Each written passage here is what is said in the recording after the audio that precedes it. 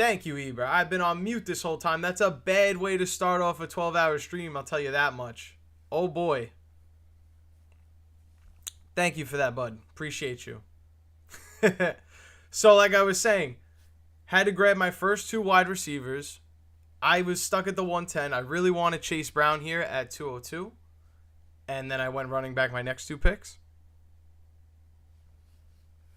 Not off to a good start with the volume on mute. But nonetheless, here we are in round 5. I had to jump in the draft beforehand because I didn't want anybody waiting. It kind of didn't work out. This was a rare time where I tried to plan ahead and it didn't really work. Thank you, Eber. Appreciate you for stopping by, my guy. I'm going to be here all night, so whatever you got going on your way to work in the morning tomorrow, you could definitely pop in and say hello. I'll be here. I'll be drafting. I have one more pick before me. James Conner is a fine option, honestly. I like Rashee Rice as well. If I don't get the running back now, I'm never going to get them. So I might as well just start collecting them now. I'll grab James Conner. Normally, I'm not a James Conner drafter, but today that was best available running back, and I know that I'm going to be able to get a quality wide receiver with my next pick. Thank you guys so much for joining. I'm going to be live for the next 11 hours and 50-something minutes. So thank you for stopping by. If you have any fantasy football questions of your own, now is the time to ask. Do not be shy. Don't be afraid to ask. Round 6, DeAndre Swift is the first pick. I really like that. Deebo Samuel, I really don't like that. And now it comes back to me. I can take Rashee Rice knowing that the suspension is looming. I can take Zay Flowers, who not that many people love. I think I'm going to take Ricky Pearsall here. It's kind of gross to think that that's my third wide receiver, but I definitely need some sort of consistent production, and I believe that there's going to be a lot of targets to be had for Ricky Pearsall this year. After I pick, Chris Olave goes, which I don't hate that pick, but I don't love that pick. Isaiah Pacheco goes off the board at the 605. I really do like that pick this year. I think once you leave this James Conner, DeAndre Swift, Isaiah Pacheco tier, you really start to see the drop-off. Maybe we could put Tony Pollard in that category as well. I do like Tony Pollard. But after that, we start to see like the Aaron Jones, the Jordan Masons of the world. It starts to get a little uncomfortable after that. So my next pick, I'm not going to be able to grab a running back I like. I had to grab James Conner there. Could have went Isaiah Pacheco, of course, but James Conner, someone that we know is pretty reliable, pretty consistent, and I don't have to worry about it. So that's a good third running back in best ball. If you guys want to participate in any drafts on Underdog, Sleeper, please let me know. I'm going to be on stream for a very long time, so definitely going to need people to participate, and you're more than welcome to join. Just let me know.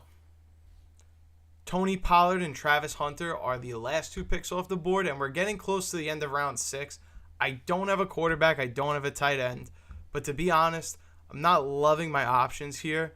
Yes, I could go Sam Laporta or TJ Hawkinson. I feel like I'm passing up on a lot of wide receiver value by doing that, so I'm not going to do that. In terms of quarterback, Patrick Mahomes being best available, I don't love it. I would like to get another wide receiver just so I could feel like I have a legit core of wide receivers for this best ball. It is start 3, so I am going to have a problem in week 14. I'm going to want that depth, but we'll see what lands to me in 7 more picks from now. If this is your first time watching the stream, definitely subscribe. We do mock drafts usually every Monday, but I wanted to do tonight Sunday going into Monday just to do like a little special, do 12 hours. I didn't want to take up the entire Monday, so I was like, let me do a little bit of my Sunday night, roll it into Monday. Jacoby Myers and Jawan Jennings, those are 2 picks I like. I probably wouldn't have took Jawan Jennings, though I have Khalil Shakir. I'm looking, I like Khalil Shakir here.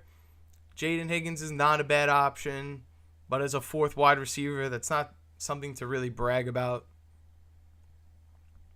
The tight end position is available, but again, I feel like if I draft a TJ Hawkinson here, I'm going to lose out on that wide receiver value later.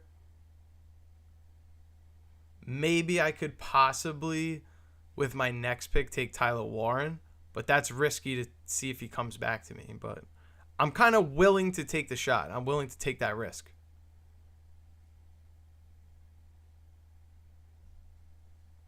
If I could get a Josh Downs now, or yeah, I'll go Josh Downs now. And when it comes back to me, hopefully get Tyler Warren if available. And then I know that I just need a quarterback later on. I could still take some running backs, still take some wide receivers, and then just make sure I grab 2 quarterbacks when it comes back to me.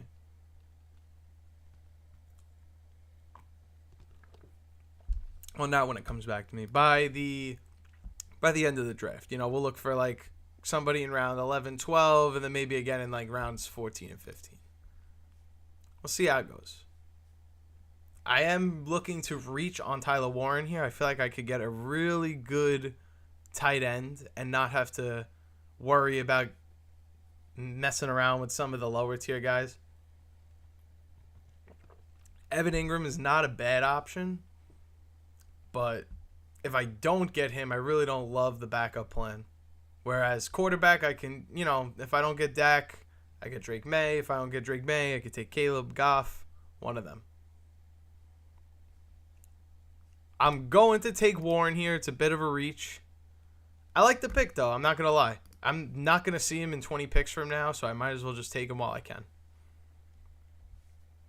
Needed the position to be filled out. No, I don't love grabbing Josh Downs and Tyler Warren with back-to-back picks, but this is best ball. I don't have to worry about starting or setting the lineup. It's whoever scores the most points at the end of the day, and that's good enough for me. Take a look at some of these other teams while we wait, because we have quite a long time before we pick again. This team, I don't know what to make of this. Like, yeah, you got McCaffrey, but then your only other running back is Aaron Jones. Got the receivers, yes. Got the quarterback. But I don't know if I don't know if this is a stacked enough wide receiver core to be like, it was worth sacrificing at the second running back spot. Like, this guy's got a pretty good 3 wide receivers and better running backs. And a damn good quarterback as well. So, I like this team a lot too. I think Malik Neighbors and Drake London, if they stay healthy, that's probably just going to be a duo that could dominate this league. Or, same thing with Puka and Brian Thomas. That's arguably another one of those. Not going wide receiver till Mike Evans is interesting. I like the team, though. It's not bad. But, I don't know. I think my team's better. What do you think? This team's pretty solid. Justin Jefferson, Tet, Lamar, Achane, and Harvey. So he's got 2 pretty good running backs. A nice group of receivers. But Addison, Hawkinson, and Jefferson on the same team, that's a little much. Maybe he's a Vikings fan. I'll give him a pass if he's a Vikings fan. That's different.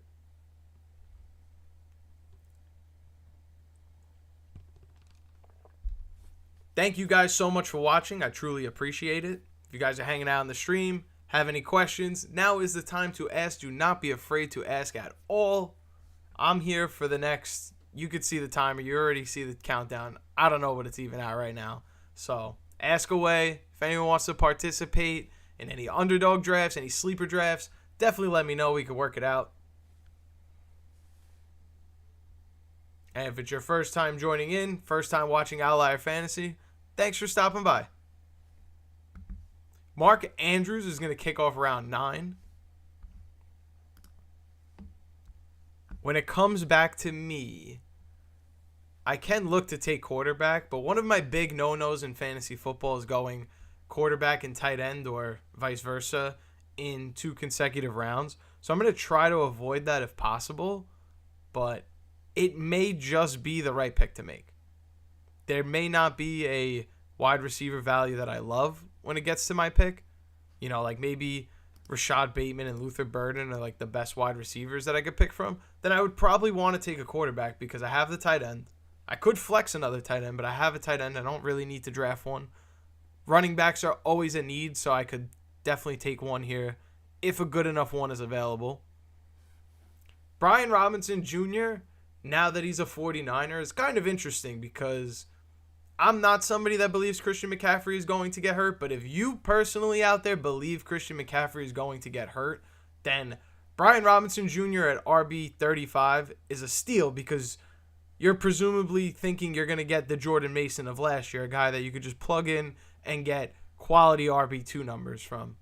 So, again, I'm not somebody that thinks Christian McCaffrey is going to get hurt. If you draft Christian McCaffrey, maybe you want that insurance policy. But otherwise, maybe you're just trying to get lucky late in the drafts. You could take a shot on Brian Robinson Jr., and if he ends up being the starter, great. He is the best running back available here.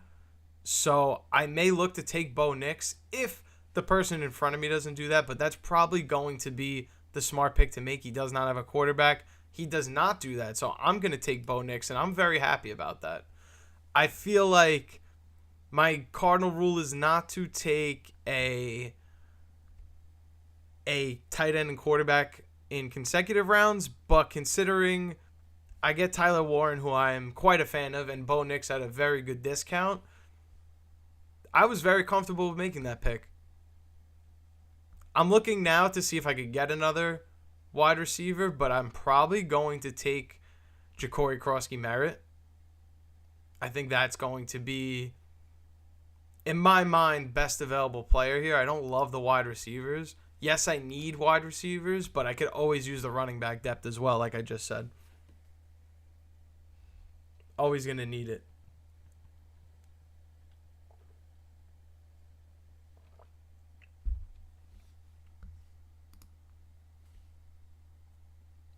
I'm surprised. Usually in the first 9 rounds of an underdog draft, I'm not someone that gets a quarterback and a tight end, but I did, and I really like this team so far. I have, in my opinion, 2 top 10 wide receivers. Yeah, none of my running backs are top 10 guys, but I have 3 really quality running backs. Ja'Cory Crosky-Merritt could potentially be another one, so I'm not really worried about my running back position. More so worried about where can I get a 3rd or 4th wide receiver to come for the ride every single week. And that's probably what I'm going to have to spend my next couple picks on. Someone that I'm going to take a late round flyer on, I might as well cue him up now. We could talk about him, is Troy Franklin. Definitely a long shot to be anything in the Denver Broncos offense, but considering he was just a vertical threat last year who really needed to work on his game, and Sean Payton has said nothing but great things about him and how he's going to be getting tons of opportunity this year. I really like the idea of drafting Troy Franklin with one of my last picks in fantasy. You know, we all know Cortland Sutton's the 1.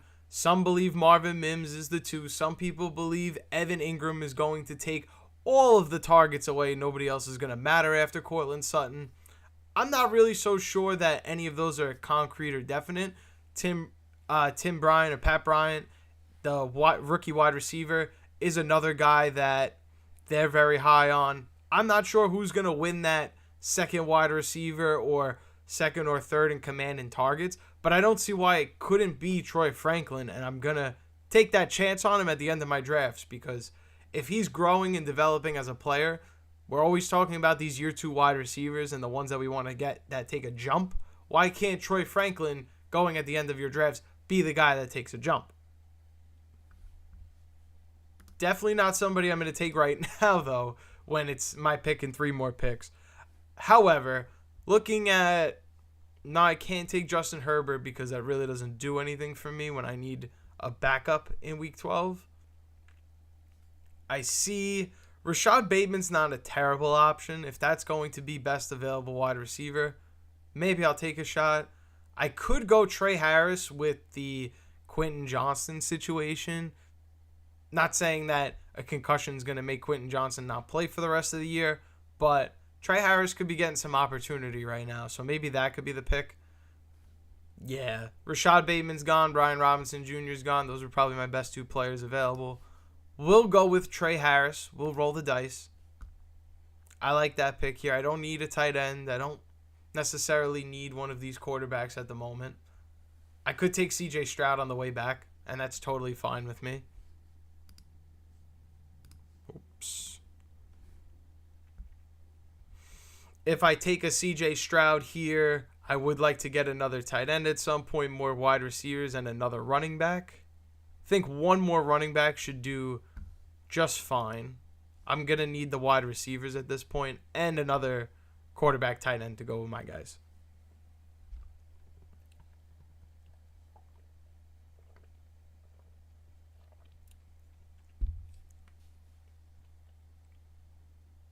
I'm not even close to finishing the first hour, but I almost got my cup of water down. This is, I should have brought like a gallon in my room. I messed up. I regret. But I'm going to take CJ Stroud because I don't regret that. Jake Ferguson is a phenomenal pick. Maybe I'll have some fun and take Kyle Pitts if available when it comes back to me. I don't see anybody jumping to grab Kyle Pitts or a backup tight end. So we'll see how that goes. I'm going to look now. I want to see if I can give my thoughts. Where do I think the best value of the draft was? I see so far Chase Brown was taken a little early. Brock Bowers kind of out of value. I see George. No, that's not really. I mean, that's kind of his ADP. Tony Pollard, I guess you could say that was kind of a value. I don't think anybody necessarily was like a home run pick other than, yeah, I'd probably say maybe RJ Harvey. Usually he goes a lot sooner. Or Tony Pollard, one of these two middle round running backs. Those are pretty solid picks. I like Mark Andrews in round 9. That's a good pick. That was after I took Tyler Warren, so a little ironic of me to say that I like Mark Andrews better than Tyler Warren. But he gets a value because I wanted to reach on my guy, plain and simple. I wanted Tyler Warren on this team. Shooting for the upside. I don't need a quarterback, thank God. I have 10 more picks before I pick. And surprisingly, Kyle Pitts was selected. I did not expect that. I thought everybody was just going to pass on him, but people love the upside.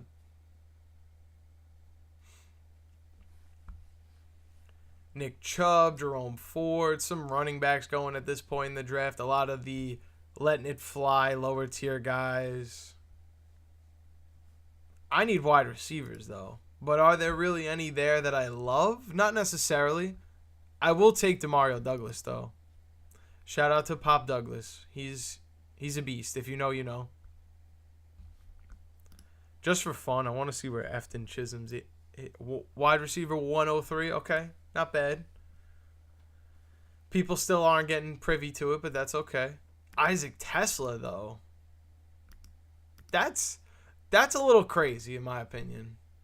I know we're drafting pretty late at this point. We're getting to, like, wide receiver 75, but come on. Like, he's going to be, like, the fifth wide receiver on this team. I don't know if that's a draft pick we should be making.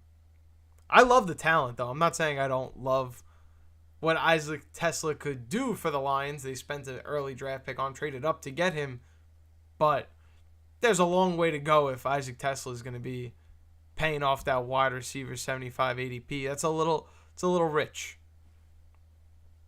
At least with some of these other guys like a Demario Douglas, a Kyle Williams going in this area, they have a chance to carve out a real target share. I mean, you're talking about Isaac Tesla. That's like a real long shot. If you're just tuning in, thank you so much for stopping by.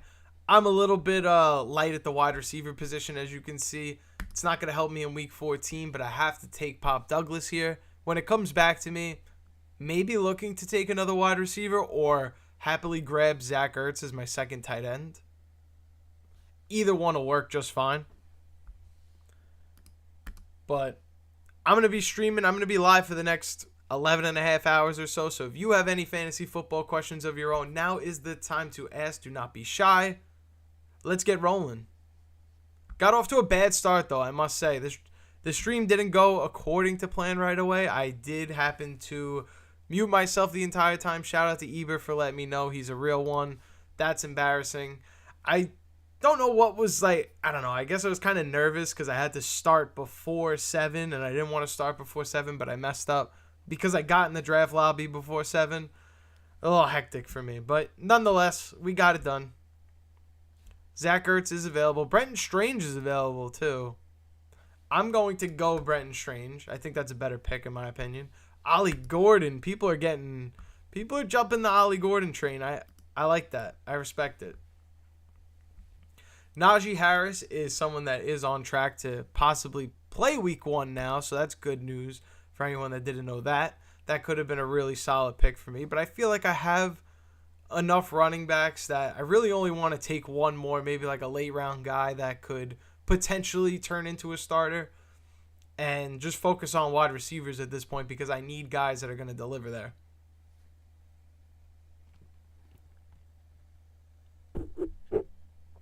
Sorry about that. That was probably super loud. I have 4 more picks in this draft, so I really should probably start to look for another lobby. If there's anyone out there that wants to draft, let me know. I will jump into this. Yeah, we'll go in another $3 and we'll just wait it out. Go back into where we're drafting, and we'll see how long it takes to fill up that room. Looks like it's already getting filled. I saw another one on the way.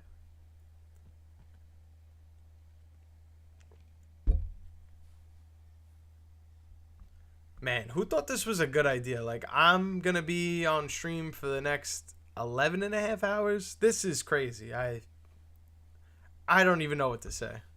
I'm excited, though. I'm looking forward to it, but I feel like give it like 4 more hours, and we're gonna be real interesting. We're gonna start having to crack open the energy drinks, trying to find new life. But for now, we're kicking. We're going strong. If you're tuning in, thank you so much for stopping by. If you're new here to Outlier Fantasy, we do Mock Draft Monday, usually every Monday. It's a live stream. I wanted to do some kind of like something big for right before when the season starts, so I thought do a Sunday night into Monday live stream for 12 hours, and that's what we're doing right now. We're doing a mega mock draft marathon. So kick back, relax. I'm not going anywhere. If you got any fantasy football questions of your own, now is the time to ask, or you could ask in 10 hours from now because I'm still going to be here. So let's see where we're at in the draft. We got probably like 7 more picks to go. A lot of lower tier players are starting to fly off the board now. Pat Bryan is here. I called you Tim Bryan before. I'm very sorry about that. I sound like a not ball knower for that, but it's all good.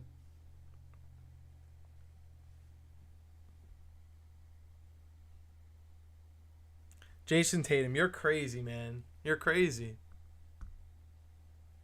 Shouldn't you be recovering or something right now? Shouldn't you be at Bradley Beal's wedding or something? Don't you got better things to do, man? But I'm looking at, you know what? I could do a little Torrey Horton action here. Need a wide receiver. Seeing Woody Marks. I am a fan of that pick as well. Chris Rodriguez is here. Just in case I want to double up and make sure I have something in the Commanders' backfield, I could do that. Am I drafting Ollie Gordon? I am. Did I get him in this draft? I did not. I was personally a fan of Ollie Gordon before the draft process and before he got selected by the Dolphins. I thought less of him because of the situation and how much of a long shot it would be to get ahead of, well, at the time, of course, you had Devon Achane, you had Alexander Madison, and you had Jalen Wright ahead of him. Not saying that Alexander Madison is a better running back than him, but that is just the reality. There were those 4 guys in the room. So I thought there really wasn't much of a chance that Ollie Gordon had to get playing time this year for fantasy football owners. But if you wanted to stash him in Dynasty, great. All well and good. Now it's like, it doesn't sound like Jalen Wright is much better than him. So I started to think a little bit more high of Ollie Gordon. Not to stop. I'm just going to take Woody Marks here, let everybody know. And I really started to buy in more when we started talking about the potential of a Devon Achane calf injury, maybe splitting up the backfield, because Ollie Gordon is more than capable. He's not the player Devon Achane is, but in terms of what Achane lacks, Ollie Gordon provides, and that kind of makes an interesting pairing for them. And if we get a compromised Devon Achane and it's a complementary backfield, we're probably going to see Ollie Gordon get a little more touchdown love. Not saying more of a better fantasy finish, but maybe some more rushing touchdowns for him, kind of like in a Raheem Mostert spot where he's just the guy they bring in for the short yardage gains. I do like Ollie Gordon, and I do like the question. I understand Wright is hurt now, but even before that, it seemed like Ollie Gordon was probably going to finish ahead of him on the depth chart, so I started to buy in a little more. But now with Achane, it really makes it that much more interesting to draft an Ollie Gordon. So that's a great question. When you look at that backfield, like I said, Devon Achane, great pass catcher, explosive, loves to get to the outside and just go. Ollie Gordon, a little bit more of a bruiser inside, likes to get downhill. So they're an interesting complementary backfield, potentially. It all really comes down to how well the Dolphins' O-line is going to hold up. Because if this offense can't get any protection, Tua's getting hit.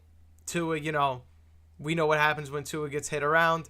We may see the Dolphins' offense look a little differently. But if the offensive line plays a lot better than what they did last year, we could see the offense of the Miami Dolphins be fantasy relevant again. Not saying they weren't last year, but you really only had Jonnu Smith, who took all the targets. Now we may go back to getting we definitely have Achane, maybe another guy in Ollie Gordon, Waddle, Tyreek, who knows. But it's a great question. I appreciate it. I have 9 more picks to go before I pick. I'm not going to say I need another tight end or quarterback. I like the guys that I have. I think wide receiver is still a point of emphasis, in my opinion. I do want to get more. Troy Franklin is almost about to be up, so that'll probably be my next pick. I did say that Troy Franklin was somebody that I was very high on, so I will take the chance on him. I need wide receiver production. That's probably, in my opinion, the weakest part of my team. I have 2 solid tight ends, in my opinion. I got 4 quality running backs. No, nobody stands out amongst the room, but I am going to get production from all these guys, and the best ones will be slotted into the lineup. Fingers crossed and hope for the best.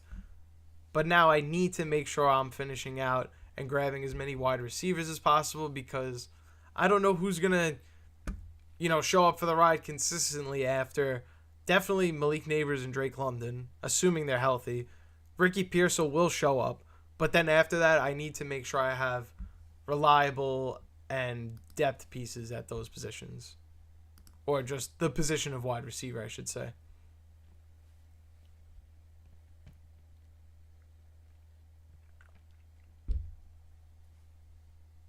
Just one more pick, and I can secure Troy Franklin, happily secure Troy Franklin. Voice is getting a little raspy now. But Troy Franklin, come to Papa. Thank you very much. Could go another quarterback if I wanted to. I feel like the odds of whoever I take, a Jackson Dart, a Daniel Jones, they're probably not going to be that fantasy productive for me, so that's why I was ducking the position. Could still keep looking at wide receivers. I could take a chance on Kyle Monangai. I don't necessarily hate that. I forgot to check how we're looking in the other lobby. Oh, boy. Oh, we're 9 out of 12 filled? Okay. Good. I am on the clock. I could take Taj Brooks. I need wide receivers. I like Adonai Mitchell. I know I have Josh Downs. I'm going to take the shot. I really wanted Kyle Monangai, but I was like, do I really want Kyle Monangai, or do I just feel like he's just somebody I could throw on the roster and hope for the best? felt like Adonai Mitchell, somebody that's really showing out in camp, really dominating in the videos I've seen in the footage of, individual practices and joint team practices. AD Mitchell's been showing out. There's a video of him cooking Jair Alexander, so I'm kind of sold. I have... Oh, no, that was my last pick, wasn't it? Wow, Adonai Mitchell was my last pick. All right, I have good vibes about that. Okay, cool. Now we're going to wait for the next lobby to fill up. Waiting for 4 more people. This is kind of a bummer because now we have to awkwardly wait in silence. But again, if you guys have any questions of your own, now is the time to ask. Do not be shy. I'm going to be here for the next 11 hours or so definitely don't be afraid to ask. No such thing as a stupid question, am I right?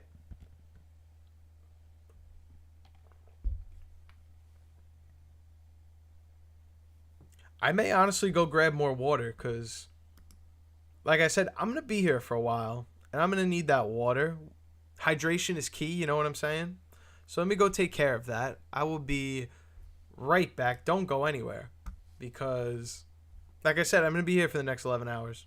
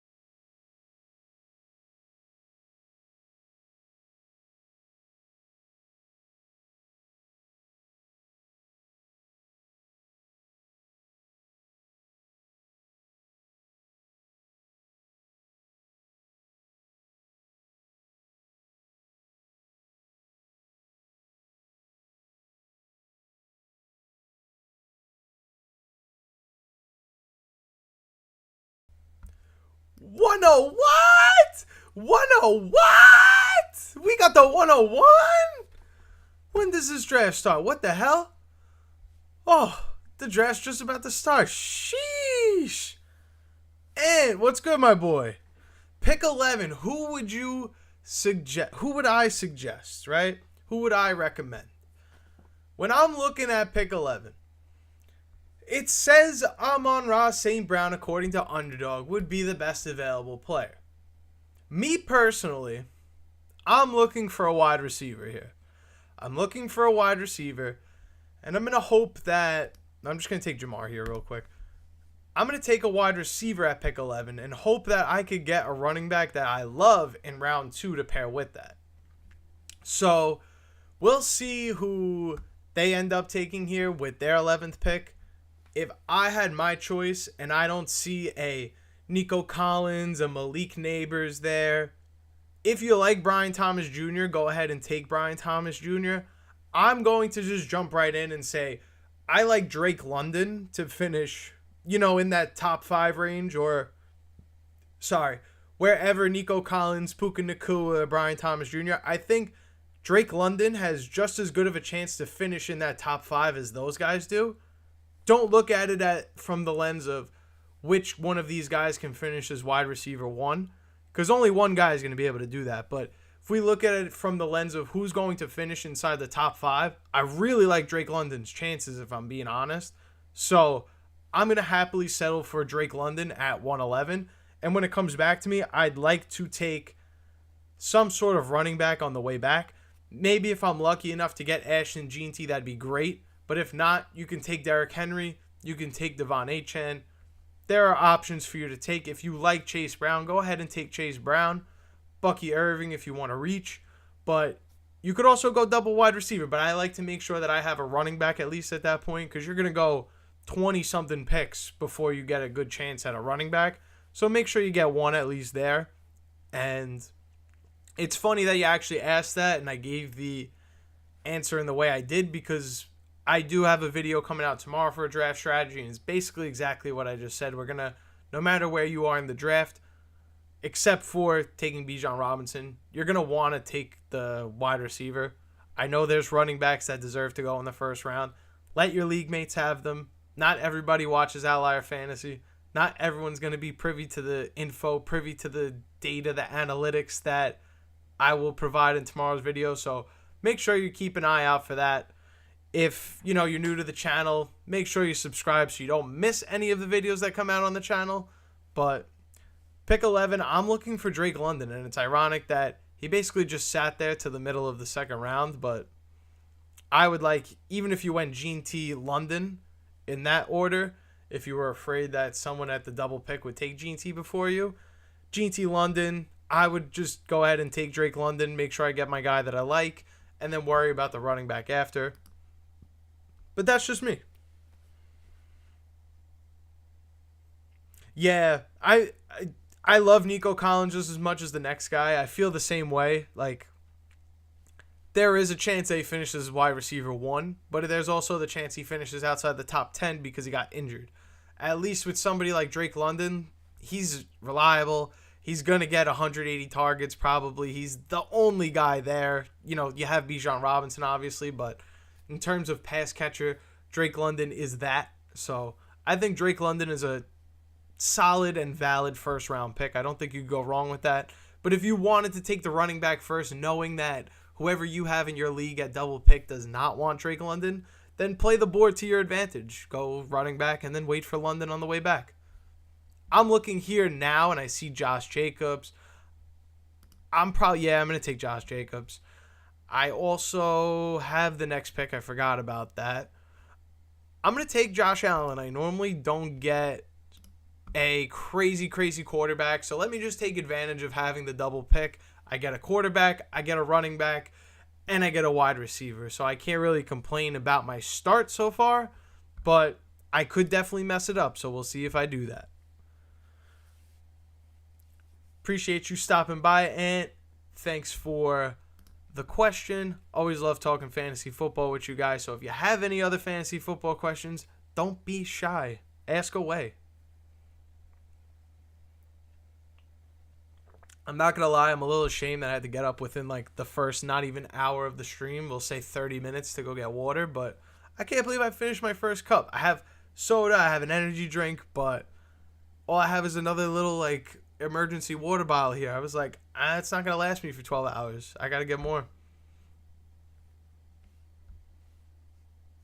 Who should be going here? We got Marv going before Tyreek Hill and Marv going before T. Higgins is crazy. Someone's going to get T. Higgins at like goddamn 308. That's crazy. That is insane. Yeah, 307 T. Higgins. Look at this team. Chase Brown, Justin Jefferson, T. Higgins. I have you to blame for this, sir.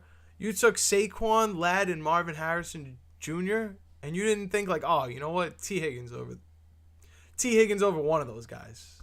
Like, come on. Tyreek, I get it. You want to shoot for the upside, but T. Higgins should not be some middling third-round pick. That's crazy. Shame on me for taking Josh Allen. Here I am thinking, getting a quarterback, getting a good value here in round 3. Nah, I let somebody take T. Higgins at a discount because of that. I gotta stop drinking so much goddamn water. I'm gonna run out. Got a long night ahead of me. Long night. So if anybody out there wants to draft, you want to play on Underdog, you want to play on Sleeper, definitely let me know. And let me just double check and make sure, yep, I'm not on mute. That's perfect. I got to keep checking now. I spooked myself out earlier. Eber called me out. My mic was on mute for like probably 10 minutes. I was in the middle of a draft. I didn't even get to explain why I was in the middle of a draft. But hey, we're all good now. That's all that matters. It's all that matters. We're here, we're drafting, and we're not going anywhere. We're going to be here the next 12 hours. It's exciting. Definitely looking forward to that. Just kidding. I'm going to be a zombie in the next like 6 hours. But I do it for you guys. I do it for you guys. It's all good at the end of the day.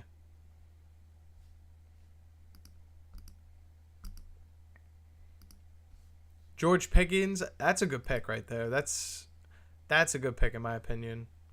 This team's got some sneaky potential. You got Puka, you got JSN, and George Pickens. That's a good second and third wide receiver in my opinion. JSN at 310 is a value in my opinion.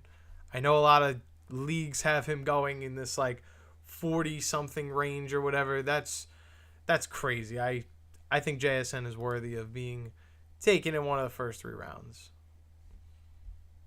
7 more picks till I get to select again. I have double picks, so wherever I'm looking to probably just grab 2 wide receivers because it seems like this is the tier of wide receivers. I'm not going to get my hands on Travion Henderson, so I'm probably not going to look for a running back here. I am going to need a second running back desperately because after this group of guys, like we talked about before, it's going to get really bad. So I'm going to have to make sure I hit on something in like round 6, 7, just to make sure that I'm staying afloat.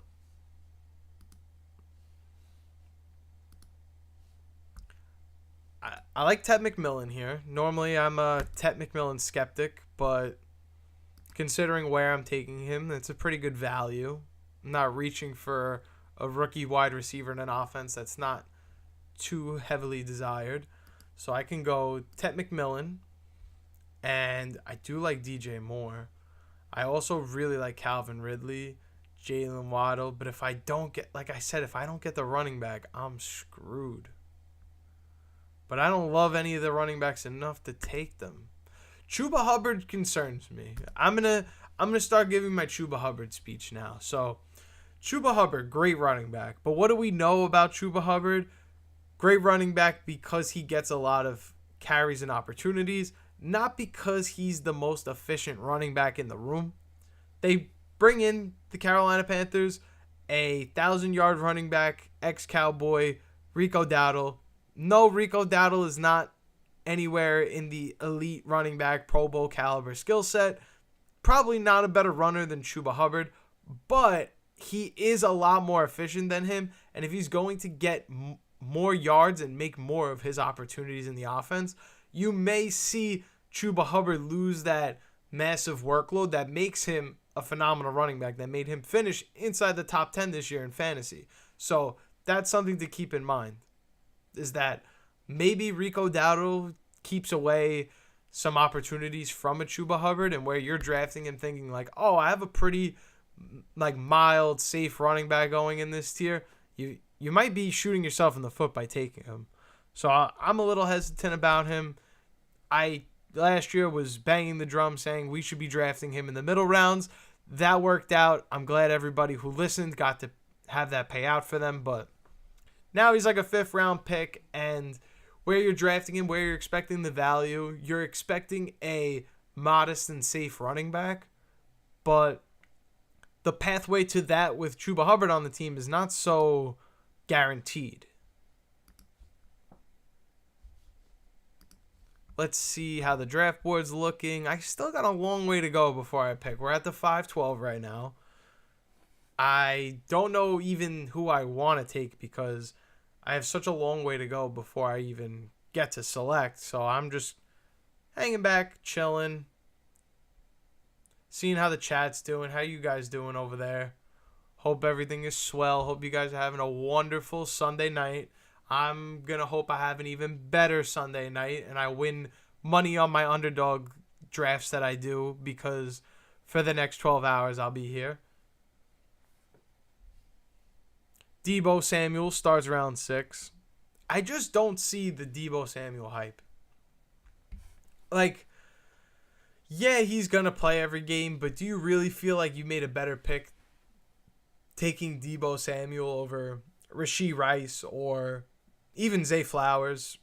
I don't know. I feel like it's a little... like, he's a beast, but there's no guarantee that there's going to be some kind of workload or carved out backfield for him. And I don't think trading away Brian Robinson Jr. opens opportunity for Deebo Samuel to get rushing opportunity or any rushing work. So I don't know. I don't love that pick, but to each their own. Maybe he has a strong bounce back season and I'm wrong and he wins the league, but I would have rather take Rashee Rice there. I feel like somebody now gets Rashee Rice in round 6. Like, that's his 4th wide receiver. That could be a problem for us now. That could be a problem. Could be tough to compete with somebody with a team like that. Because we got guys out here taking Deebo Samuel. Like, that is not it. Here I am just complaining, though. Damn. I would have really liked DeAndre Swift there. That's a bummer. That's a bummer. And then right after that, if you didn't think they could rip my heart out enough, they take David Montgomery, the only guy I was willing to take there. So let's go Jacoby Myers, because everybody knows I am a huge Jacoby Myers fan. Huge Jacoby Myers fan. I have a long way to go before I pick. Nah, there's no way I'm going to do that. I'm going to go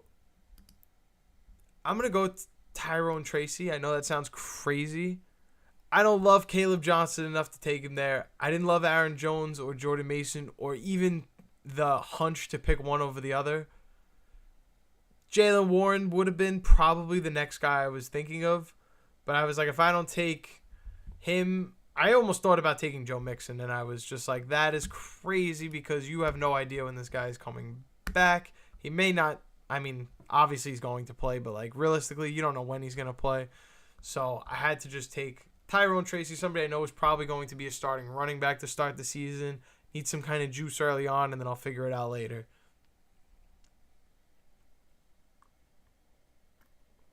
Is it a gross pick? Yes. Did I reach on ADP? Yes, but I have 18 more picks before I could take a running back, in theory. So I had to just get one that I liked. Tony Pollard, I missed all of them. Sucks. Really does.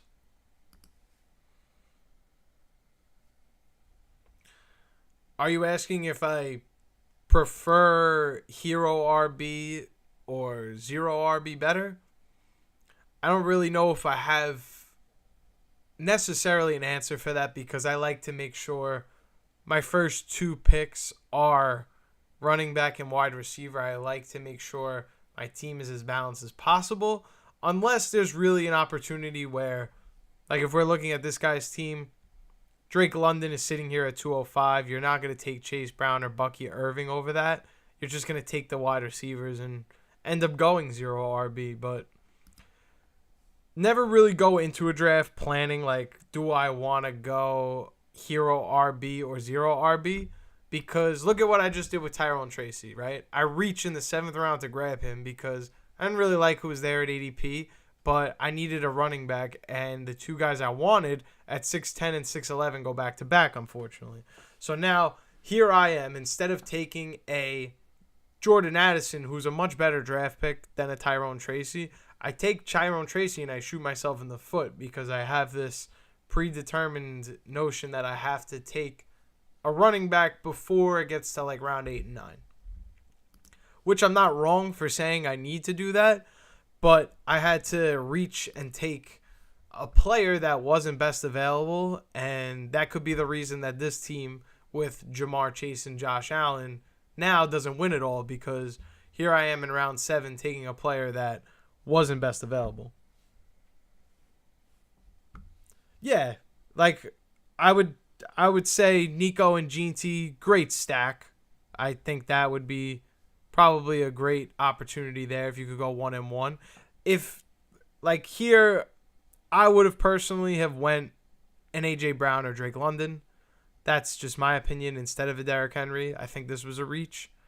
And you could make your team so balanced with Drake London, Ashton Jeanty, or Nico Collins, Ashton Jeanty. There's plenty of options if you keep yourself balanced in the beginning. And I have a video coming out about it. We could actually probably look at this draft room for an example.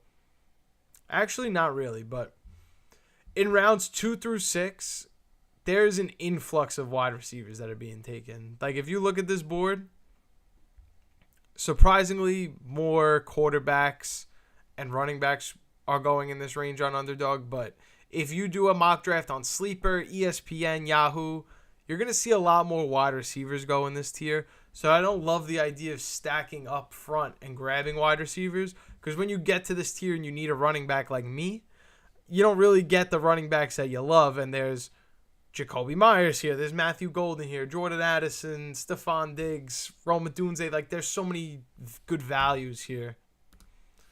Let me make my selection. I need a tight end.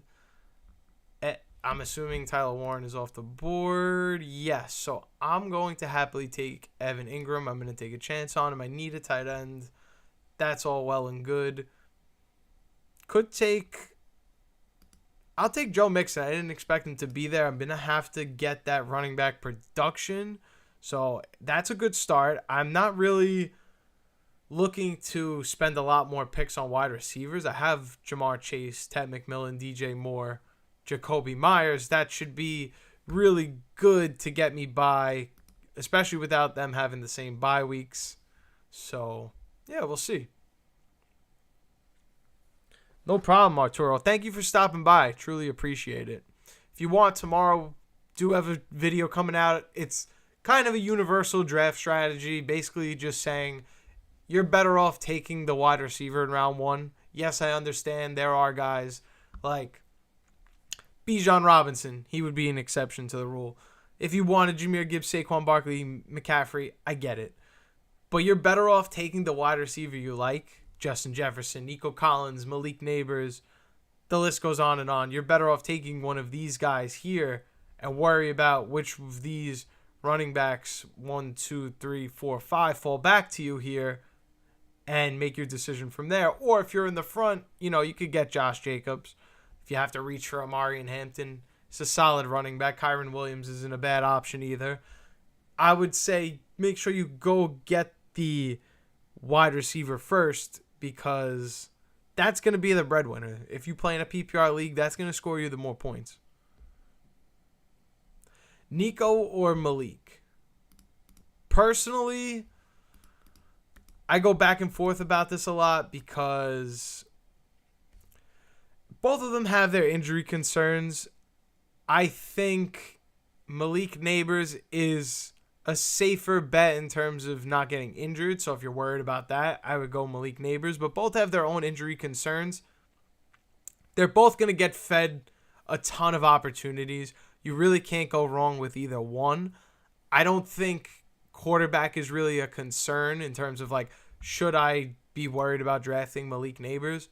I think Russell Wilson is going to do just fine getting superstar Malik Neighbors the football. I don't think it's going to take much for anyone to get him the football. So that's kind of like, they're basically the same. Like, you can just kind of pick your poison at that point.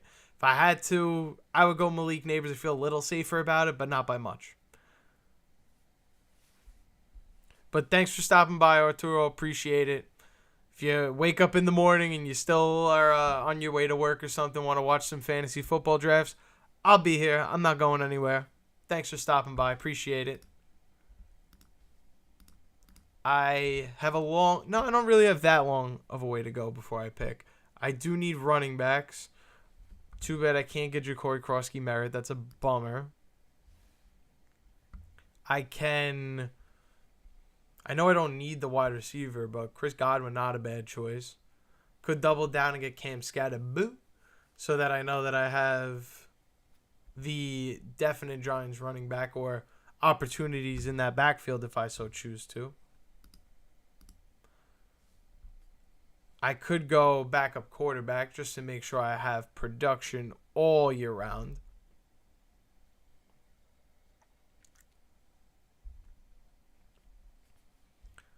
Quarterbacks are flying off the board. I may need a second one. Drake May, Brock Purdy are gone. That's a big oof though. Week 14, he does not have a quarterback. That is not good.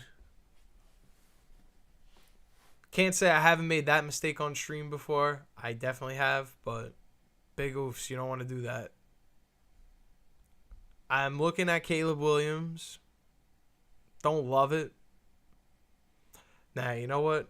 Good thing he went because I'm more inclined to take J.J. McCarthy. And I could go J.J. McCarthy, Jake Ferguson, and worry about running back later, even though that's a scary plan.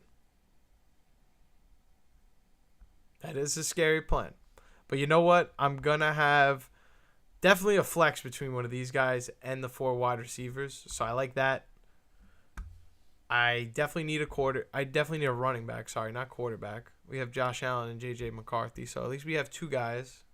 2 guys I like a lot. I have some soda. Got some Baja Blast with me. Let me know what you guys are sipping on at home. This is my bev of choice. Don't judge me.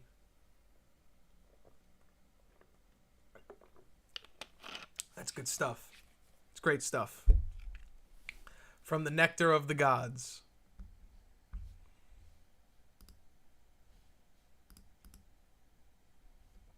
The nectar of the gods is going to have to keep me awake for the next 11 hours because I got a long stream to go. Long way to go. Took a little nap before, and by nap I mean 30 minutes, but hey, I feel pretty fresh after that 30-minute nap. Sometimes all you need is a little quick power nap. Quick little cat nap, you know what I'm saying? Tight ends are going in this round for sure. I took Jake Ferguson. I started a trend. Dallas Goedert and Dalton Kincaid follow off the board. Wow, I did not see Brandon Ayuk with an afro. That's an interesting photo. I might see that when I go to bed tomorrow because I'm not going to go to bed tonight. But that might haunt me in my sleep tomorrow morning. For sure. Potentially.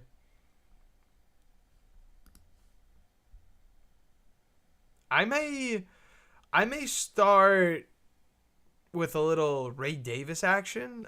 I'm going to need, a guy that's going to score touchdowns because touchdowns is how I'm going to get running back production at this point. It's not going to be a guy who gets a ton of volume unless injury arises. So I'm thinking probably going to have to go a Ray Davis. Maybe he steals some goal line opportunities from my Josh Allen or potentially James Cook. We'll see. Tank Bigsby is another guy that if I need touchdowns, it's probably going to be someone I'm going to have to select. I don't love Javonte Williams, even though he is the starting running back. We talked about that before. What else could we talk about? Feel like we talked about Brian Robinson. Quinshon Judkins, has not been signed yet, but apparently not being suspended. I don't know. I kind of feel like we should be drafting him if there's no words of a suspension, but how to know whether there is or isn't an inkling of suspension or not, that's tricky. I may be lucky enough to get Brian Robinson Jr. and just take a chance. Like I said before, I don't think Christian McCaffrey's going to get hurt, but if for some reason he had to miss some time, I'm going to get a plug-and-play running back. it's going to be hard for me to find, like I said, any kind of production unless it's touchdowns. So again, Brian Robinson Jr. being in the San Francisco 49ers offense gives me an opportunity for touchdowns. So that's interesting. It is kind of a shame, though, because for him to be traded and given away for nothing really speaks volumes to how much he's declined as a player. There was a lot of opportunity in the beginning for him, but seems like the Commanders basically just gave up on him. Like, thoughts about even cutting him. It's crazy. It's crazy to see, like, what's changed. Like, how do we get from here to there?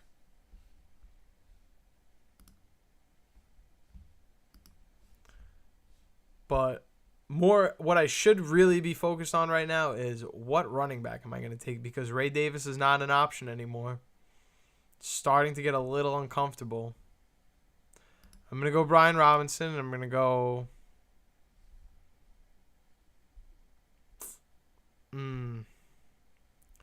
Could go wide receiver, but I don't really love the wide receiver options here. I could go Kyle Williams, but do I really trust that this offense is going to be like some crazy effective? I don't know. I'm going to take a chance on Joshua Palmer. I know Khalil Shakir is going to play. I know I probably should have took Tank Bigsby, but I did not feel right about just peppering running back and disregarding all the other parts of my team. I am going to need some depth at wide receiver, even though I have 4 guys and I presume that they're not going to get injured and they all don't have the same bye week. Still need some depth there. And I got 20-something picks before I pick again, which absolutely sucks, if I'm being honest. I may wait till it goes back to me, 14-15, and then just go on auto pick, just to save you guys the headache of watching that. And I could either go into another room, or we can go on Sleeper and you guys could join in and not have to pay if that's what you guys want to do. So let me know. If there's one you prefer over the other, do not hesitate to ask.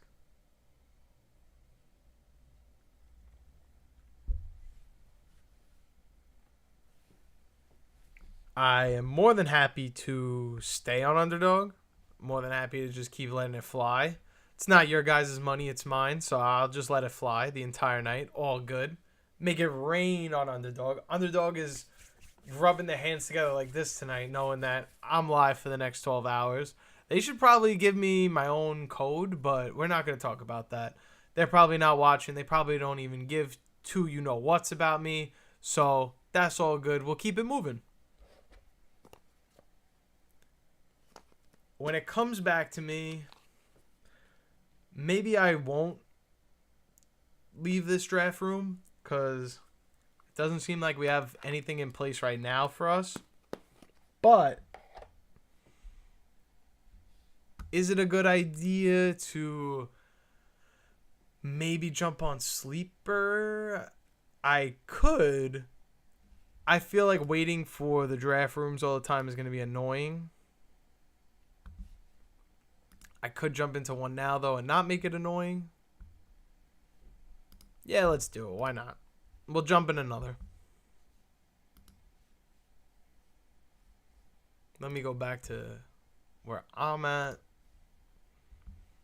12 more picks is crazy. 12 more picks to go.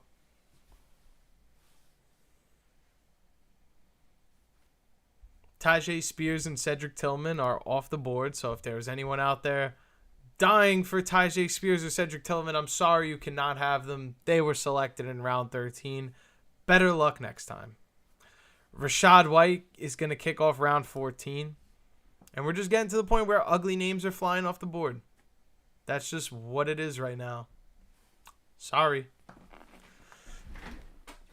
We're just letting crazy names get darted off the board. Zach Ertz, I would potentially do that. I would draft that. Ollie Gordon, this man's ADP is scorching hot.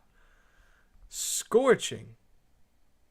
Even Dev was in here before asking about him, which, Dev, thank you for joining. You're the man. I'm not ready. I'm not ready for this kind of ADP hike. You know, we started here with Ja'Cory Krosky Merritt, and then it was like, all right, like maybe that's a little too much. And then he became the starter, and then it was like, all right, now we can let it fly. Like he got off the board. Till we get that he's gonna play, I don't really want to be flying up the board to be drafting Ollie Gordon. Like even in the draft even in this one, like I need a running back, but I don't feel like I need to reach that bad to get him. It can't be that serious. Speaking of being that serious, if Joe Mixon's injury is that serious, I should probably take Nick Chubb here. Could be a solid pick. I could also go Rico Dowdle. Yes, we're going Rico Dowdle. Why was I so excited to draft Rico Dowdle, or the idea that he could be available for me? I'm not so sure, but I know I need running backs here still. So Rico Dowdle and Nick Chubb, and now I could worry about wide receivers again. I have 2 quarterbacks I really like. I have 2 tight ends that I'm very comfortable starting. It's just going to have to be wide receivers from here on out. Unless there's an interesting name that pops up across the board, and I'm like, you know what? Veer off the path, we'll go take that guy.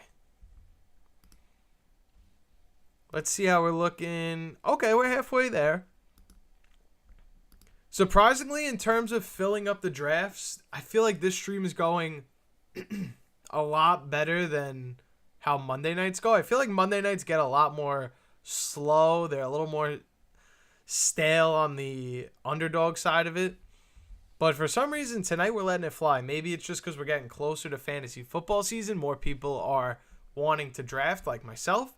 But otherwise, tonight's been pretty good in terms of filling the underdog lobbies. Usually I run into some kind of issue. Hopefully that stays for, I don't know, a good portion of the night. I am going to be here a while. I am going to need as many underdog lobbies as possible, because how else am I going to entertain you guys? I don't have any skills. I can't ride a unicycle and juggle on camera for you guys. So it's going to have to be fantasy football content. It's not going to be another way.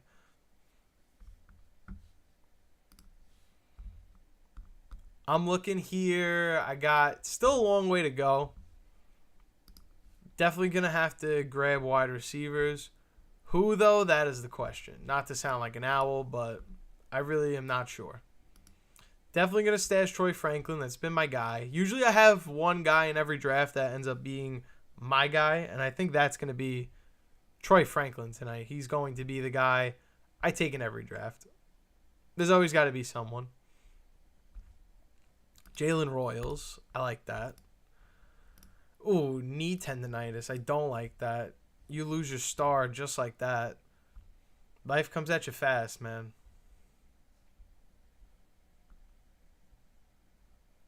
Dante Thornton's probably gone by now, right? Is that safe to say? Dante Thornton, yeah.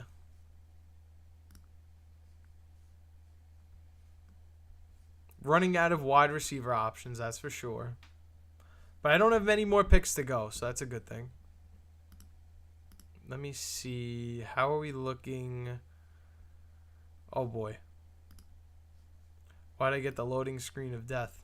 All right, 9 out of 12. Okay, we're almost there. Oh, 11. Okay. When it comes back to me, double pick, autopilot, you know the vibes. We're going right into the next draft.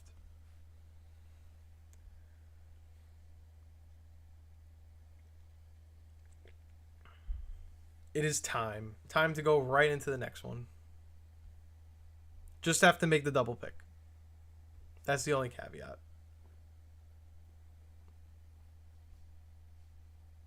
If you guys are just joining for the first time, thank you so much for stopping by.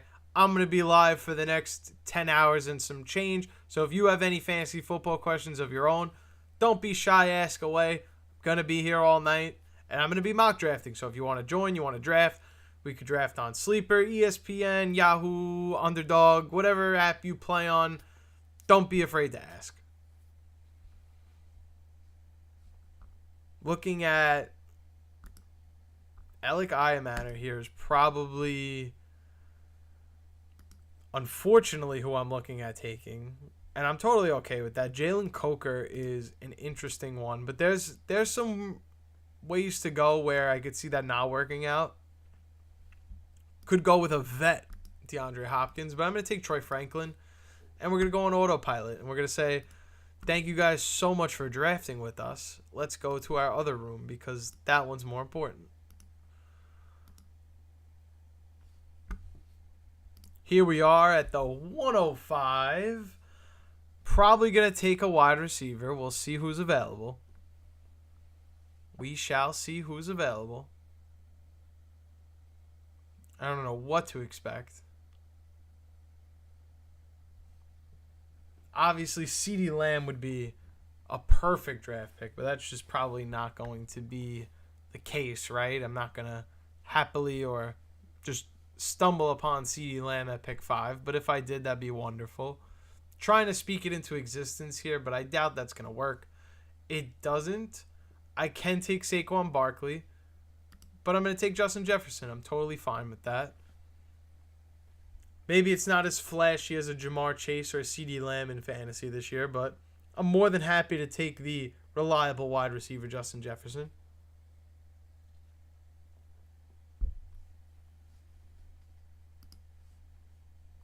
Saquon Barkley and Christian McCaffrey come off the board right after I pick. This is the third mock draft we're doing already. We're making pretty good timing. We're kind of coasting through these. Usually I stay till the end and do all 18 rounds. I'm kind of dipping out by like round 15, 16, which is kind of a good thing. Trying to make it less boring for you guys at home. Make it a little more entertaining, a little more fast paced. Plus, it's going to help me not fall asleep if it's a little fast paced, you know?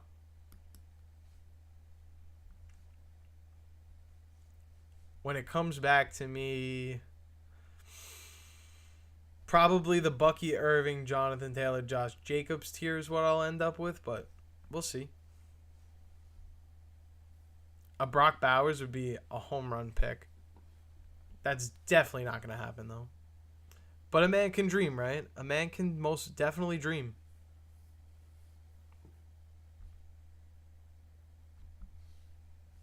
He's still available. The dream is still alive, boys. The dream is alive. The dream is still alive and well now that Drake London has been selected. J-Way is on the clock. He has a chance to do something here massive. Probably more massive than the low taper fade. He can potentially take Brock Bowers and win this draft. But it seems like with 8 seconds left on the clock, he's unsure if Brock Bowers is the pick or not. So I don't think he's going to select him here. He takes A.J. Brown. And the dream is still alive. With 2 more picks to go in front of me, it's very likely the dream dies in the next 2 picks. But for now, we have to talk about the dream being alive because it's still alive. Devon Achane is the best player available, and this player needs a wide receiver. And here we are with the dream right in front of us. Absolutely. I'm not even going to think about it. Brock Bowers, thank you very much. Thank you, thank you, thank you, thank you. I just got Brock Bowers. I'm very happy about that. The dream has been acquired. Brock Bowers at the 208. That's one hell of a pick right there. Yes, I need a running back. I'll get it. I'll get the running back. I will make sure I draft somebody. But I had to take Brock Bowers. I had to do that. Sometimes you can't help yourself. You got to do it. Brock Bowers is just one of those times, one of those exceptions. Got to break the draft strategy for him. Right now, best available running back would be Kyren Williams. And I'm going to be honest, I don't think I'm going to take Kyren Williams, depending on who's there for me. If I think somebody is better than Kyren Williams there, I will have to, unfortunately, not take a running back here. Which does go against everything I believe in, but leaving Brock Bowers at the 208 is something I definitely don't believe in. So I had to do that.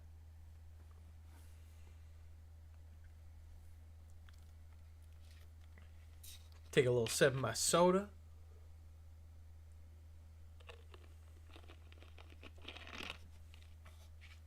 Like, if I could get... Like, come on. Tyreek Hill and JSN are still available. Like, there's no way I could go Kyron Williams here. I have to take JSN. I'm getting 2 sick receivers and Brock Bowers on my team. Yes, I don't have a running back. I understand. But I will get Chuba Hubbard if I have to, even though I was just slandering him in the last draft. If I have to, I will do it. I have to make the moves. I had to take JSN. Too good of a player to leave. Always take best available player. And in this live stream, we're going to be taking a lot of best available players. Look at Blazing Buffalo right after me. He's taking best available player. I see you. Trey McBride. Tyreek Hill at the 307. That's a nice little value. Some good value right there. Me personally, I don't know if I love drafting Tyreek Hill this year. It's one of those things where it all makes sense, but vibe-wise, all the vibes align and tell me that this feels just like Cooper Kupp last year. Like, you were like, oh my God, I could get Cooper Kupp in round 3. Sign me up. And then it just kind of wasn't what you signed up for. Yeah, the first 3 weeks were amazing right after Puka got hurt. But Cooper Kupp got hurt. Cooper Kupp came back. Cooper Kupp was and then, yeah, you know the rest. You know the rest. I am in desperate need of a running back. Luckily, only one running back has been taken so far since I've picked, and it was Kyron Williams. And there's 1, 2, 3, 4, 5, 6, 7 picks in front of me. So there is a chance that there are a lot of running backs that are going to go. But some teams already have their 2 running backs. There's 2 teams in this draft that already have the running back position filled out. So maybe I get lucky and land a Travion Henderson as my best running back. I doubt it. But that would be something I'd be over the moon excited about. I can see why players in this draft didn't want Brock Bowers now, because getting Trey McBride and George Kittle where they did is an absolute value. Travion Henderson's gone, so the dream is officially dead. But George Pickens is best available player here, in my opinion, and I still need a running back.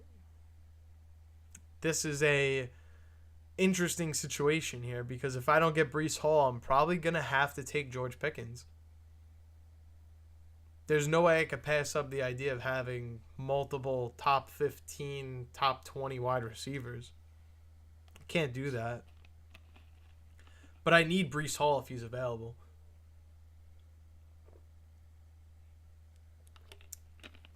He may just honestly take Breece Hall knowing that I need a running back. And then there goes my chances, you know. He takes George Pickens. This makes my pick a lot easier. I don't have to worry about it. Thank you for doing that. I'm not happy that you took George Pickens, but you needed him more than I did, I'll be honest. You needed him more than I did. And I needed Breece Hall way more than you did. I could see why he didn't do that, because they both have the week 9 bye week, right? Yeah. Having your top 2 running backs with the same bye week is a little bit of a challenge, so I understand that. Again, I still need a running back. Chuba Hubbard is probably who I'm going to wind up with. I'll take James Conner if available. Alvin Kamara, I don't love, but obviously we know Alvin Kamara is an amazing fantasy running back. So I can't say, hey guys, don't draft Alvin Kamara, but just know that I don't feel that great about it either.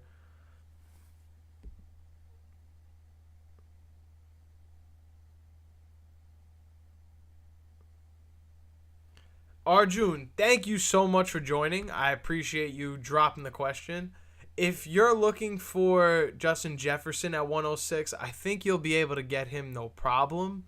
if you're deciding on, just in case he's not there, CMC or Ashton Jeanty, we can look at it in terms of pros and cons and like who's got the higher ceiling, right? So we know Christian McCaffrey has the higher ceiling, but he has the lower floor because he can get injured, you lose out, and you don't have anybody. So if you want to pair the rest of your team up with something as high of an upside as Christian McCaffrey, you can go ahead and do that. But if you want something that's a little safer, something that you can trust a little more, I would say go Ashton Jeanty. But I would suggest that if you weren't going to get a Justin Jefferson, maybe that means taking a Saquon Barkley if available.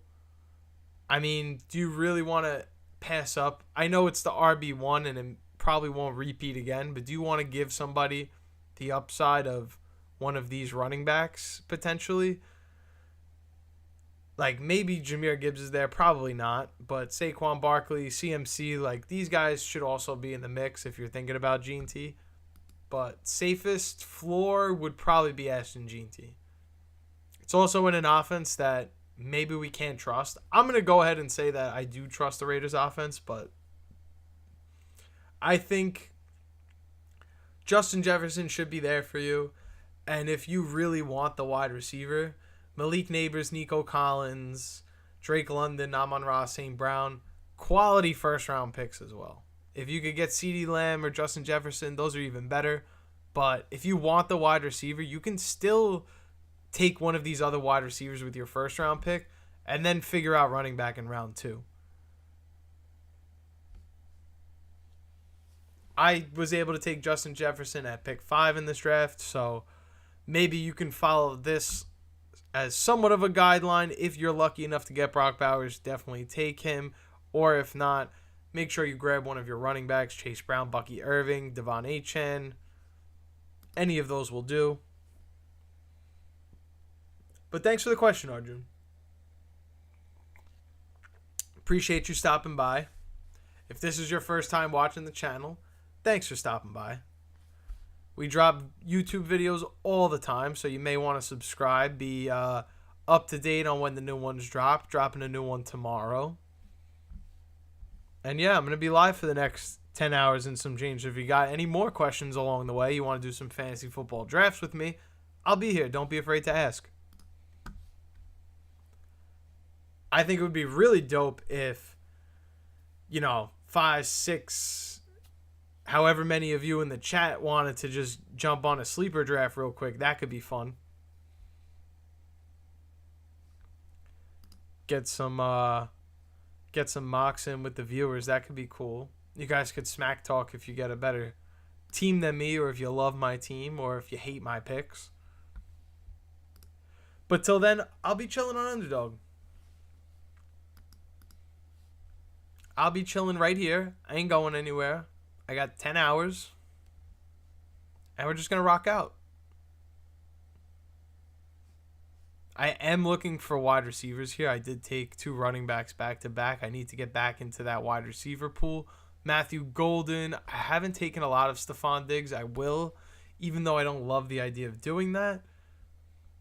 Jacoby Myers is also here. A great pick. Maybe I go Isaiah Pacheco to guarantee I have multiple running backs I trust. And then say, you know what? Whatever wide receiver falls to me after is more than great. And I think that's what I'm going to do. Take Isaiah Pacheco. Hope that I still can get another wide receiver on the way back. And know that these 3 running backs are going to help me out massively. Running backs in the middle rounds have been hitting a lot more recently. If you think of examples, just like last year, you had guys like James Conner, guys like Aaron Jones. These were middle round draft picks that ended up being really good fantasy picks. So why not take your chances on Ken Walker, Isaiah Pacheco? Even Tony Pollard was a guy last year that had a good finish, but was drafted in the middle rounds. He got hurt, but Joe Mixon was another good example. these were guys you could plug and play in your lineup and were pretty damn good. So I like the idea of not drafting as many wide receivers. If you look, rounds 2 through 6, a lot of wide receivers. You see a lot of orange in this area. Definitely a good healthy amount of green. They were eating their veggies in this draft. There's plenty of greens in here, but a lot more orange. You can see, yeah, it's a 3 wide receiver league, so you do need more wide receivers, but this is an area where a lot of wide receivers are, I don't want to say being reached, but you may not be getting the best draft value every time if you're going to just take the wide receiver because you see it in the ADP list. Damn, I didn't get Jacoby Myers. That sucks. I could go Jordan Addison. I don't love that, but I do need wide receivers. I'm going to do it. Oh, that was almost the wrong click. That would have been hilarious. Maybe I'll take Keon Coleman when it comes back to me because I do need some upside at the wide receiver position. I need a quarterback, definitely. But I have Brock Bowers. Don't need to worry about tight end. Need to worry about quarterback, definitely. And I need to worry about who's going to be my third receiver that comes for the ride because Jordan Addison is going to be suspended and miss some games. So I'm going to need some early season production from somebody. Whether that be a Keon Coleman, whether that be, I can't really go Darnell Mooney. Maybe I could go Cooper Kupp, but I don't love that. I'm just drafting 2 guys from each team, the Seahawks and the Vikings. I don't love that.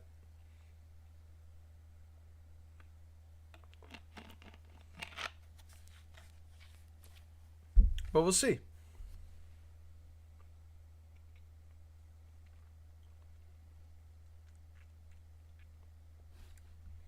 I still got 10 more picks to go. A lot of good wide receivers taken in this round 5 area. Like J-Mo, DJ Moore, Zay Flowers, Devontae Smith, Calvin Ridley, Ricky Pearsall, Jalen Waddle. Love all these guys. This is a great tier. Great tier of wide receivers to be drafting. I know I was just saying, like, avoid drafting wide receivers in this range, but that is one of those rare exceptions where we got, like, a run of wide receivers, and it's like, those are all pretty damn good.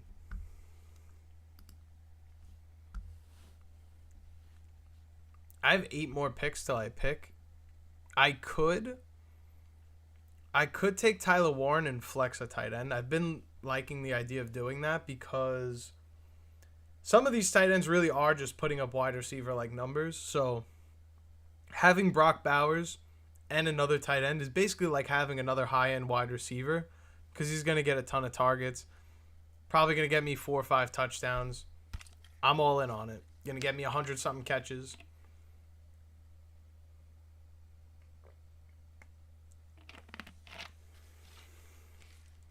And I feel like I don't need to worry too much about where I get stuck with at running back because I have 3 guys that I can rotate. None of them have the same bye week. As long as they're healthy, I can trust those guys.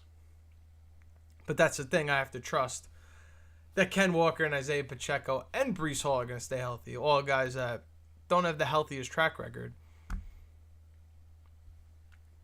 2 more picks till I'm up. 1 more. I don't have a quarterback, so it'd be really weird to go tight end again before quarterback, but I'm going to do it. I don't love going Khalil Shakir or Jaden Higgins, so I'll take Tyler Warren. I'll flex one of them and know that I'm still getting some premium production out of the tight end position, and one's going to act like a wide receiver to make up for the fact that I don't have many wide receivers.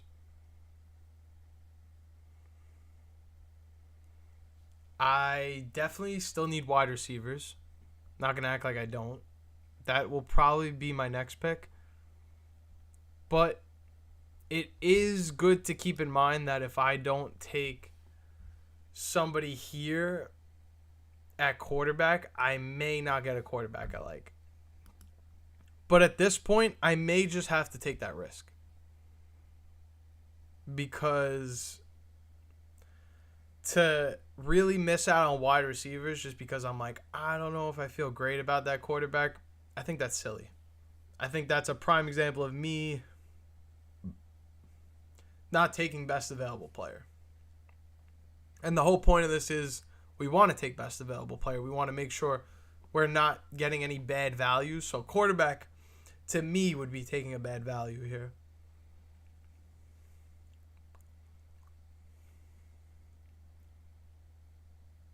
I think maybe Joe Mixon is the pick here because I don't love the wide receivers right now. And I don't think I need to marry one of these quarterbacks. I will wait back and just take like two decent ones. You know, I see Dak, I see May, Caleb Williams, Jared Goff, J.J. McCarthy, Justin Herbert, even Trevor Lawrence. Like, I feel like I'm going to get somebody. So I might as well worry about running back, worry about wide receiver, and then I'll get my quarterback. Joe Mixon really does look like best available player, but I think the guy with two running backs should smartly take him. I can, okay, happily take Joe Mixon. Like that pick.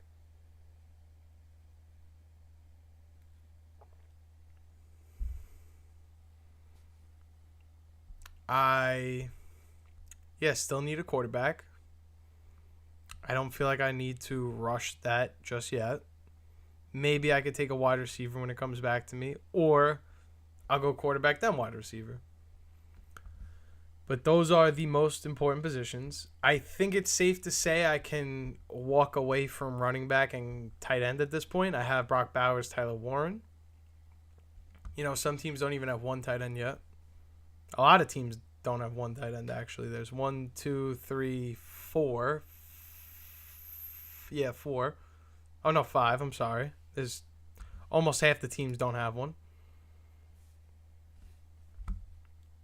So I do have a positional advantage. Everyone's taking all the wide receivers, so I might as well make my own positional advantage. I'll go tight end while everyone takes those. Did anyone double up on quarterback yet? Yep. Couple people doubled up on quarterback. That makes sense if they don't have a tight end. Like I was just saying, get your positional advantage wherever you can. Someone should be taking Evan Ingram in the next couple picks. I see still a few teams don't have a tight end. Somebody's got to be taking him. Hopefully that leads to me getting a better wide receiver or quarterback value, but we'll see. If I had my choice here, who I could get, let me see if I can look at the board. I think I'm going to take Trey Harris. I don't see his name. Yeah, Trey Harris is available. Keep a little asterisk on that. It's a little out of ADP, but I don't care. Because I just don't love... I mean, Rashid Shaheed would be a fine pick, but I'm expecting these two to go. I don't want to wait on another guy that's going to come back late into the season with potentially a compromised injury. Jalen McMillan also kind of makes it easier for him to get back into the offense, but I don't know if I love that. I would feel better about Rashid Shaheed, but I don't expect either one of these players to be there. Then I'm looking at Rashad Bateman. This is really like a touchdown or bust kind of player. Luther Burden, I don't really love the idea of drafting Luther Burden. I don't think he's ready to really produce this year. I get there's a lot of targets being vacated with Keenan Allen, but I think DJ Moore and Roman Dunze will be just fine in taking those targets away from him. And that leads me to believe that I should be taking Trey Harris here because I need a wide receiver. I need somebody that, yeah, I'm reaching significantly, but I don't love Brandon Ayuk. Maybe I could take Marvin Mims Jr. Maybe Keenan Allen is a better option. But, yeah, you know what? Maybe I'll take Keenan Allen. Again, not a pretty pick by any means, but for the simple fact that I need wide receivers, going to have to go ahead and just take it. Take it while the opportunity is there, you know?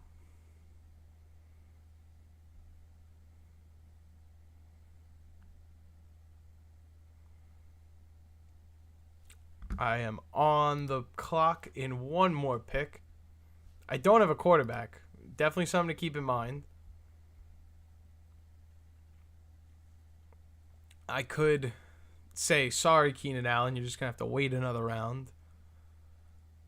Or take Jared Goff now, knowing I have a quarterback, and then take a wide receiver on the way back is an option. Or take Trey Harris now, knowing I get the wide receiver I want, and then take whatever quarterback lands to me. That could be a move. I very much reach for Trey Harris, but I think this is an ascending asset. I think with Quentin Johnson potentially losing out some of his role that he was going to have, or snaps, because I don't want to say he has targets solidified in the offense, but he definitely had snaps going to out there to play. Now maybe we have Trey Harris across or on the other side of the field from Ladd McConkey. Who knows? Maybe it's Keenan Allen and Trey wide and Ladd McConkey in the slot. Like there's ways to go about it. I think Trey Harris is a good pick. Maybe Keenan Allen would have been a little better. But I could take both if I really wanted to. I am going to make sure I get a quarterback, though.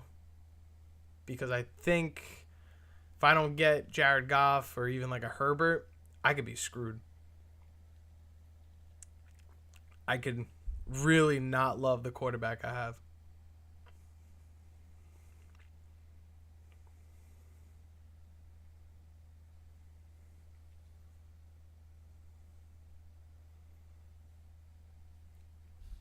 I'm going to make this pick, and then, you know what? I got Reese's. I'm going to go get those Reese's. Definitely need a little snack. You know what I'm saying? A little draft snack.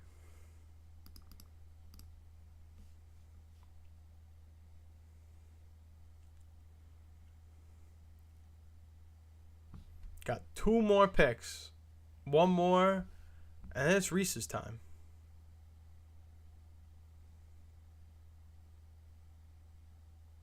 Why I left them on my bed and I didn't leave them on my desk is something I'll never understand, but give me 1 moment.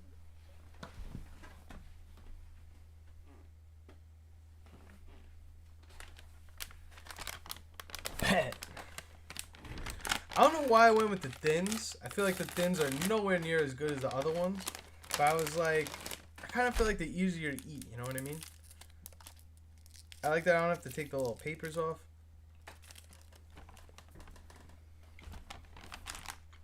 I just got the one, you know? Oh, I definitely needed that. Definitely needed that. Oh my goodness, I feel so much better. So I get Jared Goff, Herbert, McCarthy, Javonte Williams, Kyle Pitts, Jake Ferguson foul right off the board after. I'm looking. I do need another quarterback. I don't love the quarterbacks that are going to be available. I'm going to need wide receivers. Again, I don't love the wide receivers that are going to be available. Maybe I'm going to go wide receiver. Hopefully Kyle Williams, Demario Douglas. And then Cam Ward potentially when it comes back to me again. I could go Stroud and maybe take a wide receiver after. I'm going to highlight Dante Thornton because I do need him at this point. He's a wide receiver that I know is going to play time and is going later in the draft, so that helps.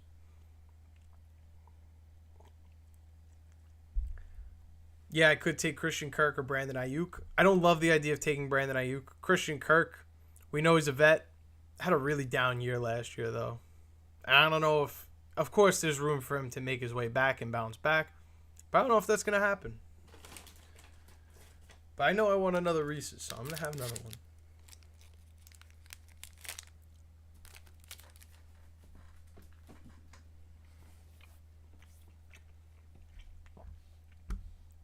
when it comes back to me, I got 4 more picks to go. I do need a quarterback. CJ Stroud is gone. A lot of these guys I would have took are no longer available. It seems like I may have to go and take a wide receiver.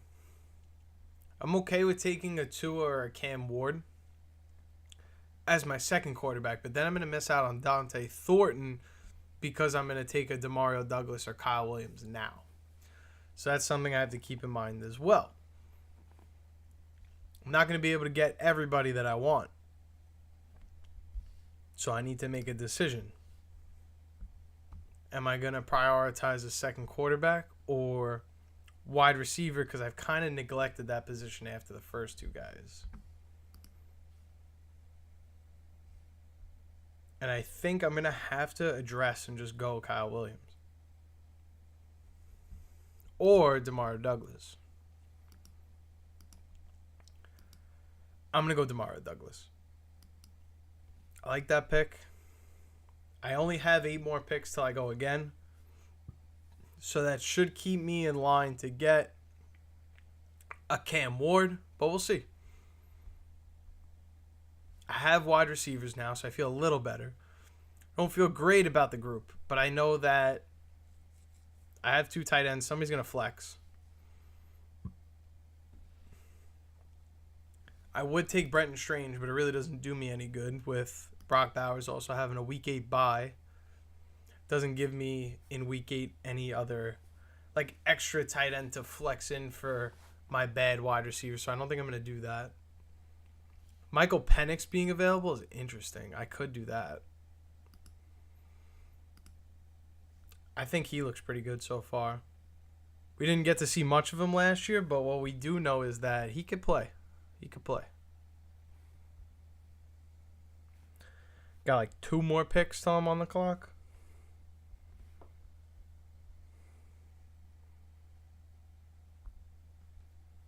Who am I going to select?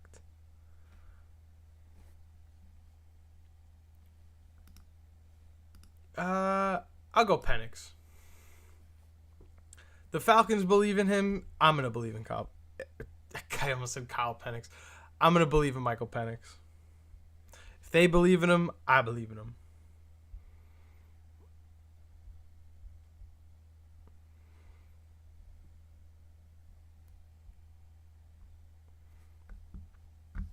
I would like Dante Thornton. I don't think it's realistic that he makes it back to me in 18 picks. I would like a quarterback, even though I already have 2. Wide receiver, quarterback, those are probably the 2 positions I'm looking at. I don't think I want to touch another running back. I don't think there really is much of a purpose in doing that because I have 4 guys. Any other guy I take is just me hoping for the best. I have somebody here that's going to probably position themselves to have a good second half run of the season. Then I have 3 guys just in case one goes down that can get me through the other half of that season. Dante Thornton would be a great pick. I just don't think it's going to happen. It's just ironic that here I am in round 14 and I'm like, I need wide receivers so bad. But I had to because of this guy. This guy, Stan Brock Bowers, just had to be there at the 208, you know? He didn't really give me much of a choice here.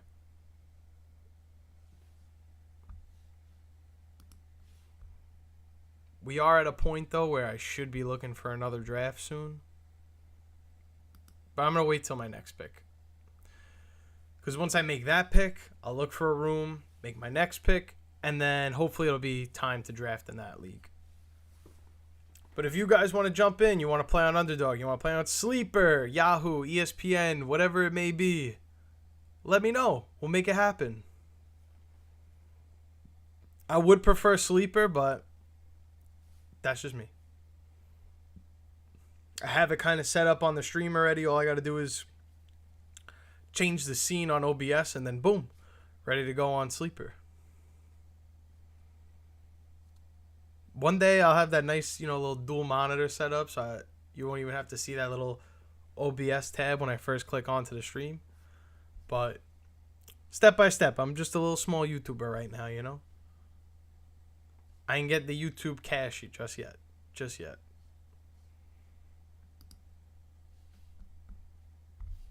Who knows, though? Maybe one day that bag come, but if not, I'll be drafting and making fantasy football videos. Don't you worry. I'm not going anywhere. Please, let me get Dante Thornton. Please. Let's go. Hyped. So hyped. Stop playing with me.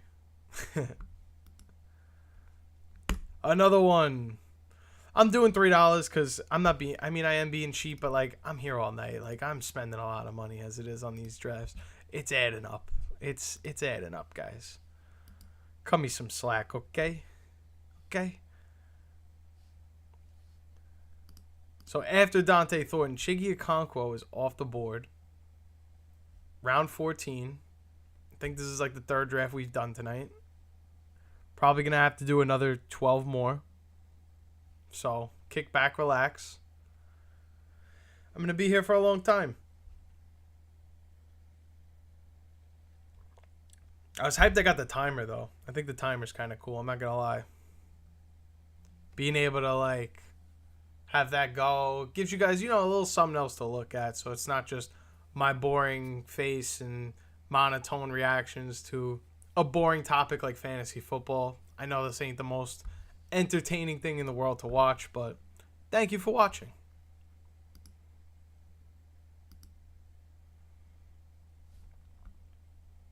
Even if I don't get any subscribers out of it, I did have a lot of fun doing this. Even though I'm talking like in the past tense, I still got a long ways to go. I still got a lot of time on stream. A lot. I need a wide receiver, and Torrey Horton is just here. Gonna take a chance on him. Let's see how we're looking in the active room. Okay, we're still 5 out of 12. It seems like that draft luck I had on Underdog is starting to slow down a little bit, where we're not having that same kind of luck where we're just jumping into lobbies left and right. That's okay. We're still here in the meantime. We still got, what, like 3 more rounds to go. So it's a lot of time for that draft room to fill up. If you guys are just tuning in, thank you so much for watching. If you have any fantasy football questions of your own, now is the time to ask. I'm going to be streaming for the next 10 hours and some change or so. So I'm not going anywhere. I'm here to answer your questions, here to talk strategy, here to talk fantasy football with you guys. Hang out, kick back, and relax. Round 15 is coming to an end. There's some names, though, that I like in this round. Isaiah Likely, even though he may not play week 1, that's a good pick. I like Keaton Mitchell. Jonnu Smith is an interesting one. Will Shipley, you know, just in case something happens with Saquon, you got a guy there. I like that. Woody Marks is available. I could go with that. I also need wide receivers still, even though I took a bunch. Could still use the depth. Probably won't be Quentin Johnston, though. Just feel like, why am I going to watch a guy just drop passes for me? Alec Iamaner, I will take a chance on, though, if we're being real. I'm sure Ollie Gordon was taken 20 rounds ago. Yep. Yeah, a lot of people are off the Jalen Wright boat. I mean, I was never really on it, so I understand. But, yeah, a lot of people are jumping to the Ollie Gordon ship, and it's going quick. You better get on the Ollie Gordon train fast. I thought Ja'Cory Krosky-Merritt was going to be the single highest riser in the offseason, but Ollie Gordon is really giving him a run for his money. We could probably look at that afterwards. We could look at the ADP changes. That's the word I was looking for. One more pick away. Alec Iamaner is just staring at me here. I could follow the rule and take the same guy I've been taking, Troy Franklin, but I like Alec Iamaner. I need wide receiver help. That's going to be some help that I really need. But I may be able to go on autopilot now. Yeah, I'm going to go on autopilot. Let me do that. And jump right into here. And yeah, now I'm just going to sit back and wait. I'm actually going to run to the bathroom. Let me run to the bathroom.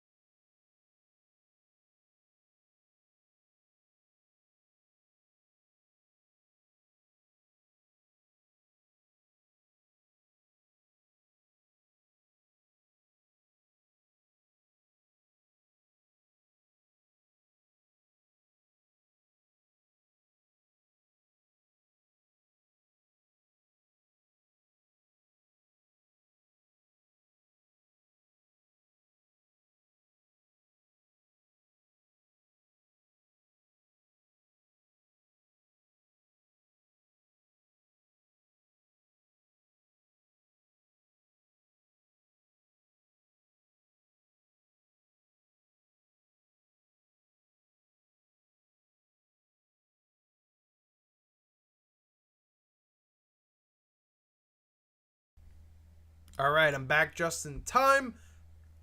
One more pick before I select. Um, probably thinking, Ashton Jeanty. I would like to go. Oh, I'm the last pick. Wow. So I don't even have to worry about going in front of me. So I'm taking Jeanty and I'm taking Drake London. Perfect stack. No complaints. I don't know why I didn't realize that I was the 12th pick, the double pick, but all good. I figured it out eventually. Just wanted to make sure my mic was working. I'm scarred after that. I'm telling you. I'm not even joking. I'm actually scarred after that happened to me before. I was on mute for like the first 10 minutes of the stream. That's crazy. 10 minutes of just mute. Wild. But I'm going to eat a Reese's and forget about it. That's kind of my way of life. If you couldn't tell. Eat a Reese's, forget about it.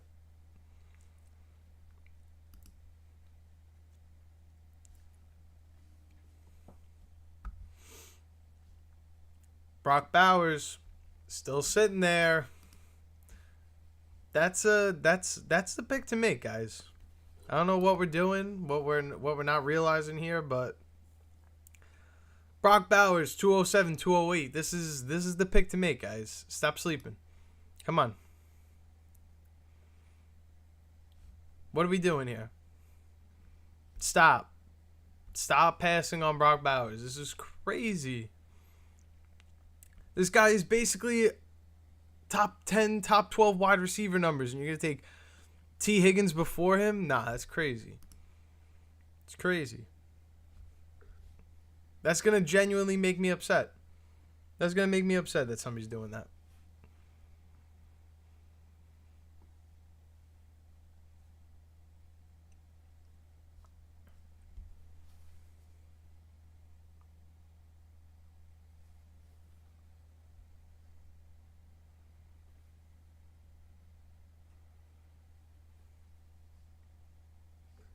Thinking about it, I'm like, is it time for an energy drink? But I'm like, if I drink it now, I'm going to be screwed for later. YB, my guy, thank you so much for joining. Thank you for stopping by.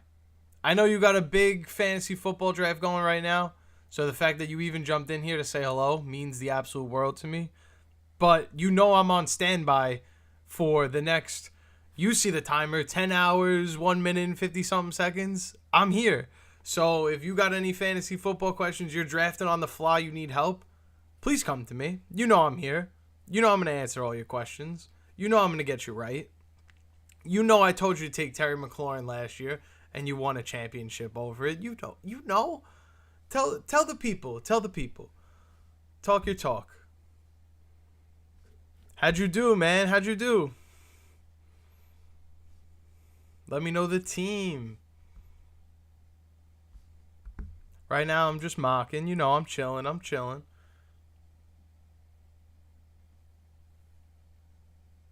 If anyone else in the chat, you guys did your redraft leagues, want to tell me your teams, let me know. Bet. Let me check my phone right now.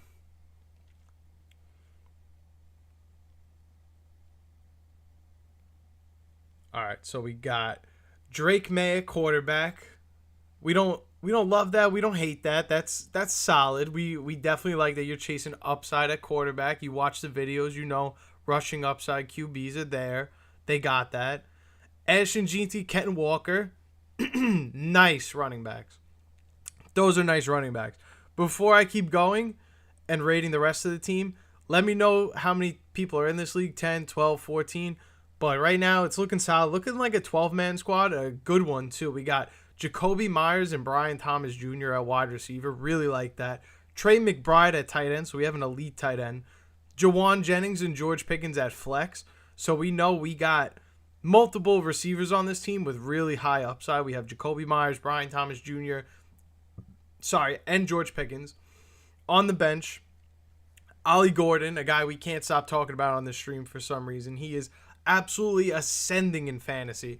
So we love that you picked up Ollie Gordon. That's somebody that we think is going to be an explosive asset in the future in fantasy. Jaden Higgins, a guy I love, I can't stop drafting. Joshua Palmer, great sneaky flyer. Blake Corum, we like that. Chris Godwin will be back before we know it, so that's another great pick. And Cam Scatteraboo in the last spot, I like that. You got some running back depth. If one of your two starting running backs were to go down, you definitely have an issue at backup running back. But, sorry, I just almost knocked my phone into my mic. For the time being, at least, you have great wide receivers. You have a tandem of running backs that cannot be disrespected. I think you have a really solid squad there, Johnny. You did your thing with that one. I'm going to take James Cook because I need the running back. I know that's like a reach, but let me just get James Cook and George Pickens. I'm getting a wide receiver I really like and a running back I really like. Are they best available? Probably not. But I'm getting two really good players. Two really good contributing fantasy assets for my team. I really like the team, man. I got to be honest. You took a quarterback with rushing upside. We can always go fill out another one if that doesn't work out. Two running backs, a Ken Walker and Ashton Jeanty. Like, we know exactly what we're going to get out of both of those guys. So that was really solid as well. Then you have Trey McBride, elite tight end upside. Not sure where you drafted him, but it seems like if you were able to grab, let me just check my phone again. If you were able to grab Jeanty and Brian Thomas Jr., it seems like you didn't reach for him. You took him probably in the 3rd round, which is a really nice spot to take him. You didn't reach for him. You didn't, you didn't get a smash home run value there either. But if he scores a lot of touchdowns this year, that is a smash value for you. So I like that team a lot. I would say biggest weakness would probably be backup running back, assuming something happened to a Ken Walker or Ashton Jeanty. I think we could assume Ashton Jeanty's health is pretty safe. It's more Ken Walker usually gets hurt somewhere along the line, so we have to maybe be mindful of that for your team. But other than that, really solid squad. If something happens to a Kyron Williams, you got Blake Corum, Woody Marks, Ollie Gordon. There's guys there that can emerge to be your 3rd running back. But as it stands going into week 1, that would probably be, if we had to admit or acknowledge, the only flaw of the team or the weakest link of the roster.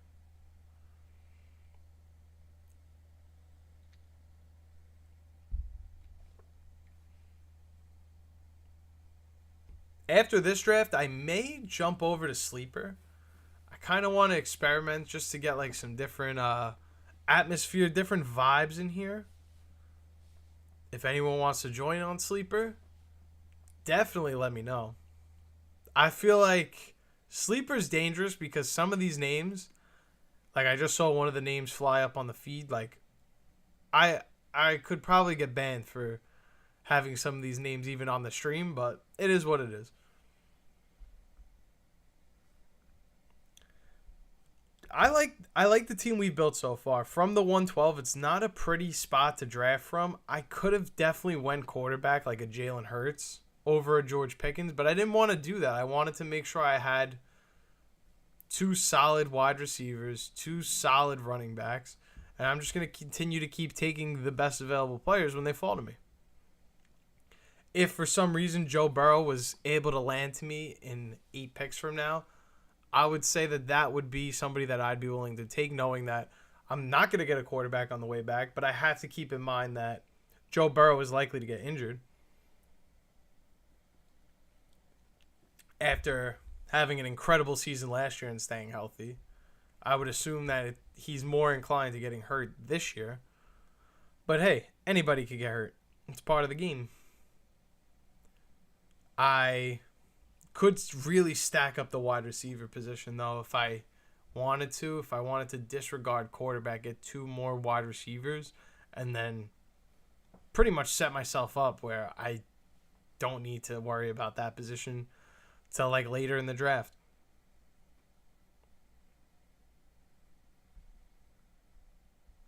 I think once Joe Burrow comes off the board, it's officially time to wait on a quarterback. So I may have to prioritize taking him and just taking 1 more wide receiver instead of 2. I'm still going to have a really good group of wide receivers, but I'm not going to be stacked out. Like, I'm not going to have Jalen Waddle and Ricky Pearsall or Emeka Egbuka and Rome Odunze, even though that would be awesome. I need to make sure I get a quarterback. Hopefully one of these next 2 players decides to go quarterback for me. It makes that decision a lot easier, and then I can take the 2 wide receivers. But it seems like Joe Burrow I cannot let leave my sights because he's going to be probably the next pick off the board if I don't take him here. So that's a good indicator of I need to take him now. I have 4 more seconds to see if I decide my fate between Joe Burrow or double wide receivers. And I get Joe Burrow. Okay. Perfect. That was a little suspenseful. I wasn't very comfortable waiting all that time to find out what was going on, but I'm going to take Ricky Pearsall and Joe Burrow. So now I have 3 wide receivers I like. I have a high-end quarterback. And a running back duo that should definitely be respected at least with James Cook and Ashton Jeanty. Could have taken a Travion Henderson instead. That probably would have been a better RB2 in my opinion. But James Cook's still going to get a lot of volume, still a lot of receptions. I like that pick. Maybe I reached for him a little bit, but I took best available running back at the time being. I do have a long way to go before I pick, though, which sucks. It's like 20 more picks in between. That is not it. That is not it. At least we're making some kind of progress. The timer is it's kind of cut off now, which is throwing me off. I'm gonna have to fix that. Hold on one sec. Let me see if I can fix that.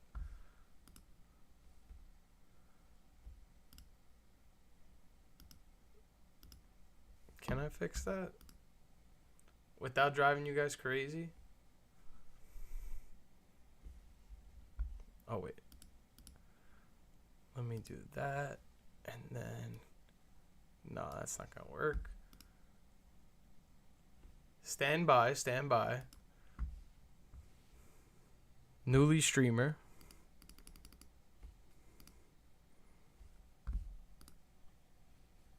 Stand by. I'm working here. I'm working. Don't worry.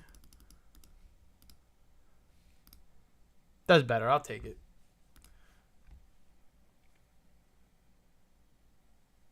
We back. We back.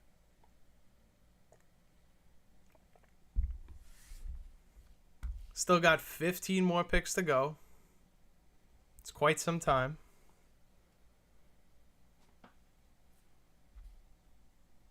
Now, you know what? It's still bothering me a little bit. I'm sorry. I'm sorry.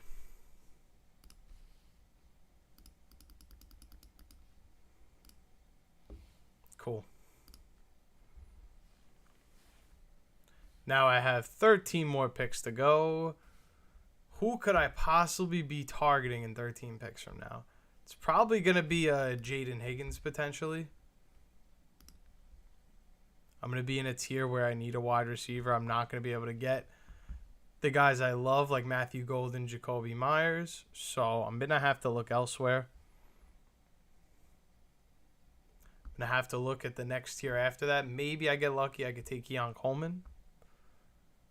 But that's probably the tier I'm looking at, is young wide receivers that still have to prove themselves tier. And if you're just tuning in, thank you so much for stopping by. If you have any fantasy football questions of your own, now is the time to ask. Do not be shy. Or you could ask in a few hours from now. I'm going to be streaming for the next 9 hours or so. So hang back, sit tight, grab your favorite bev, grab your favorite snack, and let's draft. I still have some ways to go before I pick, but since my last pick, it's gotten a little dicey. We've had James Conner, Emeka Egbuka, Rome Odunze, Jordan Addison, Deebo Samuel, Chris Olave, Jawan Jennings, Judy, Stephon Diggs, Pacheco, DeAndre Swift, Tony Pollard, Matthew Golden, and David Montgomery go off the board in that order. I'm still about 8 picks away. I do need a tight end. I drafted a quarterback, so I don't feel the need to go ahead and grab anyone in this tier like a Baker Mayfield, Kyler Murray, Bo Nix. Sure, I could go ahead and grab a tight end. Sam Laporta, TJ Hawkinson, Travis Kelce. But I may elect to go wide receiver and then take Tyler Warren with my second pick. I feel like...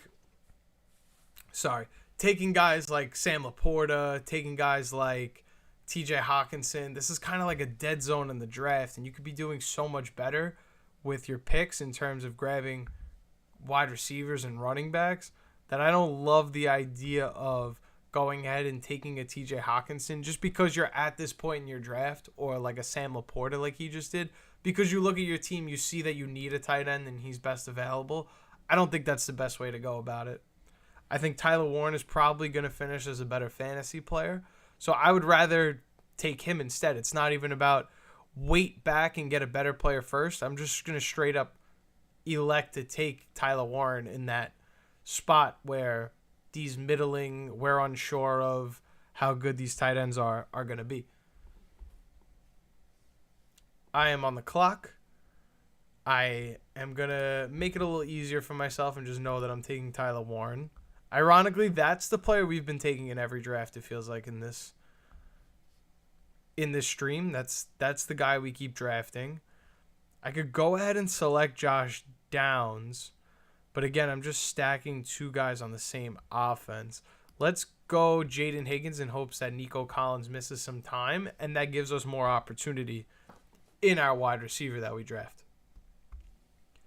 When it comes back to me, I need to start focusing on running back again. I only have two of them, and not to say I can't trust them, but to think that I could blindly trust both of them to get me through the entire season, that's a little crazy. So I'm going to have to start thinking about what I'm going to do next year. Maybe Ja'Cory Krosky-Merritt, when it comes back to the double pick, could be an option, but it's also very likely he's taken in the next 20 picks or 18 picks, whatever this is right now.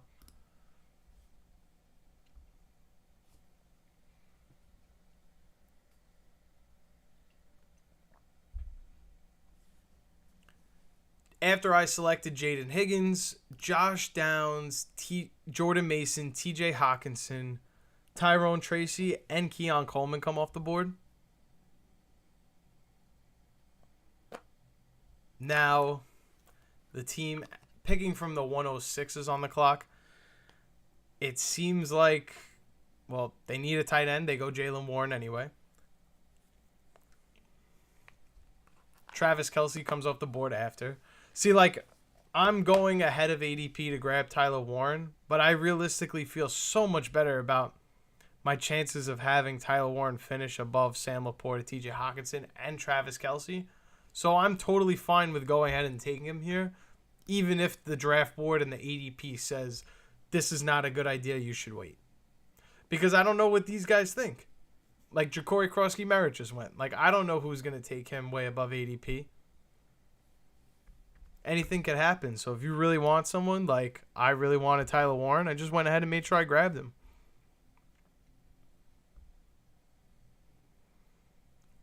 Quarterback, thank God I don't need, because I don't even know what I would do in 12 picks from now.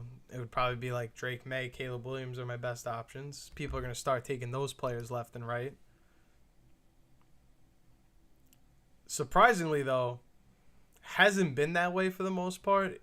Patrick Mahomes goes in round 7, Baker at the end of round 8, and it's round 9, and there's still plenty of options. So it's been a healthy draft in terms of who's taking the quarterback or who's sitting back on the quarterback position. But I need to focus up on running back. I'm not going to be able to have the luxury of drafting Joe Mixon. I'm already understanding and accepting that. But my options are not good. Like, I'm just going to be honest. They're not good. We can go ahead. We can double down and take Ray Davis in case we get vulture on any of our touchdowns. It's not a beautiful option, but it's an option nonetheless.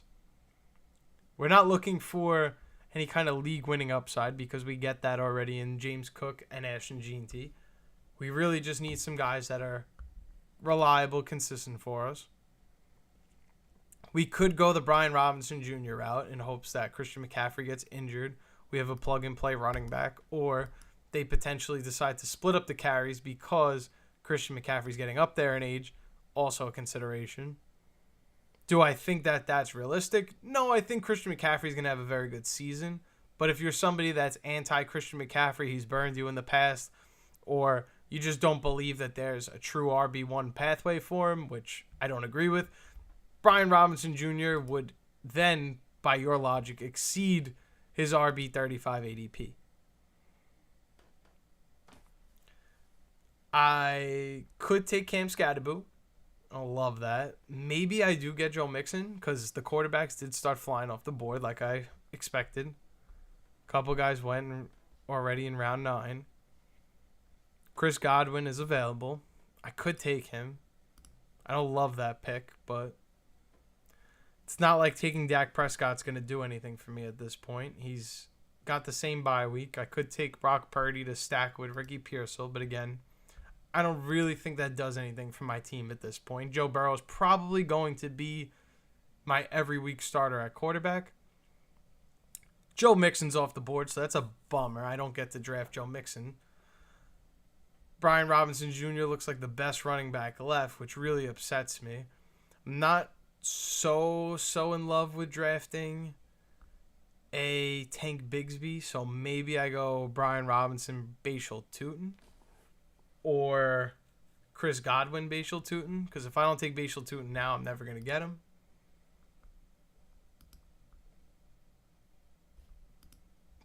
Or Tank Bigsby. It's still so hard to make what is going to be that backfield, but my instinct tells me Tank Bigsby. I'm gonna go Tank Bigsby. I know everybody wants to make the Bucky Irving comparison with Bashal Tutin. Maybe Bashal Tutin doesn't play that much this year. He's a very skilled back, but there's a chance that he doesn't get a lot of time and opportunity this year. You know, you could be the best running back in the world, but if you're not getting that full workload and volume and opportunity, you're not going to succeed. A great example of that would be Chuba Hubbard. No, this is not one of the best running backs in the NFL, but give him enough opportunities last year and he'll be amongst one of the best running backs in fantasy. So that's just my spiel. At this point, backup quarterback, backup tight end preferably. When it comes back to me, I'll probably take both of them. Again, it's a big no-no for me, but at this point, rounds 11 and 12, not sure what else to do. Have the wide receivers I like. I have 2 running backs and a third guy, and I'm not going to find anyone really much better than those guys. Maybe I will jump into a sleeper. At least I could draft with like real people. Let's see.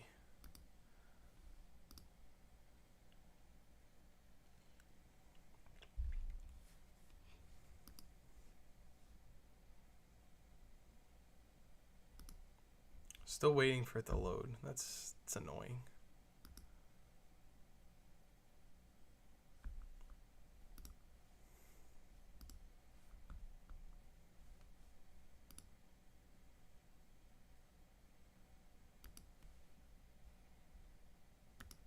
Okay, I guess we're not going to do Sleeper then. Sleeper seems like it's being really difficult for some reason.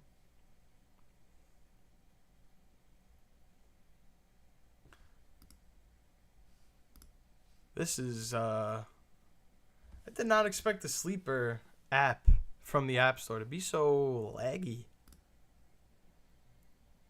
Oh, because I'm not in it. Okay, bet. Oh, I didn't mean to close out of that. Okay. I just shot myself in the foot for later. All right. Now, if I want to do a sleeper draft, I'll have to close out the stream and reopen. Not close out the stream, but, you know. Now I have to do an extra step, but it's all good. I have 11 more picks till I go. 10 more. I don't know exactly what I'm going to do here. But you know what I am going to do? I am going to start cracking my energy drink because I'm starting to feel it a little bit. Starting to feel like I'm slowing down.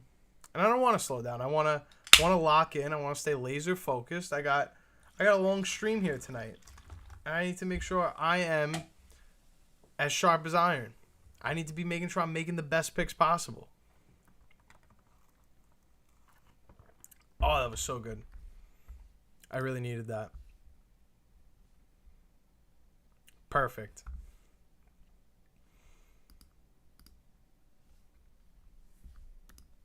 Maybe one day I'll get that Monster sponsorship, but till then, I'm just going to shamelessly plug that I drink a lot of Monster energy drinks.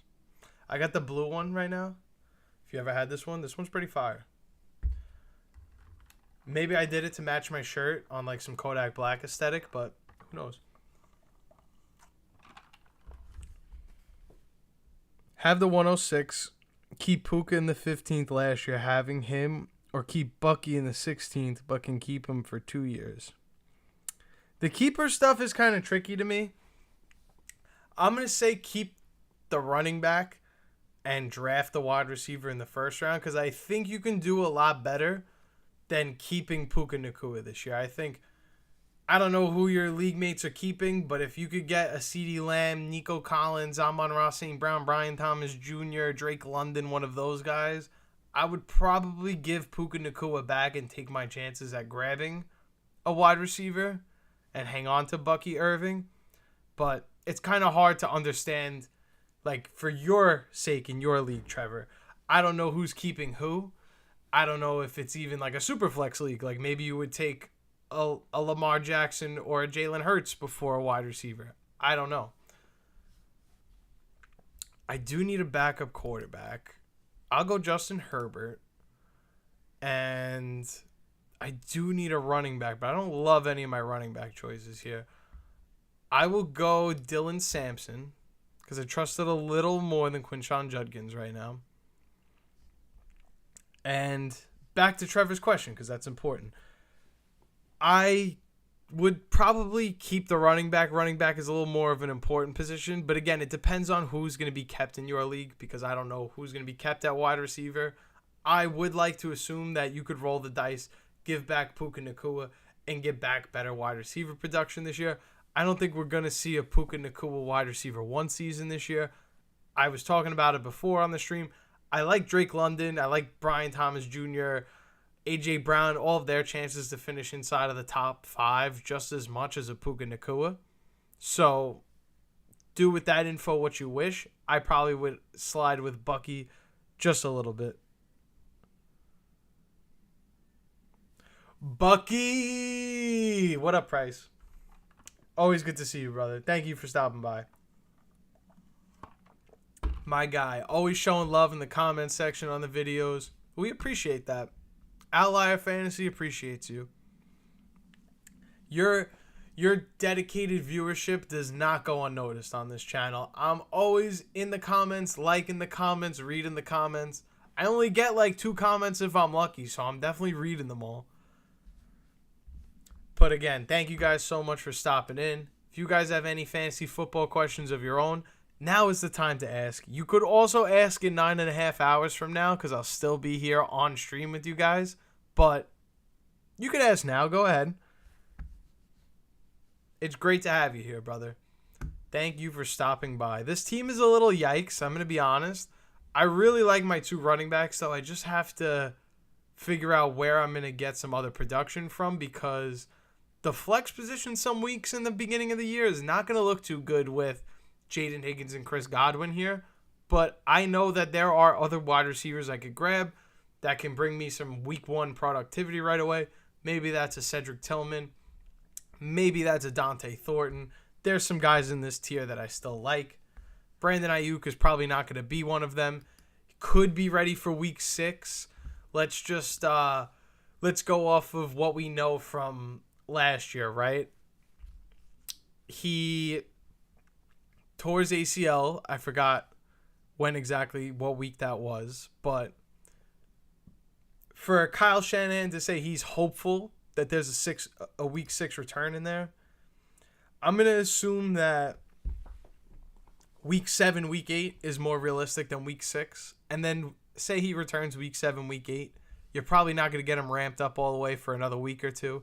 So are you going to really want to draft here with your 13th round pick, a wide receiver that may only play the last like 6 games of the season for you? He's going to have a week 14 bye, which the bye week is really not going to help him at all. He's had plenty of time to sit and rest. Well, I shouldn't say rest, recover. So I don't know if I love drafting Brandon Ayuk in this tier. I see him still going off the board in this range. I would say let your league mates have that one. That one is not for me. And that one should be not for you guys either.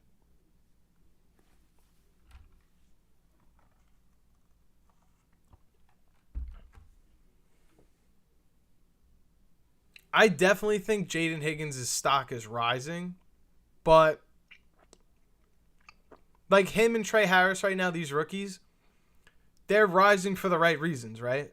We're talking about guys that could potentially carve out a role as a legit number 2 to a wide receiver 1 that is so separated from the rest of the offense. Like, there is no doubt Ladd McConkey and Nico Collins are top target getters for their offense. They are the guys. They are going to funnel all the targets. They're going to be the first point of command.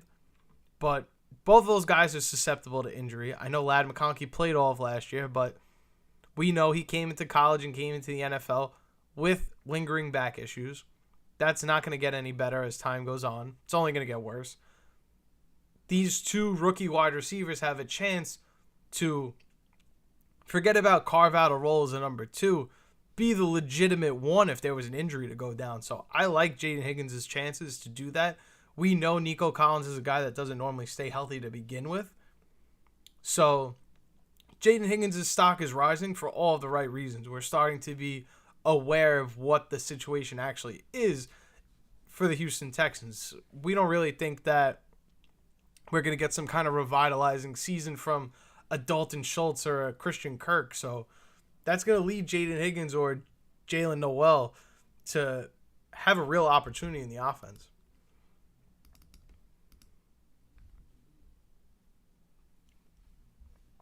I would love to draft Bill. Unfortunately, Bill was already taken, so I'm not going to have a chance to get him, but I need running back play. I'm going to go Najee Harris. I feel like this is a value here, low key. Damn, we got league mates in the building. No beefing in the chat, though. We got to stay cordial.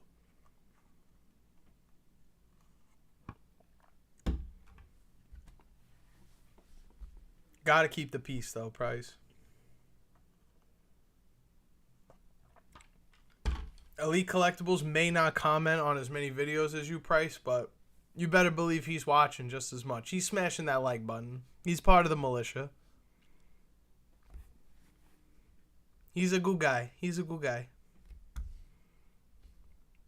I need a backup tight end, though. What am I doing? I have just completely disregarded the position entirely.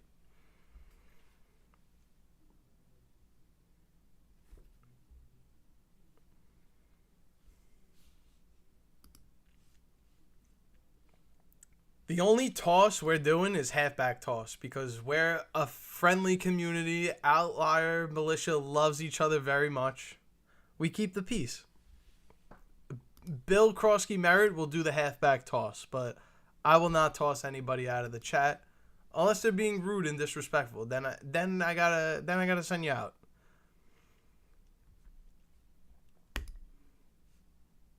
Do we sit in this draft? Nah, we're not gonna sit in it. We'll just hang out. I should take Kyle Pitts because I do need a backup tight end. But I think Kyle Pitts was taken. No, Kyle Pitts was taken in round 12. Holy moly. Someone was like, you know what? I want Kyle Pitts. I think this was you, honestly, Elite Collectibles. You're Dr. John. This is your team. You drafted Saquon. You drafted Kamara, your favorite player of all time. You drafted Kyle Pitts, your second favorite player of all time. I'm convinced that this is your fantasy football team right in front of me. You're not going to tell me otherwise.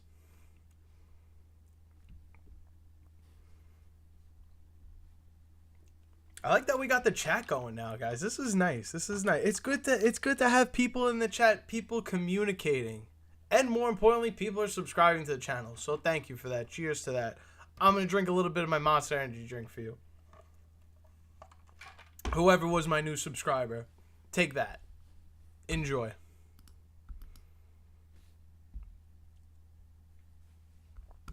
Here we are in round 15. It's getting a little slow. Jerome Ford, Torrey Horton, Rashad White. Those are the first 3 picks.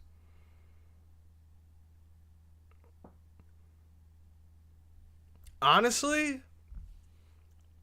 I don't want to throw any disrespect out there because Some people out there in this world, my dude, where Jamar Chase people now? Wait, where is it? Oh, I guess not. I guess we're not Jamar Chase people all of a sudden. Here I was just trying to show you my simple Jamar Chase team. Here we go.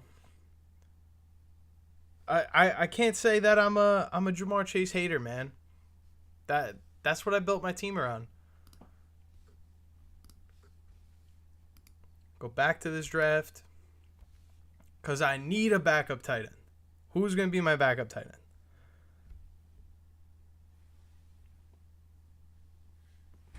Honestly, you gotta believe Kyle Pitts has a good year because why would you believe bad things? You know what I mean? Why would you put out negativity that Kyle Pitts isn't going to have a good season or something ridiculous like that? Like, you got to think positive. You got to be like, no, Kyle Pitts is amazing. He is such a great football player. He's going to do unbelievable things. That's the kind of vibe and positivity we need when we talk about a guy like Kyle Pitts. We need positivity. We need vibes. We need good vibes, aura, all of those things. That's what we need when we talk about him. Am I crazy for saying I want Rico Dowdle here? Yes, I am. I didn't need much of a talk through for that. Troy Franklin, my guy. Gotta take him. I feel like my other draft is about to start, so I'm going to do that fancy little thing where I go on autopilot and I jump to the next draft. I've been doing that a lot on stream today. Doing a lot of jumping from draft room to draft room.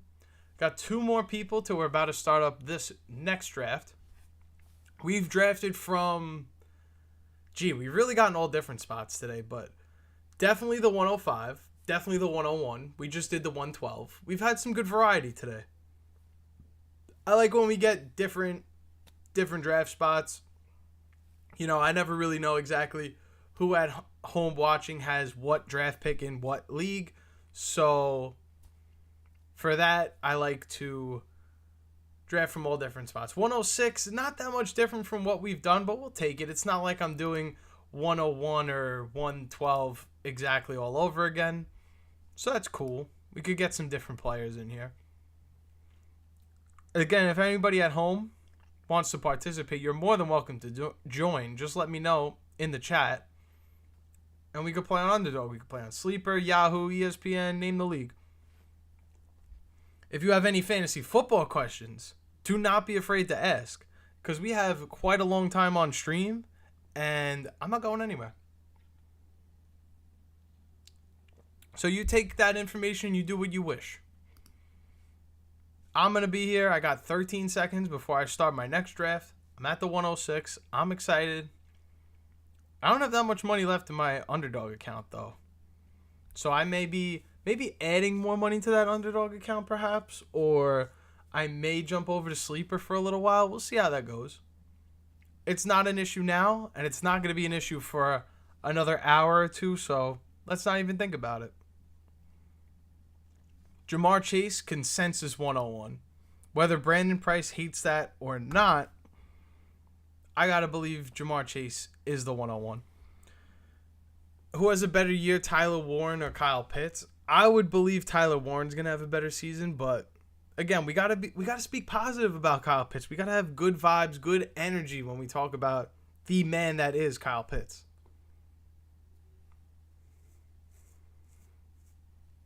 It's definitely Kyle Pitts. It's definitely not Kyle Pitts.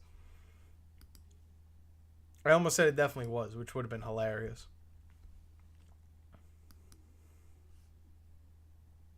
Here we are, 106. Got 2 more picks to go in front of me. I would love to take a wide receiver here.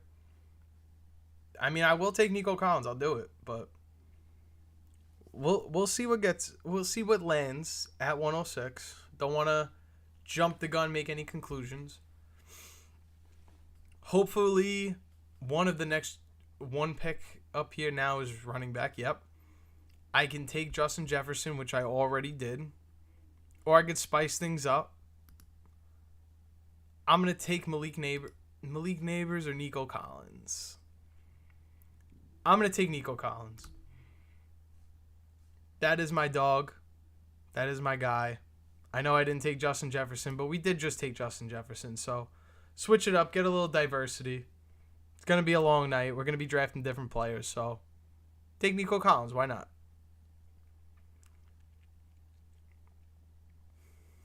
So far, 2.5 hours in. Probably more than 2.5 hours because I did start before 7 p.m. Quick little update. Feeling pretty good. I think the next 2.5 hours are going to be more of a challenge than the first 2.5 hours, but we'll see. Maybe it's the 2.5 hours after the next 2.5 hours that are going to really do me in, but we'll find out. After I take Nico Collins here at 106, 107 is Christian McCaffrey, followed by Derrick Henry, and finally Justin Jefferson at the 109. So somebody got a really good value because I passed up on Jettas, but I did not expect 108 to be Derrick Henry. I was not expecting that at all. But I respect it. Go get your guy. He's usually, somebody you could bank on being there in the second round, but not today. Not in this room. Amon-Ra St. Brown and Malik Neighbors follow after Justin Jefferson, and we only have one more pick, which is Brian Thomas Jr. Now we're going into round 2. I got 6 picks in front of me. Probably looking to take a running back. I'm seeing Chase Brown, though, flying up the draft board lately, and I seriously mean flying up the draft board. I don't know if I'm going to realistically have a chance to draft him. People have been passing up on Achane to get him, and I know in this league that Achane just went, but I'm not ruling out the fact that Chase Brown is going to come off the board, and I'm going to be looking at either like Drake London and Brock Bowers or AJ Brown and Brock Bowers being the best 2 available, and I'm going to put myself in one of those spots again where I may not be able to take a running back, but I have to. Luckily, Brock Bowers and Drake London are the next 2 picks, so it's making it a little easier to go get Chase Brown, the guy I want. But Afro Baby's here. He may not want a wide receiver. He does. So I'm going to take Chase Brown and happily run away. Act like nothing ever happened. Leave the scene and flee with the heist secured. And now, round 3, I'm probably looking at taking a Jackson Smith-Njigba. Maybe a Mike Evans. Or potentially... I don't think Amarian Hampton's going to be there. I would love to take Amarian Hampton, but I doubt he's going to be there. For dinner, I got to be honest, I kind of skipped out on dinner. I had a bagel, but I'm kind of just snacking right now. What about you? Simon, what you have? Just got offered Adams and Metcalf for AJ Brown. Tell them no thank you and keep AJ Brown and just keep it moving. I don't see why you would want to trade AJ Brown away to get back 2 wide receivers where, yeah, they're both ones. DK Metcalf could be hyper-targeted. Maybe this is a dynasty league and you want to... No, because you wouldn't want to take Devontae Adams in a dynasty league. You'd probably want AJ Brown. I would just say keep AJ Brown. AJ Brown is legit top 5 upside. I don't think Devontae Adams, if Matthew Stafford's going to have a season where he's not 100% the whole year, that's not going to help you. And I don't really think there's much room for DK Metcalf to be a great fantasy wide receiver. I know that sounds crazy. I know Aaron Rodgers tunnels one wide receiver. Devontae Adams was the man. Garrett Wilson was the man before that. We're going into an Arthur Smith offense, though. We're going into an offense that wants to run the football. The Jets were one of the teams that ran the fewest and were one of the worst at running the football last year. It wasn't that Breece Hall turned into a pumpkin and wasn't a good running back anymore. They went away from running the football. So I think having DK Metcalf, this isn't going to be an offense that wants to turn away from running the football. They just drafted Caleb Johnson. You're going to get a lot of Jalen Warren, Caleb Johnson action. So I would probably keep AJ Brown. I definitely think you should, why not? List off the names, Andre. I mean, I'm here. I'm not going anywhere. Doesn't hurt to, shoot the shot of making a counter offer back at him if he really wants A.J. Brown, Here I am with 13 seconds left to pick. I'm going to go Lamar Jackson. I don't normally get Lamar Jackson. Probably should go wide receiver. Jackson Smith-Njigba was a great pick that was there for me, but I'm going to wait. I'm going to come back, see what's there in round 4, whether it's running back or wide receiver, and then I'll figure out what I'm going to do from there. So for Dynasty, I don't know if I love the idea of acquiring Devontae Adams, especially when you're going to give up a guy that's, I don't want to say we have like a whole decade of A.J. Brown left, because we don't, but you're going to have another 4 or 5 like legit seasons of A.J. Brown. He has Matthew Golden, Rashee Rice, Emeka Egbuka, Brees. He has a lot of good pieces, so I could see why he wants to make a trade with you. I would, depending on if you really needed a running back and could afford to trade away A.J. Brown, maybe work out a deal for like Brees and another asset on top of it if he would be willing to do that. Otherwise, I would honestly just say hold on to A.J. Brown. I don't think, like, say you were to get, like, offer Rashee Rice and Matthew Golden, like, I don't think he's going to take that. Should you take it? Probably, if he offers it. It's like, if someone came to you and offered you that last year, you'd probably be, like, a little more inclined to do it, but you also would have thought A.J. Brown is a lot better. I think someone in your league notices A.J. Brown's production is down for 1 year and says to himself, you know what? Maybe I'm going to try to buy low on a discount. Maybe this player is frustrated with A.J. Brown. And I think that's more of where he's trying to feel an offer for. I don't think he's really going to give up one of those Chuba, Brees Hall pieces or any like combination of like Egbuka and Golden, like future assets that are really going to help his team. So I think I would probably just sit on A.J. Brown. But it's a great question, and I appreciate you asking, Andre. Here I am in this is round 4? Okay, excellent. Jameson Williams and George Pickens. Wow, both wide receivers I love to take in this range. I'm going to go George Pickens. Yes, I need a running back. Yes, I will get one with my next pick. It's all good.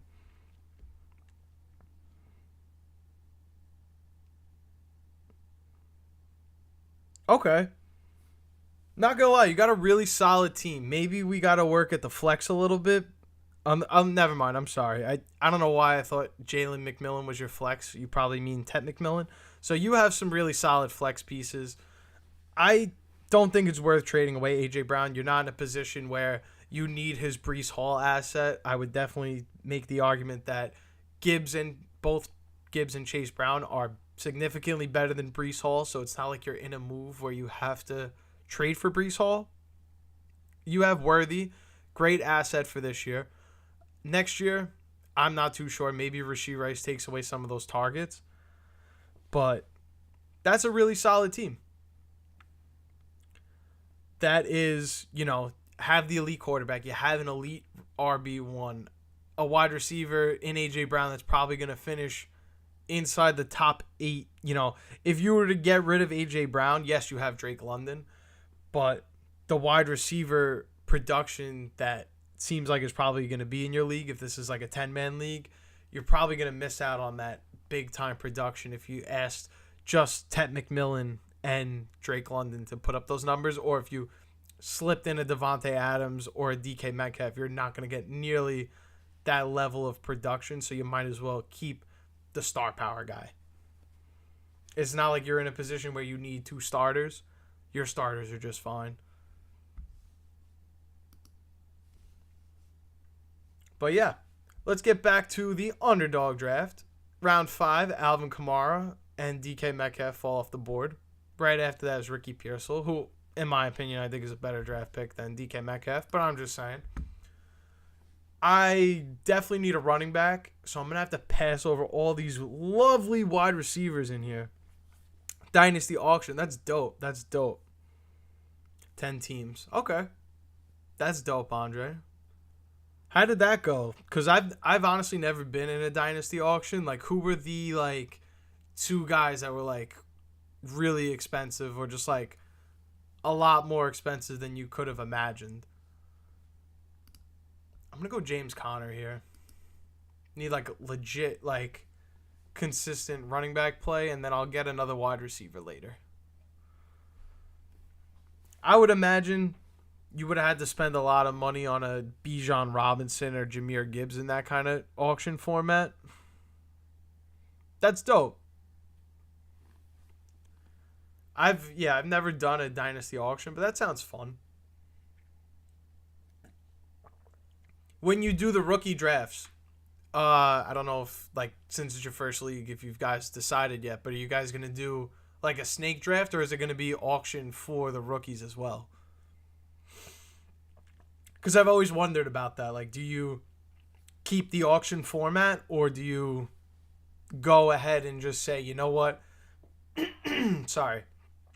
If you finish 10th, you get the first pick. If you finish first, you get the 10th pick.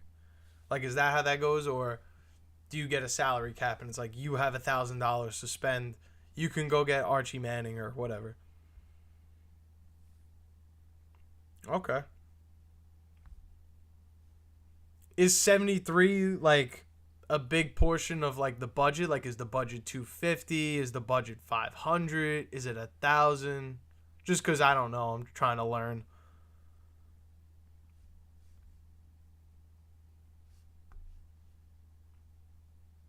Here I am in round 6. A lot of good wide. I'm going to take Roman Dunze. I have 3 sick wide receivers in my opinion, 2 quality running backs, and Lamar Jackson, the GOAT, is my quarterback. 200 budget? Yeah, okay. So that's like that's more than a third of your budget. Yeah, that makes sense. But you still got a really good team with the rest of your budget. So talk to me. What were like some of the other guys on your roster that you were able to get for so cheap? Like, was it TJ Hawkinson and Xavier Worthy were some of like the guys that flew under the radar? Did you get like a better deal on Jalen Hurts because people didn't want to draft him? Like, how did that go?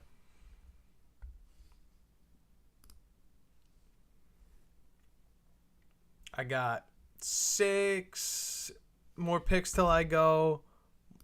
Trying to figure out what is the best thing that I could do here. Is it reach for Tyler Warren like I've been doing in every draft? Or do I just settle and take another wide receiver? Because I could happily take Jordan Addison, and when he comes back, I have a legit 4th wide receiver that makes my team really hard to mess with.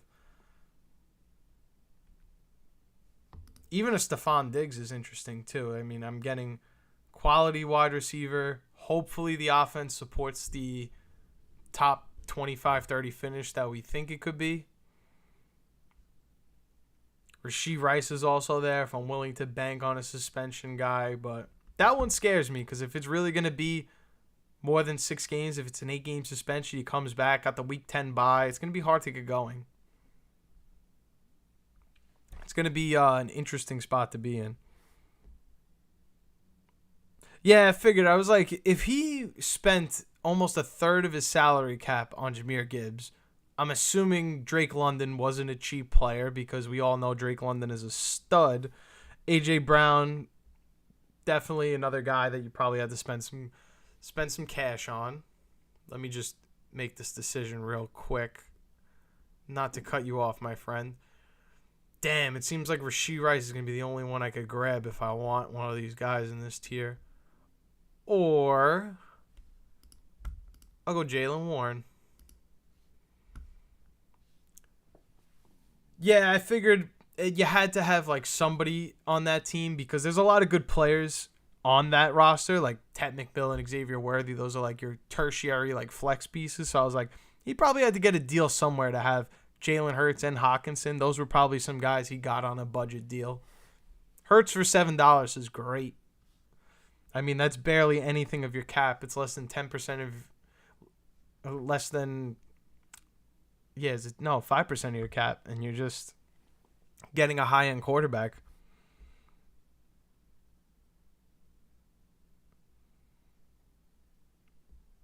Yeah, but you know what? Brian Thomas Jr., as much as I love him, that was somebody that I was a fan of drafting last year. Wasn't the guy who was the highest on my list. I liked Lad McConkey and Malik Neighbors more than him. I was wrong about Lad McConkey. But Brian Thomas Jr. now has Travis Hunter in the mix. The future of quarterback is a little shaky for him. Like, do they move off of Trevor in a few years when his extension's up? Does Trevor Lawrence become a star that he was supposed to be? So I could see why Brian Thomas Jr. didn't get that big price tag, but London and A.J. Brown, that's what I would expect them to go at. I guess you are right. Brian Thomas Jr. went a little cheaper, but I see in terms of like dynasty startup, the long-term worries of Brian Thomas Jr. are valid.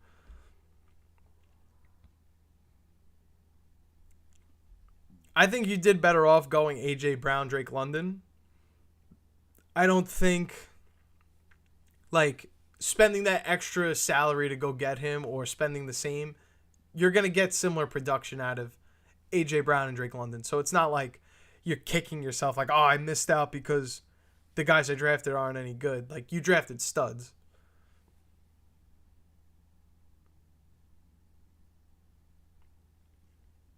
Yeah, no, I get it. I definitely should have took Tyler Warren when I had the chance. I could go Keon Coleman, though. I don't hate that. I still need a tight end, but Keon Coleman going into year 2, I like it. It's worth a shot. I wonder what it would take to get Rice, though, because it may cost you a first-round pick. We're talking about somebody that's probably going to end up being like a top 10 to 12 wide receiver consistently going forward.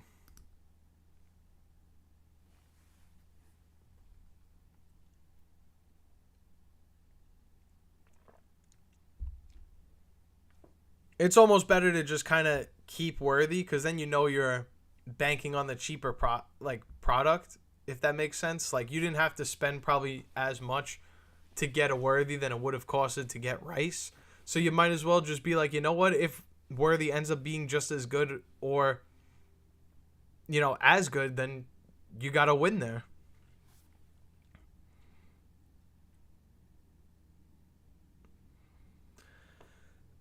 I believe that it's really going to come down to, do you have young enough guys that in 2 years you won't feel the missing out of a first round pick? And the way it looks, yeah, you have Gibbs, Chase Brown. You're probably not going to have Chase Brown for that much longer. A.J. Brown, you got for a few more years. You can make that work.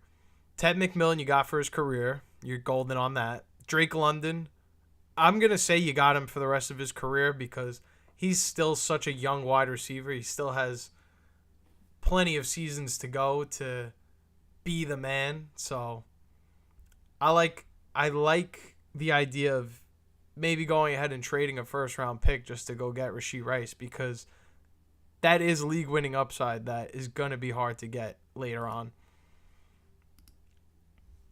I took J.K. Dobbins. I'm a little worried about my running back position. Yes, I need a tight end more, but I'm thinking if I can just worry about some tight ends later on, some lower budget tier guys, I could fill out the running backs and the more important positions. Now, get another wide receiver along the way because I am going to need one, and then I'll figure out tight end.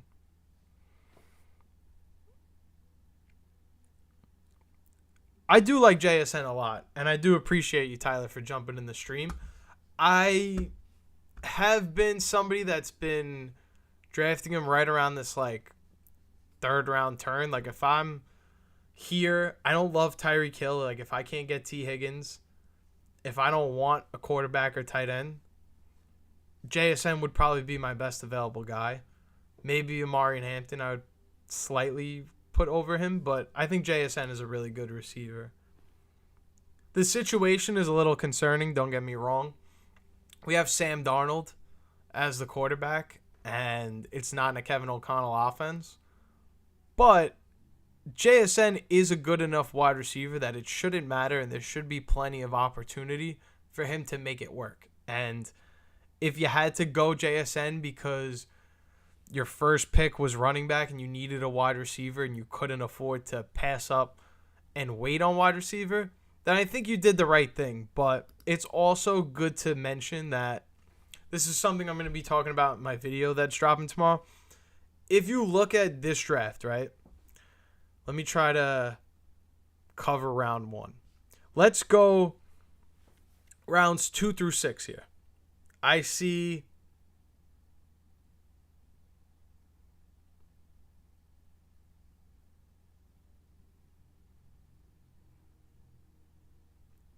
$31 or $32 wide receivers in these 1, 2, 3, 4, 5 rounds.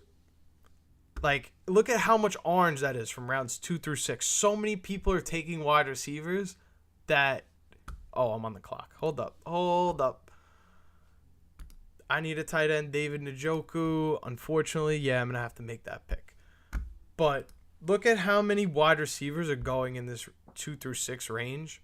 It's so hard to even get a value at wide receiver if you're picking wide receivers in rounds 2, 3, 4, 5. Like if you're going like this guy, Tyreek Hill, Xavier Worthy, Ricky Pearsall, Debo, Diggs. How many of these, like if you really look at this list, are actually a value at where you're drafting them? Like I would argue maybe Xavier Worthy along with Ricky Pearsall. I'll give you Ricky Pearsall. But after that, you're not really getting much value here. Look at this guy. Matthew Golden is a value. Maybe Jameson Williams is a value towards round 5. But after that, he's just drafting guys. Like, he's just drafting wide receivers just to draft them because he went running back twice. If you can avoid taking as many wide receivers as you can in rounds 2 through 6, Tyler, you'll be in a much better position to draft the guys in round 7, 8 that still have good potential. Matthew Golden, Jordan Addison, Stephon Diggs, Rashee Rice goes here in round 7, Josh Downs. Like, there's still guys you can get with some potential, and it doesn't really, like, I'm not saying you reach for JSN, but if you continue to go in this range and draft the wide receivers, you're going to put yourself in a position where you might end up reaching for a guy. I like JSN. I'm not saying that was a bad pick, but you see how you could go through this draft and find players that are just taking wide receivers here just to take them because they don't have them. And they're not really making great picks like Terry McLaurin in round 4. Like, you're just taking him just because you need a receiver. You could have gotten Jalen Hurts, an elite quarterback. That's just my opinion. I need a tight end. I'm going to wait. Yeah, I'm going to wait. I'm going to take Keenan Allen. And I'm going to wait and hopefully Kyle Pitts or Dallas Goedert comes available. Yeah, I mean, I wouldn't worry so much about the injury news and stuff that we hear right now because they're more so going to tell you that there's something so that there's a better reason for them not to play in the preseason. We know they don't want to play them much in the preseason. I feel like we're going to forget about the fact that in the end of August there was some kind of hammy injury for AJ Brown. This could be one of those things we just nearly forget about.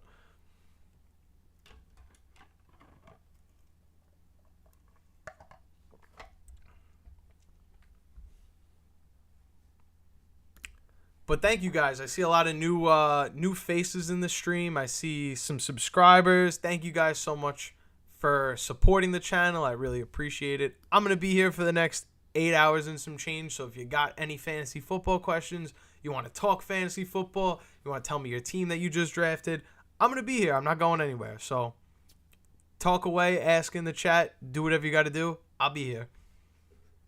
I have 4 more picks to go before I pick again. I am probably looking to grab a backup tight end. A quarterback would not hurt either. Kyle Pitts was just taken. If there's like a CJ Stroud, Jared Goff for me, I'll probably have to disregard getting Dallas Goedert, go for Brenton Strange, Hunter Henry, Zach Ertz. But I would prefer to take a Dallas Goedert now, worry about QB later. But I can't pass up a good quarterback if there's one there.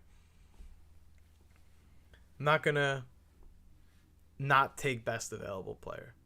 I try to, as as least as possible in drafts, veer away from taking the best available player.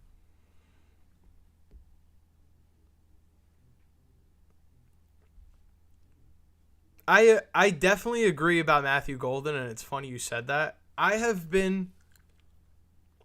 We could go back to literally like videos on my channel in March and April.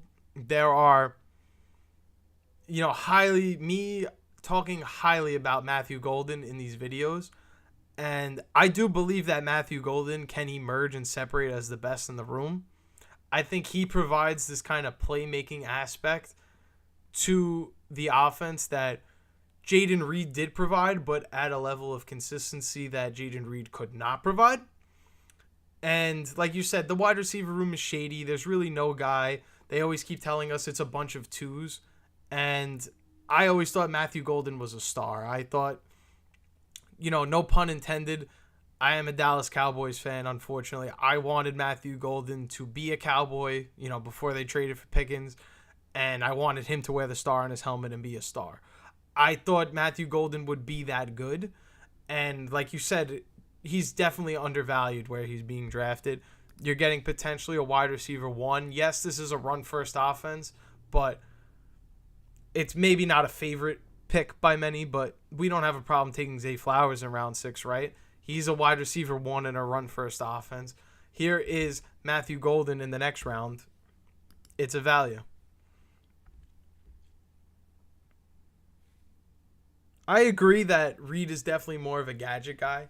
He's also somebody that, like he could run the route perfectly, be wide open, and then just, not catch the ball or, has trouble getting back and adjusting to the ball or, little things like that, wide receivers need fundamentally to excel and be great. He really is just I'm going to straight out athleticism you. I'm going to be faster than you. I'm going to get to my spot before you. I'm going to, maybe throw you a little stiff arm here and there. That kind of stuff. Damn.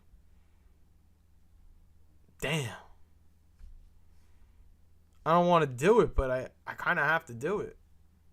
Actually, I don't have to do that. I'm going to go Tyler Algier, not Tyler Warren.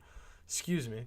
Tyler Algier, because I need some running back depth. I was looking at Trey Harris, and that's why I was saying damn it, because I was like, I can't take a tight end this round. But then I saw the running backs and the wide receivers available, and I said, I definitely can't take a tight end this round. I'm going to have to wait on Chiggy Okonkwo, Zach Ertz, because there's value here I can't pass up. Yes, RJ Harvey has been climbing. There was a point where I may be wrong about this. I think he was going on Underdog as back of round 4. Now we've cooled off. He's mid round 5, but the days of getting him in round 6 and 7, those days are over.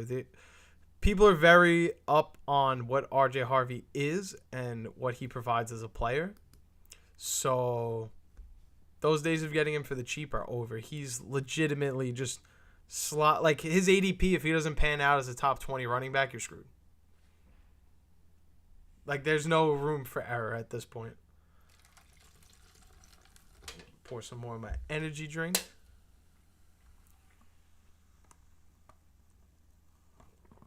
That's great. Love that.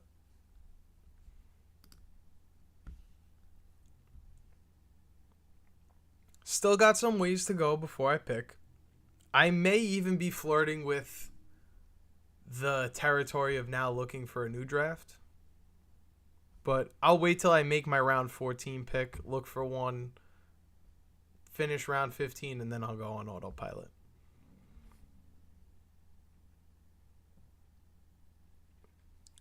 I agree, Andre. I think we also have to think about it like this. Their schedule is going to get a lot tougher, right? So their schedule that they had last year, not saying they had an easy schedule, because they did still play some really tough teams. They were more positioned to run the ball and sit on the lead in a lot of these games. Aside from week 1 against the Packers, where they went down big and they had to really go up in the game and then sit on the clock. There were a lot of these games where they were just up and had to run the ball to end the game. And I don't think you're going to get that this year. You're going to get a lot more A.J. Brown, Devontae Smith usage. And that's why I like having Jalen Hurts as a quarterback this year in fantasy. I think there's a lot of opportunity for the passing offense to get a lot better. And it seems like people are, like you said, kind of assuming that Saquon Barkley is going to do everything he did again last year, which it's not a crazy assumption. But you would like to think that this offense is going to have to throw the ball more. And keep in mind that this is still a team that, you know, whatever your opinions are about the quarterback, whatever my opinions are about the quarterback, this guy feels like he's disrespected by everybody still after winning a Super Bowl. And he's probably going to go into games in the back of his mind like, you know what? These people really still don't think I'm that guy. I'm going to go out there and I'm going to throw the ball a bunch. I'm going to make plays with my legs. I'm going to take control of this game as a quarterback, and I'm going to make elite plays. And I think Jalen Hurts is going to do that. I'm not the biggest Jalen Hurts fan. I'm not a Jalen Hurts hater by any means. But you got to think, you know, as a human being, as someone that is coming off of a championship and still not getting, like, the respect that he feels like he deserves, he's probably going to come out slinging. He's probably going to come out and throw the ball a lot more. Maybe he makes more mistakes, but you're still going to take the passing yards and the touchdowns that come with that.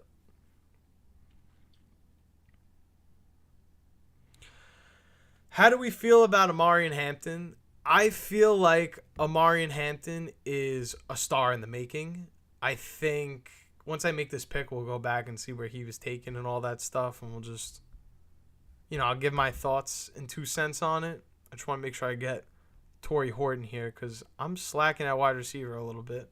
Fade in that position. Ollie Gordon's here though. It's a hot name in the Underdog community right now. But Amari and Hampton, back to more serious topics. This is a guy going in the 3rd round. He really is, in my opinion, like the real tier break. Like if you're missing out on Bucky Irving, Josh Jacobs, Amari and Hampton is this last guy that belongs to be in a conversation with these guys that can put up elite numbers. But now here's where it gets tricky. Greg Roman and Jim Harbaugh are probably going to make this a committee as much as possible. And where that sucks for Amari and Hampton now is because Najee Harris is as reliable as they come. You can give this guy tons of volume, and he's always going to be consistent. Is he one of the best running backs in the league? No, but proven year over year. If you give him the volume, he's going to produce with the touches given to him. So Najee Harris probably isn't going to go anywhere as long as his eye injury is okay and he's on track to play week 1.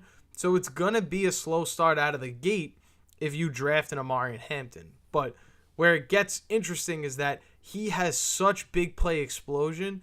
We've seen a little bit of it in the Hall of Fame game. There wasn't like he ripped off a big play like Travion Henderson. But you can see the vision. There is definitely RB1 talent inside of Amari and Hampton. And I think if you draft him, you're going to see that. But it may take a while to get going because Najee Harris is such a good football player that he's just not going to go anywhere. He's going to be a thorn in your side if you draft Hampton, but you have to be okay with that. You have to sign up and accept that, knowing it. Here I am in round 16. I still didn't look for another draft room. That's okay. Maybe go another tight end. Probably not. Yeah, you know what? Maybe I will go Mike Gesicki. He did have some good rapport with Joe Burrow. Maybe that grows. I do need some help at that position. Let's go and find another draft room, though, because that's a little more important right now. Oh, look at that. Beautiful. Beautiful. Only 3 more people I need.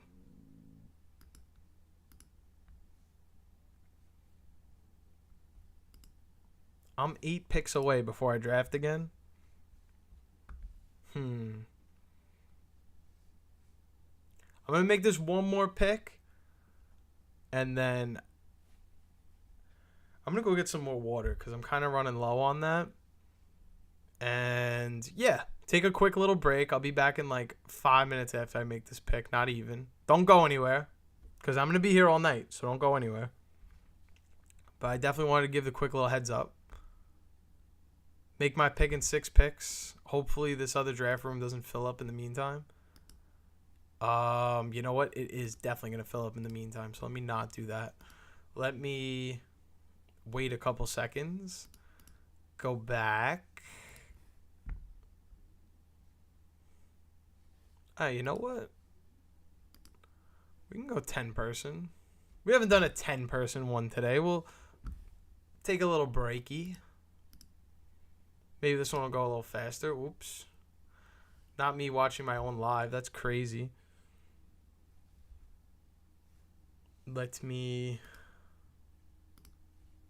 go back because I'm 3 picks away.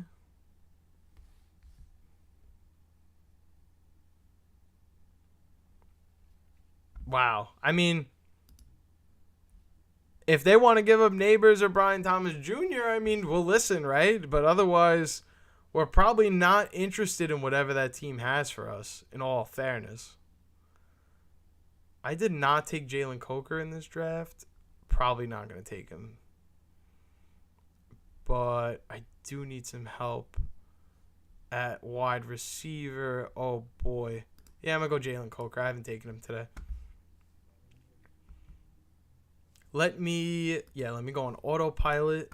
I'm going to check and sit in this draft room. And I will be right back. Don't go anywhere.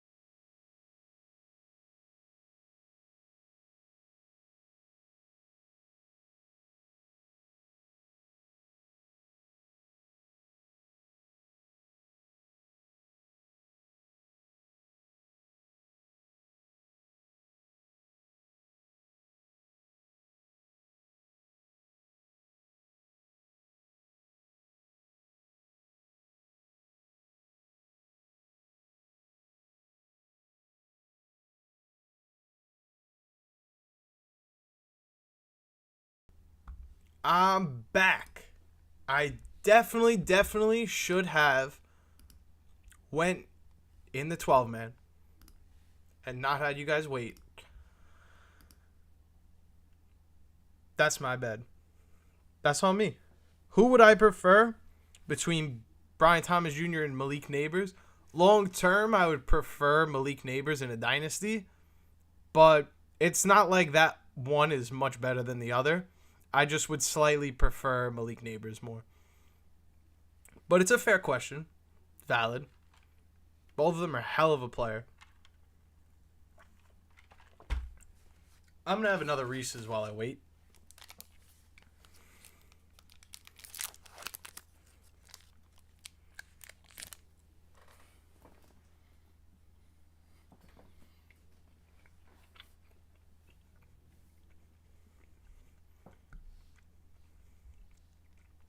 Four more people to go.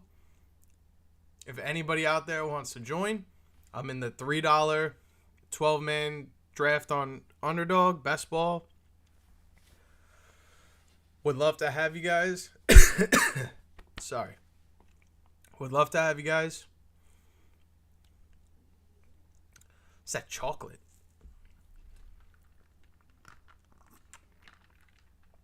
I need like water to wash it down. The energy drink, it just doesn't do it. Like when you're like choking on something. Pause.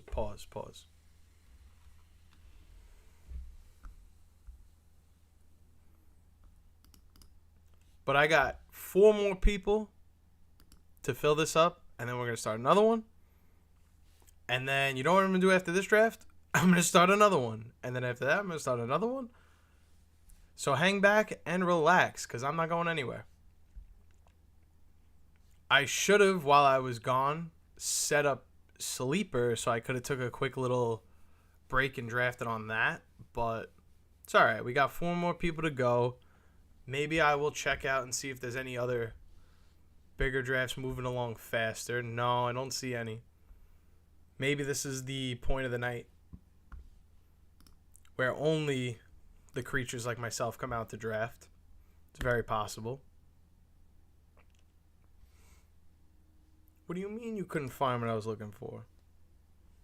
Oh, what? How the hell did I do that? Okay. 4 more people. This is a bummer. This is when people are going to start leaving because I don't have a draft in front of me. 3 more. Okay, we're good. Making progress. That's all I could ask for.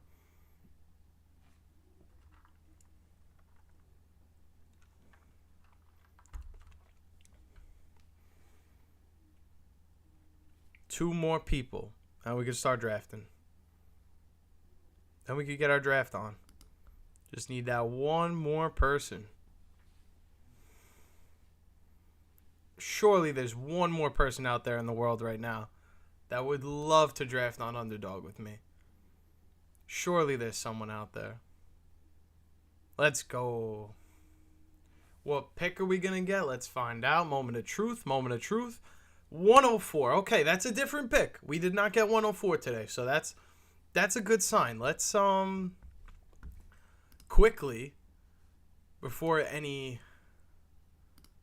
starts, let's go to these and check how many have we done so far today. We started with, so it looks like we've done 3 complete so far. Travion Henderson, Breece Hall. Yep, this was the first one. Malik Neighbors. Then we did Josh Allen, J.J. McCarthy, Jamar Chase, the 101. So we did pick 10, pick 1, and pick 5. For some reason, I thought we did another draft, but we did not. We only did 3 so far. I'm not going to lie. It feels like we did a lot more, but this is the 4th draft, so that makes sense. We're doing the 4th one. We did 3 already to this point. We still have 8.5 hours left on stream. 8.5 hours. What the hell am I going to do for 8.5 more hours? Like, there's no way I could possibly explain my love for Travion Henderson this year in fantasy for 8.5 hours, can I? Maybe I could. Do I break all laws of my rule and take Jahmyr Gibbs here at 104? Yes. By say all rules of my law, I have a video coming out tomorrow. Make sure you're tuned in for that. If you're just joining the stream for the first time and aren't subscribed, hit that subscribe button down below so you don't miss that video. We're going to go over and talk about a universal draft strategy. And really, the only people that aren't to follow this rule or strategy is the person taking Bijan Robinson 102, and everybody else is going to take wide receiver. Now, I understand. I took Jahmyr Gibbs, and I'm not following my rule. Why is that? I felt like taking Jahmyr Gibbs was just the best player for me at this point. I know everybody's going to hammer wide receivers in round 2.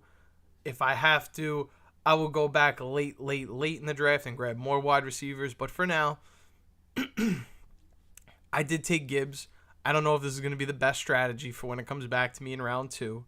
But what I do know is by taking a wide receiver here in round 1, we're going to watch all of these teams pick in round 2. And we're going to notice how they're going to have a much easier time picking best available players than me, the guy who took CMC and Saquon Barkley. It's a little different if you're at the 110 because you're probably going to get a first round level player on the way back at some point. But for somebody like me, Jahmyr Gibbs, I'm probably not going to get a good wide receiver on my way back, which is why I say, take wide receiver now, get the running back later, because I'm going to have a tough time picking a wide receiver here, but the guy who takes CeeDee Lamb is going to have a layup dunk if Josh Jacobs is available there. He gets his wide receiver, he gets his running back. He's done. He's good to go. Me, I have to hope that maybe Ladd McConkey's there for me. I don't love that, but maybe he's there for me. And if he's not, then I'm kind of screwed. Like, there's no way Drake London, A.J. Brown are even a consideration. They're going to be long gone, and if they're not, then I'm drafting with a bunch of AI robots. But that's just my thoughts.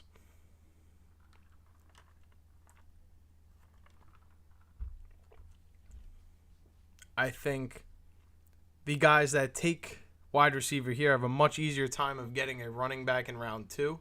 Yes, you can double up on wide receivers if you choose to, but you're not going to have good choices here when it comes back to you at pick 36 and pick 37. He gets to take Drake London, so he doesn't really feel the necessary pain of that because he's getting a high-end player here. But look, Malik Neighbors gets to take Chase Brown. Yeah, he doubled up on wide receiver. I wouldn't have done that. Justin Jefferson and Devon Achane. That's a crazy stack. These two guys, they're probably going to take Ladd McConkey, Brock Bowers. Like the wide receivers here, like I said, maybe I get Ladd McConkey. Maybe I'm lucky enough. But I'm probably taking a running back here. So I'm not getting a high-end wide receiver with my first 2 picks by going running back in the first round if I want best available player. Like, sure, I could take a Tyreek Hill, but I'm leaving great players on the board to take a wide receiver.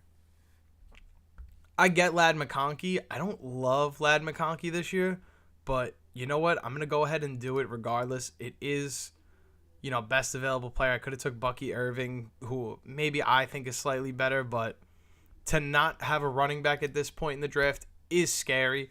I have a few more picks to go. Maybe I could get Amari and Hampton if I'm lucky. So that's why I elected to go this way versus taking Bucky Irving now and maybe I get Jackson Smith-Njigba or T. Higgins.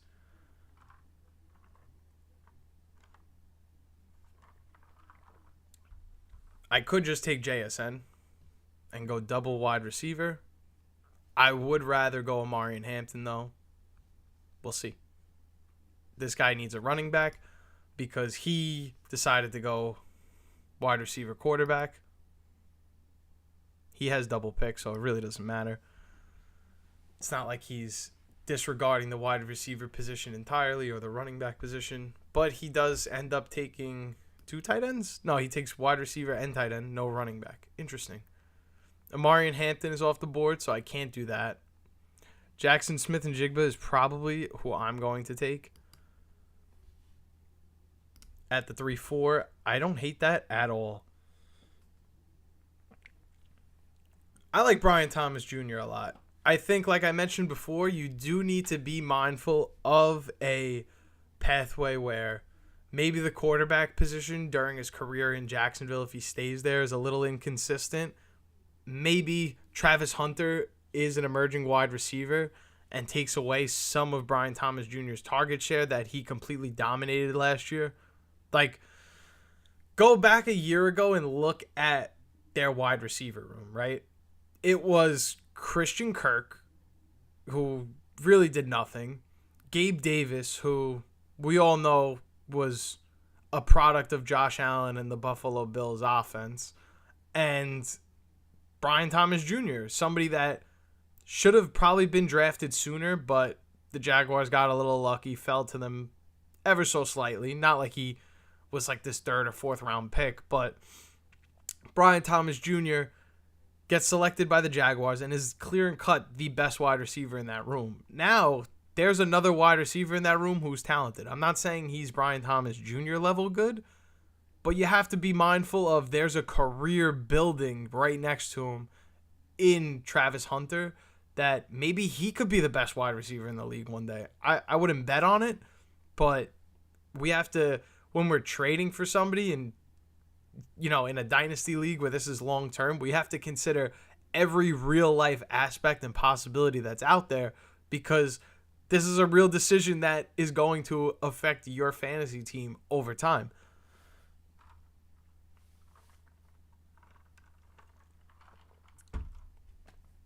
Your trade today may affect how your team looks in 3 seasons from now. That's something to keep in mind.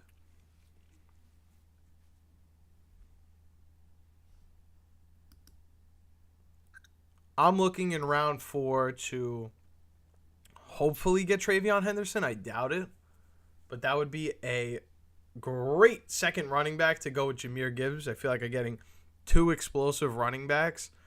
That is a major help to go along with my wide receivers that may not be ones, but they're going to float near top 15 territory.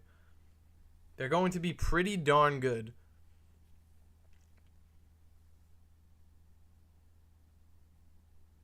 Ted McMillan, I may get... No, I'm not going to get Travion Henderson because he's long gone, dude. You got to pay attention to the draft board, buddy. I can elect to go... because I don't have that many picks before it comes back to me, right? Yeah, I could take George Pickens, get a third sick wide receiver, maybe Jamison Williams if George Pickens goes, and then feel really good about my team, and then go grab another running back. I think I like that strategy.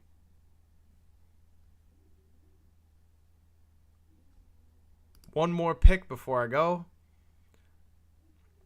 I'm kind of falling victim of what I said I don't want to do. If you notice, by taking the running back in the first round, I'm grabbing wide receivers here, and I may be reaching for guys like Jamison Williams here because I rather J-Mo over Breece Hall, which may be stupid, but that's just how I feel at this time. Maybe I'm reaching for wide receivers by taking all of them here. I'm adding fuel to the fire of making it so that people have to reach for wide receivers when I could have just took Justin Jefferson here, got Bucky Irving, and just kept taking best available player regardless of what the position is because my team is balanced. Taking Jahmyr Gibbs loses my balanced approach. Now I'm leaning a little too much towards the wide receiver side of the ball, and if I don't hit on this running back pick, then my running backs are pretty shaky because I'm only going to have Jahmyr Gibbs, and after that it'll be a crapshoot.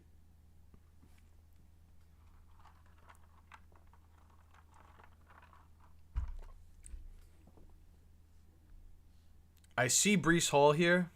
I may have to take him if still available. I think the ADP where I'm drafting him is a little too good to pass up. Yeah. I'm going to have to take Breece Hall ultimately. There's no reason why he should be going 10 picks past his ADP. I get it. It's a Jets running back. Nobody wants it. It's why I skipped over it with my 45th pick. But I can't let him pass again. To go after Alvin Kamara and Chuba Hubbard, I honestly think that's disrespectful, and I'm not even like a Breece Hall fan. I think to go Kamara and Hubbard before Breece Hall is disrespectful. Travion Henderson, James Cook, I'm cool with that. You want to take Ken Walker? I don't love it, but I'll hear your argument. These two, I will not listen to an argument if you think they're better than Breece Hall. I just won't. And this is, I'm not a Jets fan or anything. I'm not a Jets hater either. I'm just calling it like it is. You're getting a running back and a run-first offense. Somebody that has something to prove clearly. Doesn't feel like the regime trusts him at all. And he's now going to be 2 years removed from a serious injury. I like the chances of Breece Hall bouncing back in this new offense. What do you guys think? It's not like taking him in the first round like we were asking to last year as the second running back off the board or the third running back here. It's not nearly as expensive of a pick, but I still have the upside.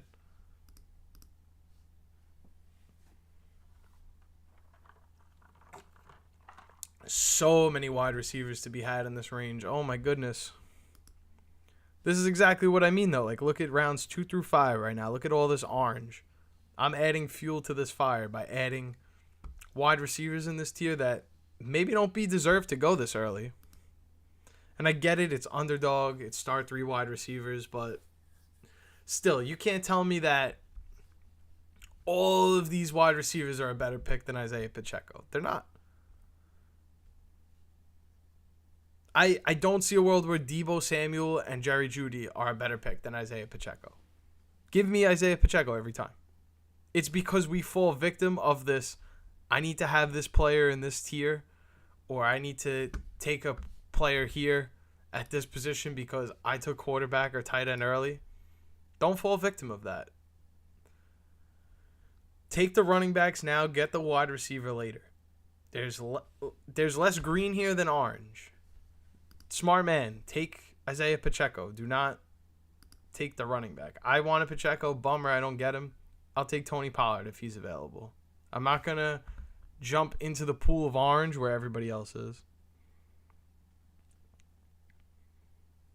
I don't see a problem with stacks.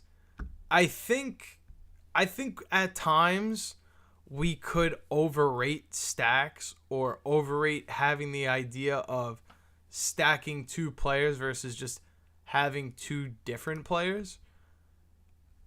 This is tough. Jacoby Myers is best available. Has a week 8 bye, which is conflicting with my roster. But Tony Pollard is here, and I kind of need a running back. So I'm going to go Tony Pollard. I don't love that pick, but to be honest, I really only think Jacoby Myers is a better wide receiver. But back to stacks, because that's a great question. I think we overrate stacks a little too much, if I'm being honest. Like, it's great to have, Joe Burrow and Jamar Chase if you could put them together on the same team, right? But do you need to reach for a quarterback that stacks with your team just to have the touchdown from both of them? Like, don't you believe that whoever you draft at quarterback is going to get you those points anyway? I think it's good. It's good to have a stack, but it's not good to like reach for the stack. Like we were just talking about the price that you paid for Jalen Hurts. It's not like you were like, I have to spend more money to acquire Jalen Hurts because I'm stacking A.J. Brown and Jalen Hurts together. You just happen to have both of them on the same team, which is great. But to go ahead and now, like, I have Jamison Williams, right? Like, does that mean I have to skip over, like, Bo Nix, Brock Purdy, Dak to go get Jared Goff in the later rounds because that stacks for me? No, that doesn't make me a better fantasy team by doing that. I'm going to take Jordan Addison because I got to shoot for upside and I don't have much time. But I'm going to draft a stack if it's available to me. Like, if I take Justin Jefferson, I know I need a late-round quarterback. I'll go grab J.J. McCarthy. It's not the prettiest stack, but I'll stack them together. But I'm not going to go out of my way to take a player at a position to just say that I have them both on the same team. I think that's a little ridiculous. I think at times we could overrate that aspect of it, but there's nothing wrong with you're on the clock, your best available player on the board is the quarterback that matches up with your wide receiver one, and you take them. I think that's a great pick, but I don't think it's a great pick because they play on the same team. I think it's a great pick because you took your best available player, and it happened to be the quarterback that pairs with your wide receiver.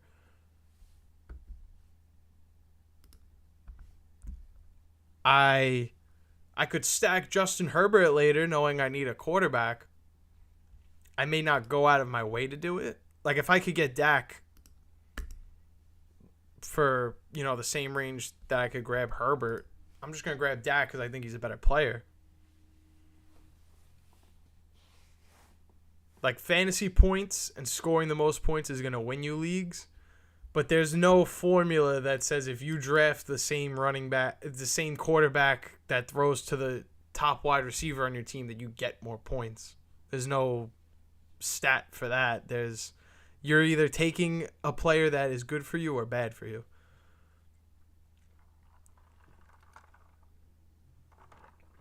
I try to look at, well, without this sounding, demoralizing or inhumane, like when you're drafting these players, you just look at it's a point total, and you're getting that kind of point total. And if another quarterback that isn't going to stack with you puts up the same amount of points, it's basically the same concept. QBs: Kyler Fields, McCaffrey, Kenneth Walker, Aaron Jones, Tyrone Tracy, Jettas, Ladd, Marv, Devontae. That's a nice team. How many teams is in that league? Is that a 10-man? Is that a 12-man? It's a good squad. I like. Maybe you're lacking a little bit at quarterback. At least you have two of them, though. Running backs, as long as Christian McCaffrey's healthy. Kenneth Walker is another injury concern, though, so you do have to be a little concerned about that, at least. But your wide receivers, you're solid. I wouldn't go crazy about Darnell Mooney this year, but again, that's like the least of your problems. You have like 4 or 5 other guys that can easily contribute for you, so you don't need to worry about that.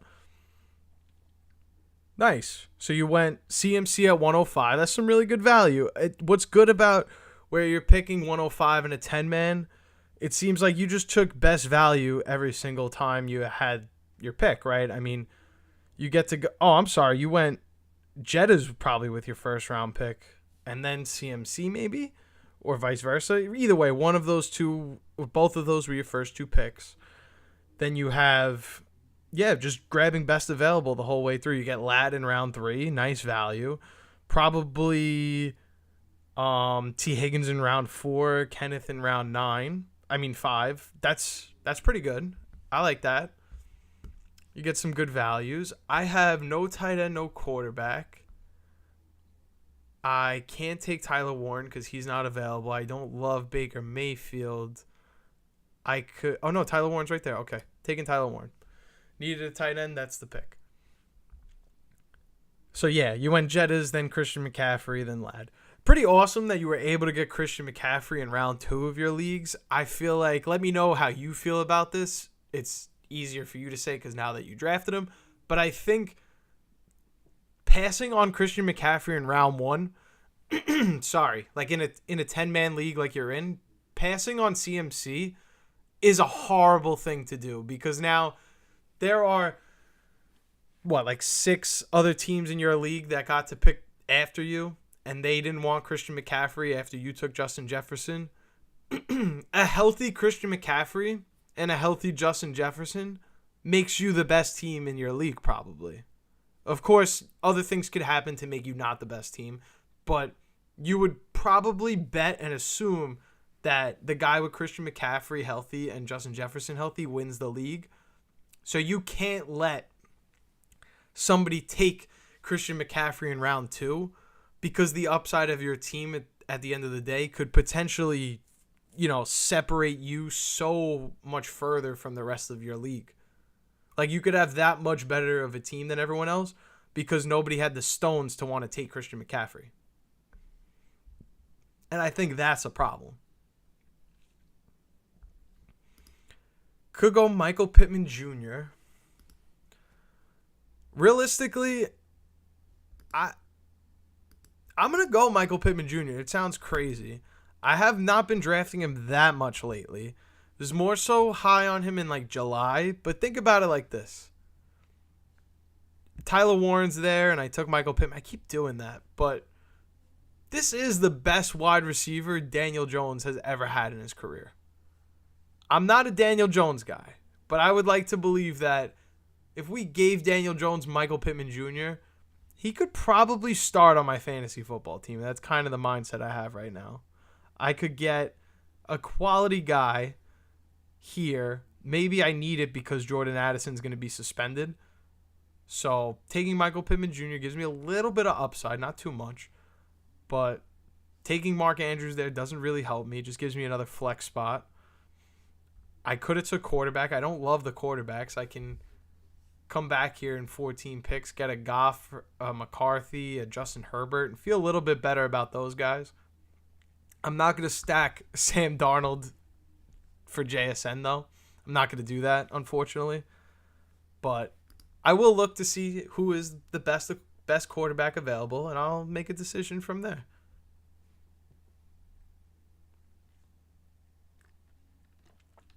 If you guys are just stopping by for the first time, welcome to the stream. This is a 12-hour mock draft marathon that I tried to put together. I wanted to see if I could get other YouTubers or other people involved. Kind of came up with the idea a little late. I also don't know that many YouTubers or creators that would want to reach out and participate. So all three of the people I asked were busy. So no big deal. Keeping it pushing, keeping it moving. I appreciate that you guys are still here, though. If you have any fantasy football questions, now is the time to ask. Do not be shy. You can ask in 8 hours from now because I'll still be here. But you could also ask now. It doesn't hurt. I have a new video coming out tomorrow. It is a draft strategy video. Usually we do mock draft Mondays on this stream, and I go live on Monday night. But I decided to do a big 12-hour stream. We'll start Sunday and go into Monday. And the video is going to be a universal draft method. I've spoke about it a little bit before on the live stream. Maybe you missed it. Maybe you just tuned in. But ultimately, we want to take a wide receiver in round 1. That's what the video is really about. Because, sure, the exception is Bijan Robinson, of course, but there's very rare exceptions of true RB1 values that you just can't miss out on this year in fantasy. I would say Jahmyr Gibbs maybe is the only other guy, and I feel like I messed up with this draft by doing that. It put me in such a bad position to take these wide receivers here and almost have to reach because I didn't get the player I liked in George Pickens, or I didn't get T. Higgins. So taking the wide receiver first, getting a Chase Brown, then grabbing George Kittle in round 3. Like, this guy followed the first 3 steps of my strategy to a T. Grab your wide receiver, grab your running back in round 2, then you grab George Kittle in round 3. Period. Stop. That is the strategy. That is, you're getting balance. You're getting elite players all across the board. You take a wide receiver in round 3. Maybe they're not elite at their position, but they're damn good. But you know what? I know George Kittle is going to be a top 2 tight end. I know I'm getting an elite running back, and I know I'm getting an elite wide receiver. So that's why I try to tell people to start this way, get these 3 players. But then where he goes a little haywire is you got to draft running backs in this tier. James Cook, he doesn't get a chance to draft. Sure, you can go Ted McMillan, probably the best available player. I probably would have went Ken Walker. But regardless, it comes back to him at 508. And he sees RJ Harvey's gone. Fair. But he passes up on James Conner and DeAndre Swift to get another wide receiver that he honestly doesn't need. Like, look at his running backs. He needed a running back. He needed to go wide receiver here like Josh Downs and not take Caleb Johnson to get a much better running back up here and still get the flex play wide receiver down here. You can't get the running back down there while still drafting the wide receiver there. But you can grab the running back first, take the wide receiver after, and still be in a good spot. I need a quarterback. Drake May is unfortunately best available. I will take Drake May when it comes back to me. I will take Jared Goff because I still need quarterback help. Running backs, I could potentially never draft another one. I will get one more just to be safe, but I don't necessarily feel like I'm in a position that I need to draft another running back, but we'll play the draft board out. If best available player is running back, I will take them. I would have really liked to double up and take Goff and Drake May, but that dream is dead. But I can go J.J. McCarthy, can go Justin Herbert. So I have options. I feel like those options are still not a reach for me. I'm comfortable taking either one of those players.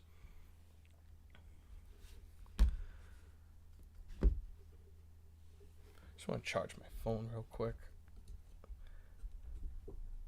Even though I'm sitting here idling on the live stream, it still drains my battery. Still draining the battery.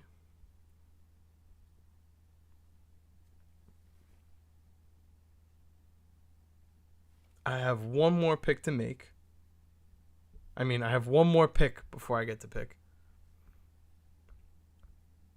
Brian Robinson Jr. is there, though. That is a interesting running back piece that I could add to my team. I get a player that could potentially make up for anything if Christian McCaffrey were to miss time. Austin Eckler is the pick. But I'm going to go Justin Herbert because obviously I want to stack Ladd McConkey. No, I'm kidding. I just needed another quarterback. I don't love having just Drake May and maybe taking another guy later. Figured double up on quarterback. I faded the position for a while. I could take another running back or tight end depending on what is best available when it comes back to me in round 12. And then I'll figure out wide receiver from there. I do need wide receivers. I'm not done just because I have 5 of them. I'm going to need more quality guys.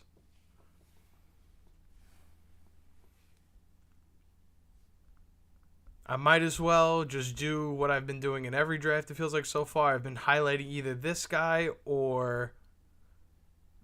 Where is he? This guy or... Did someone take him already? No, this guy. No. Where's Troy Franklin? Why can I not find Troy Franklin? There he is, 82. Highlight that guy because we've been drafting him a lot. And hopefully we take Trey Harris.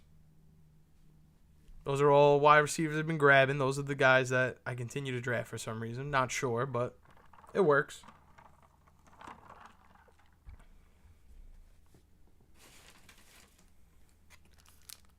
Anyone else do any fantasy football drafts this evening? I know we had YB stop by earlier, give us his team. Brad and Andre, they shared their teams. They had some pretty good squads.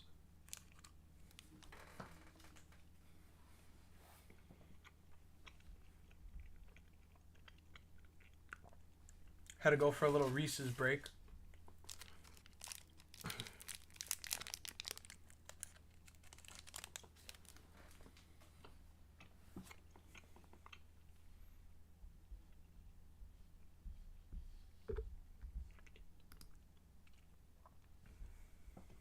Three more picks to go.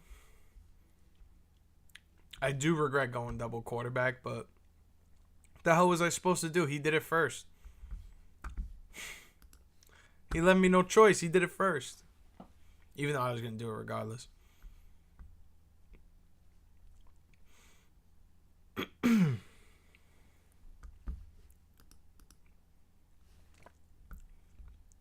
Love seeing the new subscribers. Thank you for those in the chat that are newly with us and subscribing for the first time. Thanks for joining. Thanks for checking it out. Appreciate it. I have to go Brian Robinson here. There's just no reason he should still be here. I know he's a backup, blah, blah, blah. That's a value. I don't care. I don't need you telling me otherwise. But for those that did just subscribe today for the first time, thank you. You've probably heard me say it by now, but new video coming out tomorrow, draft strategy, so definitely be on the lookout for that. I think 6 p.m. tomorrow. Maybe earlier. Not 100% sure, but 6 p.m. for sure. I'm going to be sleeping during the day because obviously I have 8 more hours to go on the live stream. So I'm not going to be sleeping for the next 8 hours. So I will sleep after that. But it's going to be great. We're going to have a great time. Going to hang out with you guys. We're going to talk fantasy football. And we're just going to keep doing mock drafts all night. All night. So kick back, relax. Go grab your favorite beverage. Go grab your favorite snack. All those fun things. I'll be here. For my people that work at night, you can go work your shift real quick. If you got 8 hours to go, you'll still see me the next 4 minutes after that. So go do your thing. Go take care of your day. You want to go take a nap. You want to sleep. Wake up for work. I'll be here tomorrow morning when you're on your way to work. Tune in. You're on the bus. You're on the train. Wherever you're at. Wherever you're headed to. I'll be here for your early morning commute. You could promise that. You could promise that. And I'm still going to be drafting Troy Franklin in the morning. Don't you worry about that. I'm still all in on my guys. Just have 2 more picks to go. I just want to make my pick, you know what I'm saying?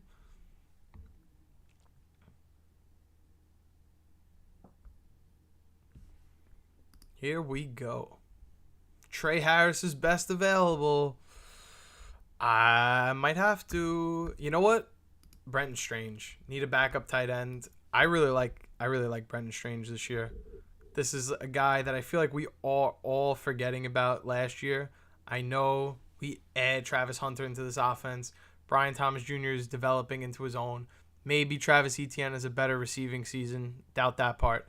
But Brenton Strange carved out a legit role for himself in this offense, and I don't think it's going away. If the Jacksonville Jaguars are going to take a step forward, be better in a Liam Cohen offense, we saw Cade Otton show flashes at times in that offense. Maybe Brenton Strange takes a step up. I think where he's being drafted can only be a good pick. I don't see a pathway where taking him in round 13 is going to lose your season, but that's just me. You guys let me know your thoughts.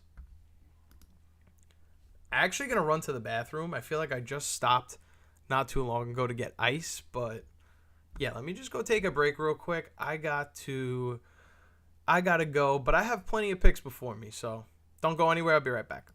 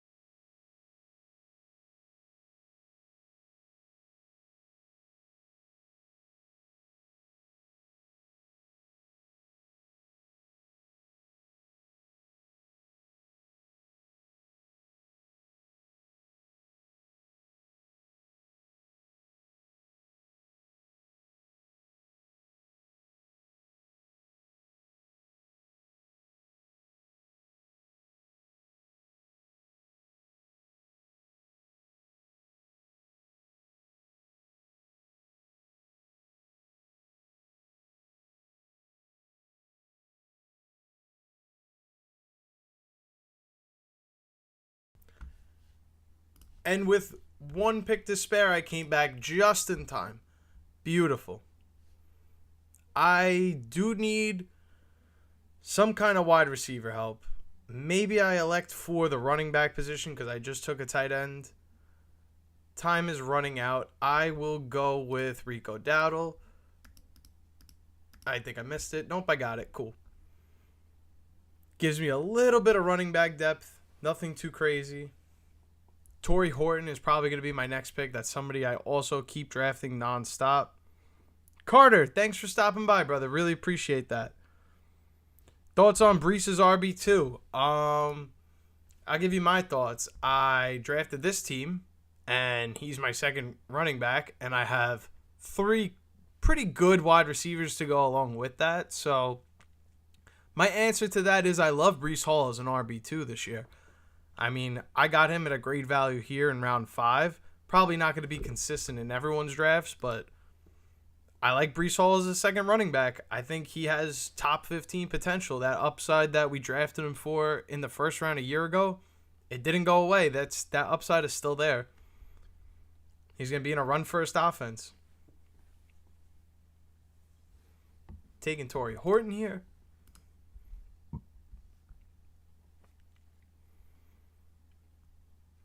And what? I got 3 more rounds to go. Fellas, I think it's time. We go venture out, find us a new draft room. Oh, it's looking shiesty. Let's do a $3. Let's do a 10-man. Ah, we missed out. Bummer. I'm not waiting in a whole new one. Do the 12-man. If anybody wants to join, I'm on Underdog. I'm playing on Underdog. We could draft on Sleeper, whatever you want. Let me know. Would love to draft with you guys, the chat, the community. Chuba and Igbuka for Gene and Scary Terry. Which side do I like more? I like the side with Ash and Gene more. I don't like Scary Terry. I think that's probably just, we could think about that in 2 to 3 years as like a dead asset in fantasy for your Dynasty League. But Chuba Hubbard in the next couple of years is probably going to be a dead asset in your league. And, Emeka Igbuka is a great wide receiver. But how many more years do we have of Baker Mayfield? Do we know what the quarterback plan is going to look like in a few years? I'd rather Ash and Gene. I'm getting the opportunities, and I know right now I'm going to get the most out of Gene. So I could punt the future Emeka Igbuka guy, and I could upgrade Chuba into Ash and Gene for that. I felt like the guy who gets Gene wins significantly, even though Terry McLaurin is not a better asset than Emeka Igbuka is. And I don't think Terry McLaurin is a better asset than Chuba Hubbard either. But I think the best asset of all is clearly Ashton Gene. So I'd probably have to lean towards the Ashton Gene side. You gotta, when you're evaluating the trades, you gotta consider the upside and the potential that it has to break your fantasy team. Like I was talking about before, somebody getting Christian McCaffrey like Brad did in round 2, that hurts the rest of his league significantly because now everybody like on his team is a stud. He's got 2 basically first round picks. If you get Ashton Gene on top of whoever his first round pick was, it feels like you're getting 2 first round picks because he didn't give up much. He gave up Chuba Hubbard, an RB2, and Emeka Igbuka, an interesting wide receiver, but not a top 25 guy right now. So I think he wins the deal by getting Gene. Maybe Emeka Igbuka has his run and lasts longer as an asset in fantasy than Ashton Gene because of the primes and the careers of a running back versus receiver.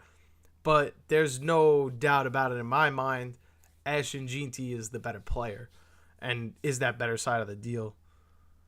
I probably think, I think you should vote against that. I'm not saying that Emeka Igbuka's potential isn't crazy because he's an Ohio State wide receiver. He's a dog. Like, we know exactly what we're getting out of him. It's more so, let me just check how far away we are in terms of filling that draft. Okay, not even close. you have to realize how unfair you're making the league for right now if that trade goes through, where he's going to have whoever he drafted in the first round or paid his salary with and gets Ashton Jeanty on top of that. That's not fair. That's not cool. I'm going to take Jatavian Sanders. I'm not normally somebody that drafts him, but I'm at a point in the draft where really anything goes. I have 2 quarterbacks I like. I have running backs that I'm comfortable with. Yeah, I needed some more wide receiver help, but I don't think I'm going to get anybody that's going to change my fortune significantly right now. So I'm going to go on autopilot. I'm going to go back to my active drafts. We got 4 more people that fills then until this lobby fills. And yeah, I would see if you could get some of your league mates to vote against that Gene T trade, because I don't think that's very fair.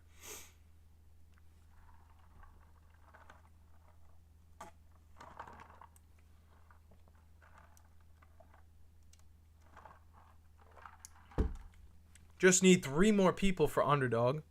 So if anyone's out there wants to play, more than welcome to join.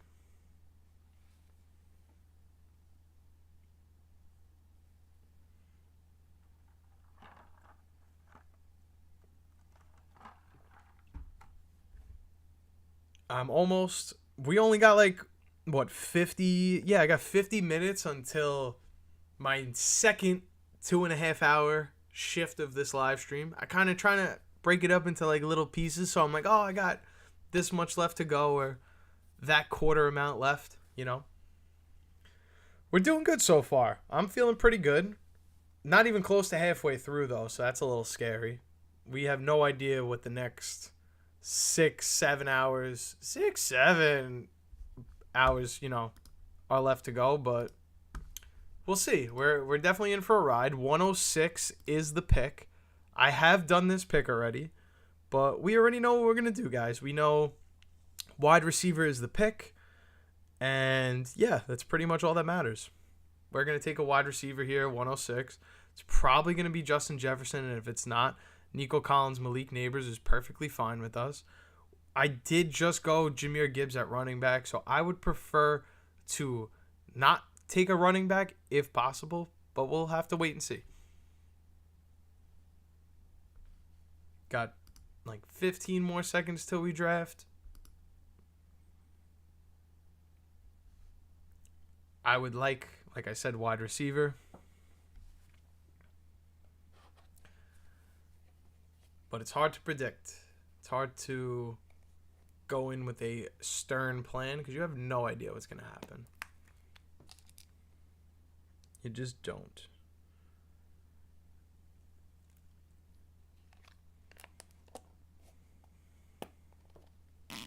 Jamar Chase, you are the 101 yet again. Seems like we constantly get Jamar Chase at 101. As it should be, though. Why should we be taking anybody else? Is there anyone you guys think is better than Jamar Chase for the first pick? If it was a league where I feel like I'm not going to get a good if I'm not going to get a good running back in the second round, maybe I would flip-flop and go Bijan. But there's usually more running backs in round 2 than round 1. Or, then vice versa than wide receivers. Than if you flip the order. So, that's why I keep saying draft the wide receiver in the first round. But we'll talk about it more in the video. And as it keeps showing up, the numbers don't lie. We get to rounds 2 through 6. And there's constantly orange all over the screen. Wide receivers being taken left and right.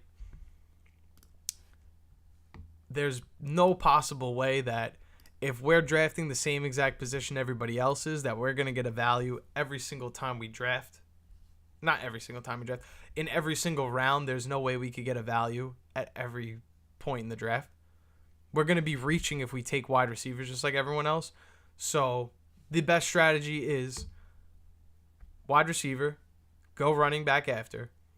And after that, you take quarterback or tight end. Probably going to be George Kittle for me. We'll see if we could actually get the strategy and land it.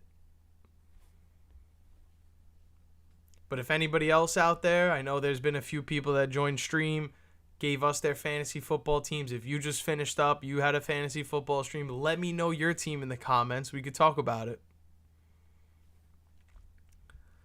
It's what I'm here for. It's what I'm going to be here for the next 7.5 hours or so. So we're just going to be talking fantasy football. We're going to be drafting, talking ball, having a great time. That's what it's all about. Talked a lot about some good topics. We talked Ollie Gordon. We talked... What else did we talk about? We talked about Amari and Hampton. We talked about what the best thing to do at 106 is. Should it be Justin Jefferson? We had some good points today. We looked at some good fantasy football teams. Appreciate you guys that dropped your teams down below.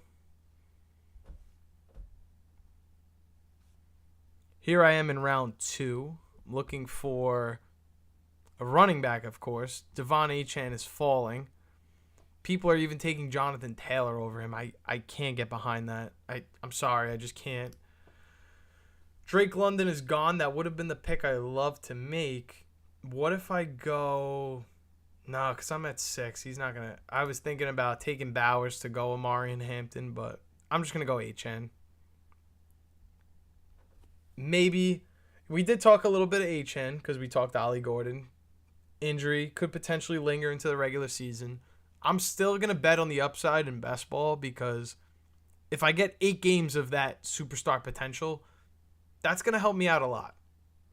It's going to go a long way.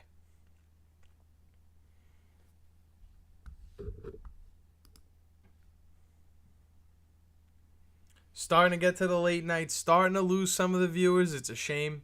Hope you guys have a wonderful night. Hope you guys tune in and watch tomorrow's new video. Like I said, probably going to go up at 6 p.m., so keep an eye out for that. But those that are still in the stream, don't worry, I'm not going nowhere. We're still rocking out here. We're chilling.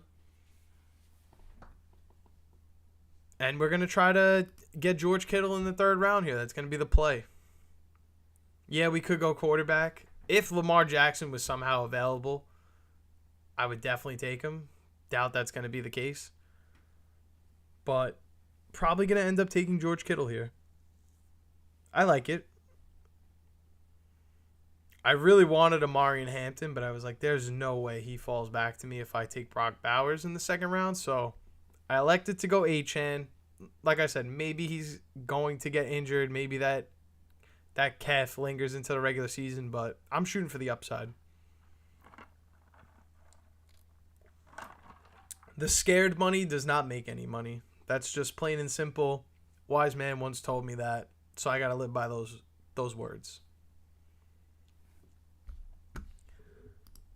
Have just a couple more picks to go. Round 3 has been an interesting one. We start with Amari and Hampton. Kyron Williams and T. Higgins follow after that. Mike Evans has just come off the board, and now I'm 1 pick away. So now, again, looking at quarterback here, I've already taken Lamar and Josh Allen in this live stream, which is interesting. I normally don't do that. Trey McBride is available. I feel like as a 3rd round pick, I'm comfortable with that. But normally I don't love taking him at his ADP. But luckily for me, I'm taking him at pick 30. So I'm not really getting him at ADP. I'm taking him at best available player. Could have went quarterback, but like I said, I already went both of these guys. Otherwise, I probably would have went them. So switch it up, Trey McBride. Can't really go wrong with that. We were going to settle for George Kittle. It's not that George Kittle's a bad pick. He's actually the guy that goes right after us. So it makes me think maybe I should have just took Kittle, but go McBride. Switch it up.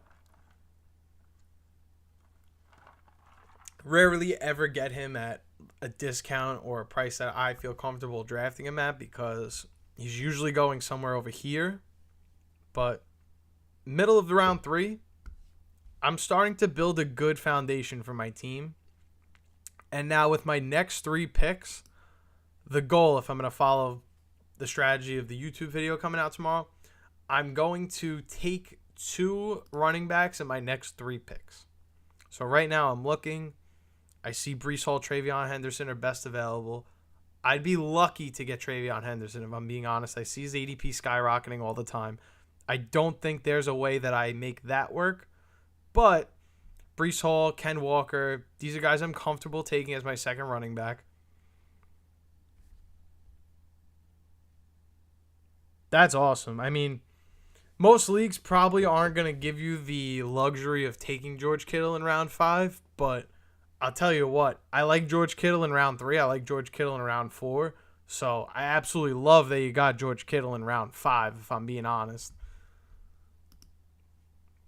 Travion Henderson is gone, as I predicted. That was pretty much a lock. I could not see a situation where he was going to be on the board for us at all.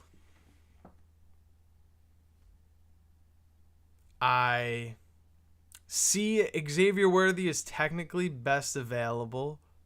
I don't hate that. I could do my big no-no and go quarterback, have Jalen Hurts and Trey McBride.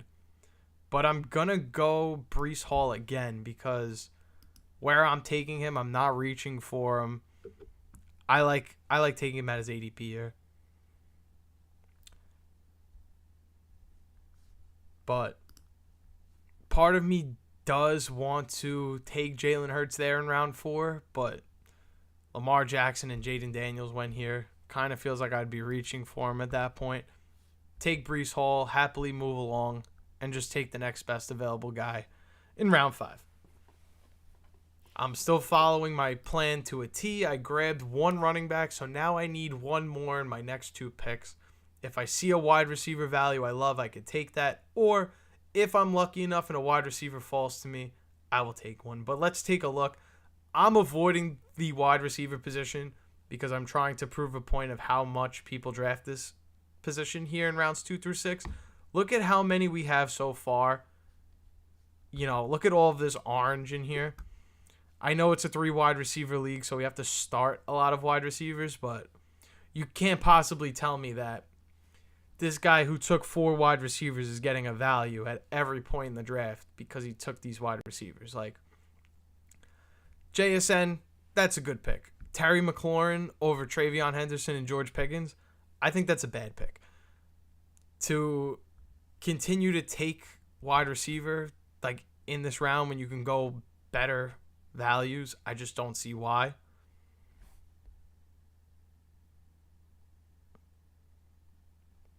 Gully, send the team. Would love to check it out. Thanks for stopping by. I'm going to be here all night. I'm doing mock drafts. I'm streaming, talking fantasy football, talking strategy. So if you want to talk fantasy football, send your team. We'd be more than happy to talk. Been yapping all night. Been yapping for the last 4 hours plus. So whatever you got for me. Appreciate you just tuning in.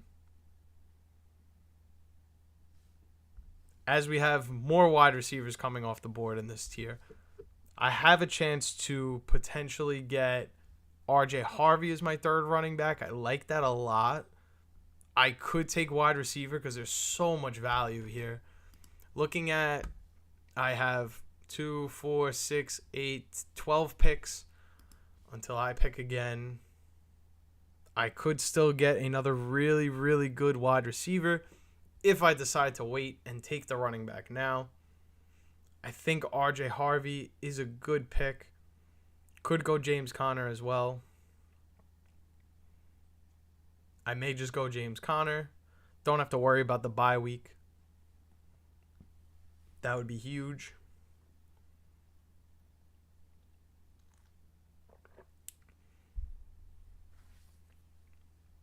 It's crazy how fast the ice is melting in my cup. I went down, an hour ago maybe to go get ice. I have no more ice. None. I have warm water in a cup. That's what I got.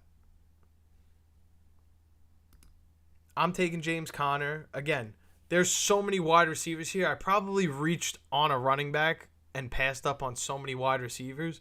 But when it comes back to me in 12 picks, I'm going to be able to pick wide receiver again. I have Justin Jefferson, so I don't need to worry about how good my wide receiver group is. I need to make sure that I have guys at other positions, tight end, running back, that are also going to contribute.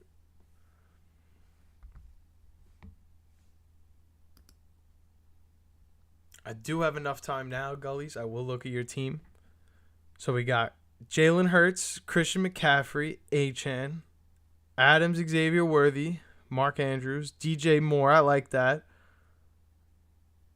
Cool. I like the team. For a 10-man, I'm going to say I see you disregarded the wide receiver position, made sure that you got your running backs, which is cool. I probably wouldn't have spent, depending on where you got Mark Andrews, I probably wouldn't have went Jalen Hurts, and I would have looked to take a wide receiver in that tier because I don't think Devontae Adams and Xavier Worthy are going to get the job done. But I will say you have DJ Moore. That is a really good wide receiver as a flex to go with those guys. But I think if there's some way in the future that you could trade two of your wide receivers to get one better guy, I think that's something you need to invest in. I'm going to take Matthew Golden here because he's best player available. There are some running backs left here that are good, but again, when it comes back to me, maybe I'm lucky enough to get a Jacoby Myers because people want to go tight end and quarterback now. People have got their wide receivers already. They got their fix in. Some people have taken 4 in a row. Some people are about to take 4 in a row. So I'm hoping that I can get, maybe Addison, Khalil Shakir, hopefully Jacoby Myers. That would be best case scenario. Yeah, I don't know, obviously, who would have went in round 3 of your league, but I think taking Jalen Hurts in round 3 kind of sets you back from getting, the most out of your team because now you have to hope that Devontae Adams or DJ Moore really, because until Rashee Rice gets suspended, you're not going to be able to get that high-end production out of Xavier Worthy. So you're going to need, a Terry McLaurin 2024 season from DJ Moore to make this team work with the wide receivers you have right now. Keep in mind, Achan and McCaffrey are also guys that could potentially miss time this year due to injury. Yes, Achan was healthy last year. Yes, Christian McCaffrey missed last year, and that has nothing to do with this year. But we know Christian McCaffrey could either play every game or miss the entire season. And we know Achan is going into the season already with some kind of injury.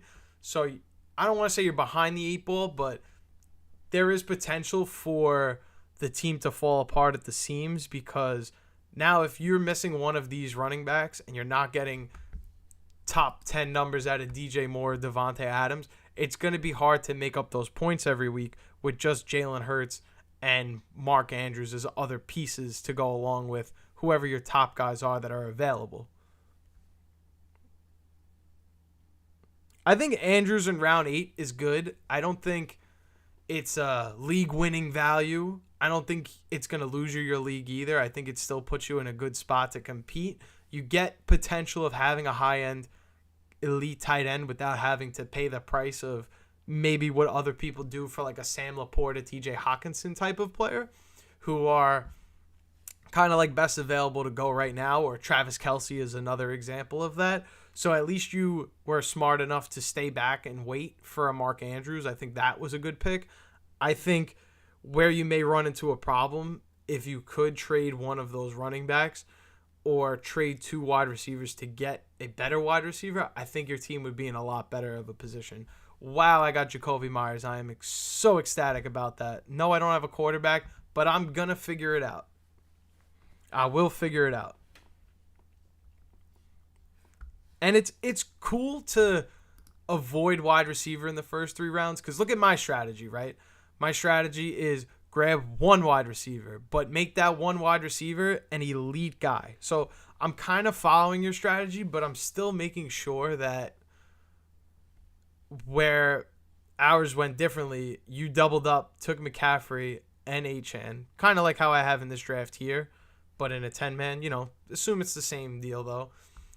By getting this guy here in round 1, I don't have to worry about the wide receiver. I could kind of sit back and do what you did. Take DJ Moore, get my running backs, get my quarterback, get my tight end if I want to. But I'm going to be lacking if I don't get this wide receiver here because there's no value in this tier here. maybe A.J. Brown is the last good guy, but I don't know who was available in your league. Maybe you didn't have that luxury. Maybe running back was the best available pick, and that's why you did that.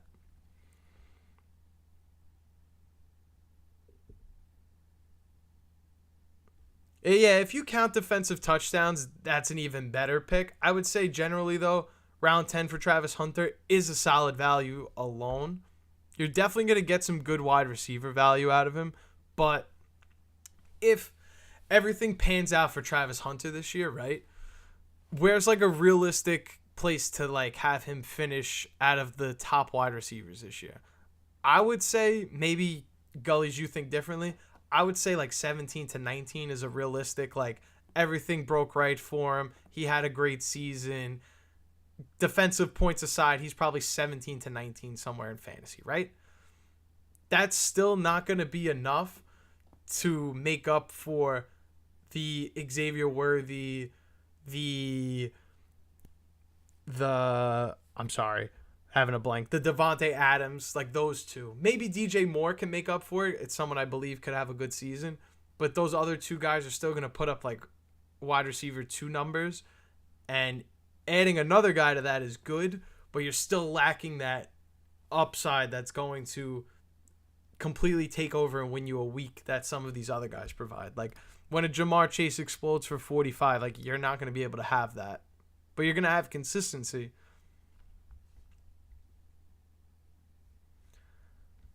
I don't need a tight end. I do need somebody to flex every week. So I'm going to get Tyler Warren and play it a little sneaky. I think by doing that, grabbing a quarterback next and then going wide receiver after still puts me in a good spot where I like my running backs a lot. I have a startable quarterback and I have an elite tight end, actually 2 in my opinion, but one of them is going to play flex and basically be wide receiver for me.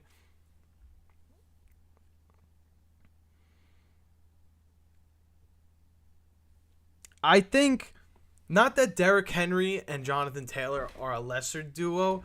I personally am not a fan of Jonathan Taylor this year in fantasy.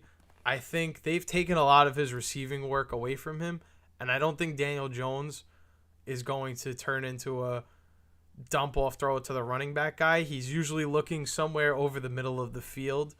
Not saying that he's, pushing the ball down the field, but he likes open looks right in the middle of the field, tries to hit the seams over the top. So I don't see him being like a check down, dump it to the flats guy all of a sudden.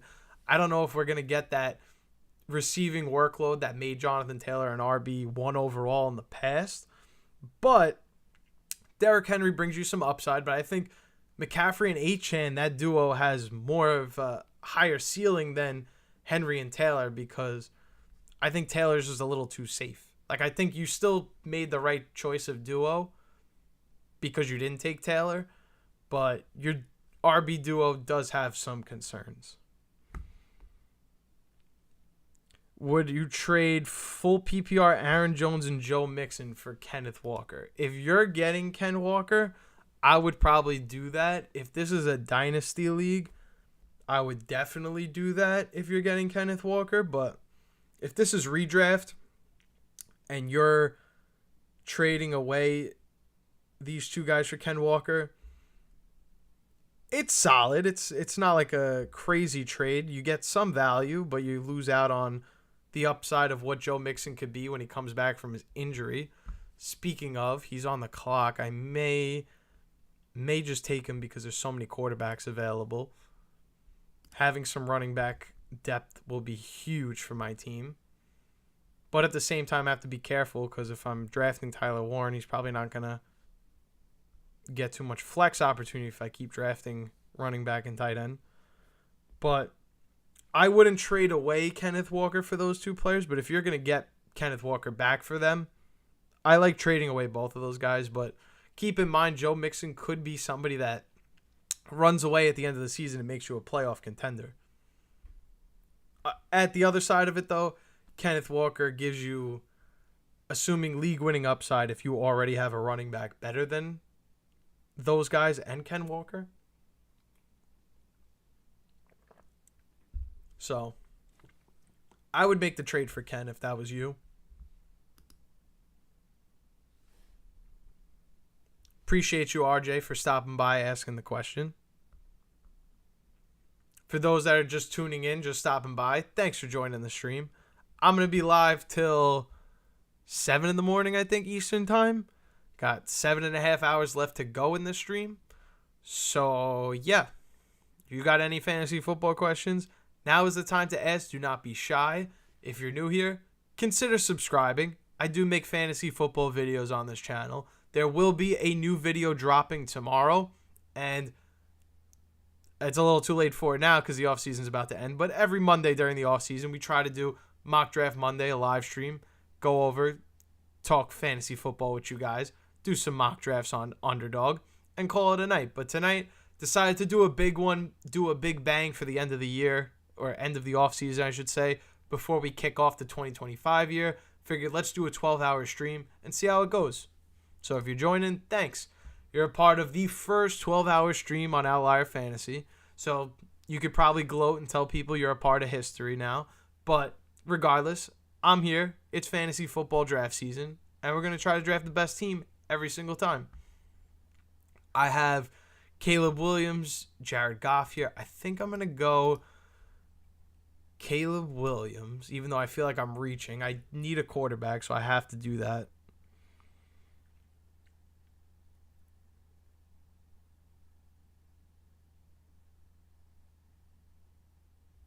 I don't know if I think Stafford will be healthy this year.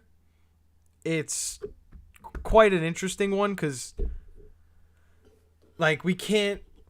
Matthew Stafford's an interesting topic when we talk about injuries, right? Because if you watch the NFL, you've been following for years, you know Matthew Stafford is a guy that, he plays with a lacerated kidney.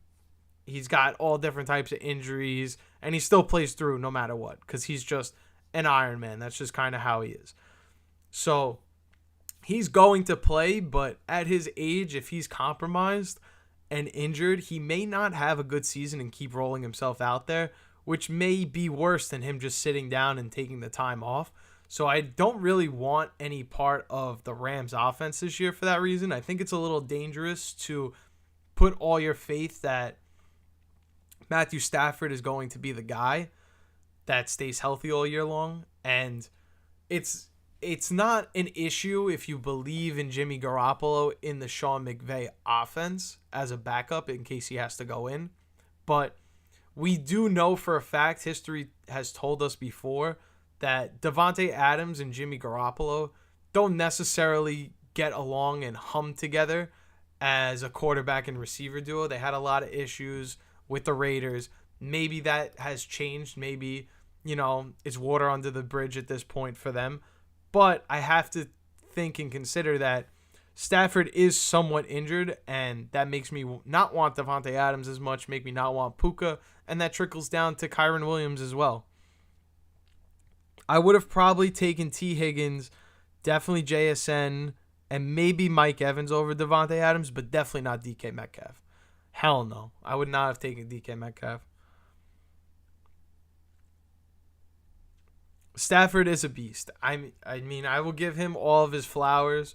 Hall of Fame quarterback. I don't even think he needed the Super Bowl to be a Hall of Fame quarterback. I mean, I guess he did, but not in terms of culture and impact on the game of football. However, he's going to force himself to go out there and play realistically, and I think that's just as bad as just being hurt and taking the time away to not play. Just don't play. He wasn't amazing in terms of fantasy last year. Obviously, that could change. He's got Davante Adams and Puka Nacua. That's quite a duo of wide receivers. But going into the season healthy doesn't make me feel great about it. I got to be honest.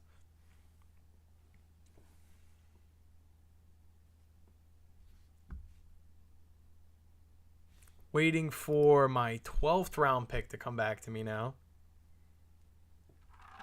Having a little bit more of my energy drink. I'm starting to feel the energy wear down a little bit.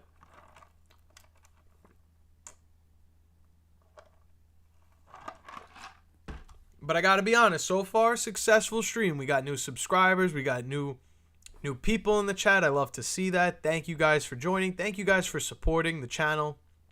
Really do appreciate it. Every view matters. Every view counts.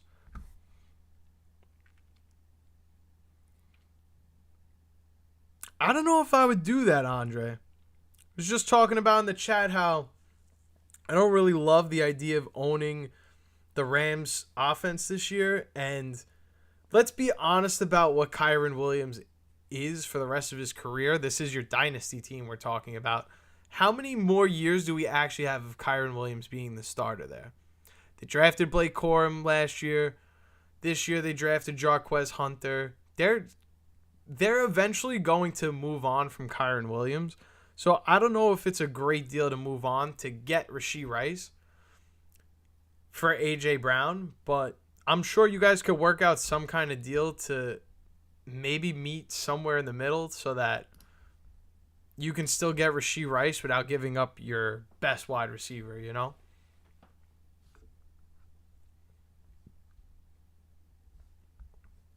I need wide receivers bad. Taking the Herbert quarterback pick over another wide receiver probably wasn't smart, but it's not like Brandon Ayuk or Trey Harris was somebody I needed to have. Maybe Trey Harris would have been a big help on this team, but maybe I'll get Cedric Tillman and it's all good. Yeah, Andre, I don't know. I would try to not trade A.J. Brown just to get Rashee Rice back. Because it feels like, yeah, you're getting a lot this year. You get Kyron Williams. You get Rashee Rice. But in 2026, you're probably not going to be banking on Kyron Williams for elite RB production. And then you're just kind of left with Rashee Rice while he still has A.J. Brown in the prime of his career with an elite quarterback, you know?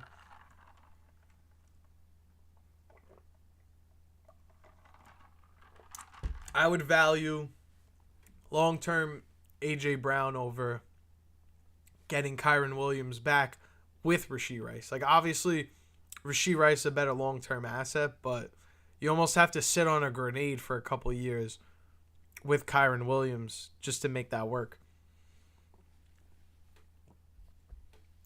Here I am in round 13. Feel like my wide receiver options are getting slim. Cedric Tillman's there. I don't love that pick, but I need wide receivers, so I got to do it. I'm getting low on my my underdog dollars. I got to be honest.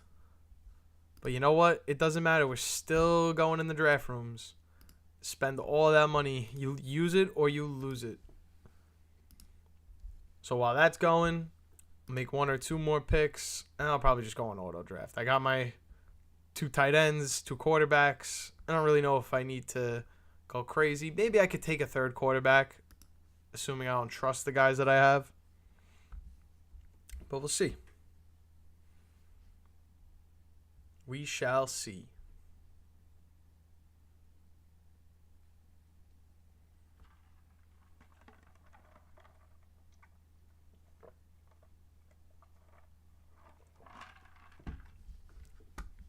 After Cedric Tillman, Kyle Pitts and Tyler Algier are the next 2 picks. Tajay Spears comes off the board after that. And we got 9 more picks till I'm up again. Yes, I need wide receiver, but I got to figure out how else I'm going to build this team.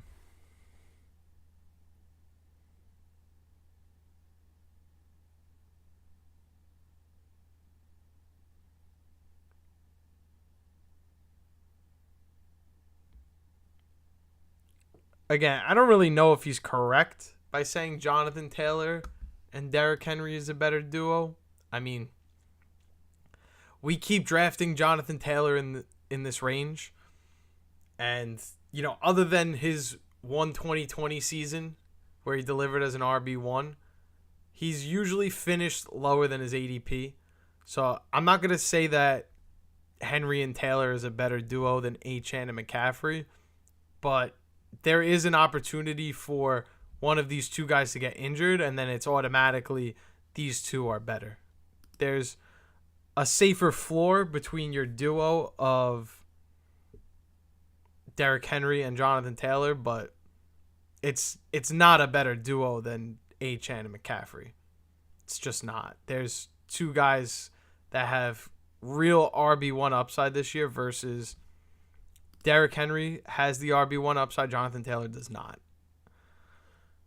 Talking RB1 overall. I mean, Henry has the upside, probably won't get there, but Taylor does not. There's no rushing touchdowns in that offense for him to get. There's no receptions for him to actually rival what a Christian McCaffrey gets, what a Saquon Barkley gets, what a Bijan Robinson, Jahmyr Gibbs get in terms of that. So that's something to keep in mind in terms of where you're drafting Jonathan Taylor. He does not get anywhere near that kind of receiving work. So to draft him in a tier where Achane, Bucky Irving, Chase Brown, where did he go with the 112? Like, these are guys that have pass catching upside that are more likely to finish as RB1 overall than Jonathan Taylor is. I don't think Achane at the second round is really considered a reach, but he definitely could have went Derrick Henry and Jonathan Taylor as an option. But if you play in a PPR league, there's no doubt about it. Jonathan Taylor is a tier below the other three guys mentioned in that group.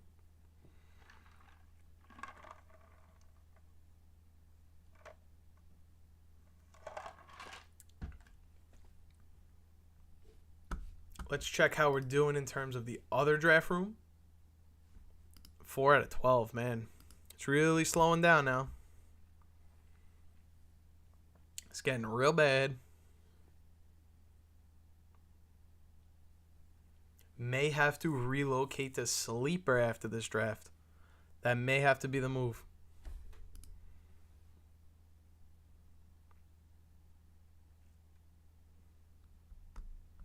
Having only 5 wide receivers is crazy. Maybe I could get Dante Thornton, though. That wouldn't be the worst thing.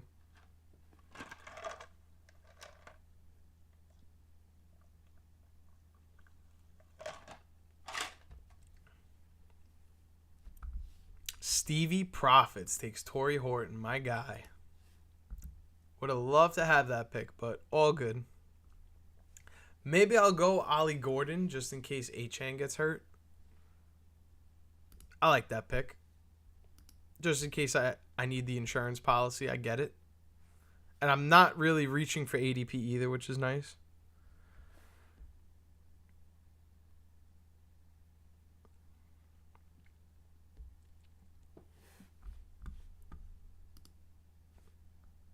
Right. He took the player the board told him to because he didn't want to reach. But if that's genuinely who he thought the best players were at the time, then not really an issue to take McCaffrey and Achane as your running backs. If he was taking a different position because the board told him to, I think that would be a little different. This is more so kind of like I prefer, and like in my case, I prefer McCaffrey and Achane over them. So if he prefers them, it's not really reaching. We're not talking about a situation where he's taking Ladd McConkey up here because he feels like he needs wide receiver over running back.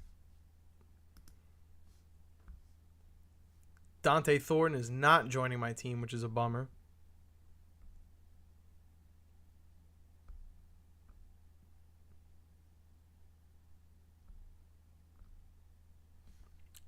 Round 16. Getting to the nitty gritty. Oh, 8 out of 12. Okay, so maybe we don't need to go to sleeper. We're doing just fine on Underdog. Underdog is still kicking, still going strong.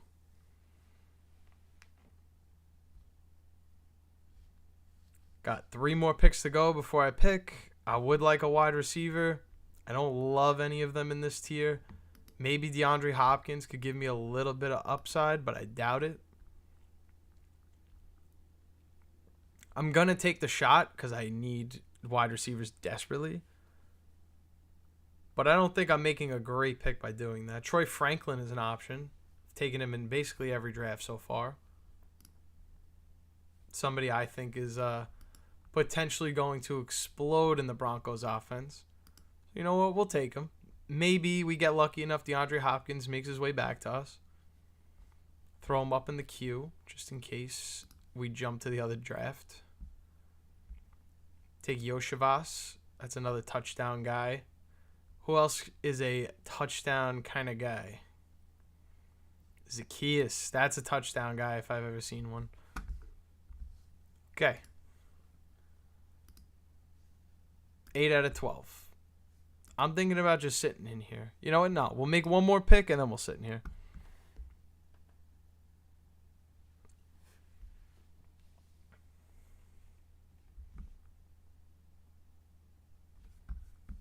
If you are taking what the board tells you to take, I would assume that means you're taking best available players, which would mean, Gullies, that you're doing the right thing by doing so. You would be messing up by taking a position that you needed over the best available player because you feel like you can't get that position later. But again, you took the same position of the one that you were debating. So it's not like you really reached for something. You just preferred one option over a different one. But we got a lot of new faces in here now. That's cool to see. Thank you guys for watching. Going to be live for another 7 hours or so, so kick back and relax. If you have any fantasy football questions, now is the time to ask. If you want to join and participate in any of these mock drafts, definitely let me know. Right now, I'm in the 12-person $3 underdog draft. There's 2 more people that need to fill that. 1 more. Oh, we're going to start that draft, so I'm going to make my last pick here. Hopefully it's DeAndre Hopkins. And if it's not, I will cry myself to sleep tonight. Just kidding, because I'm not going to bed tonight. And I will take somebody else. DeAndre Hopkins is there. Bada bing, bada boom. I'm getting out of here. We got another draft to go to. And let's go. We are the 110. Okay, another different spot. We've had 112. We've had 106 a couple times, I think. 105. We've had 101 as well, so this is cool. We're getting a different draft spot. Definitely going to look to take Malik Neighbors or some kind of high-end wide receiver here.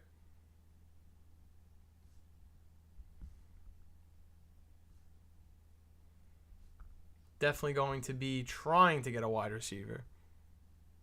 It's kind of the way that we've been working this draft tonight. We've been doing a lot of grab the wide receiver here, knowing you can get a running back later. But depending on how the board looks, maybe I'll take G&T at 10 and play best available wide receiver on the way back. Depends. But ideally, you do want to go some kind of wide receiver running back with your first 2 picks. That's kind of the best way to go about it. Damn, that's the end of my energy drink. So much for that. It only lasted like 4 hours.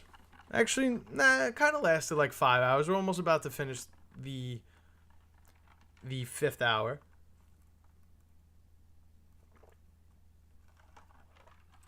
So that was pretty successful.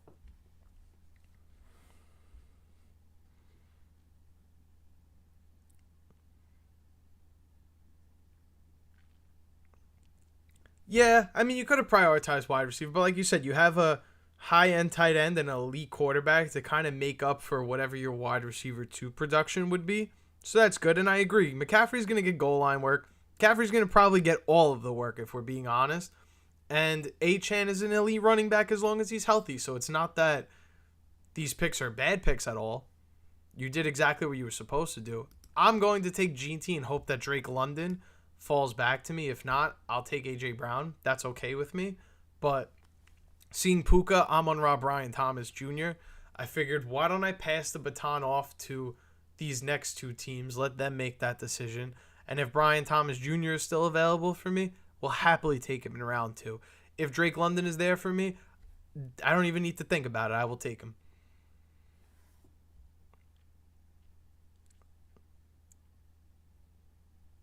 I agree. I think Pacheco is another solid option.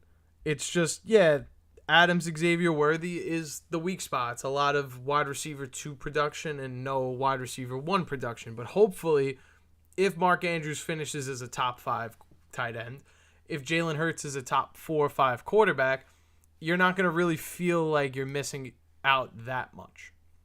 Happily taking Drake London here. Draft is going exquisite right now, in my opinion. And we're on the way back when it comes to us in round 3. But to break down and go through what's happened so far, Devon A. Chan, Amon-Ra St. Brown, Drake London, Chase Brown, and Puka Nacua are the first 5 picks of the second round.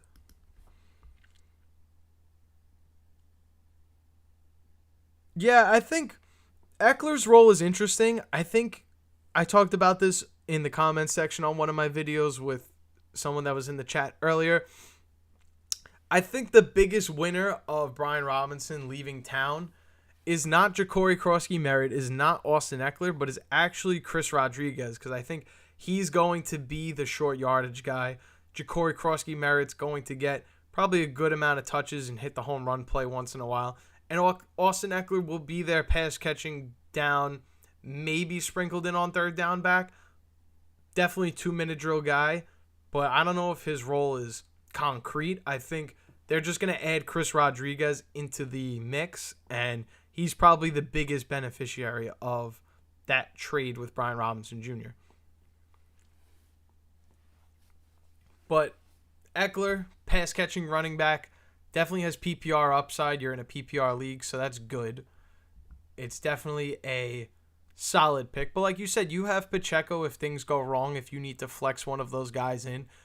Realistically, I think you're going to end up starting DJ Moore and sitting one of Devontae Adams or Xavier Worthy. And then you would just flex Pacheco in and still have great production in your lineup, as long as everyone's healthy.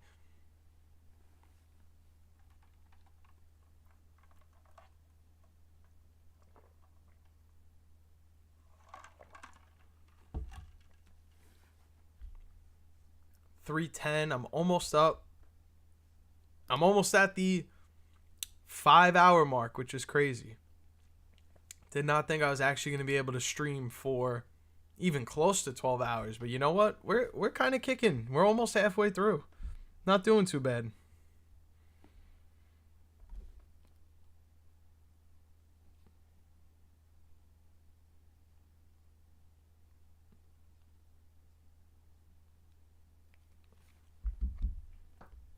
Have 2 more picks before I pick. Let's recap. Let's look at the third round. Trey McBride, Amarian Hampton, Kyron Williams, Lamar Allen, Tyreek, JD5, James Cook, JSN, and now I'm on the clock.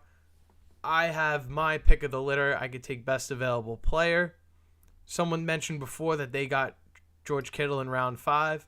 Very happy for you, but I'm going to happily take him in round 3. That's just how that's going to go. I think so, too. I think a lot of people are probably going to want one of your running backs, but I would stand the ground on all 3, assuming they're all healthy. You're not going to want to trade one of them in case someone gets healthy. But I could see a situation where you can trade Xavier Worthy and another wide receiver, or Xavier Worthy, Mark Andrews, get back a lower tight end and get a better wide receiver maybe. There's ways to go about it to make your team better, and there's always going to be a guy on waivers that you could add that could potentially be your saving grace of production. I don't want that to be forgotten either. You have a chance with the DJ Moore to give you that pseudo wide receiver 1 production, and then you could just worry about who's going to be the other proponent between Adams and Xavier Worthy. Worthy, you should be okay while Rashee Rice is suspended, but those first 4 games where he's not suspended, you may be feeling it a little bit in terms of wide receiver numbers. Armin, hey there.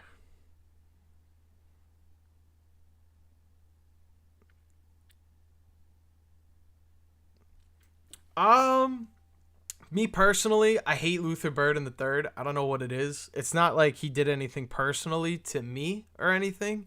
Have no, as a person, seems like a great guy, I guess. But I just can't get behind the idea of rostering him. I think, they have Zacchaeus. They have DJ Moore. They have Rome Odunze. They have Colson Loveland. They have DeAndre Swift. They're probably going to run the ball a lot. Where is the opportunity for Luther Burden to shine?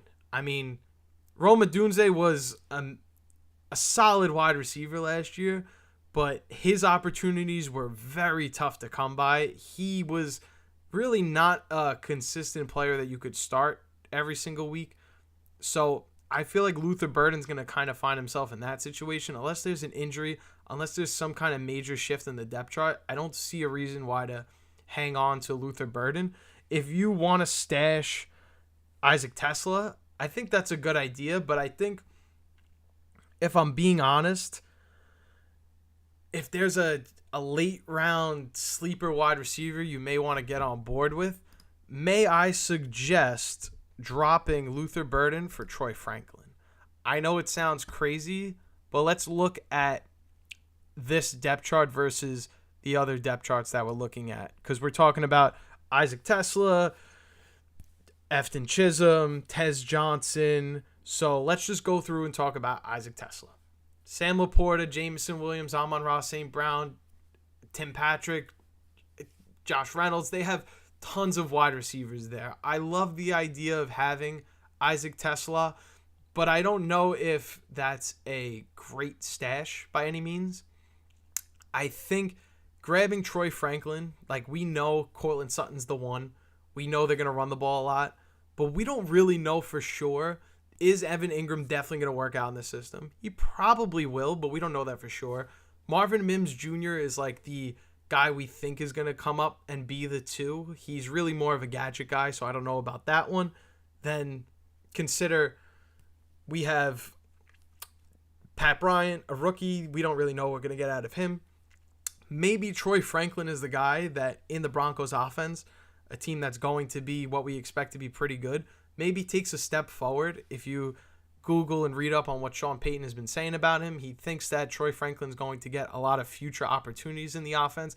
And with the way it's set up, where we know for a fact Cortland Sutton's the 1, and there's such a gap between wide receiver 1 and wide receiver 2, I think that you're better off investing in a Troy Franklin who's going to get out on the field at least. Like, it's going to be a lot harder for Tesla. It's going to be a lot harder for Efton Chisholm. It's going to be a lot harder for some of these other guys like Tez Johnson to get out on the field right away. But it's not going to be too difficult. Oh, wow. There's some good wide receivers here. I'm going to go... Damn, I can't really go Roma Dunze, can I? Yeah, I could go Rashee Rice and then Roma Dunze on the way back. Anyway, I think that Troy Franklin is the best chance if you want like a late round lottery wide receiver. Get him before week 1 starts and drop Luther Burden, because I think Troy Franklin legitimately has a chance to actually play on the field. And that's half of the battle to being a good fantasy player, is you need the opportunity on the field first.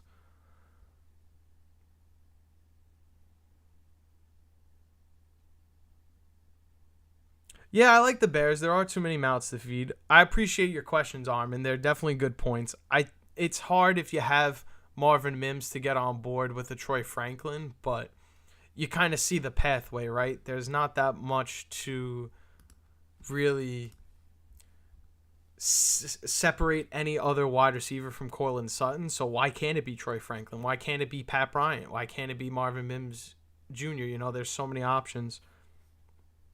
Of course, Armin. Thanks for stopping by, and I appreciate the question. If you have any more questions, definitely feel free to ask. I'm going to, you know what, while we're here and talking about some wide receivers, Alec Iamaner. This is a guy that is a grinder. This guy is going to work his tail off and make plays at the NFL and could potentially leap over an older Tyler Lockett. Yes, they have Calvin Ridley, but again, this is another situation where we have really quite a separation in the wide receiver room from wide receiver 1 to wide receiver 2. No Westbrook Akine anymore. This is an offense that may need Alec Iamaner more than we think. So I think Alec Iamaner is another good stash. But I see Brian said something that I completely missed. I'm sorry about that. Worth the upside with DJ in a 14-teamer? I'm going to say yes. I'm a big DJ Moore fan. I think DJ Moore has top 15 potential. It's hard to say that I think making the pick over Mike Evans is smart. But if that was what you felt like, because we could see quite a disparity in where they go in ADP, if Mike Evans was sitting there for you and you took DJ Moore, maybe I would have considered taking Evans. But you are shooting for upside. It's a 14-man league. I totally understand the rationale behind taking a DJ Moore. I just think maybe Mike Evans would have been a better pick. Because, again, Mike Evans has upside. There's top 10 potential in that player. He's consistently getting the job done and consistently putting up elite numbers.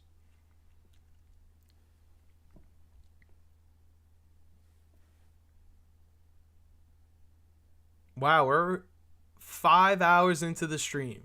Not going to lie, how I'm feeling good. I feel like I'm ready to eat dinner. I didn't eat anything really, but I don't think I'm going to be able to have some kind of like full course meal at midnight or in a couple hours at like 2 o'clock in the morning. So I might be cooked on that, but you know what? I might feast tomorrow. And as you could tell, I could definitely feast. I have no problem feasting. So maybe tomorrow I'll have a nice little cheat day. Every day is a cheat day for your boy. But yeah, I'm definitely going to feast tomorrow. I'm kind of hungry thinking about food.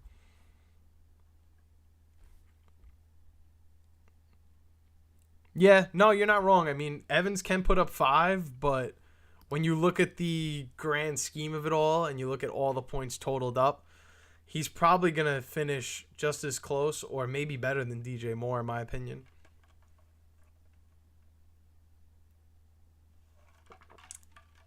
But on the contrary, Brian, if I'm going to be real, DJ Moore is a top 12 wide receiver this year in fantasy, assuming you grabbed another wide receiver before that. That's also elite. Really, in a 14-man league, puts you at a potential to win your league. If DJ Moore is your first wide receiver, you basically need to hope that every other position you drafted before that stays healthy, exceeds or produces at ADP, and then DJ Moore is a top 12 guy. But if you have another wide receiver that's a stud, you have DJ Moore with him in a 14-man league, you could potentially be, one of the deeper wide receiver rooms in your fantasy league. DJ Moore is kind of like that too, though, if I'm going to be honest.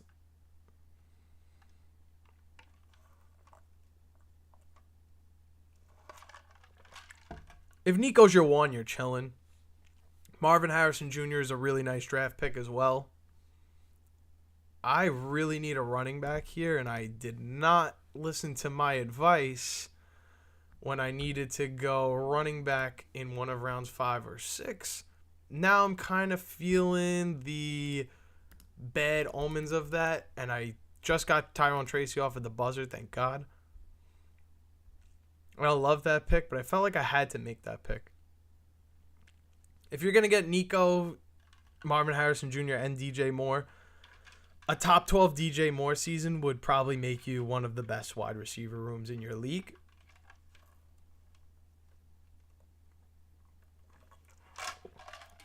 But, that's the risk you're running. You're shooting for the upside. It's 14-man. So I get not playing it safe with Evans, but we can't underestimate that Evans has sneaky upside of just being that guy every single year. I probably should have took Tyler Warren and flexed him. I've been doubling up on tight end in like every draft, but for some reason I didn't do that. I could use a quarterback. If I don't take Bo Nix here, I'm not going to get Bo Nix. So maybe I will just draft him. Yeah, if you could get Ricky Pearsall on your bench, I think you're cooking with straight gasoline. I think you'd be more than fine. I'm going to reach and take Bo Nix because I want a quarterback. I don't think it's smart, but I don't really think any of the wide receivers here are must-have, but that's just me. I'm actually going to run to the bathroom real quick. Let me see what Armin says. Tracy is decent safety. I'm not going to lie, I don't love the pick, but I'm getting a drop-off at running back. I really needed one guy that I could trust, and at least he's going to be the starter. You know what I mean? I'm going to get someone that's going to play most of the downs. He doesn't have a problem finding the end zone, so I like Tracy. It's safe. Does Sleeper only have a best ball or Sleeper has best ball, redraft, dynasty, and it even has guillotine. It's called Chopped. It's the lowest scorer every week is eliminated from the league, and then their players go on the waiver wire, and all the other teams remaining get to pick up those players. But let me be right back. 2 minutes, guys. Sorry.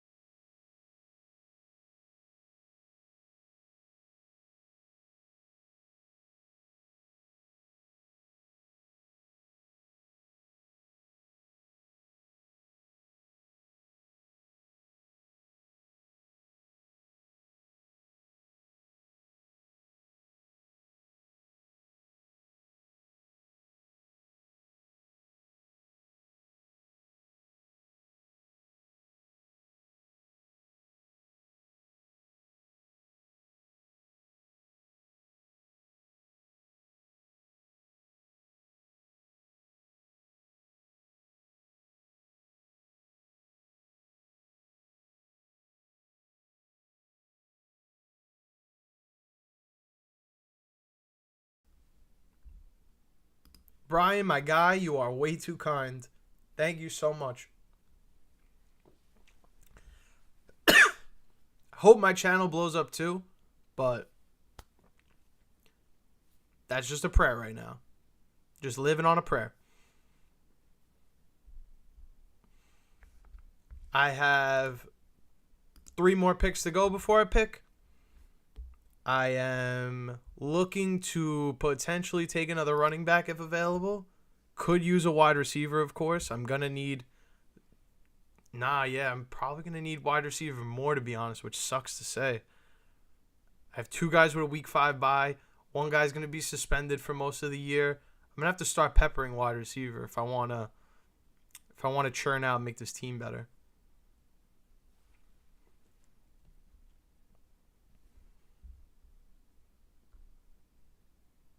One more pick.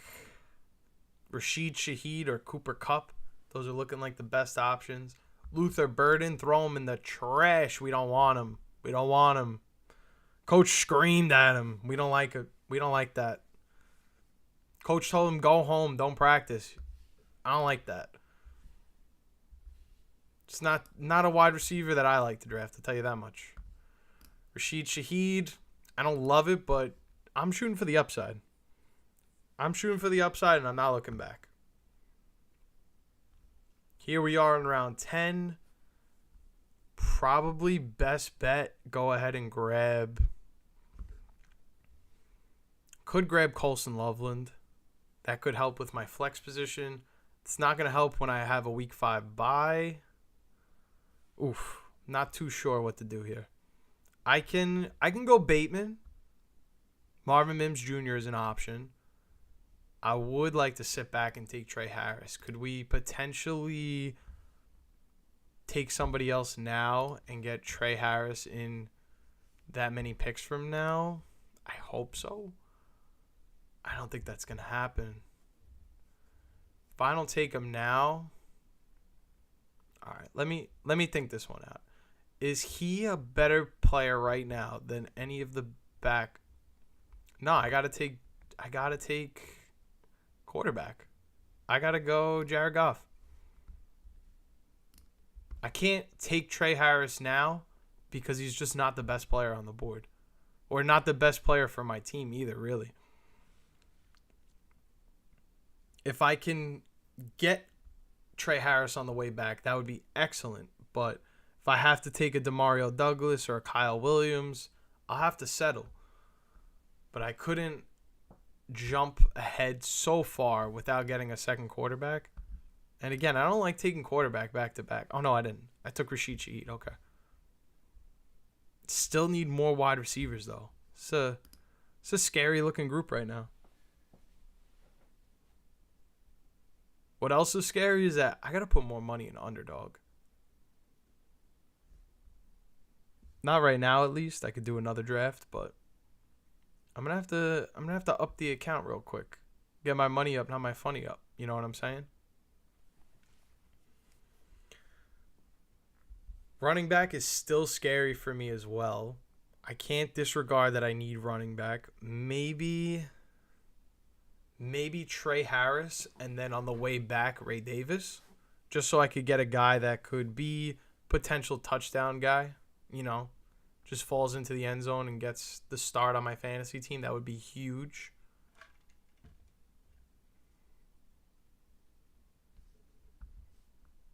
I need to remind myself. Next time I leave to go to the bathroom or something, I need ice. Been drinking. I got warm water here. It's not ideal. It's not ideal whatsoever. I didn't really prepare well for this whole 12-hour live stream thing, but hey, it is what it is. I'm actually going to have a snack. I got me some gummy bears. I love gummy bears. Little fun fact about myself. I don't want to make too much noise on the mic.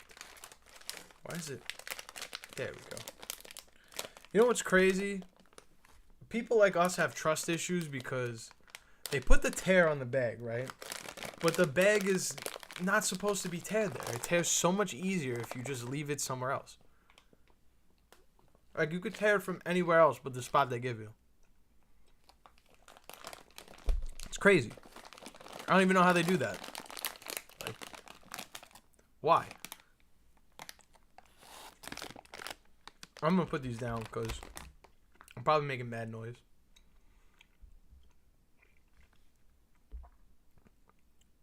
Jeff, what up, my boy? Jettison Pollard or Amon-Ra and Kamara? Oof. All right. Duo for duo. I like Jettison Pollard more than Kamara and Amon-Ra St. Brown. I don't like Alvin Kamara as much as the rest of the pack because Alvin Kamara, realistically, he's going to be playing in a bottom 5 offense, right? If you go and look at any of the running backs that were in a bottom 5 offense last year, the only one that's near finishing as a quality running back is Tyrone Tracy. Everybody else that plays in a bad offense does not get to produce fantasy points. I understand he was great last year. They weren't that bad of an offense, but they're going to get even worse. At least last year, early in the season, they could move the ball. They had big plays. Rashid Shaheed, even towards the middle and end of the season, Marquez Valdez-Scantling provided that big play home run ability for them. They might not have that this year with Tyler Shaw or whoever they play at quarterback. I'm just not so sold on Alvin Kamara. I think Amon-Ra, Jettas, you can't really go wrong with either one. But I think Pollard is a better running back than Kamara, even though ADP would tell you take Kamara, not Pollard.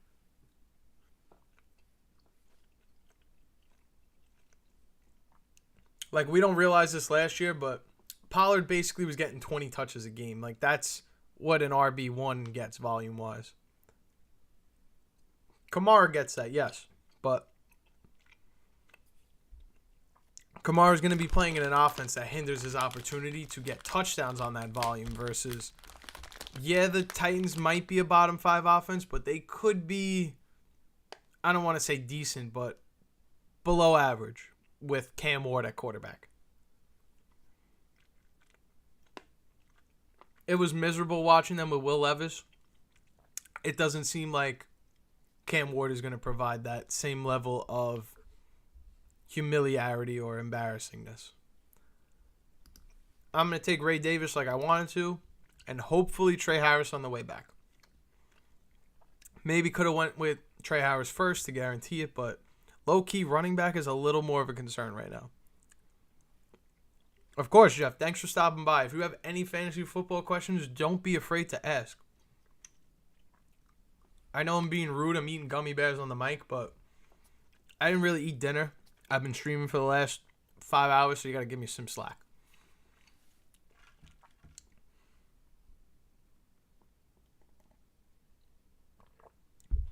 I got 2 more picks to go before I select.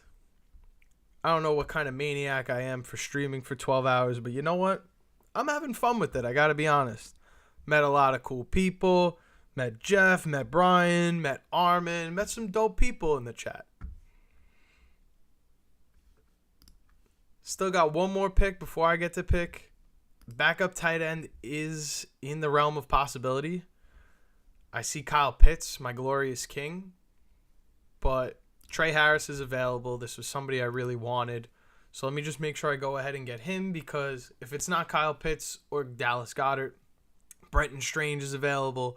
I could take Hunter Henry and be happy with that. I could also take Zach Ertz and be more than happy with that. So leave it to be that. I need the wide receiver. Take a wide receiver. And yeah, we'll keep it moving. I am going to have to go and get a running back at some point. When, I don't know, but I will have to get a running back at some point. I just realized it's going to be funny when, because YouTube only keeps 12 hours, I started a little bit before 7 p.m., so it's going to like cut out maybe like a few minutes before the stream ends, but all good.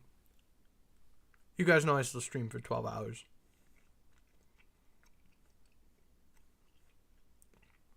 Well, actually, you guys are going to know I stream longer than 12 hours because the video is going to cut out.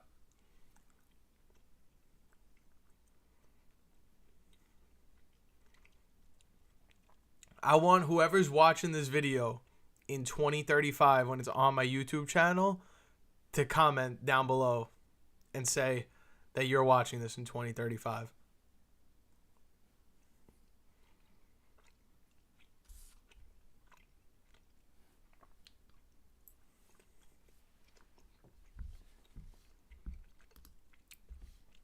What are my options when it comes back to me? Backup tight end, that's probably what I'm going to need. Poor old Kyle Pitts does not get to be drafted on my team. That's a bummer. Should I maybe go out and look for another draft or just get a feel of what the water's looking like? Yeah. We got some ways to go before that fills. We got, you know what? We have 11 more picks. Let's go through and we'll show all the picks that we did so far today. We did this one not too long ago. Got Breece Hall, Jay Jettas with the 105. This one, Jamar Chase at 101. Lacking at running back for sure, but then we kind of made up for it with a Nick Chubb, Rico Dowdle, in my opinion. Some low-key wide receivers, Alec Ayamatter, Troy Franklin. You see what I'm talking about? I'm standing on my business. I'm standing on business, Armin. I stand on what I believe in. These are my guys. Bo Nix, keep drafting him. Travion Henderson, I keep drafting him. Let's see what my exposure is looking like. Who am I drafting the most?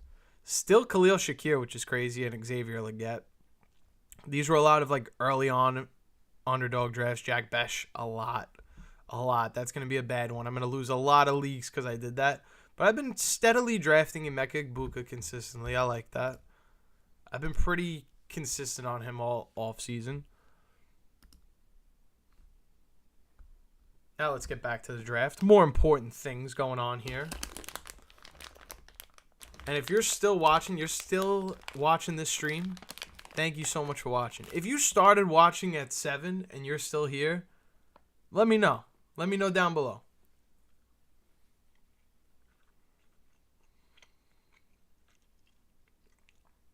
Because I tell you what, I've been watching since 7.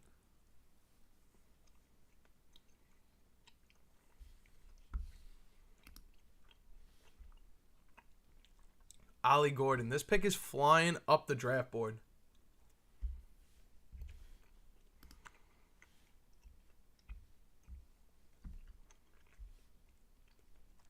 I do need a backup tight end. Brenton Strange is available. That is definitely somebody I'm looking to draft. We'll see if I get the opportunity to take him, but we'll see.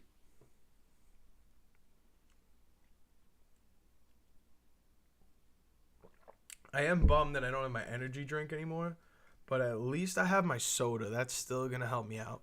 It's going to help me power through the next 6 hours.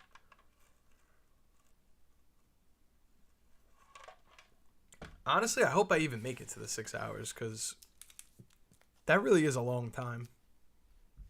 Demario Douglas. I could use the wide receiver help. We know I need it. Yeah, I'm going to do it.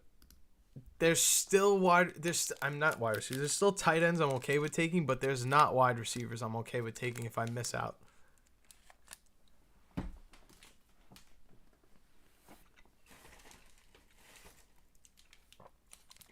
Of course I missed the garbage. That sucks. I should have pulled the can over, being smart knowing that I got all these wrappers and stuff, but I'm not a smart guy. I'm just a guy who plays a lot of fantasy football.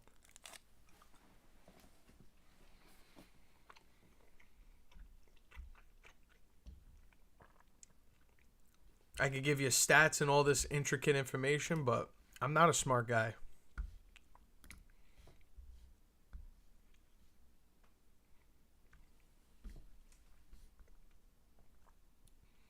Losing people in the stream, I get it. It's getting late. Hopefully we have another surge of people that come in that want to talk fantasy football. That'd be dope. Not going to go Hunter Henry. They have the same bye week. That was a good catch. And Zach Ertz is the pick. I like that a lot.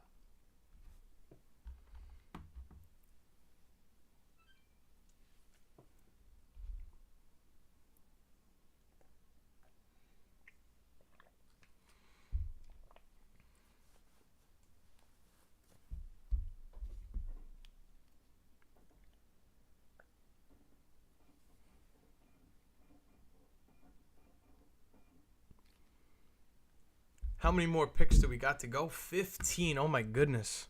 It's a long way to go, man. What gives?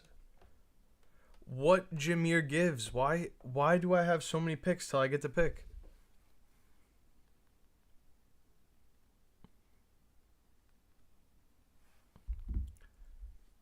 I mean, what are we even looking at here? We got need some running back help for sure. I got the tight ends, got the quarterbacks.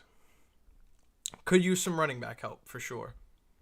I also could look to get into another draft lobby. That would be huge. I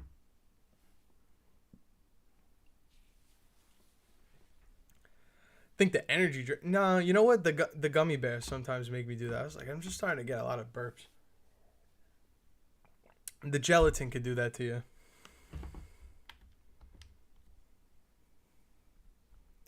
Or at least for me. But I got 10 more picks to go. This is a long way to go, man.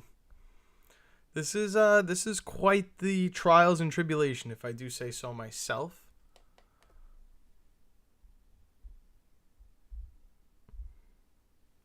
But yeah, still got ways to go.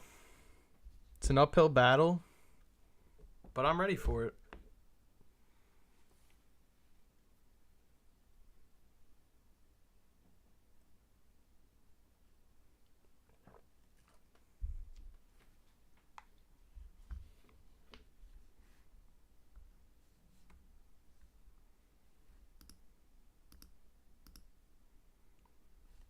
We got 4 more picks in this draft. I think best bet, we rock this one out. We stay to the end. I'll look to see what's going on in the draft lobbies after that. But then I'm probably going to run downstairs, grab some ice. My beverages have been pretty warm for the last couple hours. We still have some ways to go in this live stream. Still got 6.5 more hours of the 12-hour live stream.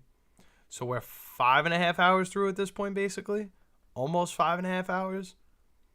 We've been rocking pretty strong. Thank you guys for whoever stopped by. Really appreciate anyone who stopped by for 30 seconds, for 30 minutes, for 3 hours, whatever it may be. Thank you for clicking on this video and watching. Here I am in round 15. I'm looking for some running back help, but I don't love my options. I'm not mad at Woody Marks. I think I'm going to go with the opportunity here just in case. Or is there any... No, I don't love these options. Excuse me. I'm going to take Woody Marks. Definitely need the positional value. Can also take Torrey Horton, hopefully, when it comes back to me. If not, Alec Iamaner. There's some guys here that I'm okay with taking. Torrey Horton, Pat Bryant. Not taking Quentin Johnson. I'm sorry. Just not going to do that. DeAndre Hopkins, maybe, just for a little upside. Who knows? Week 5 is a week that I got 2 guys on a bye, so maybe he could chip in for that 1 week. Sometimes I like to look at like who plays who in those certain weeks when I need a spot start in these late round guys. Because if like I don't like Alec Iamaner's matchup, I'll just go ahead and take Hopkins. Do I have... No, I got a long way to go before I pick again. I can't play around. Let me get Hopkins. I don't love it. I don't hate it. I just don't think it's necessary to take another running back. I don't think I need quarterback or tight end at this point. I think where my team lacks the most depth is wide receiver, and I have to go out and get more.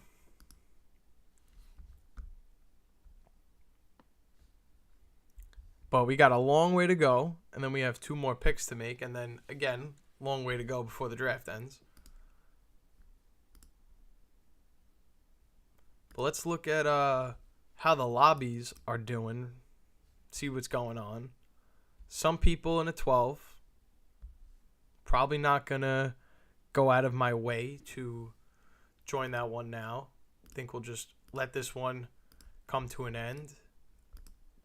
I'll go run downstairs, grab some ice, grab a beverage, and then we'll come back and we'll continue.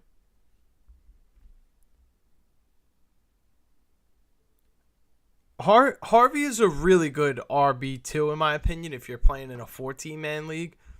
We're looking at a 12-man build, and someone got him as their 3rd running back, which is great. I mean, probably could have argued take him over Chuba Hubbard, or whoever had James Conner would have probably took him as his 2nd running back and felt really good about it. So Harvey as an RB2 is really good.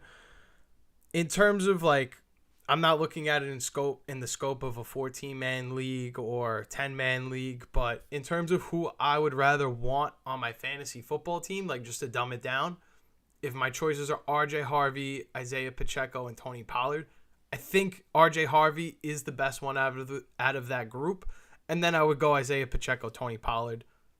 Maybe though, like the gap between Pacheco and Harvey, or whoever you think is second best and Harvey, is a little bigger than between the 2nd and 3rd best guy.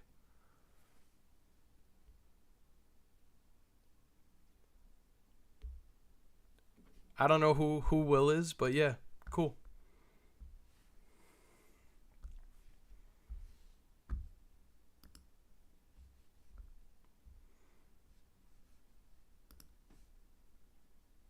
I have 7 more picks till I draft. I am looking to maybe get another wide receiver. I could take a quarterback. Nah, I would rather not take quarterback.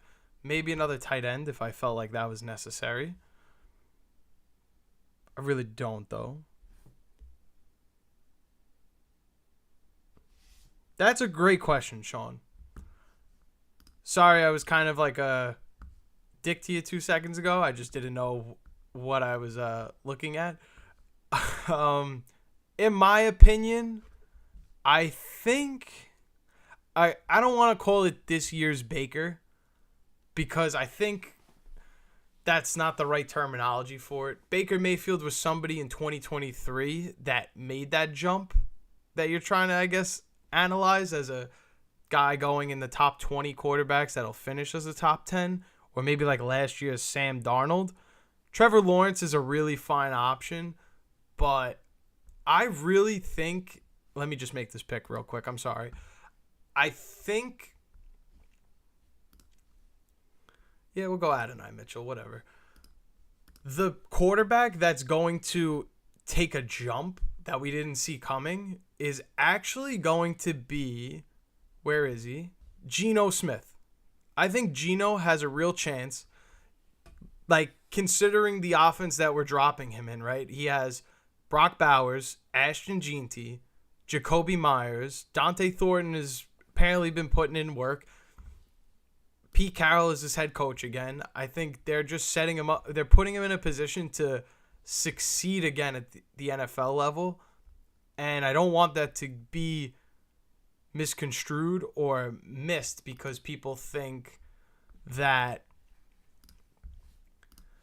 the next guy has to be Trevor Lawrence or Michael Penix because he's going into his second season. I think Geno Smith, it's going to be a veteran, a guy that has been successful at the NFL level before.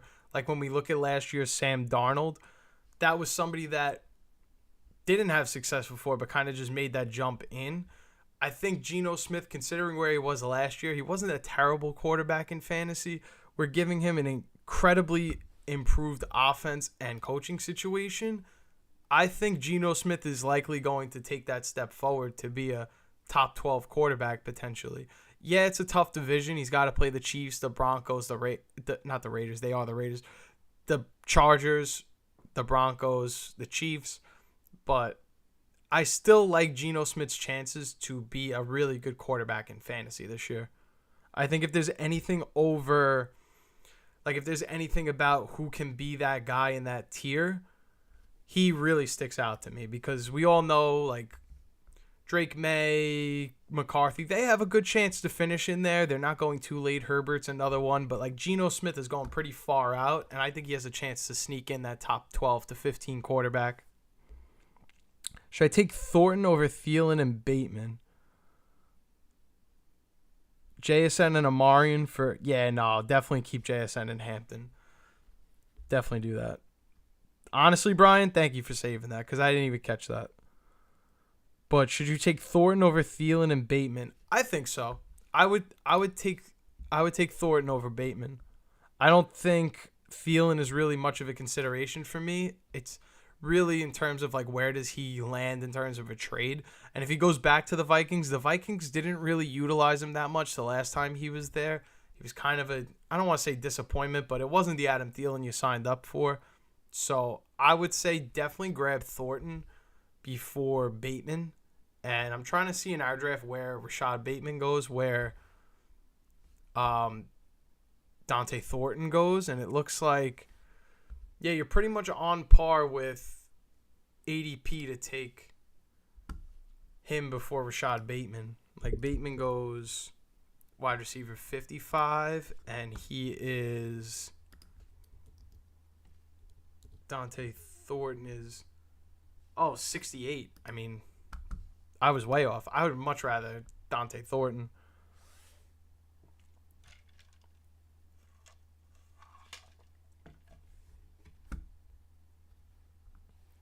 How many more picks? Oh, wait. The draft's over. What am I? I'm shot. I took Roshan Johnson. I've just been sitting in the lobby since. I'm going to go run downstairs while I'm looking to fill this draft lobby. So give me a few minutes. I'll be right back. And hopefully by the time I come back, the draft lobby is full. Don't go anywhere.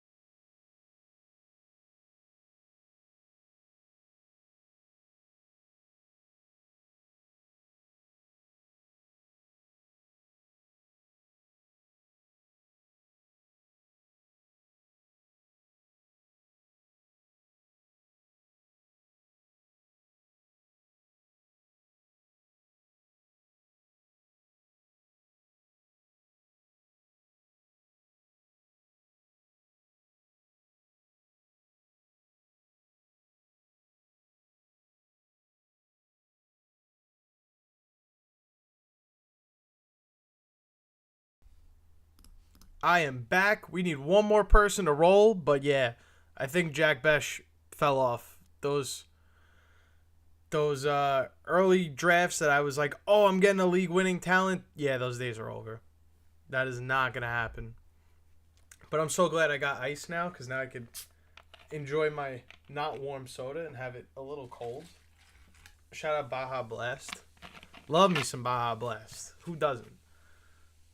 It's like peak male performative beverage.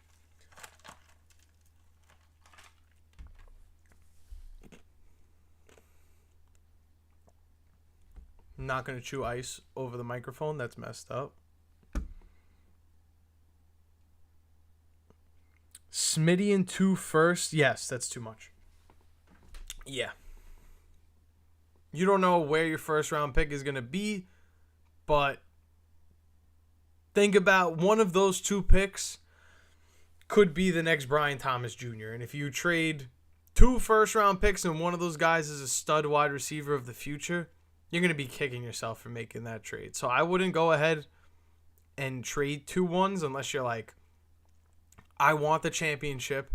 I'm 100% going to get it with A.J. Brown, Malik Neighbors, Jahmyr Gibbs, and I forgot the rest of your team. I'm sorry. It's been a long night.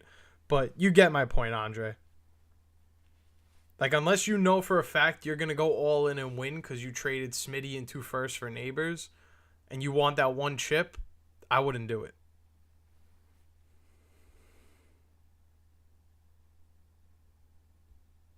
Yeah, I mean, it sounds nice, like, when you put it out in, like, trade terms, but, like, you have to think about what that wide receiver could be.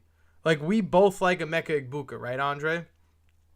In my rookie draft, he was a second-round pick, but that could be a first-round pick that you're trading away just to make sure you get Malik Neighbors now instead of thinking about how can I get the next Malik Neighbors on my team when he comes out in the draft class. Okay, so there's a different dynasty. Gotcha. So that would be even harder for me to follow because I'm like checking everybody's teams, everybody's dropping names, and I'm trying to remember all of them, but I'm trying. I'm doing my best. Give me some credit.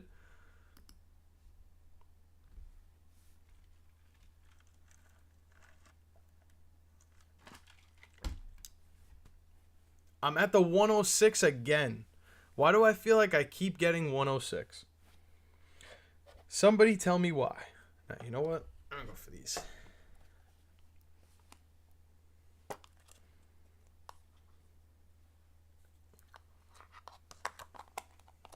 I'm at 106. I'm looking to take a wide receiver if I could get one. Hopefully I can. If not, I will have to come up with some kind of plan. Maybe it's Saquon Barkley, Jahmyr Gibbs. Wow. Bijan Robinson is available, guys. Oh, never mind. False alarm. He was the 104. False alarm. If I get CeeDee Lamb, I'll be a kid in the candy store. I'm not a kid in the candy store, but we've been drafting him a lot today, man. You know what? Malik Neighbors, we're doing it. I'm taking Malik Neighbors. Jumping the gun. Gotta go get my guy. Diversifying the portfolio a little bit, you know? We did Jettas already. I think we did Nico Collins from the back. Pause. We did Drake London, Ash, and Jeanty from the back of the first round. Now we needed to do a little Malik Neighbors. We needed to get Malik Neighbors on the draft board and on our teams because he has superstar wide receiver potential, and I'm not looking to pass up on that in the first round of fantasy football. No way. Not doing it. No way, Jose. No way.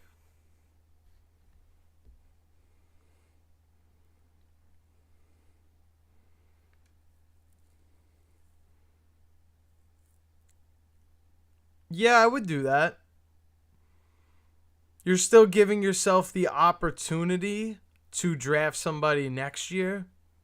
But if one of your first or second round picks doesn't work out in the rookie draft 2026, you're going to feel that lack of growth because you went all in and invested on the Rashee Rice, but I can't deny that trading Stephon Diggs away to get Rashee Rice, if you could sit on Rashee Rice during his suspension time, you would be in a prime spot to go bananas in the playoffs. I think that is a fair going all-in move. Doing things like trading multiple first-round picks could be scary, but to trade an descending asset and a first-round pick, which is an ascending asset, for Rashee Rice, who we expect to have long-term on your fantasy team, I think you are doing yourself a service by cashing in now if you want to win it all.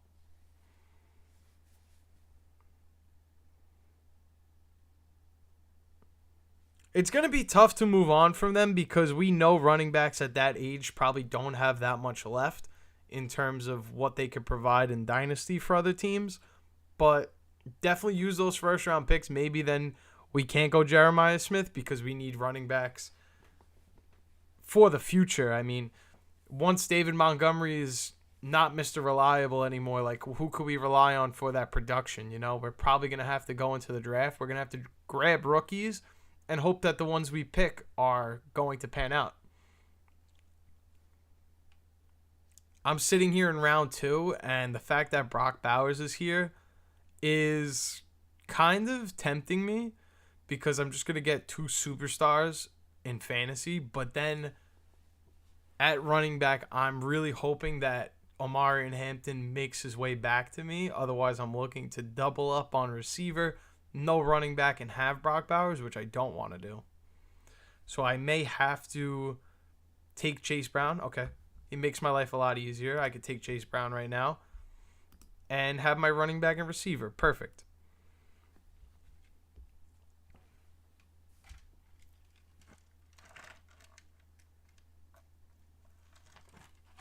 So we wind up with Chase Brown and Malik Neighbors from the 106. I think we've built a very strong team.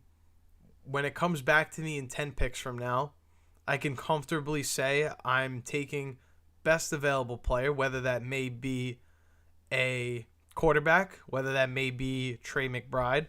I'm open to all options because I have running back and wide receivers set up.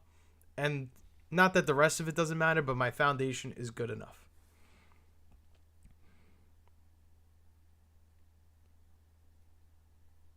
Octavio, what is good, brother? I like the team. I like that you got Pollard, Montgomery, Matthew Golden. These are good bench players. Jaden Higgins. That's a really strong bench. I like that team a lot. I'm not going to lie.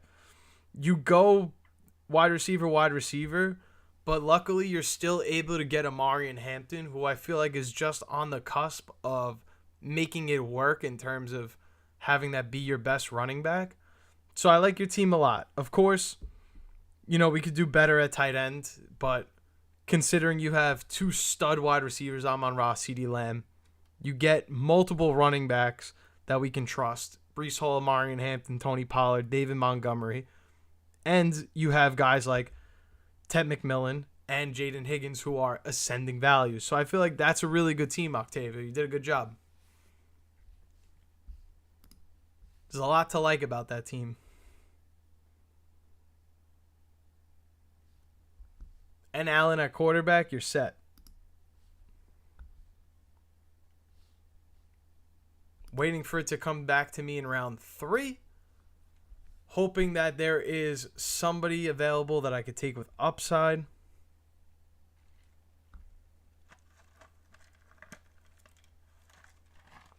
Tyreek Hill is definitely that, but I'm not going to lie, that scares me. Lamar Jackson does not scare me, even though I've already taken him. I will take a chance on him one more time, if available. If not, Jackson Smith and Jigba, I'm totally cool with that.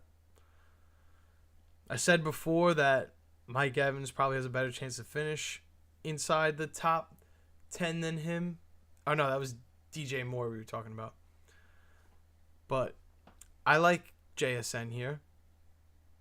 Lamar Jackson's available, though. I can't let that go to another player, so I'm going to take Lamar.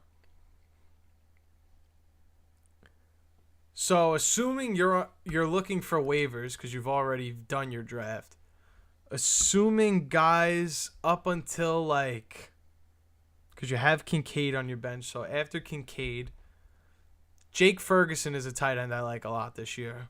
Brenton Strange is a tight end I'm also a fan of. This is a guy that as soon as Evan Ingram left, he instantly stepped in and was a productive, not wide receiver, productive tight end for them. Wasn't pretty at all, but in the games he played, he was effective. Assuming he takes on a full 17-game role as a starter, I like his chances to grow.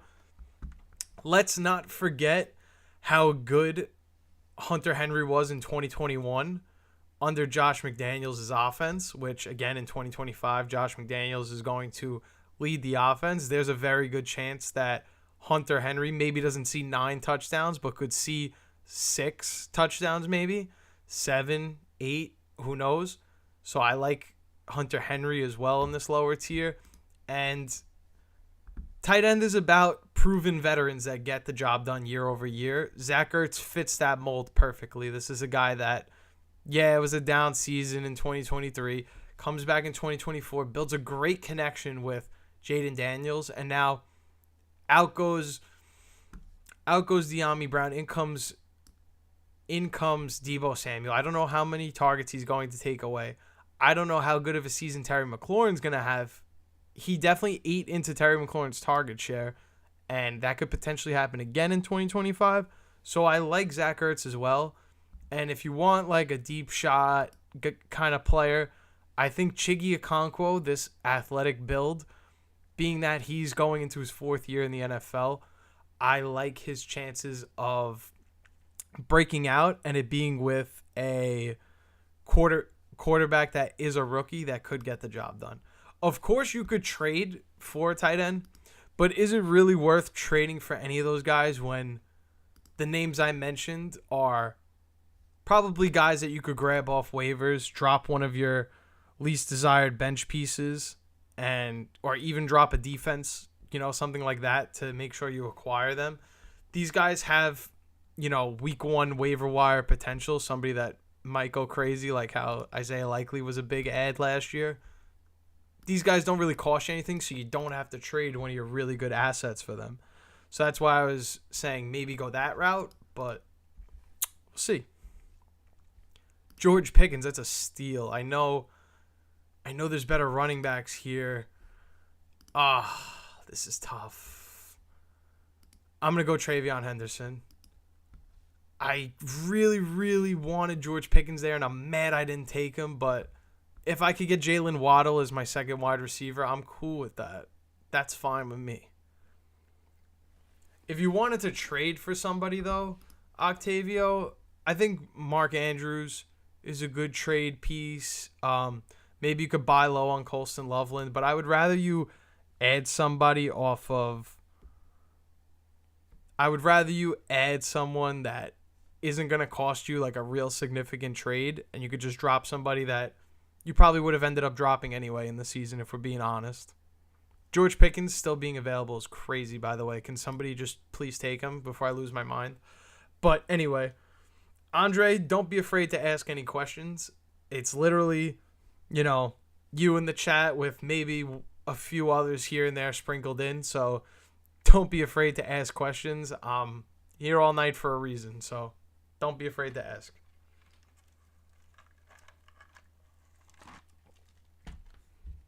Keep asking your trade requests. If you got them, shoot.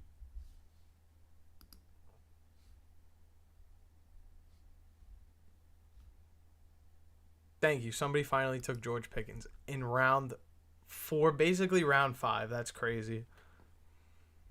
That actually makes me mad. Because I'm sitting here. I really want George Pickens. And I'm like, TreVeyon Henderson, I cannot pass up. So I had to go TreVeyon Henderson. He never makes it to ADP. So I had to just piggyback the line, jump in front. Sorry, guys. And take my guy.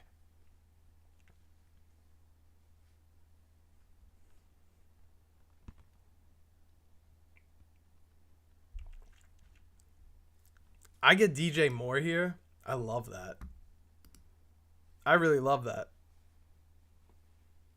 Love getting DJ Moore here. Hopefully, I could get another wide receiver to pair with my quarterback and 2 running backs.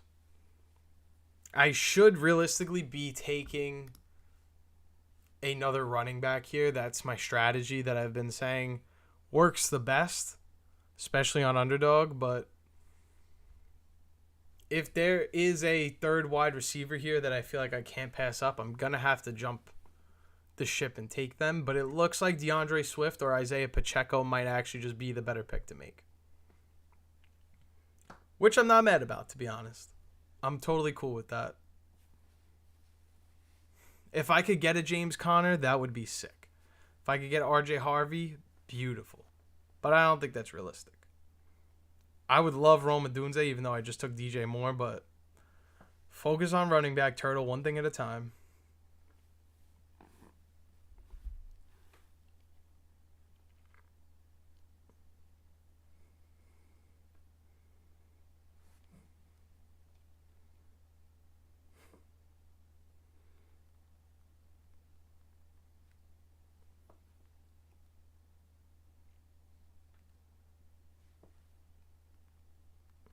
I got 8 more picks to go.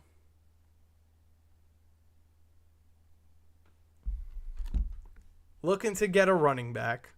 My options are not very good. He said Golden and Neighbors for London and JT.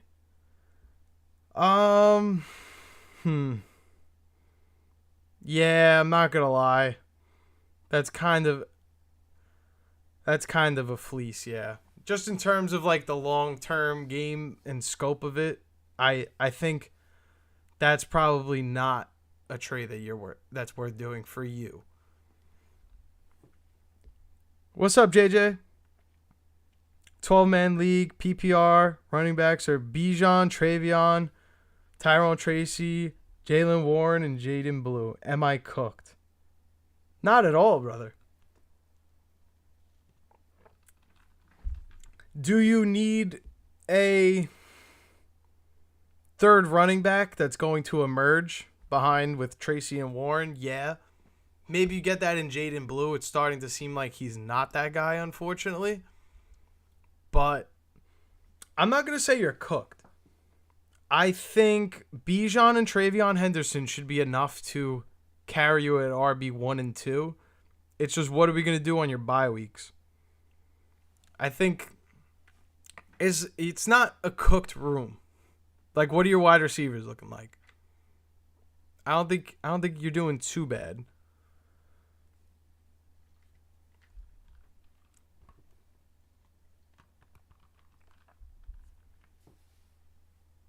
Should you do JSN instead of London? Not gonna lie, it makes the trade more fair.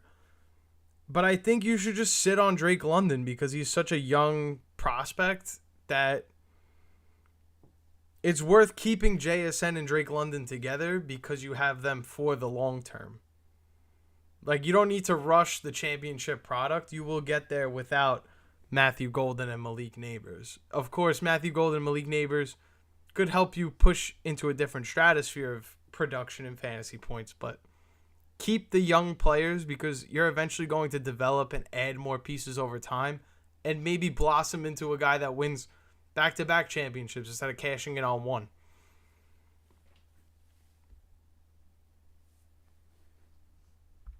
I would probably just keep JSN as well.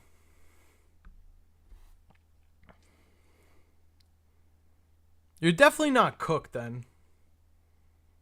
I would honestly say, nah, I can't say trade T. Higgins to go get a running back because after Waddle and J-Mo, you can't really trust Cooper Kupp to really be productive for you in your lineup. But Brian Thomas Jr., T. Higgins, Jalen Waddle, that's a sick trio. Add J-Mo, that's an even better 4 wide receivers in my opinion.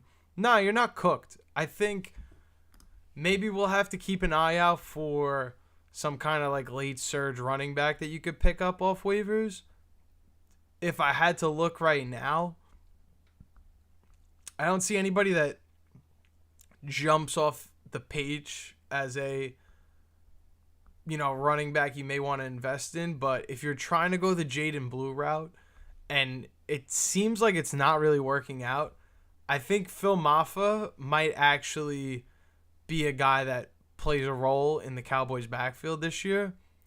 I was very high on Jaden Blue all offseason, but it seems like he's getting banged up. He's not really the guy that I guess I thought he was, or it's not going to be as easy for him to win this job. So I'm going to say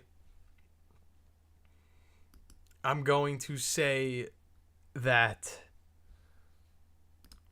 yeah, I don't even remember what I was going to say. You got to keep T. Higgins. I think we got to get you a waiver wire running back. Ollie Gordon is a good option. I feel like Ollie Gordon is very privy and hip to the up and now. Someone probably has him on their team. So that's why I didn't suggest that. But it is a good call. Maybe Rico Dowdle, somebody that I'm very interested in. Maybe you could stash him. I know he's not a Cowboys running back, but I think this is somebody that could eat into Chuba Hubbard's workload.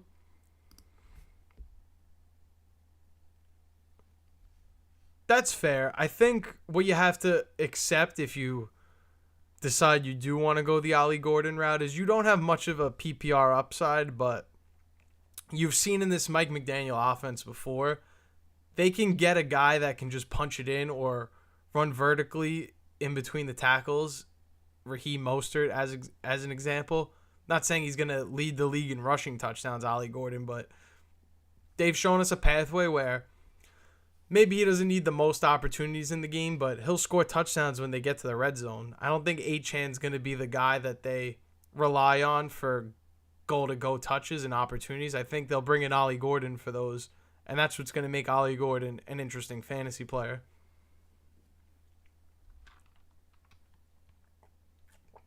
It's also a good stash because potentially they could lose Achan with his injury, so you don't really know. Ollie Gordon could make his way up. Not that they traded for him, but they signed Rico Dowdle in free agency, and Dallas didn't even want to sign him back. But for them to want to go out and sign a 1,000-yard rusher after Chuba Hubbard had the season he did and after they drafted Jonathan Brooks, and I get it didn't work out, so they need somebody, but they didn't just go out and get somebody. They went out and got somebody that could actually eat into Chuba Hubbard's workload. And I was talking about this before, JJ. If you go and look at the stats of Chuba Hubbard and his yards per attempt, Chuba Hubbard is not a very efficient runner. He gets all of his opportunities off of volume, and that's why he was such a great fantasy running back last year. He had so many opportunities, so many carries, that if they put in Rico Dowdle, who's more efficient, you're going to see Chuba Hubbard's workload get eaten away at, and maybe the guy who drafted him as the safe floor RB2 doesn't have that anymore because Chuba Hubbard's getting his workload taken away by a guy, Rico Dowdle, who's a little more efficient. Not saying he's going to have standalone start value or take over the job, but he could potentially be a thorn in the side of a Chuba Hubbard fantasy owner. Something to think about.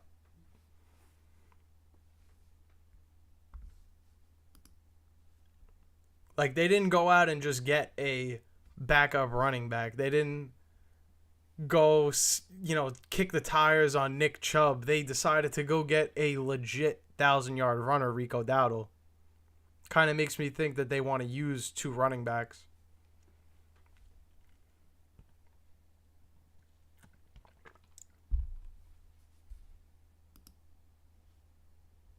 I am on the clock. I didn't even realize. Wow.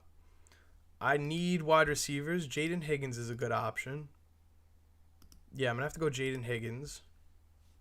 I don't have a tight end, so that's something to keep in mind. Mark Andrews would have been a great pick there, but again, I low-key do need the wide receivers.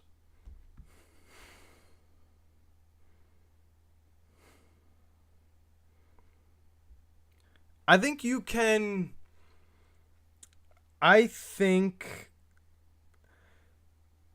J.J. McCarthy realistically is least likely to get added back up, so I would probably go J.J. McCarthy. Not to say that J.J. McCarthy isn't more important to your team, But when you're playing in fantasy football, you have to think about, if I drop something, what's valuable to somebody else.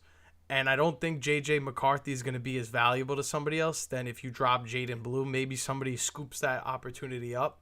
And maybe I was wrong about it. I don't have the answers to everything. Maybe Jaden Blue is on track to take over the backfield.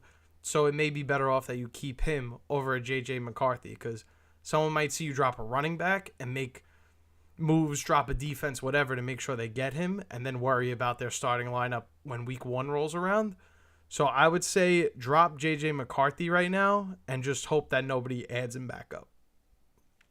Because maybe by the end of week 1, you realize Jaden Blue is not getting any opportunity, or vice versa. Maybe Rico Dowdle is terrible. He doesn't get to play a single snap. Then we know we could drop him, right? So we could just drop Rico Dowdle again and add J.J. McCarthy back up if we need to.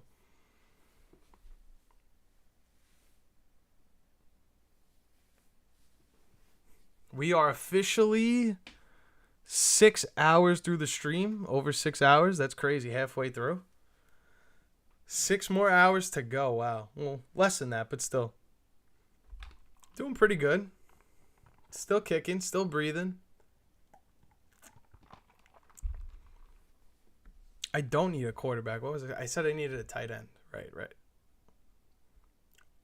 I am on the clock.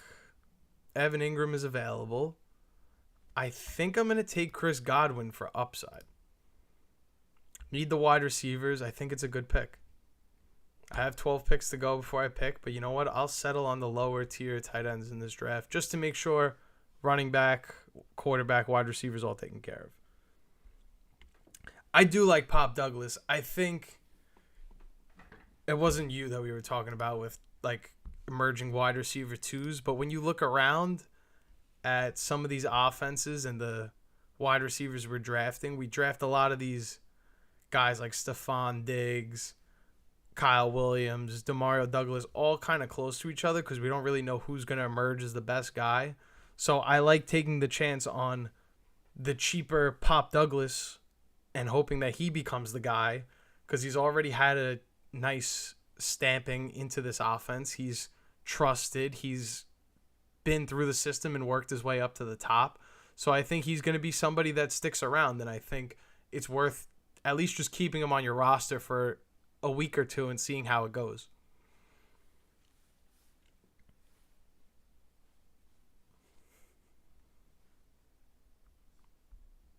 Here we are in round 9. Just about to finish up. When it comes back to me, I do need a tight end, but I'm probably going to wait.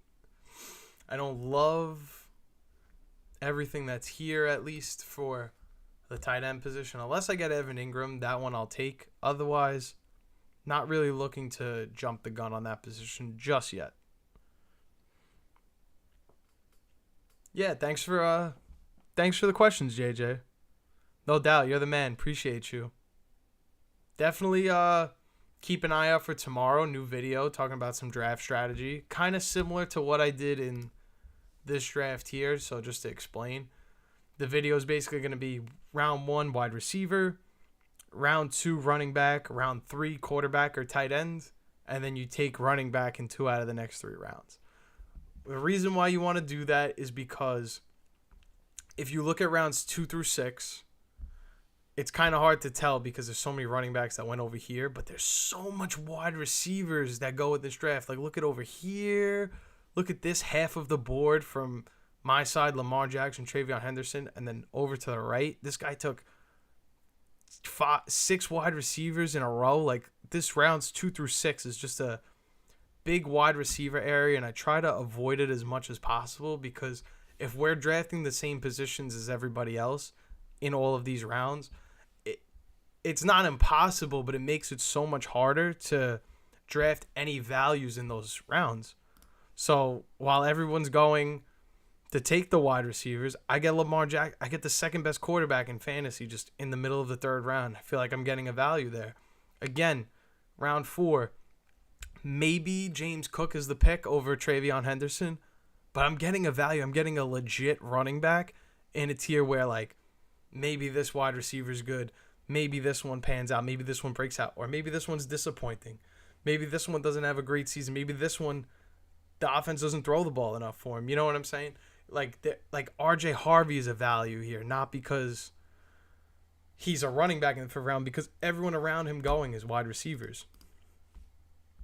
I don't get Evan Ingram. That's a bummer. I'm going to take Dak. Get a good backup quarterback. And keep it moving. Appreciate the sub, though, JJ. Hopefully, see you in the comments section on some of the videos throughout the regular season. That'd be dope. Definitely love to kick back, chalk fantasy football with the viewers. You know, this is what I like to do. That's why I make the videos. That's why I'm live. And that's why I decided to do a 12-hour stream tonight. Even if I made it to 8 hours, I'd be really impressed. But I kind of have to be a man of my word and just power through and make it to 12 hours. But I'm feeling good. No complaints. I'm having a blast. I'm having so much fun.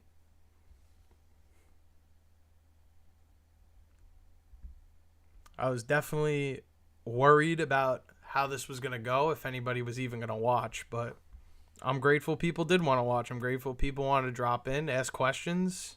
And it's been a great stream so far. I still need a tight end. I'm not ignoring the position. But I just couldn't go with David Njoku.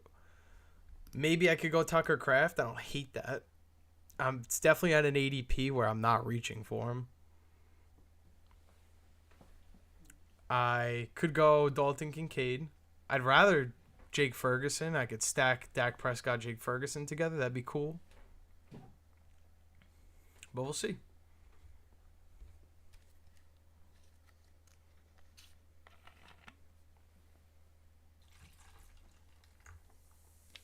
It's currently 1 o'clock in the morning where I'm at. I don't know where you guys are located in the world, but it's 1 a.m. here, and I'm still thriving. I'm still drafting. Life is good, you feel me? Having a blast.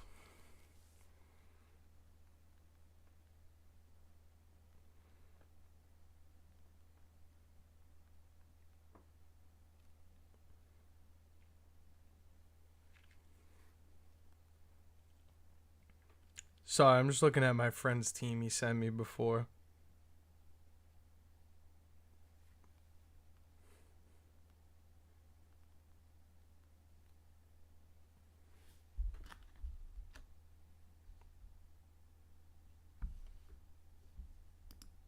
Got 2 more picks to go. I might relocate to Sleeper. I still see people drafting on Sleeper. I might make the switch. I might just do it.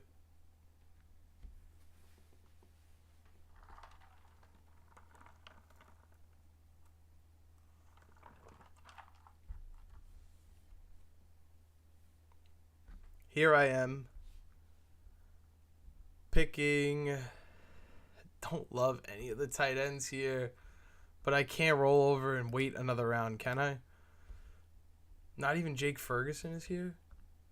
Oh, no, Jake Ferguson's there. What am I saying? I almost took Dalton Kincaid. I would have been shook. Definitely taking Jake Ferguson. What are we even talking about?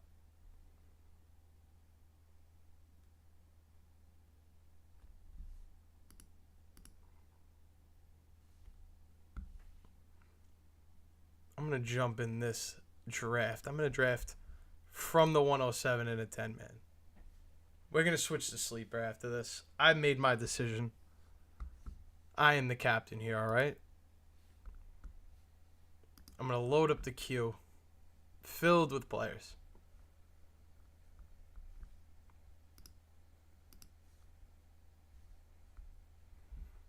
I need a running back, though, for real. Hopefully I can get one more pick in before this draft starts. Nah, they're about to start that. I gotta make the change. Hit me, Andre. What's the crazy offer? I'm definitely gonna let you know if it's an auto accept. You know me. I'm gonna tell you the truth and tell you how it is. I just want to add some running backs here because that's the position I need. And Yeah, we're going to go on autopilot. I'm going to switch to sleeper. And I'm going to wait for them to start. Where is Golden and Caleb Johnson for JT? Yeah, I would honestly do that. I hate Jonathan Taylor, so that's kind of why I'm inclined to tell you to do that. But yeah, I would honestly do that just because I like Matthew Golden so much, and the outlook for your team long term with Caleb Johnson and a Matthew Golden is a lot better than just Jonathan Taylor, who's probably just gonna rot in the offense of the Indianapolis Colts.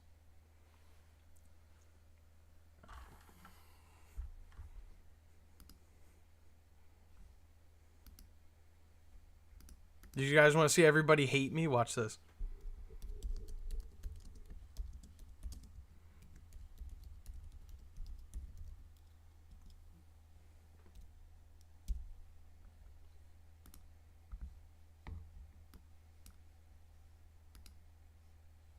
Everyone's going to be like, shut up.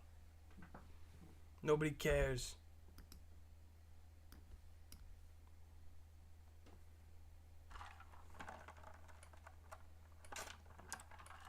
The sounds are so annoying on Sleeper. Luckily, I muted the audio so you guys don't have to worry, but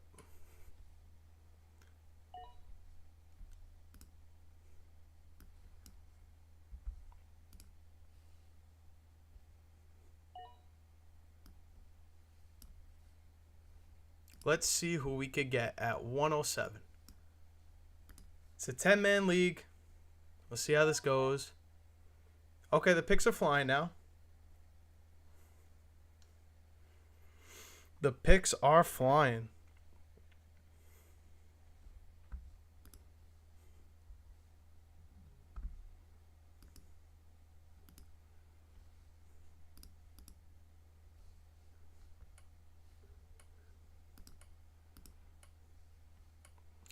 Come on. Making us wait. This is not it. Nobody wants to wait. Oh wait, you guys, can you guys even see this? Hold up. You guys can't see the top. Let me make my pick. Jahmyr Gibbs is available at 107. I have to do that. Let me. Oh, draft is ended. Fantastic. Okay. Well, so much for that one.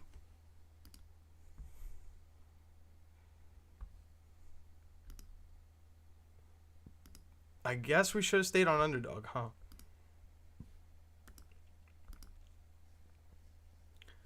Staying on Underdog was probably the best decision we could have made, eh?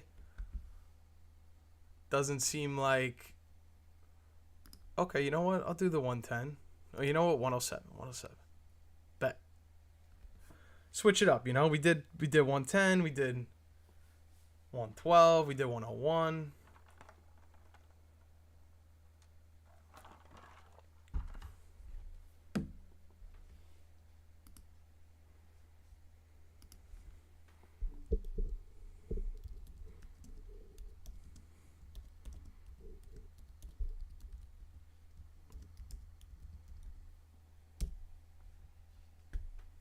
I keep hitting enter to make it send, and it never works. Everyone's going to hate me. All right. While they fill up this room, I'm going to go run to the bathroom. I will be right back.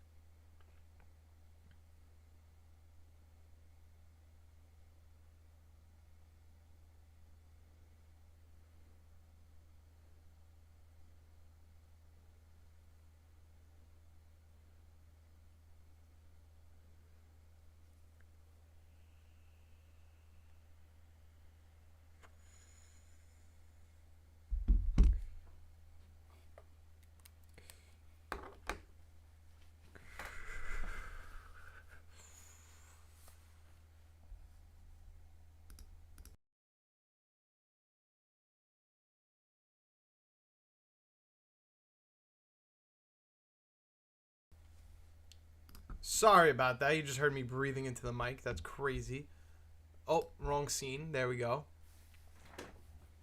Let me move this out of the screen a little bit. Sorry you had to hear me breathing like a maniac.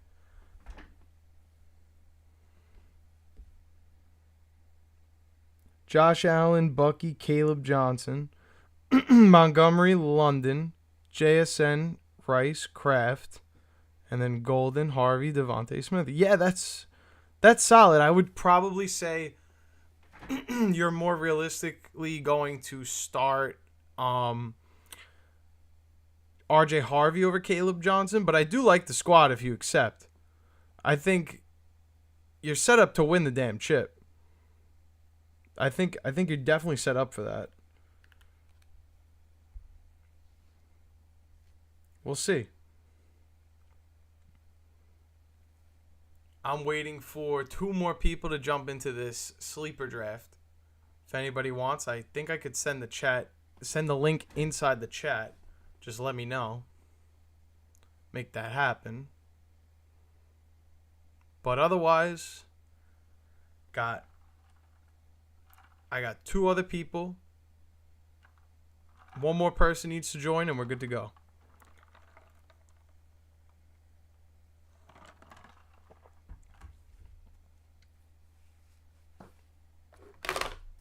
Oh, I just knocked something into the garbage that I wasn't supposed to. That's always excellent. I have to go fish that out of the garbage later. I got one more person. That's all we need inside of a sleeper draft. 1 more person. Can we make that happen?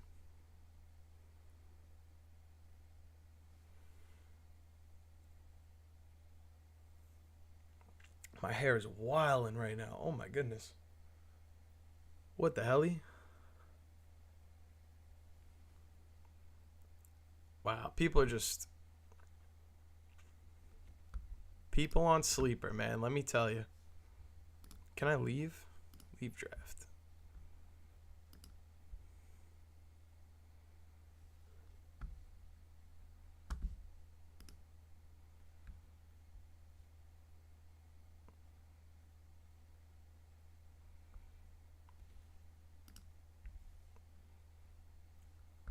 Apparently this JC Frost guy is ruining it for everyone.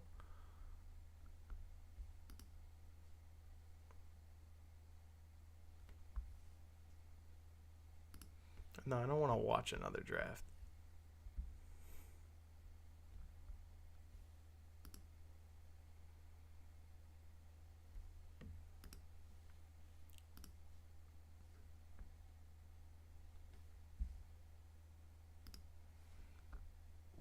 I want to join a draft, obviously, but there's really no lobby to join at the moment. I may just have to go back to, let me go to sleeper. How did this team end up? Okay, we got Najee. So we got a 4th running back. I feel good about that. What are my thoughts on Gibbs, Driz? I like Gibbs a lot. I have no problem with taking him in the 1st round. He's a clear consensus 1st round pick, top 3 player in fantasy, maybe top 5. So I don't see any problem with Gibbs. Is Caleb Johnson in a running back by committee? I'm not really worried about Jaylen Warren. You shouldn't be worried about Jaylen Warren. You should be worried more so, Andre, about Arthur Smith. Arthur Smith is going to make life hell for whichever running back you have in that Pittsburgh Steelers offense. So you really have to be careful with how they deploy both of the running backs, because they could potentially use both of them equally, and then that's going to hurt your chances of winning out and hoping that Caleb Johnson runs away with the job. That's why I was saying you're probably going to start RJ Harvey over Caleb Johnson. Yes, they drafted Caleb Johnson. No, you shouldn't be worried about Jaylen Warren. You should be worried about Arthur Smith messing it up for you, though. Arthur Smith is somebody that has ruined Bijan Robinson in the past. There is a lot of opportunity for this to go bad. Even last year, if we look at it, just playing both of the running backs, Jaylen Warren and Najee Harris, made neither one of them really that fun to play in fantasy, and I'm afraid that the Pittsburgh Steelers running back by committee room could potentially be the same last year because unfortunately it was successful for them. Like, it wasn't successful for us, the fantasy football player, but it was successful in terms of what they got back. Just wanted to make sure my mic wasn't on mute.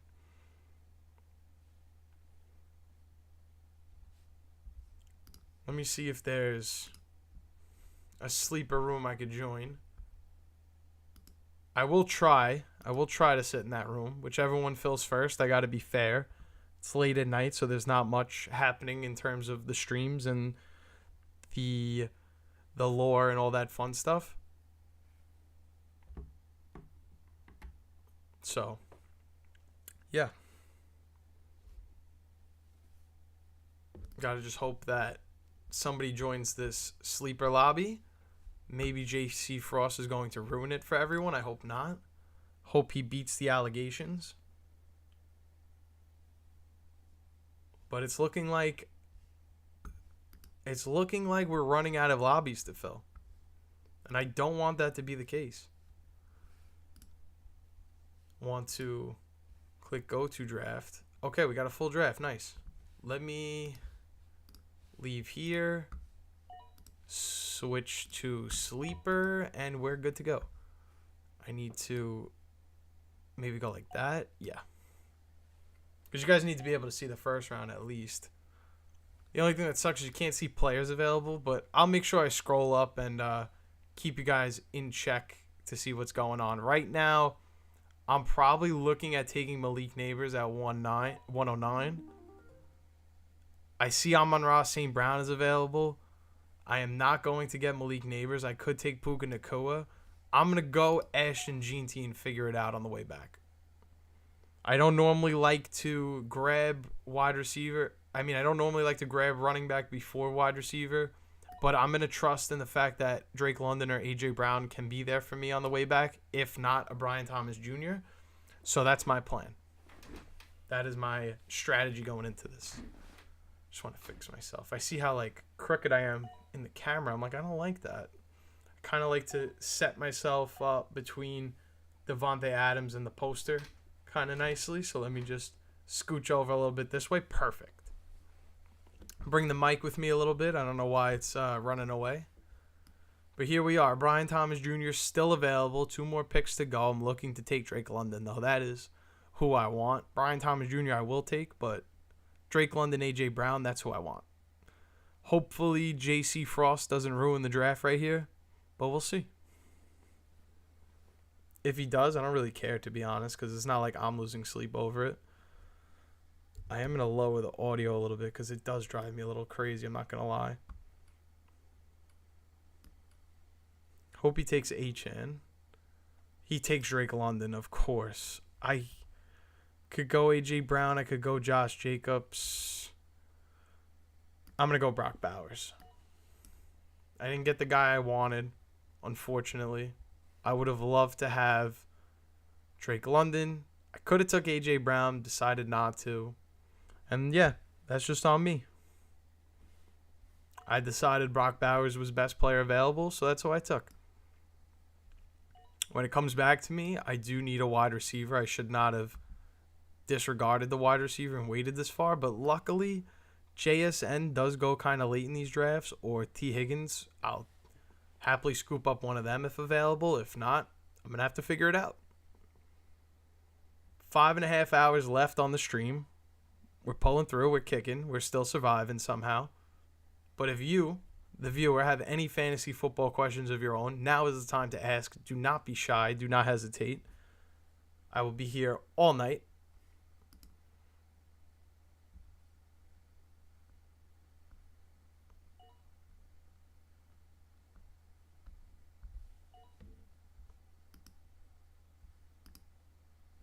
Here we are starting round 3. There are going to be some wide receivers available, I assume, because quarterback and tight end are going to start being drafted.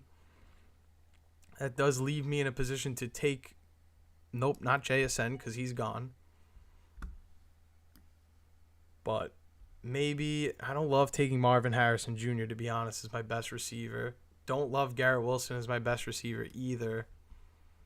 I may punt the position again just to get another solid running back. This is why I don't like passing on wide receiver, but I didn't love Amon-Ra St. Brown. I didn't think Drake London and Brian Thomas were going to go and force me to take A.J. Brown at 204, which I should have did. But Brock Bowers was sitting there. I felt like there really wasn't a rhyme or reason to pass up Brock Bowers there, so I took him. Took best player available, and that's how we got here. Got a few more picks to go. I'll pull up the best players available so you could see. I may be able to take Lamar Jackson. That would be interesting. If Tyreek Hill is available, I will take him. He is not, so I'm going to end up taking Lamar Jackson because he should not be here at this point in the draft. I don't like going tight end quarterback back-to-back ever, but if there was a time to do it, now would be the time. I get Brock Bowers, Ashton Jeanty, and Lamar Jackson, so that's why I did it. I may even elect to go running back again if the running back is better than the wide receiver position, in my opinion. Right now, it's looking like I may just end up getting a better wide receiver. Mike Evans is probably the guy I'm looking at, but we'll see.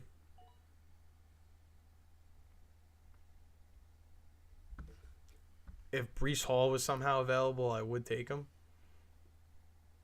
George Kittle at the flex is not bad. It's a crazy strat, but we could definitely pull it off. We'll see what's here.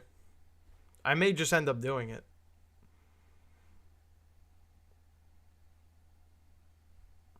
I don't love the fact that I don't even have Mike Evans as an option now. Travion Henderson's gone, so if I want upside, it's going to be from George Kittle. I can't leave Breece Hall there, can I? Yeah, I can. I'm going to flex one. Flex one, fade wide receiver, and hopefully I can go double wide receiver after. Looking at like DJ Moore or George Pickens and Calvin Ridley, Jalen Waddle, that kind of tier. It's a little crazy to not take a wide receiver, but whatever. I'm just going to flex one of them. Keep taking best available.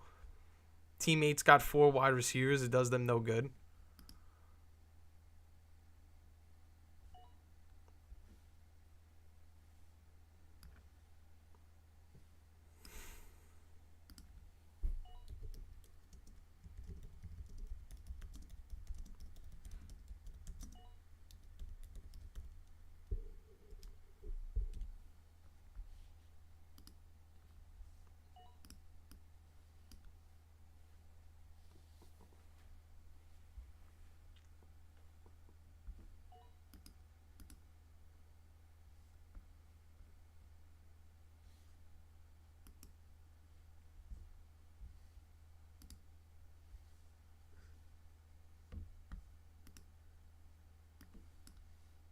I feel like I did get some good value.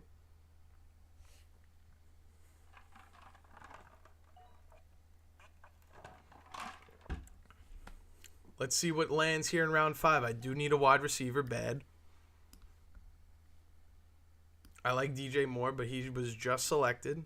Looks like George Pickens is going to be my best wide receiver. I'm okay with that, though.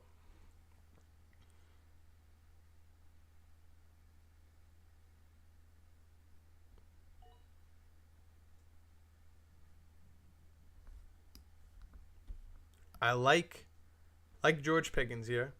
I know I just said that. Can't take quarterback, can't take tight end, so the best players available on the board are not realistic for me. I can't believe I took both Brock and George Kittle, but I kind of had to be honest. George Pickens is going to be my wide receiver 1. That's gross, but we're going to make it work. I'm going to get plenty of wide receiver help. Maybe I will skip out on wide receiver if I don't get Calvin Ridley. No, I could get Calvin Ridley.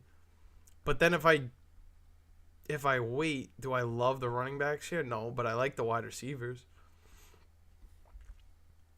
I could make it work. RJ Harvey would have to be the pick, though. If it's not RJ Harvey, probably not looking at, like, grabbing Aaron Jones. I would take Jalen Waddle before Calvin Ridley, maybe.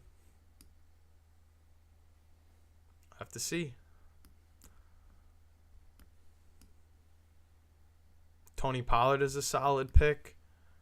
Would I have taken him before RJ Harvey? Probably not, but to each their own. Can't really hate you for it.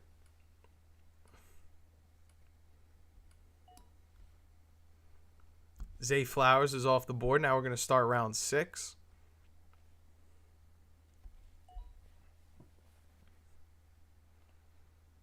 Travis Kelce starts round 6, so I'm still on pace to get RJ Harvey here in round 6. That'll be some good value. I don't have good wide receivers, but I have 2 elite tight ends in fantasy, so that'll definitely make up for it. Not the ideal way to build a team, but I kind of had no choice, being that there was no available wide receivers when I decided to pick. I had to just flex one, but I'm going to take RJ Harvey here, know that I have 2 running backs I really like, and hopefully I could take a Rome Odunze, Jacoby Myers when it comes back to me. That would be sick. If not, I will look for Matthew Golden or look to take somebody else. Calvin Ridley is a great pick here in round 6, in my opinion. Somebody I definitely wanted. Somebody I'm upset that I didn't get, but it is what it is. Life goes on.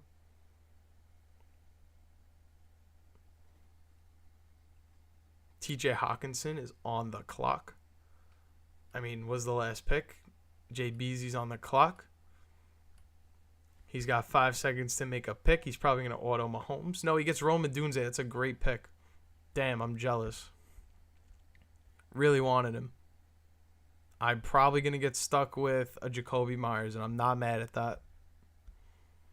That's going to be my second wide receiver, unfortunately, but it's really going to be like my third, considering George Kittle is a sick wide receiver for my team, basically. And I have tight end taken care of.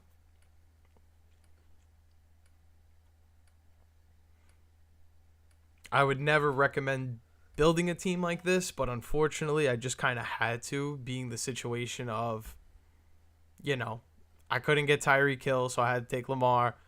I should have took A.J. Brown, but I didn't, and I decided to go Brock Bowers. That's probably the one where I was like, that's a mess up. I don't love any of these wide receivers enough to say I need to take them over George Kittle, so I just couldn't do that. Would have loved Travion Henderson, but that wasn't an option. So I move on. I take George Pickens after George Kittle. And then I take RJ Harvey, and now we wait for it to come back to us. Hopefully get a Jacoby Myers, because that's somebody I love to draft. But we'll see. If you're just tuning in for the first time, thank you for watching.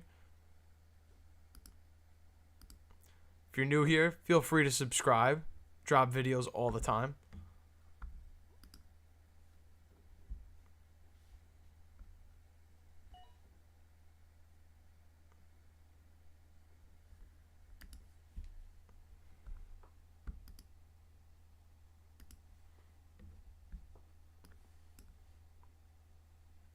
I wish I could have had somebody like Emeka Egbuka, but it is what it is.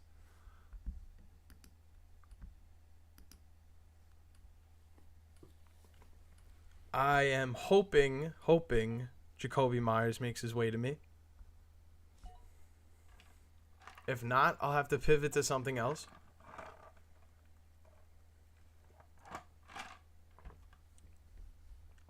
I definitely don't need a tight end. I definitely don't want a quarterback, so we're going to just disregard that those positions even exist. 5 hours and some change left to go on this live stream. 7 hours through almost. Feeling pretty good. Not feeling the crash just yet, but at some point I will. At some point I'm going to start to feel a little tired. That's okay.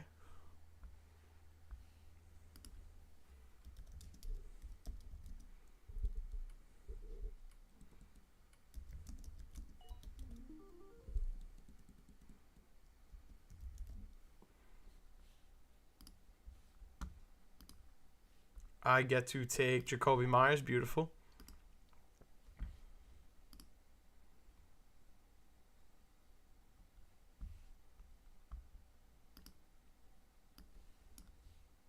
When it comes back to me, I would love to take another wide receiver. We'll see what's available.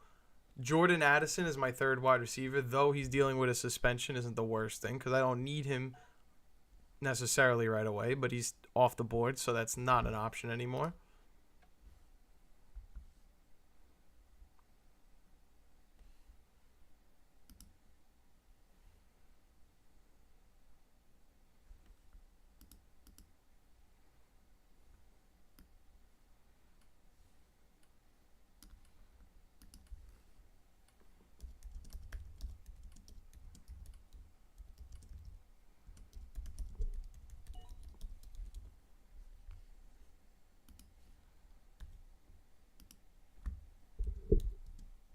Sorry, I'm having conversations with my friends in this chat.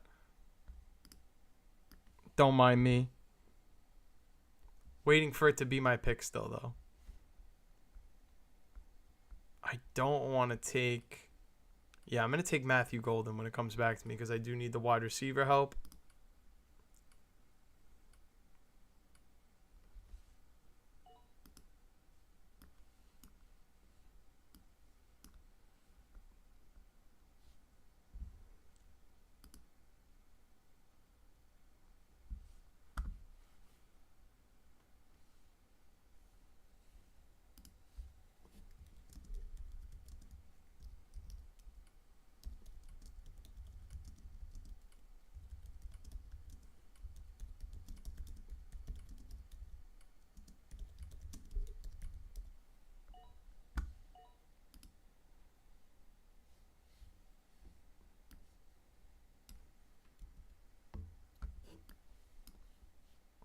Waiting for it to be my pick still.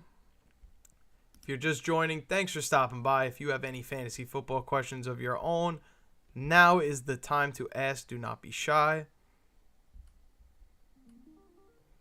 He took my pick. He took my pick. He took my pick, guys. What do I do? What do you do when somebody takes your pick? Oh, no. I need a wide receiver. Talk to me. Who's here? I like Khalil Shakir.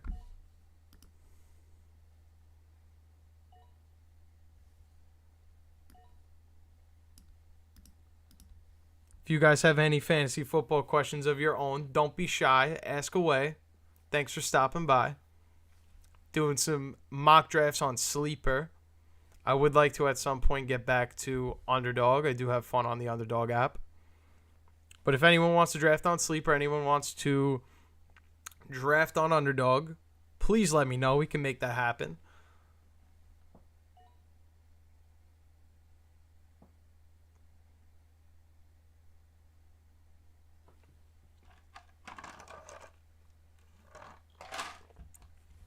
I really wanted Matthew Golden, and I didn't get to make that happen, which absolutely sucks. But you know what? Life goes on. It is what it is.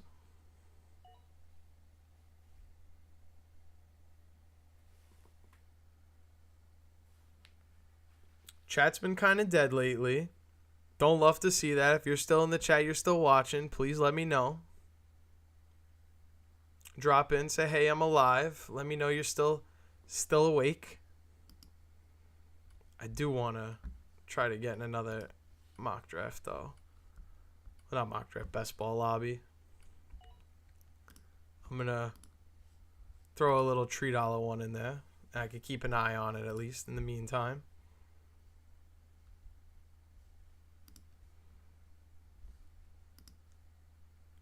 I don't love this team, honestly. I had to take Khalil Shakir because Matthew Golden got sniped from me, but it's good that I'm in a sleeper draft where I know that I'm getting sniped and I know who to take, who not to take. I'm going to need to go like Michael Pittman Jr., Jaden Higgins, maybe even a Chris Godwin to get some upside. I don't have many running backs either, so that's something to keep in mind. If one of my two guys goes down, I have nobody. So definitely need to grab someone. Do I love the running backs in this range? Not necessarily, but I do have to find a way to stay committed to the idea of one of them at least.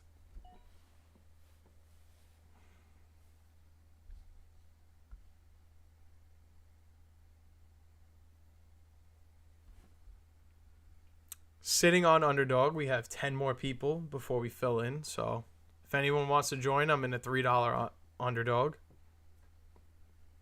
There's 10 more people that need to join, so there's 2 out of 12 right now. Hopefully someone out there that's watching wants to play and is more than happy to join us. That'd be great.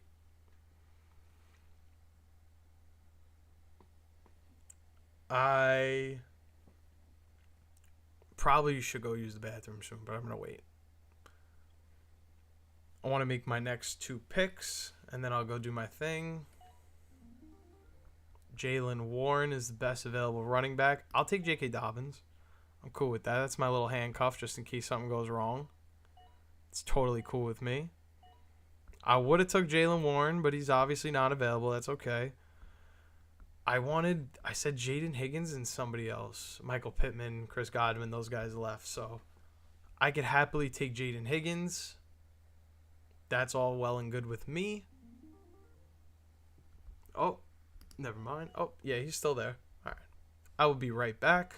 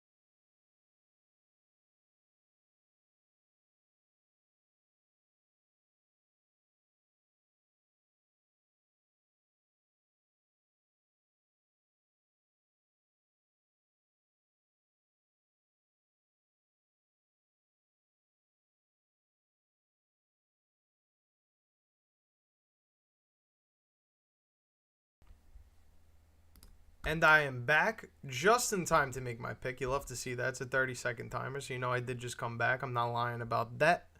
I will take Najee Harris. I need some help at running back.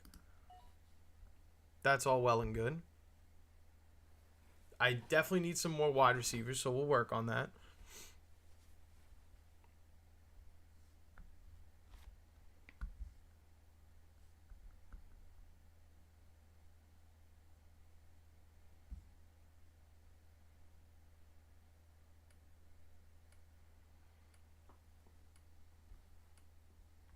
A lot of people are just taking their time on the clock here.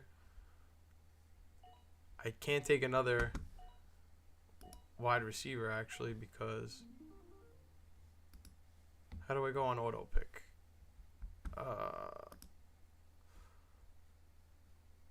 Let me just leave.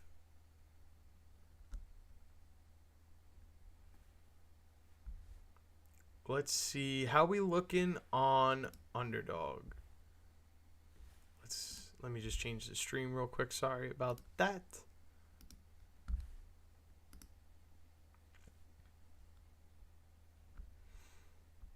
We could go... Yeah, there's not really much of an option here. We could go 10-man $5, but then I have to... No, I don't have to add money to the account. It would just be the last stream I could do until I... Not stream, last mock I could do until I put more money. Or I can search the field of who's got a 12-team mock that they need done on Sleeper, which happens to be right here. Could do 107. Kind of similar to what we just did, though. Maybe I'll hold off. How's our lobby looking? I'm the only one in here. That's not cool.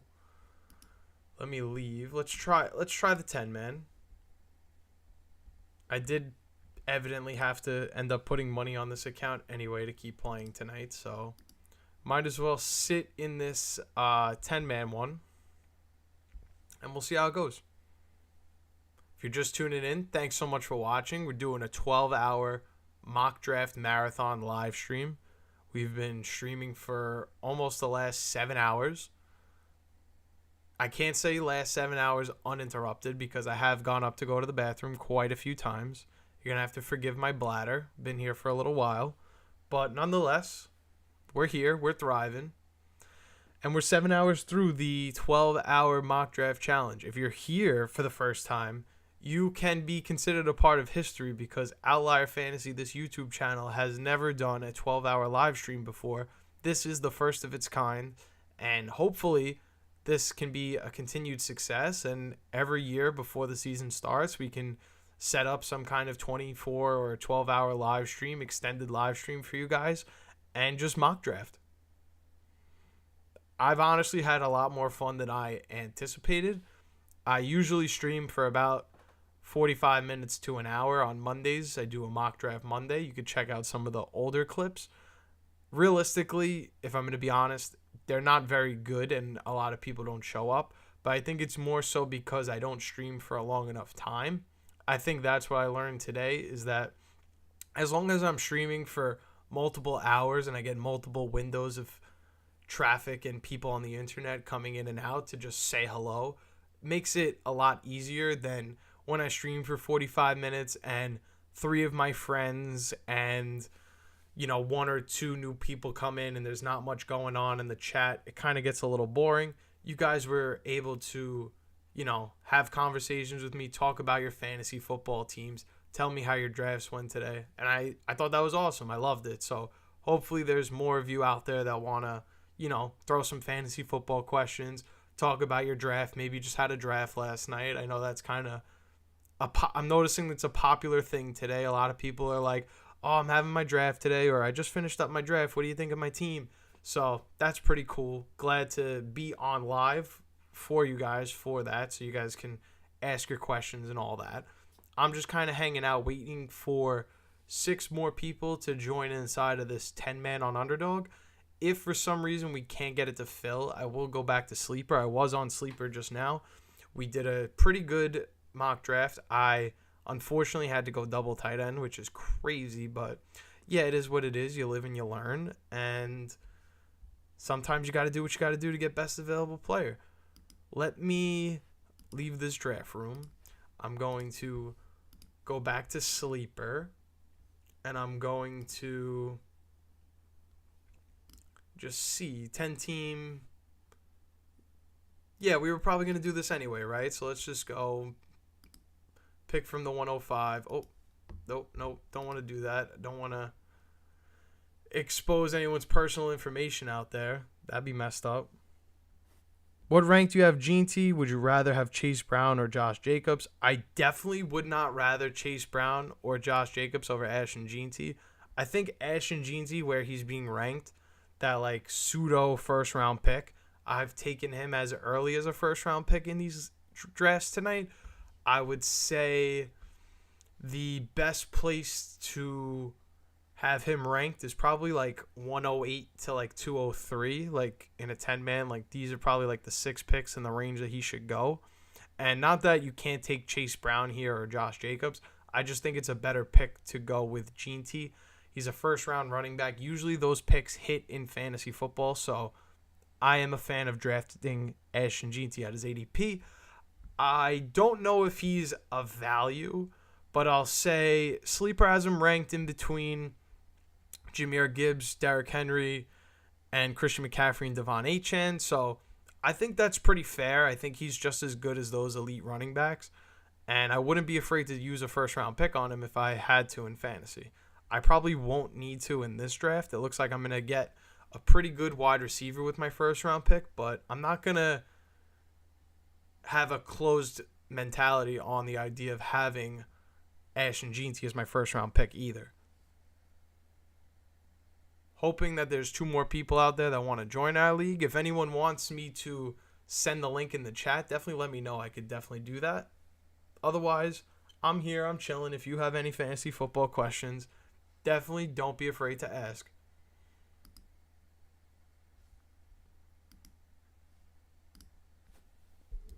I'm going to piss them all off. Watch this.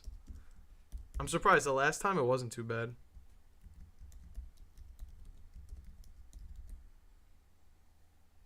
We'll see how it goes. We're on the clock. We're ready to go. Here we go. If I could get Gene T, I'll take Gene T. I'm probably going to end up getting a nice wide receiver, though. CeeDee Lamb is not going to be that nice wide receiver for me. Justin Jefferson is an option. Yeah, I'm going to take Justin Jefferson and be really happy about that. I could have took Saquon Barkley. I would probably put Saquon Barkley over Ashton Gene T.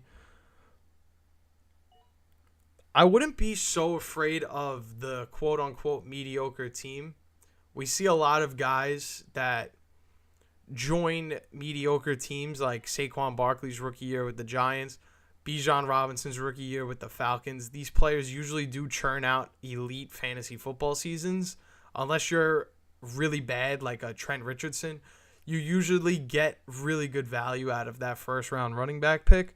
So I wouldn't be too worried about having a instance where you're going to get Gene T and he's mediocre, because the team should be a lot better than it was last year to begin with.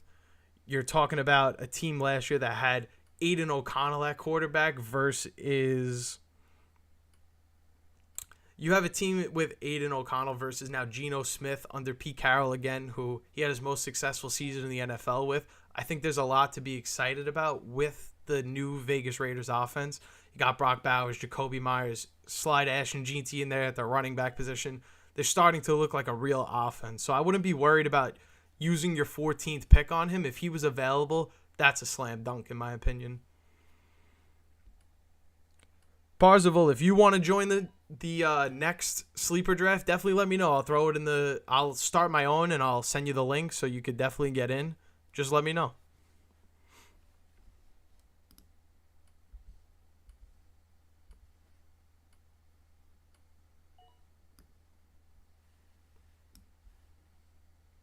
Here we are on the clock in round 2. I can take Achane. I'm gonna go Drake London. I know I took a wide receiver already. I know I normally take the running back here. I don't love Achane as much as I love Drake London. I think I'm getting a value. It is 10-man. I will figure out the running back position later. And yeah, I get 2 sick wide receivers in my first 2 picks.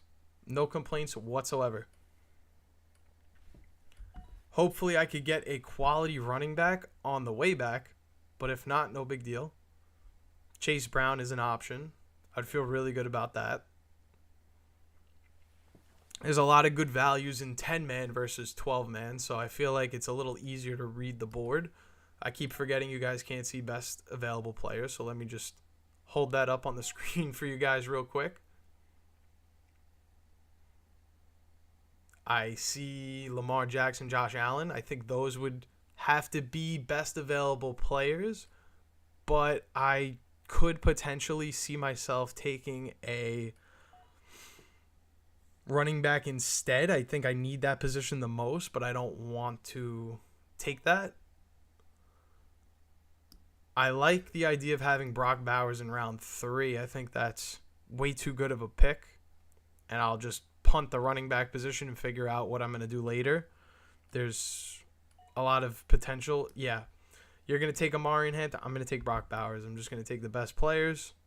You can have your running backs. I'll figure it out later. I got 2 wide receivers. I don't need to worry about wide receiver necessarily for the rest of the draft. Obviously, I'm going to need more, but I'm not looking to take like a George Pickens here to upgrade my team. I have Drake London and Justin Jefferson. I'm pretty good in that category. Playmakers I got 3 of them. Now I need running backs.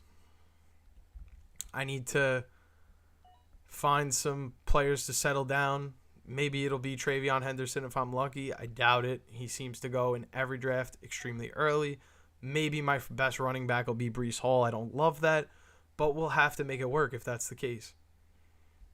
Again, Travion Henderson, no chance he makes it back to me. I didn't expect that. Probably looking at Breece Hall being available for me. I'll take James Cook if he's available. Not looking at quarterback, not looking at wide receiver. I don't really need wide receiver necessarily. Unless this was a star 3 wide receiver league, then I know I have to circle back at some point. But for now, I'm pretty much good. James Cook is available. I don't love it as my first running back, but I'll have to find a way to love it.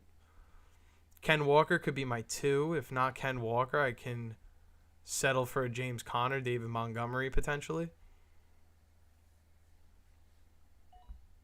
Thank you guys so much for watching. If you're new here, definitely hit that subscribe button. We make fantasy football videos on this channel all the time. New video coming out tomorrow. Going to cover draft strategy, best way to kind of attack the first round of your fantasy football drafts and set you up later on in the rounds to keep taking best available players. Waiting for it to come back to me in the middle of round 5. I like where I'm at because I just keep taking value on value. Breece Hall is still available. That should not be the case. If I end up with him as my second running back, that would be a home run. I don't think Mr. 3 running backs is going to go running back 4, so I take Breece Hall and James Cook, 2 guys that really should go in the 4th round, but I get them back-to-back in rounds 4 and 5. So now, even though I faded running back early, I didn't feel great about it. Now I'm in a position where things are starting to look up because I just sat back and took best available player when it kept coming. I took James Cook. I took Breece Hall. Now all of a sudden I have 2 running backs. I'm not in love with these 2, but they'll get the job done. They'll make up for it in the areas that Brock Bowers, Drake London, Justin Jefferson, they'll carry me, and they'll just fill in. They'll just fill in the points. If you guys have any fantasy football questions, now is the time to ask. Don't be shy. I mean, you could ask in like 4.5 hours from now. I'll still be live, but you could also ask right now. Nobody's asking anything. I'll definitely see your message. Got like an itch. DJ Moore, that was somebody I was definitely looking to target here. Instead, I can go Jamison Williams. That's a nice 3rd wide receiver to go with my group. Or I could add to the depth of running back, take a guy like David Montgomery. Never mind, that is not an option anymore. I do love Zay Flowers and Xavier Worthy, but I am going to pass on them for someone I like even more in Jamison Williams. Hopefully when it comes back to me, DeAndre Swift is an option. I don't see him going before my pick, but if he does, oh well. I would like to get a 3rd running back in the mix just to feel like I have some depth. I don't have to worry about quarterback too much. This is a 10-man league. So ultimately, it just comes down to who can I wait for all the way at the end. I have 1, 2, 3, 4, 5 picks. Oh, never mind. There's no kicker in defense in this, so we're just going to keep taking players. There's not going to be a defense kicker situation. That's great. Helps you, get better values on players and stuff like that. Understand where they really deserve to go. I'm going to be snacking. Don't mind me. I opened these gummy bears like hours ago. I never finished them, but I need a little snack. I haven't eaten dinner, guys.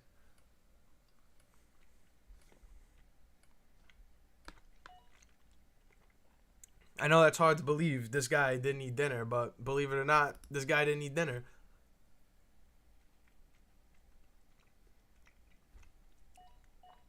Woke up from a nap, went to the store, came back, had a bagel. That's it.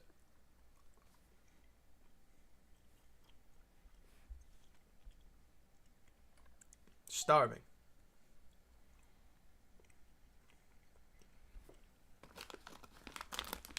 The gummy bears get by, though. They do their thing.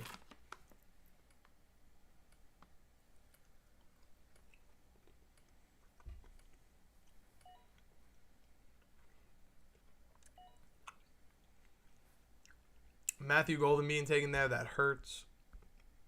I may have to take Roma Dunze. He may not even be available for me. We'll have to see. Fantastic. I get Roma Dunze. When it comes back to me, I'd like to go Jacoby Myers. I think attacking the wide receiver here in a 10-man league, the spot of like Roma Dunze, Jacoby Myers, Jordan Addison, Chris Olave, this is a good tier to draft. This is a good area of the draft to be peppering your wide receivers. Get your running backs before this so that when it's time to draft these wide receivers, you don't have to worry about getting a different position or feel like, are you making the right pick?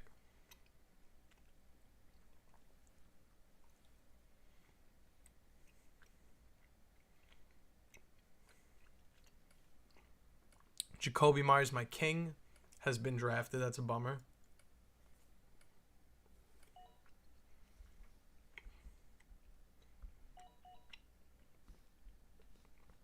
Still need help at wide receiver, but I'm not going to take Jordan Addison. I am on the clock. Could flex Tyler Warren, so I don't need another wide receiver. And I think I'm going to do that. Take Tyler Warren, flex him. I don't got to worry about another wide receiver position. What up, A? My 12-team, 2-keeper, half PPR. Mahomes, London, Pickens, Debo, Bijan, Taylor, McBride, Warren. If it's Tyler Warren, that's awesome. If it's Jalen Warren, I don't love that. The bench is okay. I like Troy Franklin a lot, honestly. Somebody I've been drafting a lot. Okay, so you traded Tet and Higgins. So that's how you got. Okay. I probably would have kept Tet and Higgins instead of London, but I see why you did that. You definitely shoot for the upside. Now you have Bijan Robinson and Drake London on the same team. That's pretty awesome. But yeah, solid team. The bench is lacking, which makes sense because you made a trade where you traded 2 better players for a really good guy and Kyle Williams back. So that all kind of checks out for me at least. I need a quarterback here, so I'm going to take Goff and probably go Dak with one of my later picks. That's probably going to be how I settle the quarterback position here. Oh, Jaden Higgins. Okay. But still, 2 quality wide receivers you traded away to get one really good stud back, and then Kyle Williams is kind of like whatever. So that kind of makes sense why you lost like a little bit of your depth from draft day. But I like the team. I think you've built a really good team there.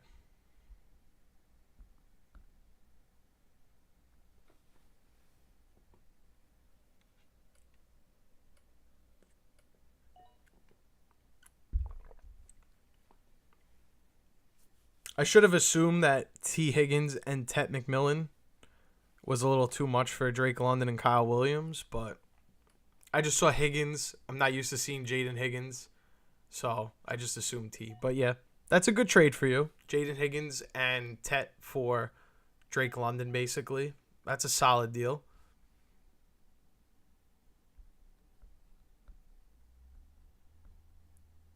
I could use some running back help, but I don't think anybody here is going to be that helpful to me.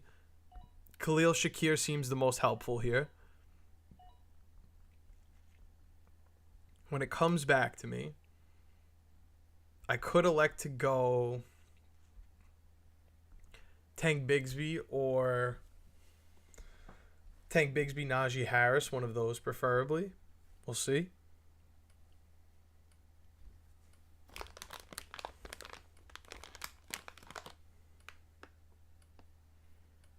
Traded Judy and Devontae Smith for Pickens and Coleman.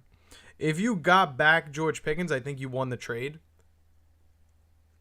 The other side has the potential to be better. Like if we look at it from the perspective of Jerry Jeudy could have another solid year. I doubt it. And Devontae Smith could have a much better season than he did last year. But George Pickens, in my opinion, should be an elite wide receiver in fantasy. So I think you win out that trade by getting the better guy, though you traded two guys to make that happen.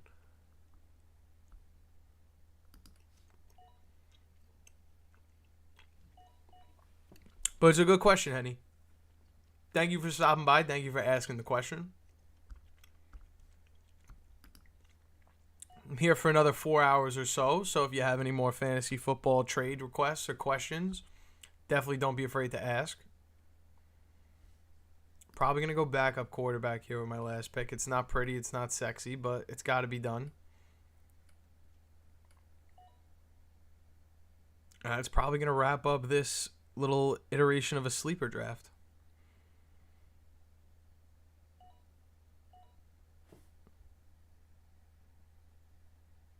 Yeah, I like George Pickens a lot. I think he's going to have an elite wide receiver season this year. Maybe not top 12, but he's going to be in an offense that supports him being like top 15 pretty much the whole year. So I like that a lot. And you get some upside with Coleman as well. It's not all bad. It's not like you put all your chips into just the basket of George Pickens. You also get Keon Coleman, which could be an interesting prospect. It could end up being the wide receiver one for the Bills. So I think you did pretty good with that trade. I think whoever traded away George Pickens is really going to regret that when they see how good George Pickens looks in the Cowboys offense. We've only seen George Pickens play in an offense that... I'm going to try to take the 104. Yep, I got it. We've only seen George Pickens play in an offense that is run first and doesn't like to pass the ball. Dallas is not going to be a run first offense because they can't be a run first offense. They have to throw the football. So you're going to see George Pickens in real time working across from CeeDee Lamb, not having to be guarded by a team's number one corner. And that should lead to George Pickens absolutely shredding this year. It's not to say I don't like CeeDee Lamb. I love CeeDee Lamb as well. They're all going to get fed in this offense. There's plenty of opportunity. They're going to be down in some games or they're going to be in shootouts because their defense can't stop anybody. Who knows if Micah Parsons is even going to play a game this year. So I really like the idea of having George Pickens on your roster. I think there's potential for him to be top 15. And I don't think whoever you traded, Judy or Devontae Smith, have that same kind of ceiling that a George Pickens does. So I get the trade and I agree with it. I would have did the same thing.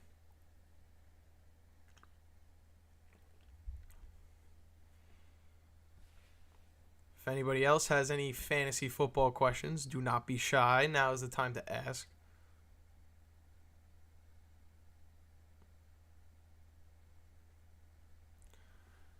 Let's see if I could send them the link. I wonder if that works.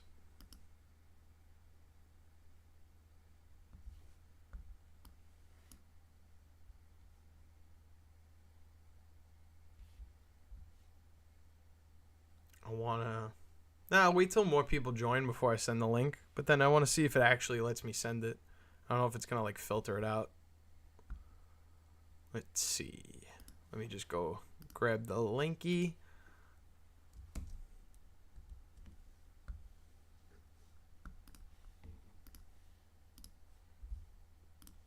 Okay.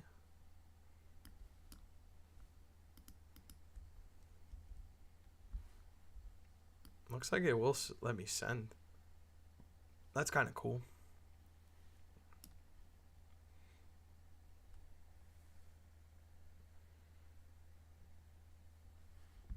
Hopefully more people start to join. We only need 4 more slots. If anyone's looking to join, don't be shy. If Parzival, you want to get in this, definitely let me know. I could drop the link. There's a couple more slots in here. If not, all good. Get you on the next one. No worries whatsoever. I wish I had more Monster. That's my one regret. I don't have any energy drink left.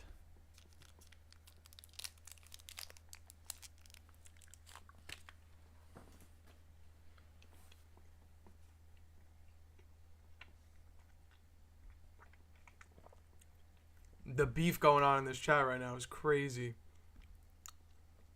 Bro asked him to get pick 8. He goes, what did you think? I was keeping it warm for you?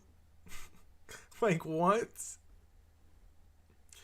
Buddy, he's just asking.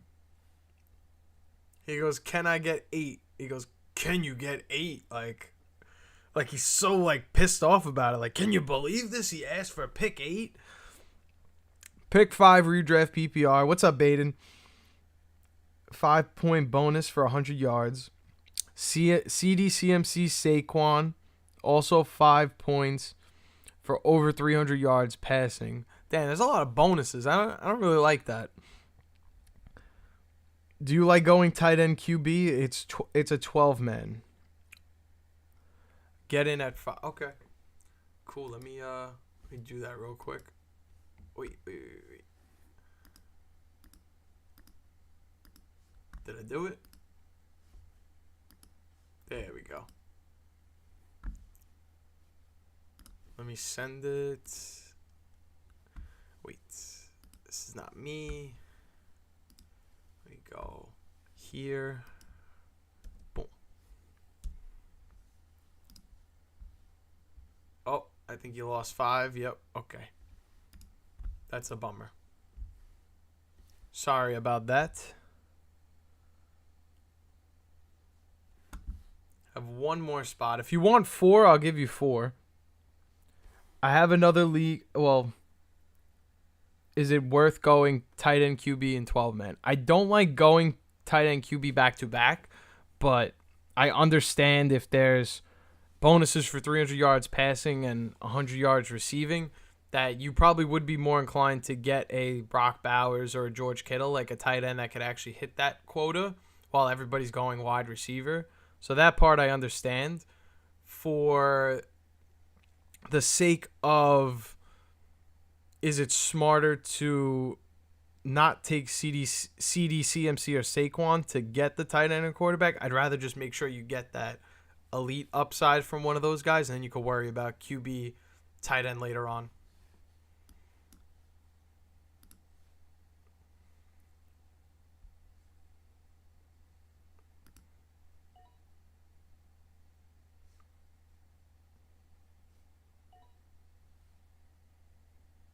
Here I am at pick 4. I'm going to take CeeDee Lamb.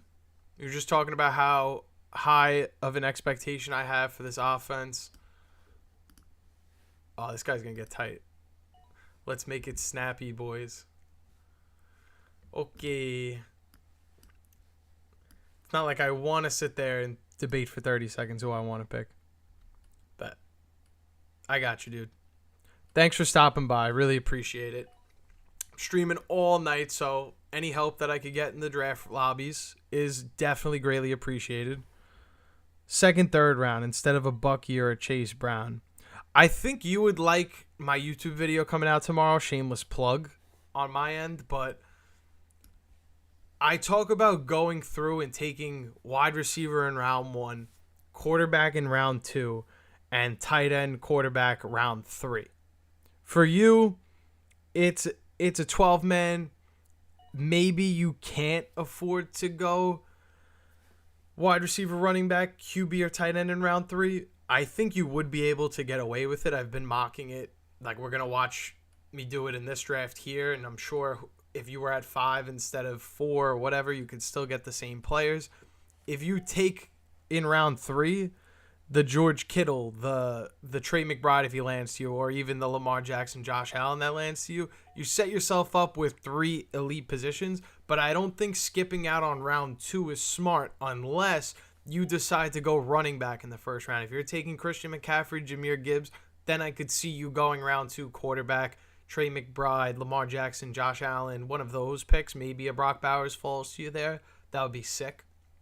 But I think round 3 is a better value because you know you're going to get George Kittle if you go round 3, right?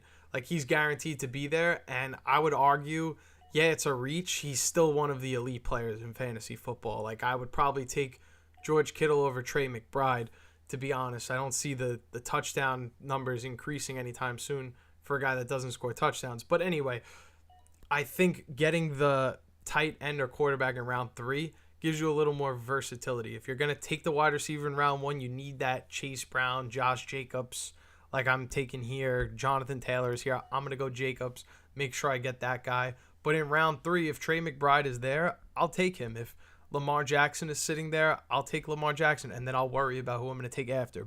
But I do have to warn you, Baden, if you're going to go this route and take a player that is going to be your tight end or quarterback in round 3, rounds 4, 5, and 6, these next 3 rounds, you have to go running back twice. You have to. Because once you leave round 6, the wide receivers are actually the values here that you could draft and start versus the running backs here are like Aaron Jones, Jordan Mason. You don't want that. Stacking CD and Bucky. Yeah, no, I think that's the way to go about it. I think taking CD Lamb, that's what I tell everybody in my video that's coming out tomorrow. Take CD Lamb with your round 1 pick. Round 2, you look for Bucky, Chase Brown, Josh Jacobs, Devon Achane, whoever you could get. You want that round 2 running back. And then in round 3, I get Josh Allen, the best quarterback in the league. So, or Lamar Jackson, whichever one you want. But now I'm building myself up here. I'm in a great spot because I have elite quarterback, elite running back, elite wide receiver. But now if I don't take running back in the next 2 out of my 3 picks, you'll see the drop-off at the position once we start round 7, 8, 9. The running backs get a lot worse. And we could grab in rounds like 8 and 9, like Jacoby Myers, like some of these lower-tier guys. Roma Dunze. If you like Stephon Diggs, I like Matthew Golden. Ricky Pearsall's another one. Emeka Egbuka. Bet. I'm so down for that. We'll get Baden. Baden, are you cool with 105 from a 14-man? Just so we can get everybody involved. The more people, the better. We'll throw it into Sleeper and see how that goes. $350 buy-in. Elite running backs. Bijan, Chase Brown, Henderson. Yeah, definitely. RJ Harvey. But your wide receivers are weak. Garrett Wilson is your best option. Should you trade running backs to get a better wide receiver? Well, that depends on who the better wide receiver is.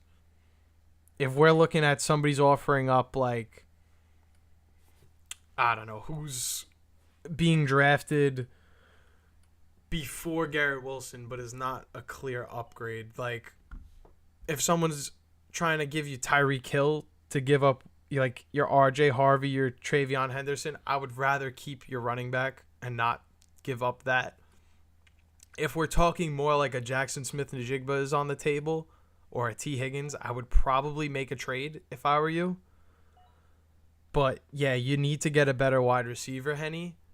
But you don't need to trade away one of your awesome wide receivers just to say, I need to fill out a wide receiver spot. Hopefully you could grab somebody off waivers that makes it a little better for you. You definitely could afford to trade RJ Harvey without even blinking an eye. But what you'll get back in return is probably not that great. You're probably not going to get something better than Garrett Wilson, and I don't think it's really worth it. To trade away a Chase Brown and then make your 3 running backs Bijan, Travion Henderson, and RJ Harvey, I don't think it's worth doing that. You can try to get a London or an AJ Brown, but who's going to trade Drake London or AJ Brown and not ask for Bijan Robinson on his team? Like, I don't think Chase Brown for Drake London is a move the needle. Somebody's going to want to do that trade for you. I don't think that's going to work. Best available running back, Breece Hall. I'm going to have to take that.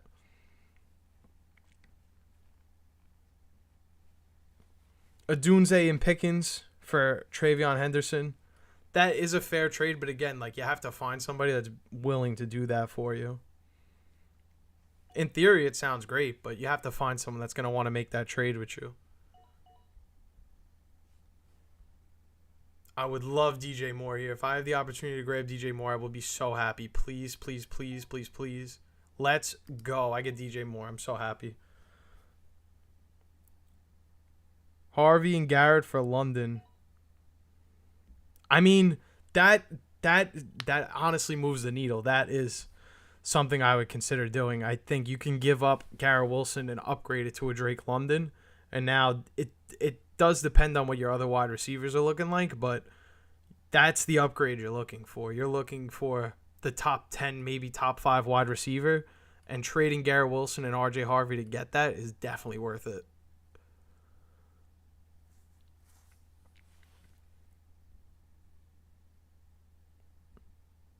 I don't know if someone's going to accept RJ Harvey and Garrett Wilson for London. Oh, that's a thing. I would do that in a heartbeat, but I don't know if somebody in their league that has Drake London is going to be like, you know what?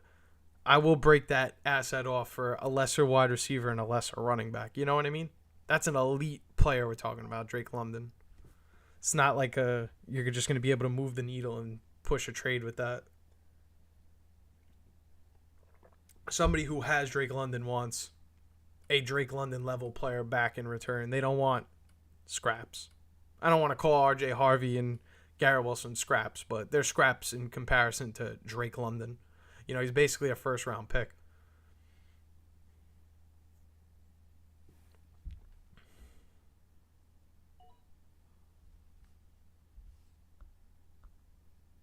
So after this draft, we'll do a 14-man.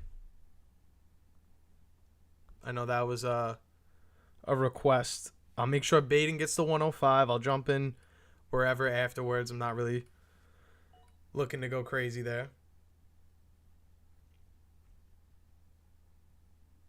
And yeah, we'll kick back. We'll chill. Have a good stream. That's what it's all about.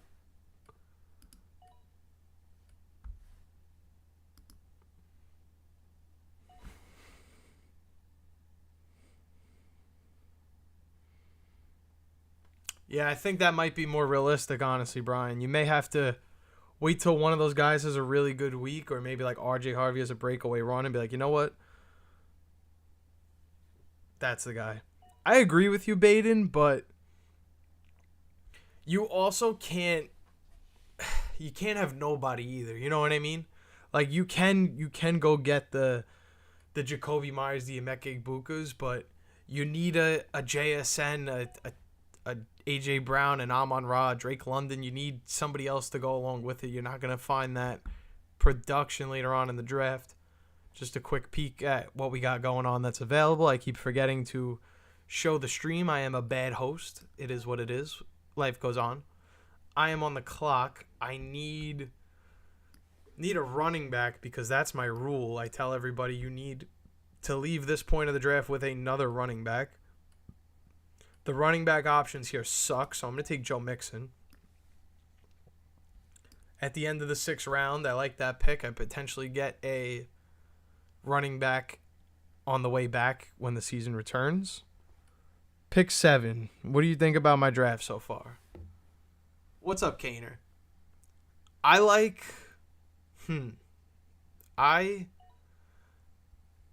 I like going wide receiver in the 1st round. I'm not sure Puka Nacua is my guy, but if that's who you believe in, I respect it. It's cool.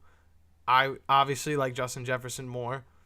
Amon-Ra St. Brown I don't love. I probably would have went Nico Collins, Malik Neighbors, Drake London. Those are the 3 guys I like a lot more. Let me just make this pick real quick. We'll get right back to you. I do need a tight end. I'm going to be an absolute demon and reach for Tyler Warren because I always do that. It's fun. It ruins people's drafts. And Bucky Irving, James Cook, love that. You go running back to back. But here's something that I've kind of been preaching to the choir about. It's not so much a problem in this draft, Kaner, but let me show you what I'm talking about. In rounds 2 through 6, a lot of wide receivers go, and it starts to feel like you can't really get value at the wide receiver position because you're taking what everybody else is taking, if that makes sense. So, like, Garrett Wilson comes off the board, you take Marvin Harrison Jr. That's fine. I don't see a problem with it. I don't think you reached. I think he's better than Terry, Adams, DK, so on. Comes back to you here, 5-7. You take Xavier Worthy. Not that I don't love that pick, but we got Tet, we got Devontae Smith, Jamison Williams. And then even these guys on the way back, these all could have been available for you. And you take Zay Flowers afterwards, which is fine. He was probably better than Deebo Samuel, but maybe another potential, I guess I can't even say a wide receiver could have freed up and got available to you because you don't know what they would have took if you went running back. But again, we go running back here. Could have got a value on Tony Pollard or even taken a tight end at this point or quarterback. There were a few times where we pass up on, like, no, we didn't pass up on Joe Burrow. I'm sorry. There are other wide receivers that I just feel like are, I'm not a big Ted McMillan guy. I like Worthy, though. Zay Flowers is a beast. Rome Odunze, absolute stud. But I try to draft the running backs here because this is kind of like the last area, rounds 4 through 6, that I could get quality running backs. Because now you have your two guys, but when you go back to go grab somebody else now, Quinshon Judkins, Brian Robinson, ETN, there's nobody there that I love. Like, I get it. I have Joe Mixon. It's kind of a disaster right now. But when he comes back, I have somebody that I could actually play if Josh Jacobs or Breece Hall misses time. And I still have an elite tight end, in my opinion. And I'm still going ahead and trying not to take as many wide receivers in this range as possible. But I do have to take DJ Moore because I need somebody else to go for the ride with Lamb. Yeah, I like Puka. Puka is cool.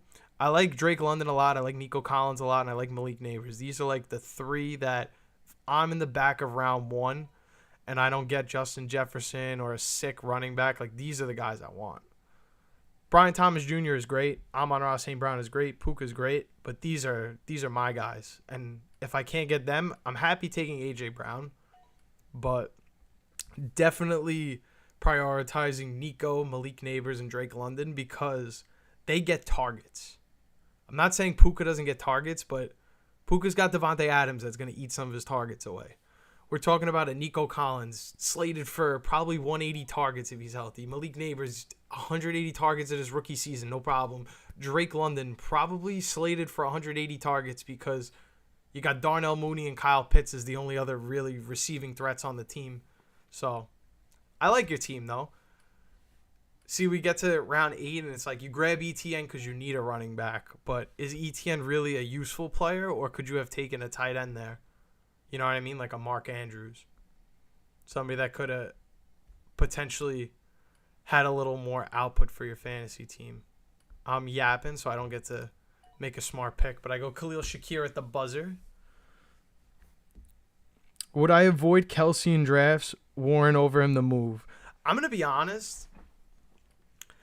If you don't take 1, 2, or 3, any one of these tight ends, you can take this guy literally anywhere you want. I'm not even joking. You can take him with any draft pick you want because Daniel Jones is going to feed him the ball. I'm not saying he's going to trump over everybody in this offense, but he's going to get fed the ball. I don't see a pathway where Sam Laporta, Travis Kelce, and TJ Hawkinson all finish above him. I could see Mark Andrews. I could see one of these guys finishing above him. But to tell me that you think Sam Laporta, Travis Kelce, and TJ Hawkinson won't finish,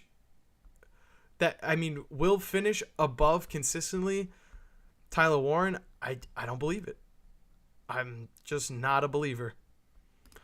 I need to get to the flex position here. I need running back, wide receiver. I like Jaden Higgins. That's a good pick.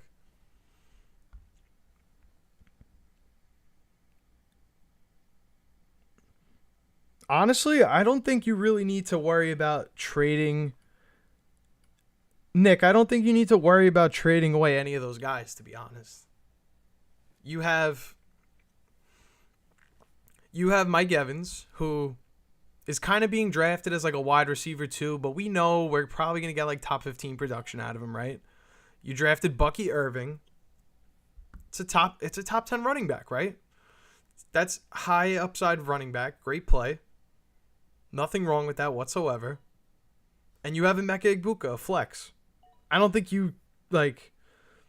It doesn't seem like your team reached for any of these players. It seems like you grabbed them at their value and you happen to have 3 Bucks players. Is it a bad thing? I don't think so. You know, there's teams that maybe they're not the most exciting team in fantasy, but for some reason, there's multiple guys you could start and feel pretty good about.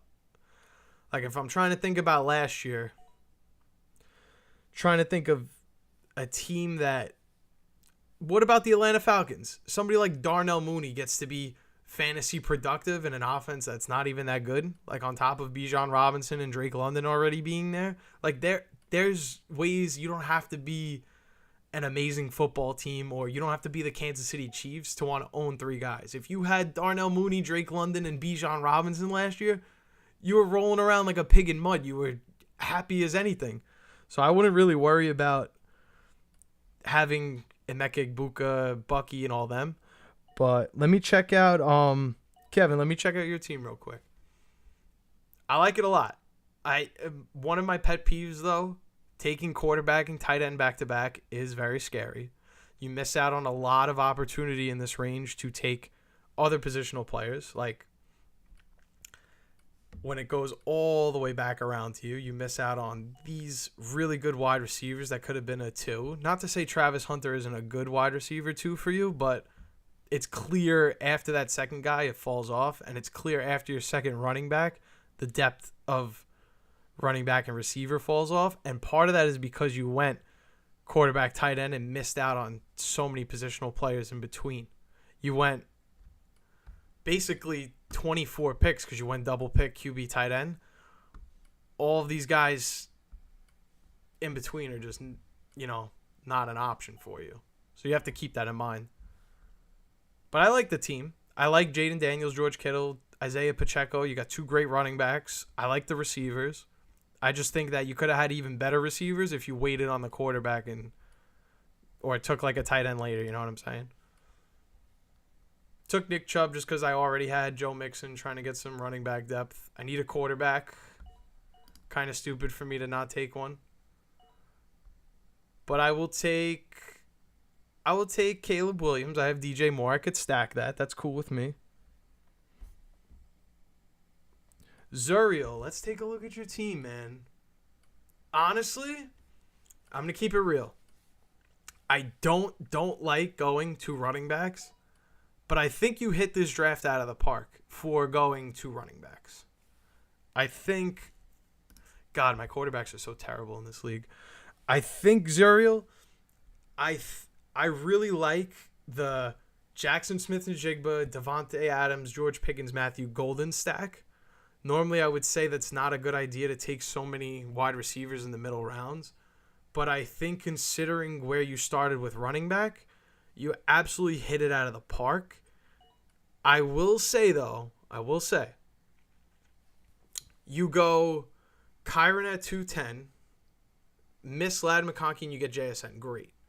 I probably would have went Lamar Jackson. And then when it came to you in round 8, you could have took a Jaylen Warren, got some kind of flex piece, and maybe had a little bit better. Because I don't love Kyron Williams. Not to say that he's a bad pick, but I don't love Kyron Williams. Saquon Barkley's a beast. JSN is a monster. I think George Pickens is going to have a great year. And Matthew Golden. So you have some really good wide receivers there. J.K. Dobbins, solid backup running back. No complaints there. I think if you didn't take Kyron Williams, your team would have been better. But considering where you did make your picks and what went around you, I think you absolutely hit it out of the park. I should have took Matthew Golden, and I messed up in round 6. You were the biggest beneficiary of that. I didn't get to take J.K. Dobbins because you took him, so I end up reaching for Tyler Warren. Probably should have took Ricky Pearsall to upgrade my wide receivers. Nonetheless, I still get some wide receivers that I like, but obviously need another one still, which sucks. But I'll make that my last pick. I'll take a flyer. I think having a second quarterback, considering mine are so bad, is a little more important right now. And I don't love taking 2 quarterbacks in the same division, but I will go J.J. McCarthy.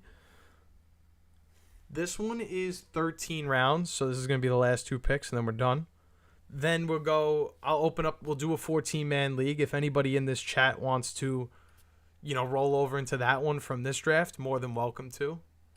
I definitely appreciate the new members and fantasy football players that want a mock draft. The more the merrier, always. I'm going to take J.J. McCarthy. I have one more pick, and then I'll send the link in the chat for you guys.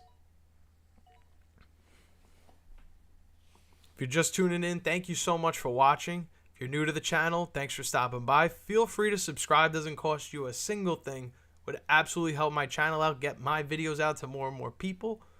And with my last pick, I like Dante Thornton. Yeah, let's go with that. I didn't get Jacoby Myers, so I was bummed out about that.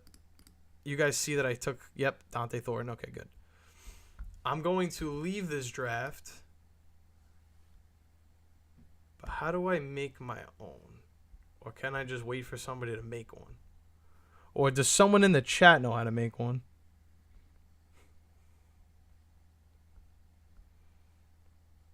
How's this one looking? Can we take this one over? Nah. It's only one spot. I ain't doing that.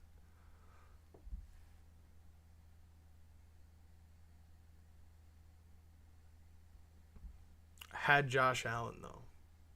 Let me see. I put the link in here, right? Yeah. I had Josh Allen? Yeah, I did. I had Lamar Jackson, though. You could have took Josh Allen before me. Had 2 chances at him. 2 chances at both of them. Oh, I get what you're saying. Yeah, I didn't need a third quarterback. I forgot I took Allen. That was stupid. Where are we at? Hold on. Let me try to make a draft room. Let me try to figure this out. Hold on. I'm still here. I just don't want to pull up like my fantasy football team and all this other nonsense.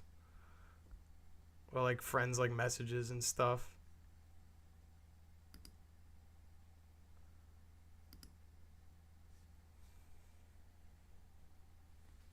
Okay. Here we go. I'm going to change it to a 14-man. PPR, 14 teams, 30 seconds on the clock. And we'll just do 1 flex. No kicker defense. That's whack. We'll do 7 bench. Save. Yeah, we'll do 14 rounds. Invite. Here's the link. Let's go nuts. Let's have a day, boys. Go crazy on that.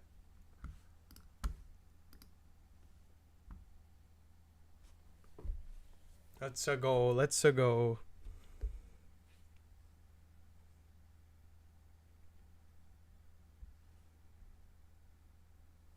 Dope. Dope.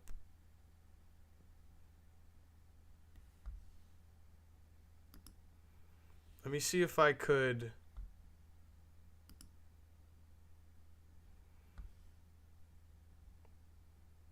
try to send this in the mock draft thing. Here we go. Here, wait. Mock drafts. Oh, of course. There we go. Perfect. Throw that in there. Where is my Super League? Can I? No, I can't do that. Can I click it from where I sent it? Yeah, probably. Why am I having such bad like troubleshooting with this? Like, why am I such a bad? Why am I such like a bot when it comes to like the formatting and stuff?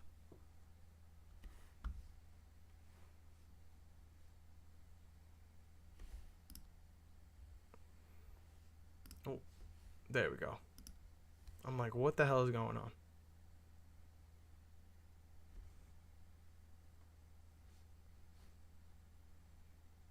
Let me try to send it again. Just bear with me.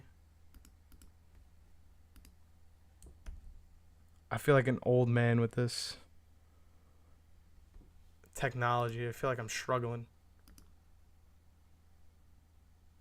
Okay.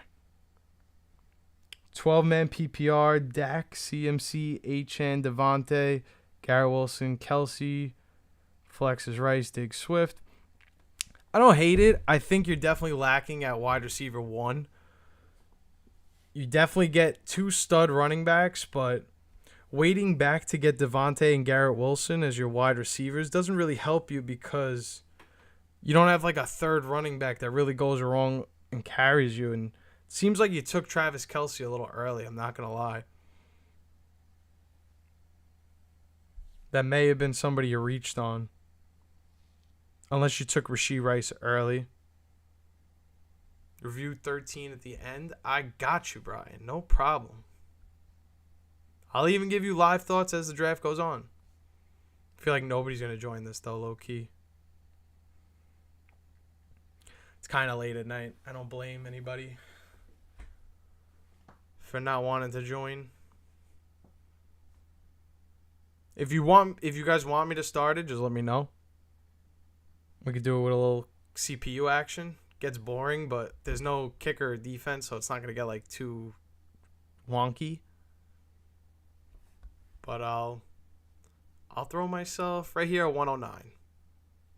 And you know what? I have a 14-man league that I'm doing. I'm pick 7. It's 1 running back, so I'll practice from here. That's fine.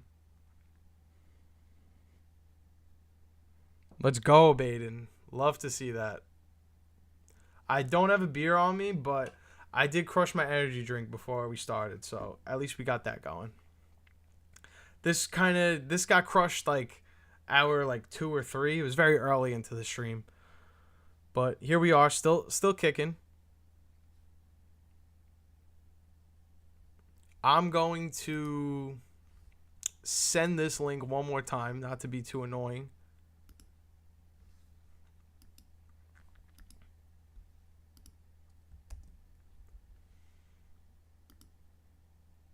And hopefully people join.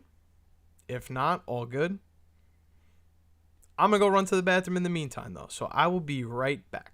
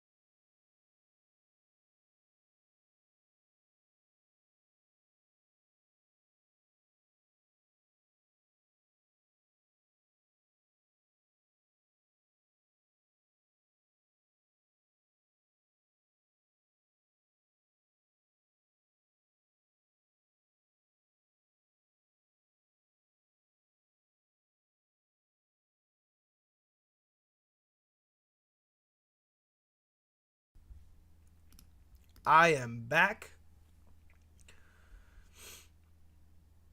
If nobody wants to start, if nobody else wants to join, if you guys are ready to start, I have no problem starting.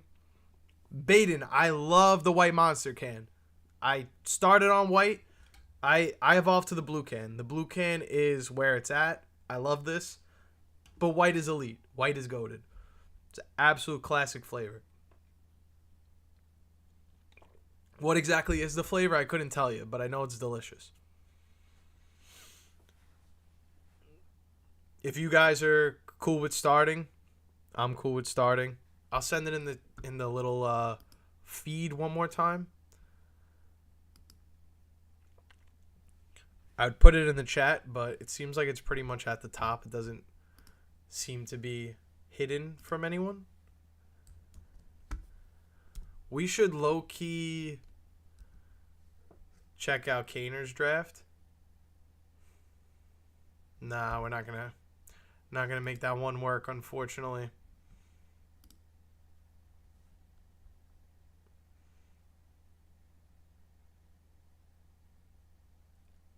Ready to start?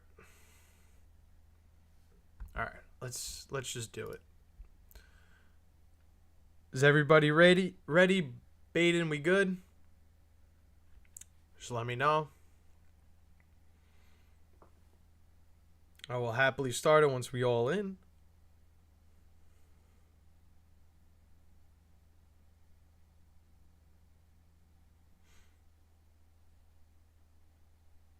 Waiting for that A-OK. I'll give it like... Okay, cool. All right. Let's go.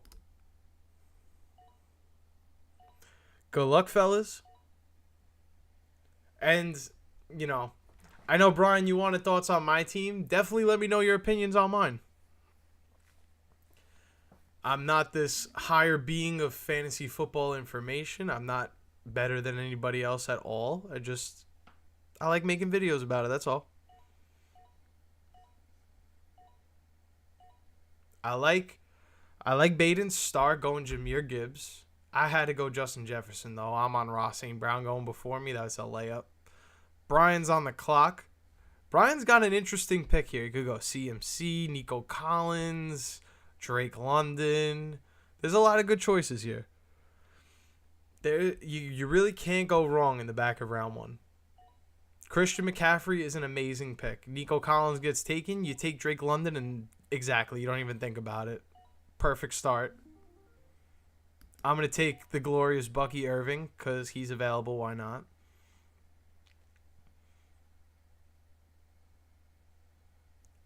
Realistically, I don't think in my 14-man league that I'm going to do at home. It's like a home league with a barbershop that I go to.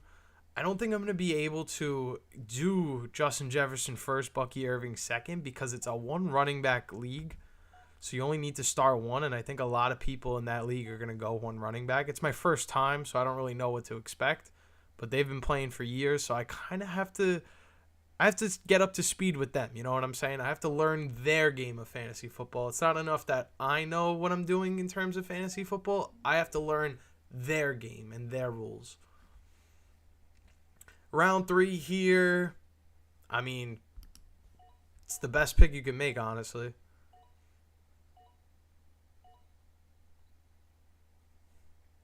Round 3, Brian's on the board. Triple running backs. Okay, Baden, I like it, but what are we going to do at wide receiver? What are you going to do when I snipe a really good wide receiver here right before you? What's going to happen? There's running backs. I know you can't use a running back, so I'm going to make sure I take a wide receiver I really like. And I'm going to be honest, Rashee Rice is better, but I'm taking George Pickens. I'm that high on George Pickens.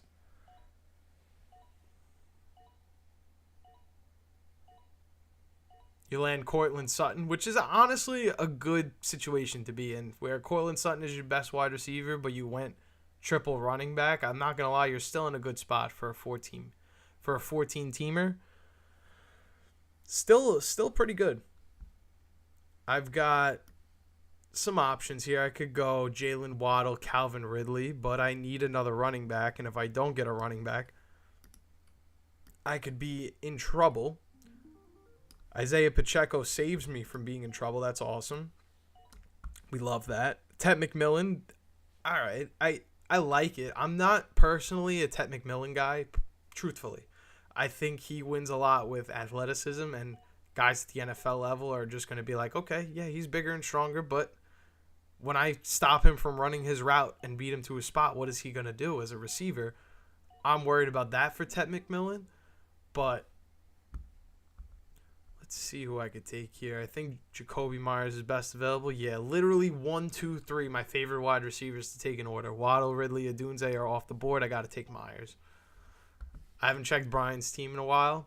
Aaron Jones. I got to be honest, I don't love that pick, but what were you going to do? You didn't have a running back, so I understand. I would have liked if you could have maybe have went Alvin Kamara or Ken Walker with one of these 3 or 4 picks, so you didn't have to marry Aaron Jones here. You could have took a wide receiver like a Matthew Golden, Jacoby Myers, Olave, Travis Hunter, one of those.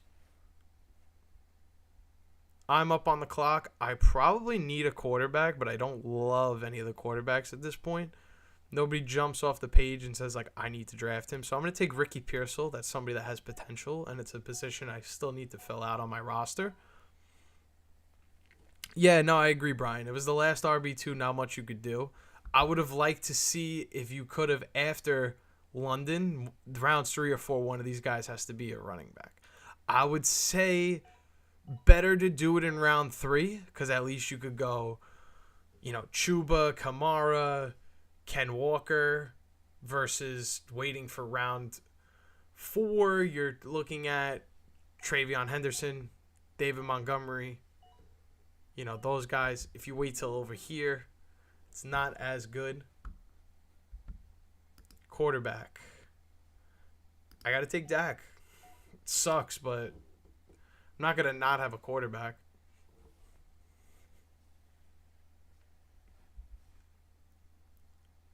Ja'Cory Krosky Merritt is really solid. I don't love Jawan Jennings, though, if I'm being honest. I think he was a product of just having a lot of targets being available to him.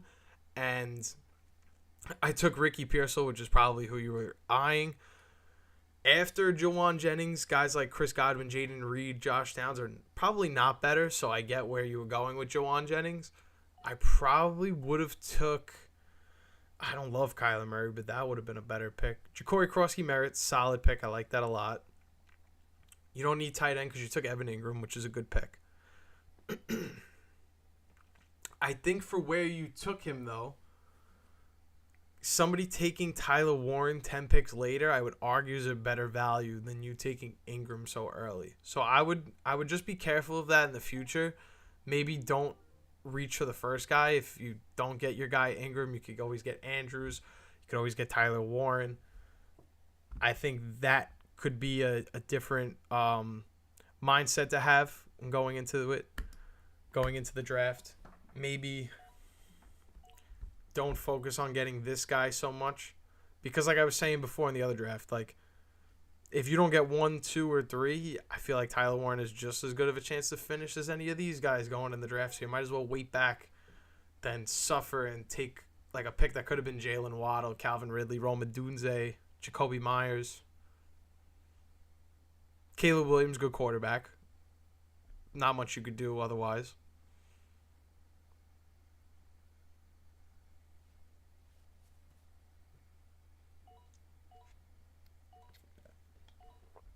Eckler, PPR upside. I really like instead, though, you need running backs. I need running backs, too, but I'm going to take Trey Harris. I think this is a great 10th round pick here.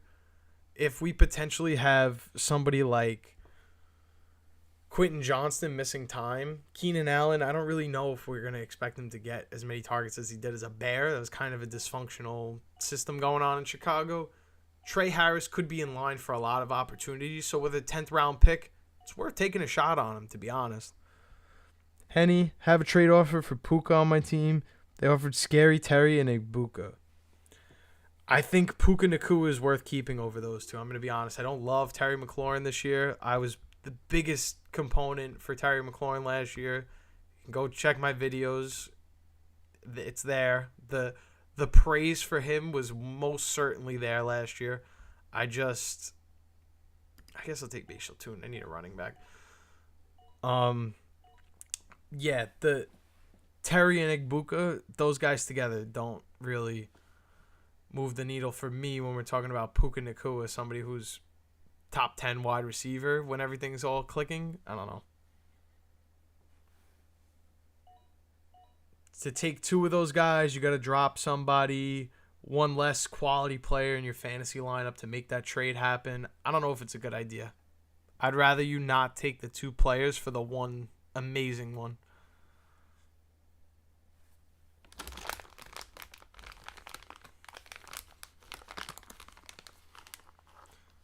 I like the Dante Thornton pick, Brian. I'm not going to lie. That's a really good pick. Woody Marks, love that one as well.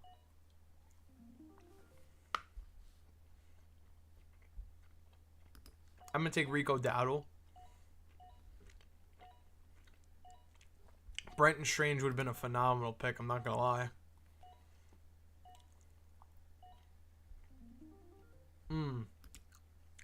That's scary. I don't have another quarterback. I'm going to take Tua. I don't love that, but what am I going to do?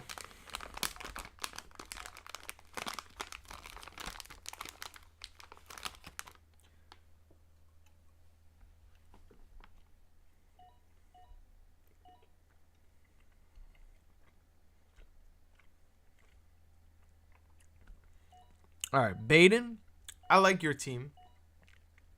I'm going to make my pick, and I'm going to give my spiel. I do kind of need another tight end, not going to lie. But am I going to take any of these guys? Probably not. I'll take DeAndre Hopkins. Why not? It's a terrible pick, but whatever. Jahmyr Gibbs, Chase Brown, Amari, and Hampton. Sick trio of running backs. Then we have Cortland Sutton, Ted McMillan, Matthew Golden, and Mekhi Igbuka. Solid. Nothing jumps out at the page, obviously, because you spent all your picks on running backs, so nothing is really going to be elite here at this point. Moving on. Colston Loveland. Not a bad pick. I don't know what to make of it, to be honest. Could be a solid tight end pick. I am a fan of Colston Loveland. Don't know if the situation's going to pan out. Sorry. CJ Stroud as your starter. I actually like that where you took him. I don't like, but hey, you get your guy where you get your guy. Braylon Allen, Michael Penix, then Leggett, McMillan, Dontavian Wicks. I like these players. I don't love Jalen McMillan, if I'm being honest. I think that was kind of a waste of a pick. I don't know if we're going to see him on the field anytime soon with Godwin coming back early, Mekhi Igbuka being there, Mike Evans being there. You get the point. Brian, let's look at your team. Sick. You got Christian McCaffrey and Drake London. Perfect. Marvin Harrison, DJ Moore. I would say the Marvin Harrison pick is where we start to go off the rails a little bit. The Marvin Harrison pick leads to the Aaron Jones pick. So it's not that you made two bad picks. You messed up one time, and then that one time led to here. But then we took this. And I don't love this, but I get it. It's a 14-man league. You got to get your tight end. So I won't go crazy. Sorry. I won't go crazy about round 6, Evan Ingram. That's okay. I didn't love the Juwan Jennings pick, but you had to get a wide receiver. I get it. Ja'Cory Krosky Merritt, nice. Caleb Williams, nice. Austin Eckler, I don't love it. Quality pick, though. Dante Thornton, nice. Woody Marks, nice.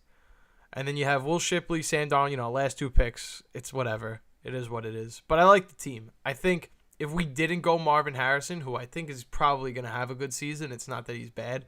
I think if we went running back or a different position in one of these 3 rounds, we'd be set up. Why am I coughing so much? We'd be set up a lot better. I guess my throat. Pause. I'm not used to talking for 8+ hours on a stream. That's my bad. Yeah, I agree. If the goal was to go zero wide receiver, I think you succeeded. I think you have opportunity for these guys to ascend, but I think in terms of really like the only pathway where this actually works out in terms of being a league winning team is Ted McMillan has to be top 12 wide receiver, and then Courtland Sutton can be his pseudo wide receiver one that he is, and then you have Matthew Golden and Emeka Egbuka would be like your high end flex plays. You know what I'm saying? Gotcha. I didn't know if that was the plan going into it, but it worked. I mean, I could have said maybe you take a George Kittle, a quarterback here, but you end up getting C.J. Stroud. It's fine. It's not like you can make up that running back value here, so I get it. Who would I take over those two running backs? I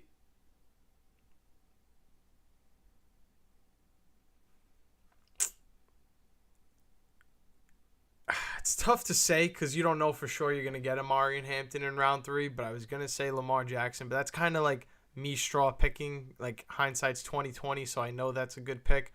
But here in round 3, yeah, no, I would have went Hampton as well.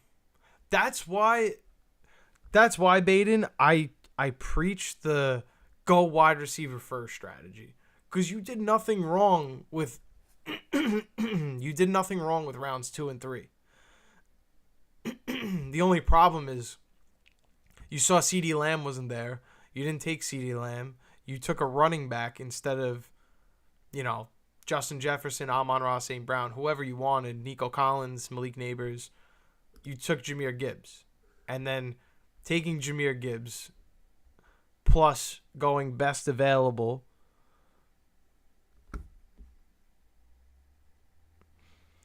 If I went back and Monday morning quarterbacked it, it's not even really a Monday morning quarterback thing. If you just, like, this is what the video tomorrow is going to go over. Taking the Jahmyr Gibbs here makes you have to go wide receiver here because you can't, you can do this, but it's not going to work probably. Like, it's a long shot to work. It can work. I'm not going to bet on it. Like, I would say you don't take Gibbs, you take a first-round wide receiver because, like, let's look at your first 3 picks, right? Jahmyr Gibbs is a phenomenal pick there. But by taking Jahmyr Gibbs there, you screwed yourself over because now it comes to you in round 2. Ladd McConkey is not there in the 14-man league. Best available player is T. Higgins. So if you don't want to get married to T. Higgins or Tyreek Hill, you have no wide receiver choice here unless you reach. You would have to take Garrett Wilson or something like that, Jackson Smith-Njigba. You would have to reach for your round 2 guy. If you take the round 1 wide receiver, you have your alpha, Justin Jefferson, Malik Neighbors, Nico Collins, whoever. Drake London I would take. Then you can take Chase Brown. He's best available. And then at the 305, because you're not taking... you don't get Trey McBride, obviously. You could have did that in round 2. But, again, hindsight's 2020. You take Amari and Hampton. Again, you took best available player. Great job. But now you don't get really rewarded for it because you don't have a wide receiver 1 to go along with your great guys that are wide receivers because nobody has that upside to score 28 points at the wide receiver position for you consistently. Courtland Sutton could do it, just not every single week. He's going to do it 3 times. I would say going the wide receiver first, taking the running backs rounds 2 and 3, then go back, maybe take 1 less wide receiver, like how you went 4 in a row. Maybe take 3 out of 4 or 2 out of 4. Pepper in some running backs, maybe get a tight end in there. If you take a tight end, then you definitely have to take 2 of those wide receivers out. But otherwise, you could take 1 out, put a running back in, and I think you'd be in a really good spot. Like if we if we, instead of round 4, instead of Cortland Sutton, if we went James Conner, having Justin Jefferson, Chase Brown, Amarian Hampton, and James Conner is still pretty stacked at running back. Would you agree?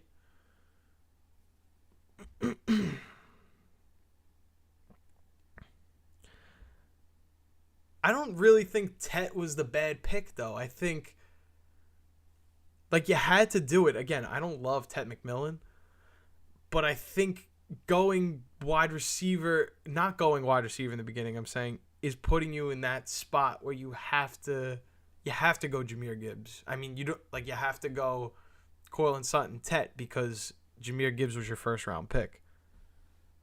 If you had Chase Brown, Amarian Hampton, James Conner with Justin Jefferson, no, you don't have a crazy duo of running backs, but your trio of running backs is sick. And then you have Justin Jefferson on top of that. So I think that's why I really like going with the wide receiver first round, because I don't know what's going to make it back to me in round 2. That's the scariest part about drafting in fantasy football this year. If you're in that beginning part of the first round, if you don't get the wide receiver, it makes its way back to you. You may be stuck taking Trey McBride, right? And maybe you don't want Tyreek Hill and you love Jackson Smith-Njigba here at round 3. What if the guy doesn't take Tyreek Hill? You're left with Tyreek Hill, and now you have running back, tight end, no wide receiver, and Tyreek Hill's best available, and you don't want him. Then what do you do? And then you kind of have to take quarterback, or you have to take another running back. Like, just get the wide receiver first. There's not a lot of guys that can do what Justin Jefferson, Jamar Chase, Amon-Ra St. Brown, CeeDee Lamb can do. Go get those guys and then worry about the rest of it later, because the running backs in round 2 and 3, they'll be there for you. You see it. You get Chase Brown. You get James Cook is back here, Amarian Hampton, Josh Jacobs, Bucky Irving, Kyron Williams. There's so many more running back options than going running back first, then decide on wide receiver, because your wide receiver options realistically are T. Higgins, Ladd McConkey, Tyreek Hill, JSN. You have 4 options. The running backs, you got a couple more options. No, it's not coveted and rich in choices, but you have options. Hill over Chase. No, I would definitely take Chase Brown. I don't even want to think about that one more than I have to. I definitely would take Chase Brown. Do you think I should be more balanced in a deep league like this? I killed it last year going Chase London and Nico and then having Connor as RB1. So it worked last year for you, Brian, right? Because the RB1 that you took late ended up hitting. You can do it again. You can draft your stud 3 wide receivers. Like, what could we, I guess, like, make up in a hypothetical for your draft, right? We could say you took Nico Collins, Drake London, and yeah, let's say you took Nico Collins, Drake London, Marvin Harrison Jr., right? You can do that, but you better make sure that in 4, 5, and 6, you got at least one guy you hit on, like a James Conner, like you said. Thank you, Baden. I appreciate that. Definitely watch tomorrow's video, though, because I'll be able to explain a little bit more in detail and kind of like more concise how I came across the like strategy, but also you can go to the end of the video. I take screenshots of different like mock drafts that I've done, and you could see time and time again, so many wide receivers go rounds 2 through 6 that I don't get a value on those picks most of the time because I'm taking whoever's, available after me, and it sucks. So the strategy is, like I did in this draft, wide receiver, running back, tight end. Normally I go running back in the next 2 out of 3 picks. I broke that rule. And you could see I'm really struggling because I broke that rule. Granted, I didn't love Caleb Johnson here.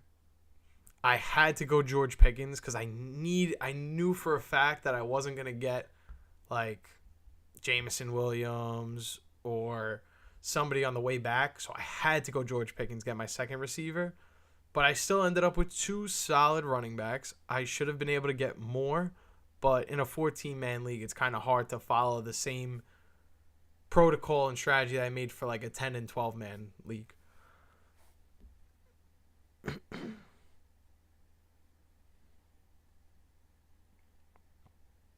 That's cool. Let me know how your team looks, Chris. I'd definitely like to take a look at it. Seriously, Brian, you got literally the last option. I know for a fact you probably wanted Tony Pollard, DeAndre Swift, and you got Aaron Jones. And I'm not mad at you for doing that, but part of me believes that it was because you went Marvin Harrison, DJ Moore back to back. If you just took one of those guys as a running back, you wouldn't be in such a bad position. You would have Ja'Cory Krosky Merritt as your third with an upgrade at Aaron Jones. Yeah, maybe you'd have less of a wide receiver, but Drake London and one of those other 2 guys is still going to carry your team a long way, especially with CMC healthy. But that was an awesome draft, guys. That was really fun. I had a great time. I like drafting with, you guys. It's fun. I get to, chop ball. You guys can let me know what you like about my team, what you don't like. I could tell you what I like and what I don't like. It's fun. Let me try to go back to Underdog. Let's see if there's any draft rooms popping at this hour. Yo, little 10-man action. We could do that. Will we actually get 5 people, though? That's the question. Yeah, I had a great time, Brian. Thank you, and thank you, Baden. I really had a great time doing that. Hopefully you guys could join more streams in the future and we could have more mock drafts and more fantasy football talks. Harvey and Pollard over Isaiah for sure. Those guys' ceiling are much higher this year in my opinion. Yeah, that's fair. I went Pacheco over them. Yeah, I did. Okay. I did go Pacheco over them because I guess I don't really have a good reason for it. I like RJ Harvey and DeAndre Swift too over Isaiah Pacheco. So I guess I could have took either one of these 3 in my opinion and got away with it. But I like Pacheco. You are right though. I'll admit that. What's fair is fair. You got me. Took Jefferson 1-7. Neighbors fell to me in the second and Bowers fell in the third. Hurts in 4. Okay.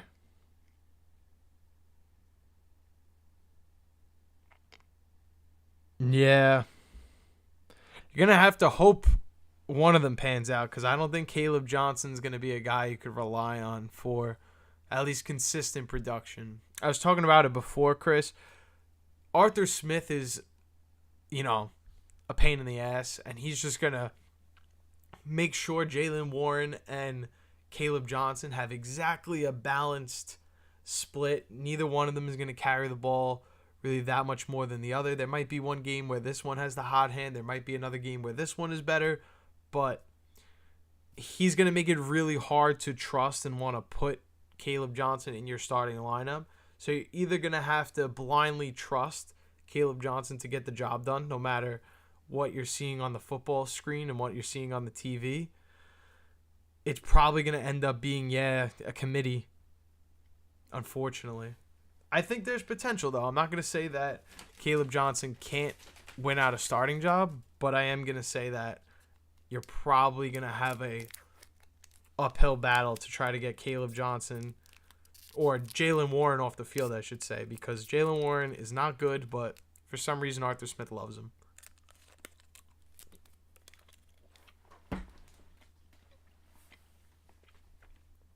They had a chance last year, really, to make Najee Harris the guy after he played pretty well. And they were just like, you know what, Jaylen Warren.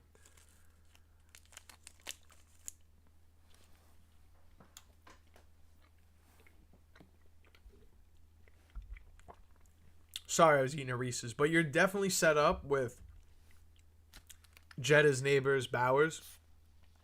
they're going to carry you every week, but you desperately need a running back. Hopefully, maybe 6 weeks into the season, you can find yourself an opportunity to let go of Emeka Egbuka for like a starting running back or like quality RB2. That would be really nice. Like maybe I don't want to say like DeAndre Swift, but maybe like Tank Bigsby's flowing with like top 25 numbers and he's like a solid starter in fantasy. Like maybe you can make that trade for Emeka Egbuka if Emeka Egbuka shows any kind of flashes of promise. Wish Denver drafted Caleb and Tyler Warren. Yeah, that would be honestly sick. That wouldn't be fair if Sean Payton had a tight end like Tyler Warren who can run the ball, do all these different things, can throw. Sean Payton would have an absolute field day with a player like that. And the rest of the league is honestly fortunate that didn't happen. But we can't act like RJ Harvey isn't a stud. I mean, he's got that home run breakaway speed. I'm a fan of RJ Harvey. I think they made the right pick. It's not to say that Caleb Johnson isn't a dog. I don't stream every night. I usually stream Mondays. I do mock draft Monday. But being that when next Monday rolls around, it'll basically be the NFL season, I was like, there's kind of no point. It's Labor Day. I was like, nobody's going to want to watch a mock draft Monday next week. So I figured, why not make this week the last week? And instead of doing a Monday 12-hour, I decided to do Sunday night into Monday as a mock draft 12-hour marathon, just to kind of celebrate the season coming to an end. But if these live streams are something you're interested in, we could definitely try to make this more of a thing in the future. I love connecting, talking fantasy football with you guys. That's why I have the YouTube channel. I try to make videos, have conversations, talk fantasy football with you guys. So if live streams and doing mock drafts like this is something you enjoy doing, let me know and we can do more of this in the future. I think Tyler Warren will still be very good. Oh, Jalen Warren or Tyler Warren? Because now we're kind of in that tier. All right. That's good to know, Baden. Usually I work days, so I'm not able to do this. But I try my best, Makes sense because you guys are up, 3 in the morning. I usually don't have a crowd at this hour, so that makes sense. I should try what kind of crowd I'd get in the morning as well. Yeah, I think Tyler Warren's going to be a beast.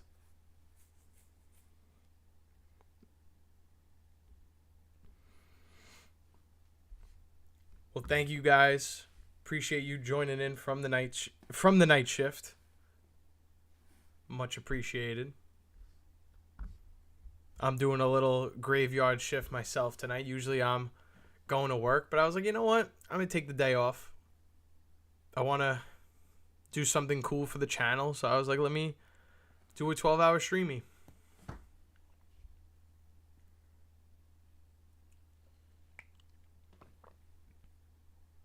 How much research do you put into offensive line? So I'm not going to sit here and tell you that I make projections and choices of who I like more than another because someone's offensive line is better than another. But you bring up a great question, Baden, because we can't underestimate or undersell how important it is to have a good offensive line for your fantasy football team. What I mean by that, let's go to Fantasy Pros. Let's go to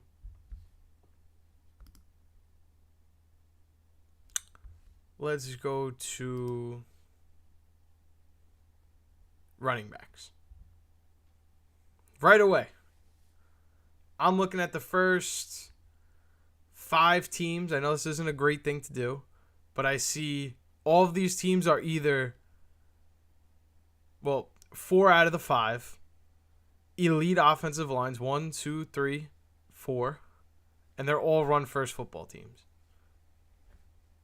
If you don't have the upside at offensive line, the season could go terrible for you. Look at DeAndre Swift. This team, this offense, their quarterback got sacked the 3rd most times in NFL history. So where does that leave him? In a place that kind of leaves him to be more to be desired. Najee Harris played for the Pittsburgh Steelers. This is a team that runs the ball a lot. This is a guy that got tons of volume, tons of opportunity, yet doesn't even finish near the amount of fantasy points as like a David Montgomery on less opportunities, a Aaron Jones on less opportunities, because these teams have better offensive lines. So these things do matter, but it's not everything. It's not going to be something that, yeah, I mean, you could simply look at it like that. You're also going to see this year, let's look at, Pro Football Focus's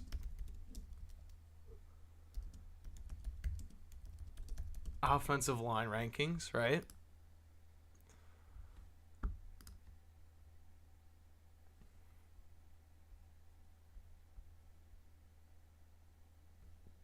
These are teams that we expect are probably going to be good fantasy football offenses, right? The Philadelphia Eagles, the Denver Broncos, the Buffalo Bills. Apparently, the Chicago Bears are going to have a great offensive line, which would make DeAndre Swift, DJ Moore, and everybody else phenomenal picks. The Colts have an offensive line. Unfortunately, they don't have an offense. Tampa Bay Buccaneers is a team. These are teams that we grab the skill position players of, right? Atlanta Falcons, maybe not as much in years past, but we have started to grab the idea of, like I mentioned before, Darnell Mooney is a second wide receiver to go along with Drake London. Yeah. I mean, it's definitely a valid point. You could look at, even DeAndre Swift was in that offense, and DeAndre Swift had his best season, You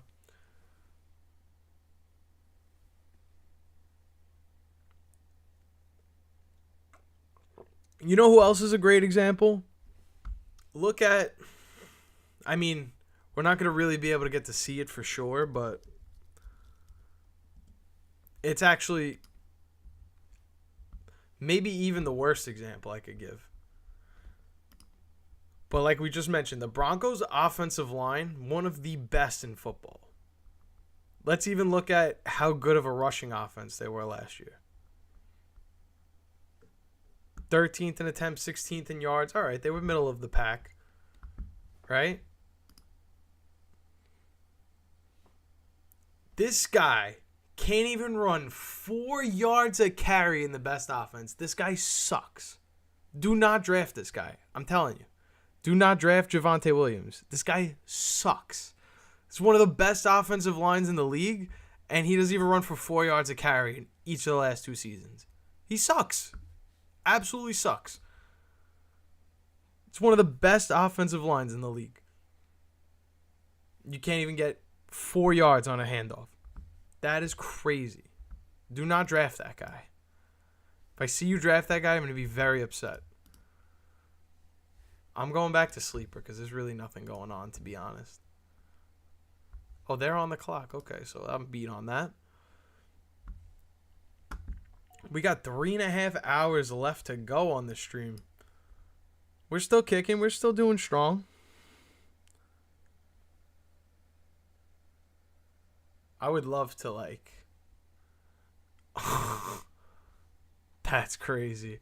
But I would love to, somehow kind of, pivot this to something else, make this, a fun, entertaining stream, play some video games maybe, but I ain't got all that set up. Yeah, you're right. At least last year they had, 2 years ago, they had bad coaching in Denver. But you can't say this past year, 2024, was bad. Javonte Williams was just a bad player. They did have other bad things in 2023, but Jaleel McLaughlin ran just fine behind that line, you know? I'm just saying.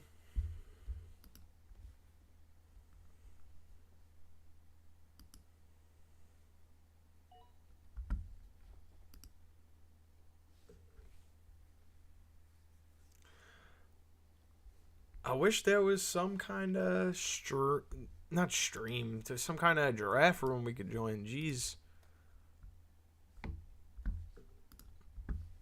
What are we even doing here, you know?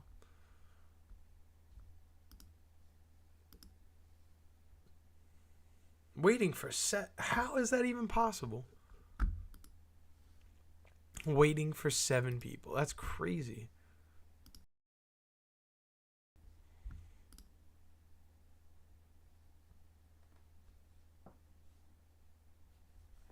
Where are we at? So what is there? 4 people? 3 people? Fading all Cowboys except Lamb. As a Dallas Cowboys fan, I'm gonna say you're not wrong by saying fade everyone except CeeDee Lamb. But Baden brings up a great point. You really got to trust George Pickens being in a pass-first offense for the first time in his career and actually having a really good quarterback. George Pickens will explode this year, and I think Jake Ferguson can get back on track to being a pretty good tight end in fantasy. So I like Dak, George Pickens, CeeDee Lamb, and Jake Ferguson. But other than that, not touching the running backs. If you catch the football and you play for the Dallas Cowboys, I will consider drafting you. But if you run the football, I do not want you. I think if Dak stays healthy, George Pickens, CeeDee Lamb is a filthy combo. No, they're not going to win a ton of games, but you don't need them to win a ton of games. You need them to throw the ball a lot, get a lot of fantasy points. That's what you need.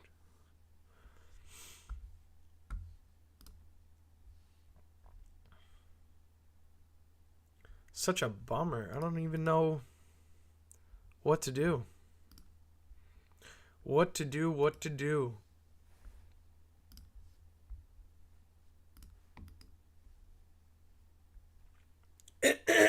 Sorry.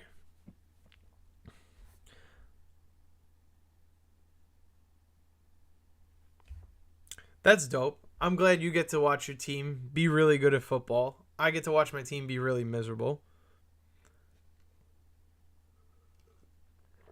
But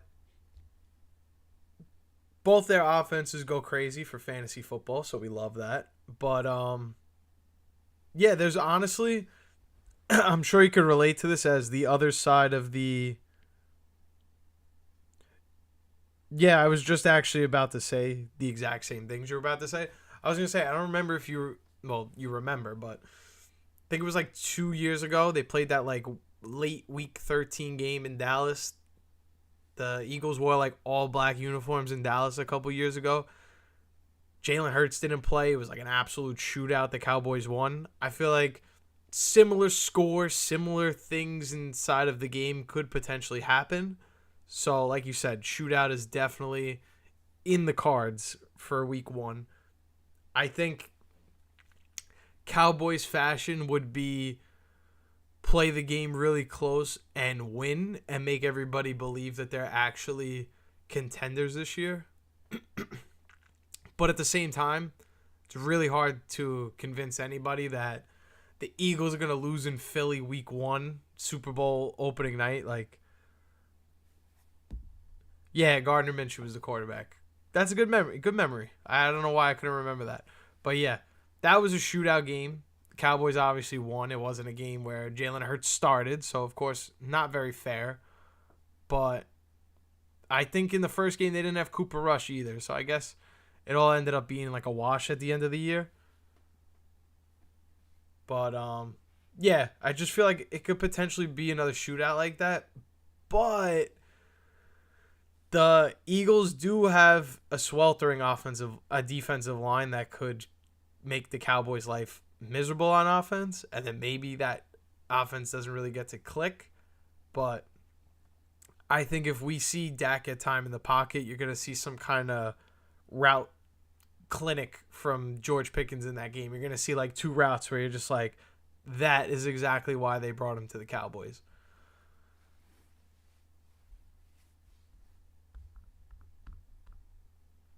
I wish there was a. You know what? Why don't I make the draft?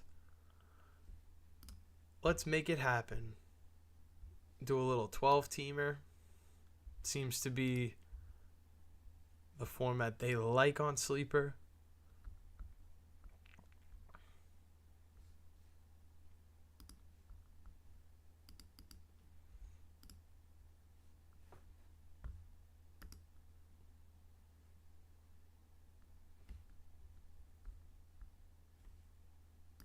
Now I'm going to make more rounds.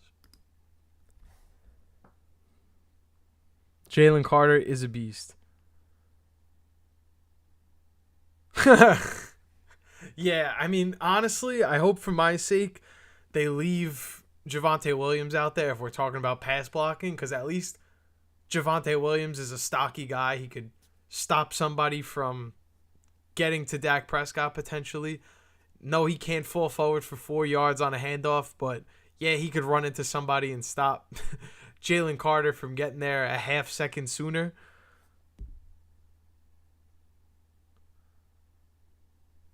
Is that Miles Sanders that picks up the blitz well, or Javonte Williams you're talking about?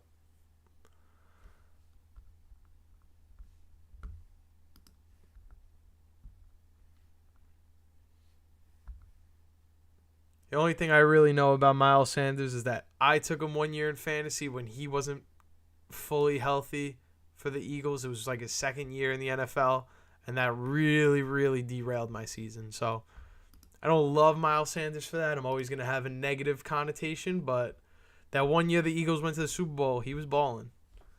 I'm not going to lie. He was balling.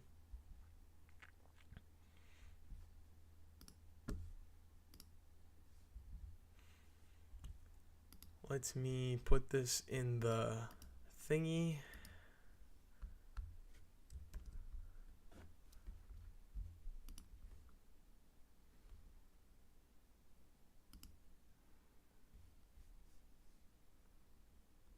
I will put this in the chat just in case somebody wants to join. Oh.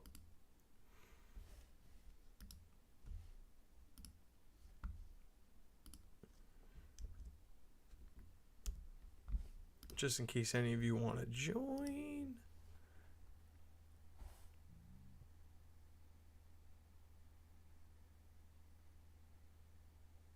Okay. I mean, that makes sense. I never really knew for sure if, like, because I'm not watching to see if he's the supreme pass blocker, but at least he can help out with Dak if he gets blitzed. That maybe we will see a lot of Miles Sanders against the Eagles then, in that kind of like revenge spot situation.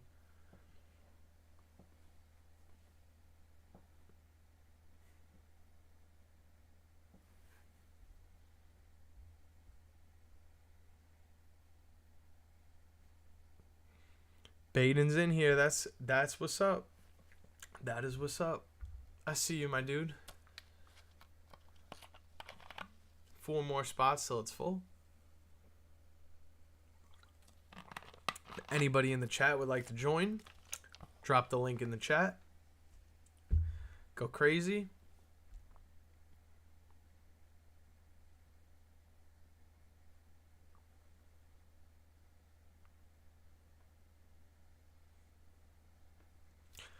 I'm going to go get more water. I'll be right back. Sorry, I keep leaving.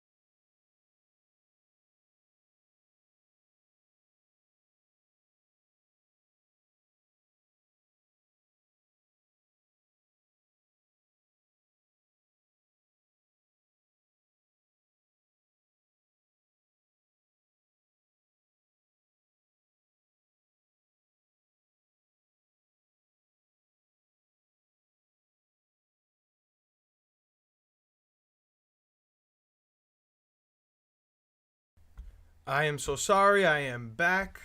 I'm just going to start it.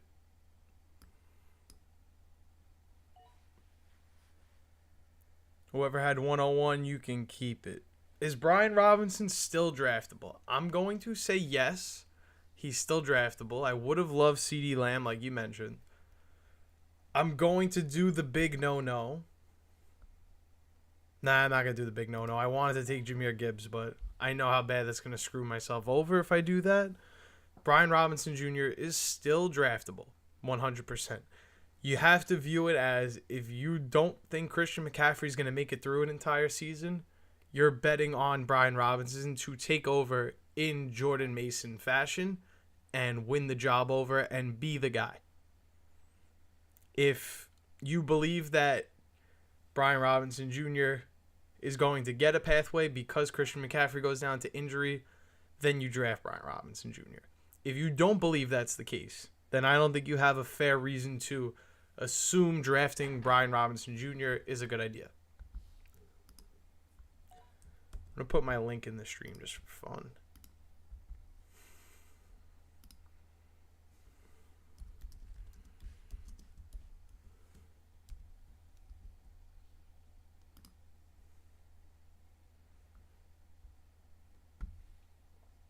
Cool.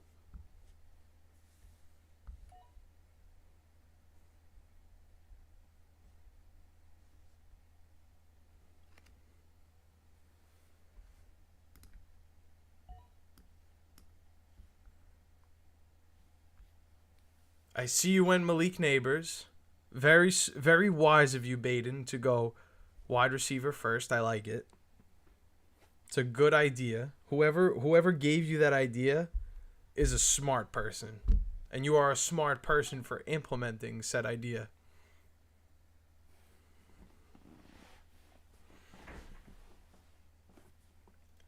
When it makes its way back to me...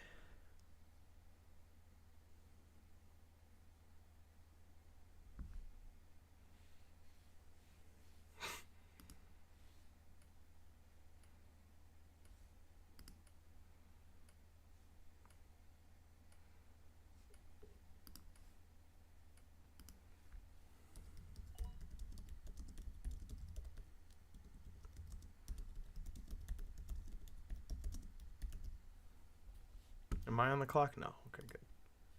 I want to tell Fantasy God he made a great first round pick.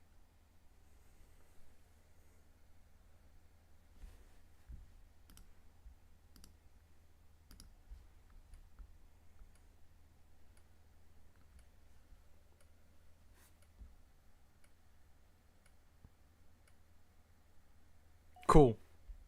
I like doing the same thing. If I'm drafting for a 12-man, I like to practice in 14. But if I'm drafting in a 14-man league, I really don't think it's smart to go 16 teams because then it just gets weird. Like 16 just doesn't work.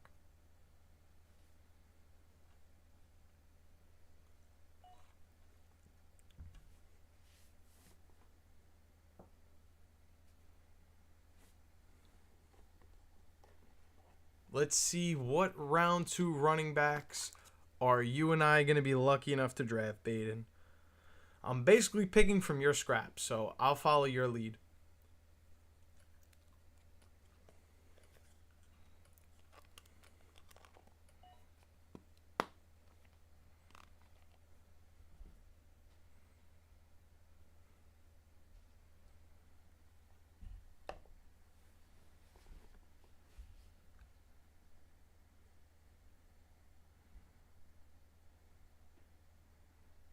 Hoping that I can get some kind of running back here in round 2.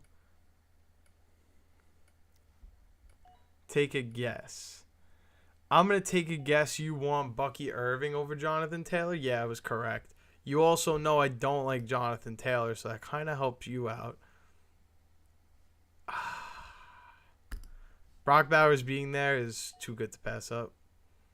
The fantasy god took Jonathan Taylor. I hope the fantasy god enjoys that because I did not want Jonathan Taylor at all, and I'm very happy to let somebody else take Jonathan Taylor.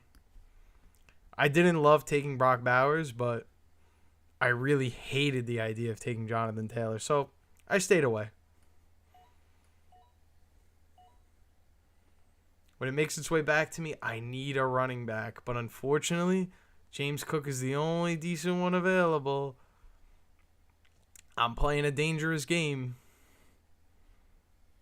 Assuming Fantasy God is as godly as we think he is. Assuming Lamar Jackson's gone, he's probably going to take... Oh no, Lamar Jackson's there. If you're a Fantasy God, you will take Lamar Jackson. That is the smart pick. He takes JSN. Wow. So I could go Lamar Jackson, Brock Bowers, Justin Jefferson. But then I have no running backs. So I almost have to go... Why is there no Travion Henderson? Did he get taken? That's weird. I don't see Henderson, but I'm going to take James Cook. Oh, I guess because Travion Henderson's way down there. Okay. Good to know.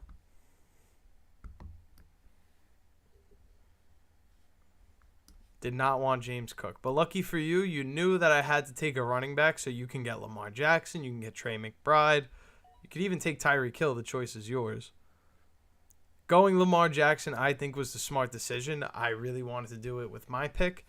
I don't know why anyone after Josh Allen didn't just say Lamar Jackson is my pick here. I needed a running back, so I feel like I had to go running back or else I'd never get one.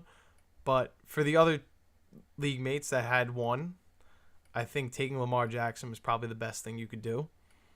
I couldn't afford to go tight end quarterback. We know that's a pet peeve of mine. I miss out on a lot of middle round and other potential values by doing that, so I don't like to do that.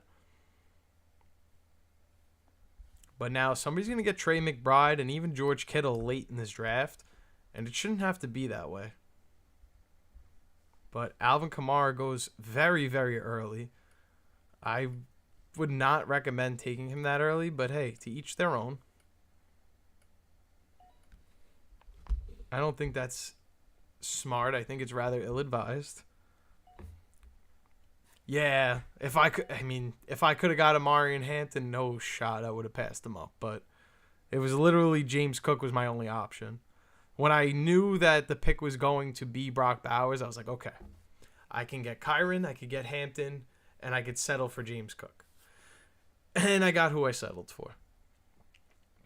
But I knew that was better off doing that than trying to take wide receiver or running back there, because I get Brock Bowers instead.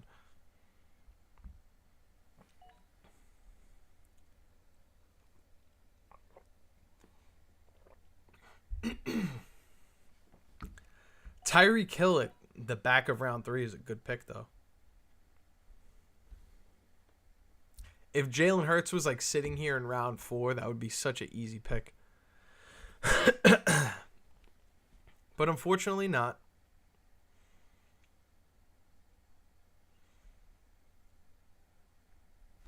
Crazy. How long have we been streaming for? Almost 9 hours live. Almost 9 hours. Yeah, I get what you're saying. But I don't love taking Jonathan Taylor. Like, it only would have been Amari and Hampton and James Cook are my running backs. There could be, if you don't take a running back that falls to me.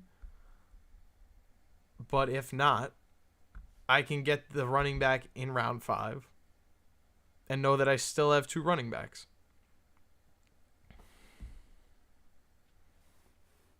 Thank you, Baden. I appreciate you.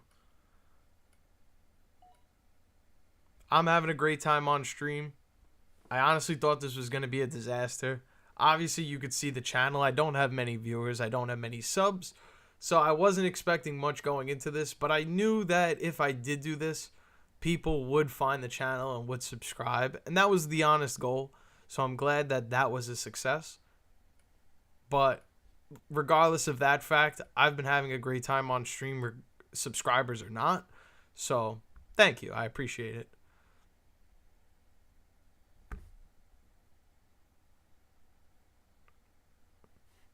I don't respect JT Because if you play in a PPR league, there's no upside for Jonathan Taylor where you're taking him.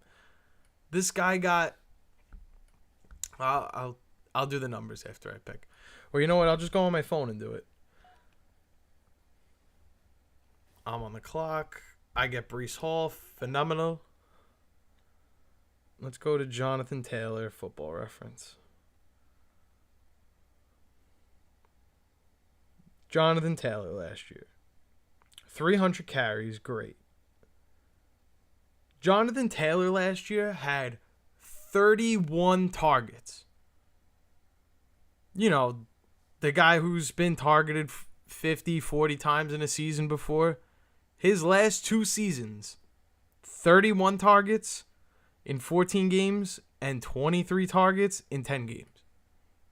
If he's not getting close to 40 targets, I don't want to be taking him in a tier with guys like Bucky Irving, where I'm going to go look at how many targets he got last year. Bucky Irving, less carries, 200 carries. I'm getting 52 targets and 47 receptions from Bucky Irving. That's where the PPR upside is. It's not about team success, getting to the red zone and scoring touchdowns, because guess what? They don't do that. They do not do that. I have to make this pick right now. Damn. I have no idea who to select. Let's see. I need a wide receiver. I like Jameson Williams. I like Jameson Williams a lot. But Jonathan Taylor does not get the receptions. Like, look at Chase Brown is going ahead of him. Why is Chase Brown going ahead of him so much? Because Chase Brown had 229 carries, but 65 targets to go along with that. If JT's going to get 300 carries and only 20, maybe 30 targets if he's lucky, I'm good. Because these guys are getting 40 catches. Not targets, 40 catches. And 30 targets would be what seems to be like a good year for Jonathan Taylor at this point. So I'm not so high on drafting Jonathan Taylor there. I don't see it. Kyren Williams, even that guy gets more receptions. Let me double check that. Kyren Williams saw 40 targets in 16 games.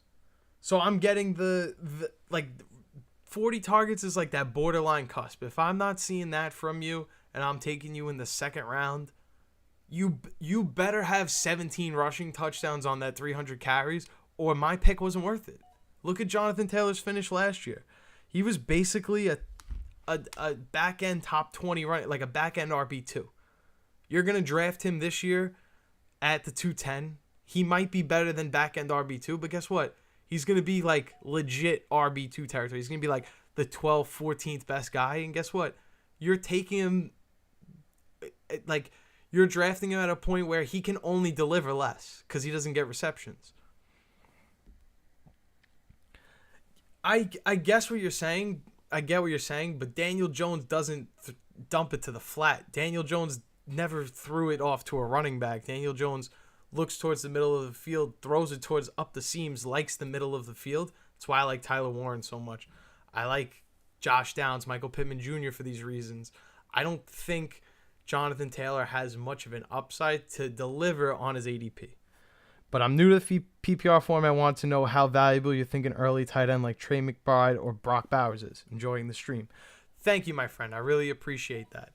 I actually have a video coming out tomorrow. It's going to explain a universal draft method, but basically the universal draft method is as follows. It's you take a wide receiver in round 1, you take a running back in round 2, and let me just make sure that I could actually afford to take a wide receiver here. I really need a running back, actually. DeAndre Swift is a good choice. I think going in this draft, I had to go Brock Bowers in round 2, but you want to go wide receiver, running back, then tight end in round 3, because you can get Trey McBride, you can get George Kittle. Those are the guys that have the upside to grow. If you're not going to take Brock Bowers, Trey McBride, or George Kittle, there's honestly no point of taking this guy. There's no point of taking this guy. And you have a really long shot path for this to work out. But it can work out. But let's look at the other guys going in this tier. Travis Kelce. If you don't take one of these guys, it's not worth taking him. Evan Ingram, another one. It's just not worth it. I could take Tyler Warren later. I could take a late round tight end and not have to sacrifice such a heavy pick. So I like going early round tight end. If you're going to get Brock Bowers, George Kittle, Trey McBride, do it. Don't take Trey McBride in round 2 because Brock Bowers got taken before you. Take him in round 3, or if he gets sniped, you take George Kittle in round 3. I'd much rather you take Kittle here and you still get the running back or wide receiver that you're missing versus like I had to screw up, take tight end, and then worry about the running back after. I did not realize I was on auto pick. I am shot. I am so shot. I just got such a bad pick. Oh my goodness. Patrick Mahomes is my quarterback. I mean, I don't hate it, but like I could have got Ja'Cory Krosky Merritt or something. I would have took Joe Mixon, to be honest. I know I could change it, but like that's just lame. It's a mock draft, bro. It's not that serious.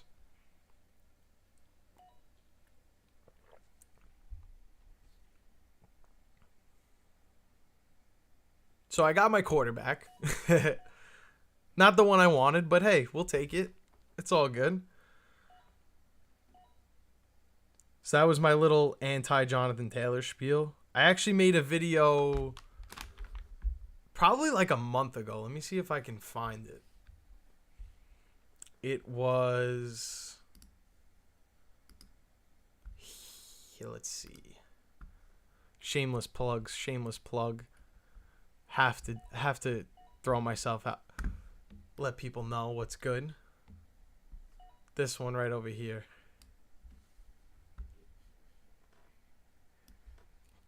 You know what? Let me switch the camera so you could definitely see it. This one right here. No, I'm sorry. It is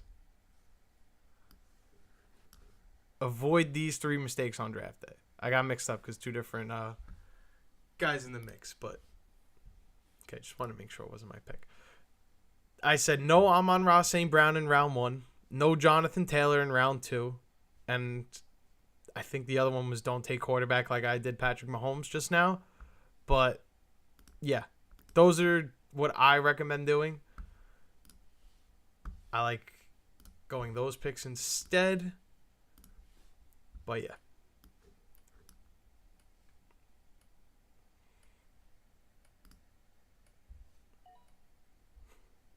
Jaden Reed comes off the board. I can take Brian Robinson Jr. I would have loved to take Bo Nix here, but unfortunately I cannot. I do need wide receivers. I don't necessarily love any of the guys here. I miss out on Ricky Pearsall's gone, all of those fun players. So I'm going to take Khalil Shakir. Get some depth at wide receiver because that's what I need.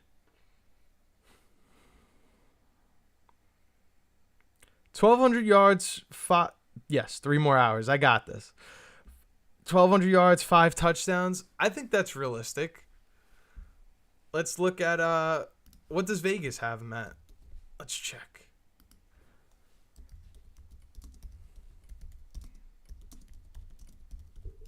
Am I on the pick? Am I on the clock again? No. I keep having PTSD because I missed the first one.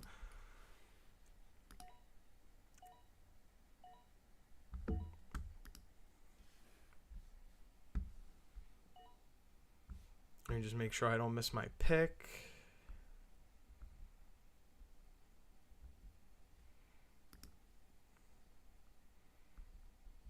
Could get Jalen Warren. Jordan Mason's not a bad backup. I'm going to go Jordan Mason. Haven't really taken him today. Oh, it won't let me take him. I'll just take Jalen Warren. Whatever. All good.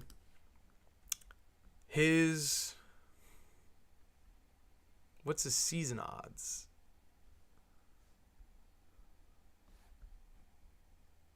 I don't even know how to read any of this. Oh my goodness.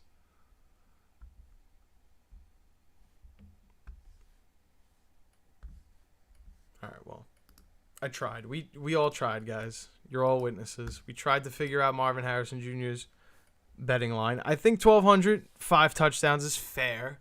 I would probably say I'm going to go more towards 6 or 7 touchdowns. I think he was the real red zone threat and not Trey McBride, and I don't see why all of a sudden it's going to be Trey McBride when Trey McBride has been there for years and hasn't been that guy. Not saying that guy in terms of being him, more so that guy in terms of scoring in the red zone, getting targeted in the red zone. George Kittle outbeats him in that. Brock Bowers outbeats him in that. Marvin Harrison Jr. is the red zone guy there. So if the offense takes a step forward, I think he would have more than 5 touchdowns, but I think the 1,200 yards is honest and respectable.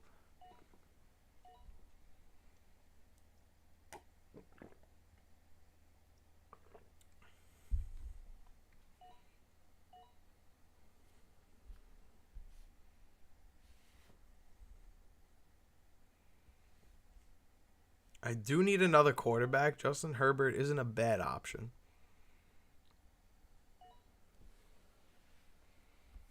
Three more hours. I got this, guys. I got this.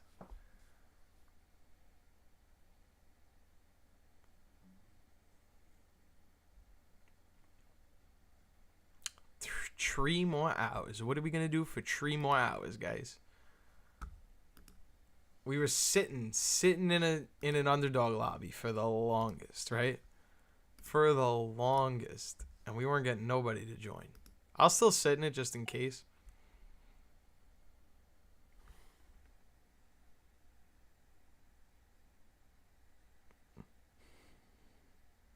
I agree. I don't know exactly where the Marvin Harrison Jr. kind of aspect is on it, because I don't think Drake London was necessarily a 3rd round pick or end of 3rd round pick like Marvin Harrison Jr. has been, or even in this draft. Where did he go? He went, beginning of round 4. Like, I don't think it was ever that cheap to get him. Let me take Herbert just so I have my second quarterback. I don't think it was ever that kind of discount you were getting on him, but you were getting a discount on him. I'm not going to act like it's nothing. I just think, great pick, by the way, Jake Ferguson. Love that tight end pick. I think, yes, like, we're going to see Marvin Harrison Jr. explode, but to the extent of a similar season to Drake London last year, I don't know. I think, what's a more fair comp? I think, could we say it's more like Mike Evans? Like a guy that just legitimately was like a top 12, flirted with top 10 numbers the entire year, and like just kind of solidified his role as a top 10 wide receiver. Oh, for DJ Moore. Yeah, I think, again, it's still a little late, but I would kind of consider that more of like where you could have got Mike Evans last year or this year. Like, it could turn into like a pseudo wide receiver 1 production. I agree. DJ Moore is somebody I'm very high on. I've been making YouTube videos about for the longest. DJ Moore and DeAndre Swift, I cannot stop drafting those 2 players. I am such a fan of drafting DeAndre Swift. I don't think people realize how consistent through the years DeAndre Swift has been. He's never finished lower than running back 21. And yes, his running back 21 season was under Ben Johnson in the Detroit Lions offense. But what makes that such an anomaly season, something that you can't say is a fault of DeAndre Swift, is that Jamal Williams had 17 rushing touchdowns that year and was a top 10 fantasy running back. So unless Roshan Johnson's going to go bananas and be a top 12 running back in fantasy, I would like to assume DeAndre Swift is going to finish somewhere around the top 15 running backs, but he's not being drafted as that. He's not being respected as a player that can reach that stature. So I continue to keep drafting DeAndre Swift where he's being taken.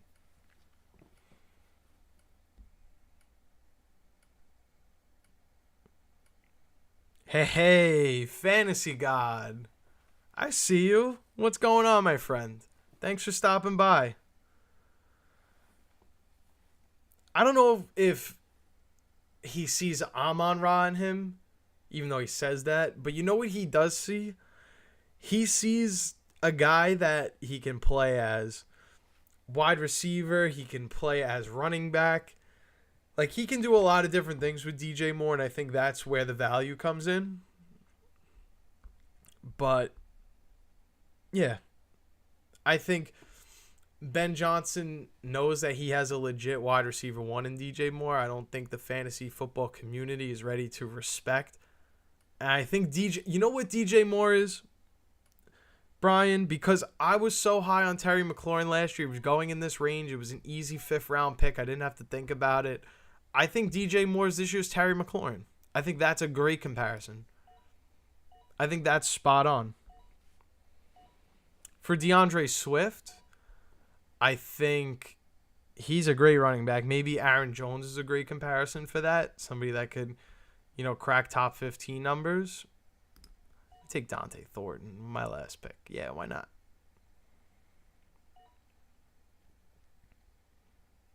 This draft is pretty much over. I do want to look at Baden's team. I just wanted to make sure I got the name right. Baden went Malik Neighbors, Bucky Irving, Lamar Jackson, James Conner. I don't love DK Metcalf, but boy, oh boy, you followed the method to a T. Except you went Ja'Cory Krosky-Merritt in 7 instead of 6, but I'm not gonna go crazy over that. You could have took Swift. I took Swift instead. You still got your 3 running backs in these first 7 rounds, which is great. And then you get to sprinkle in Jaden Reed, Marvin Mims, some flex upside guys. Tank Bigsby, I think, as a running back is worth rostering and could be starting value. And that's your 4th guy. And you still have a top legit 5 wide receiver in the NFL to go along with whoever is, lacking it on a certain week. They can pick it up and help out.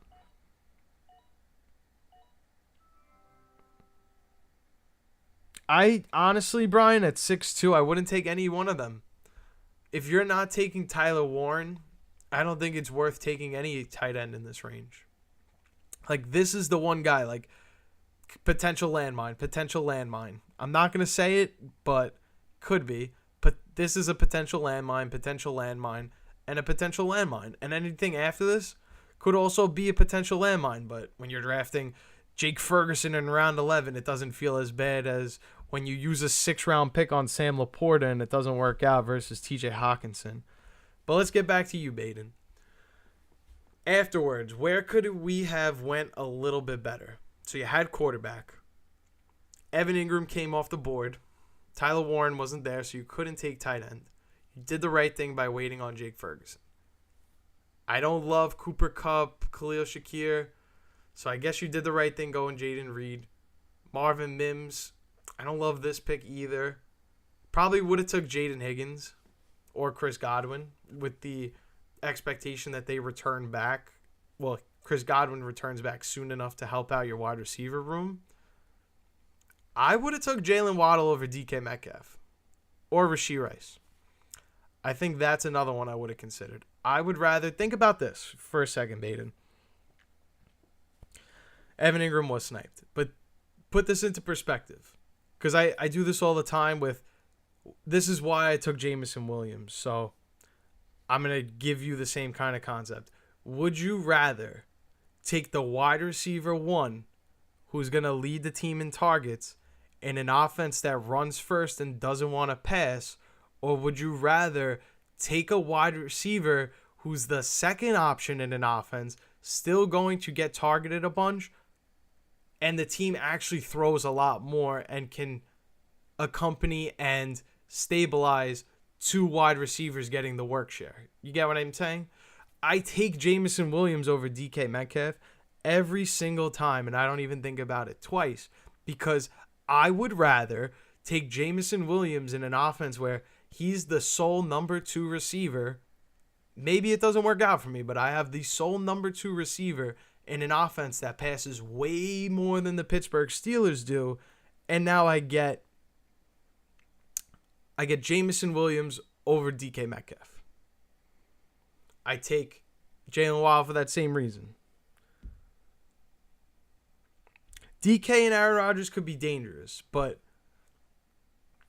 let's think about it like this.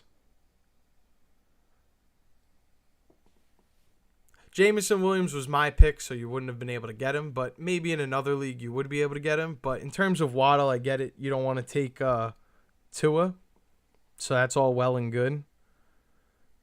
Yeah, Travion Henderson's definitely going to explode. I totally agree with that.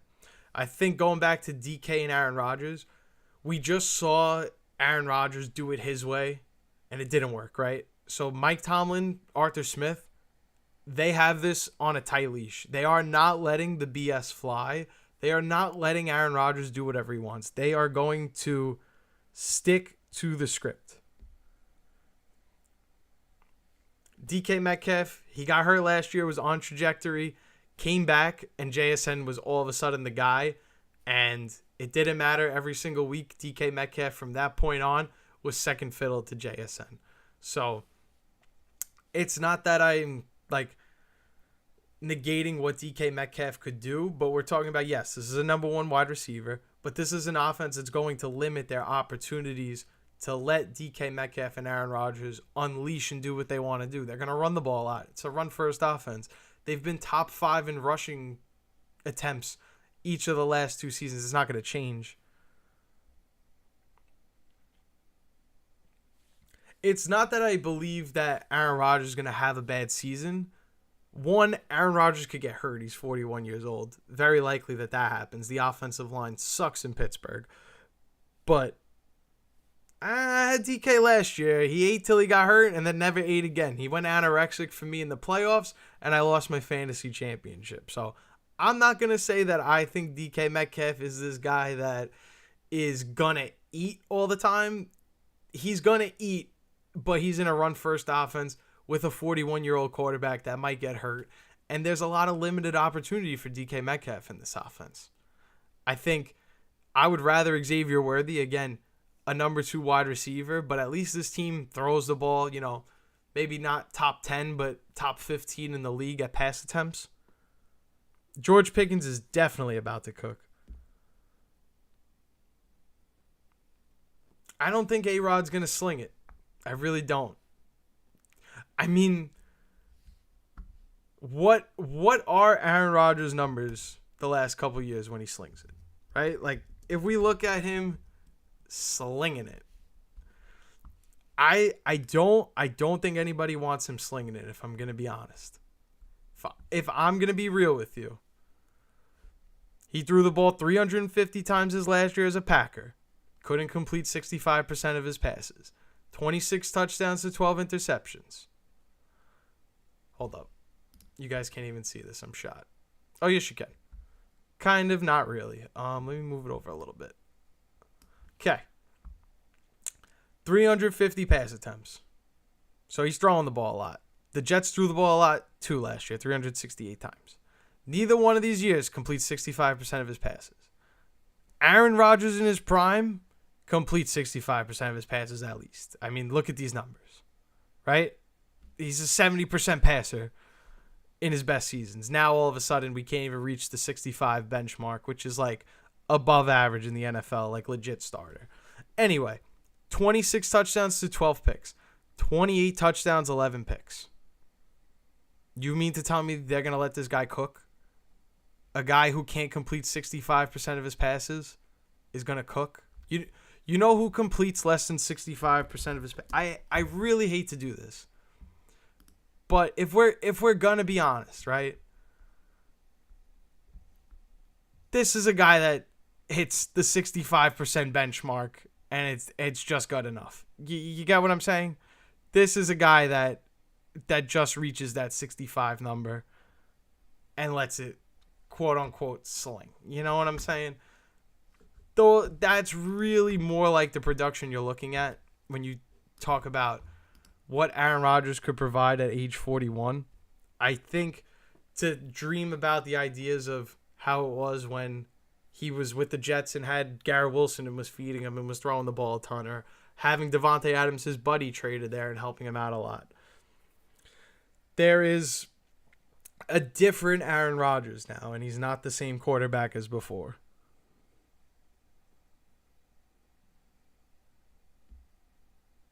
Okay.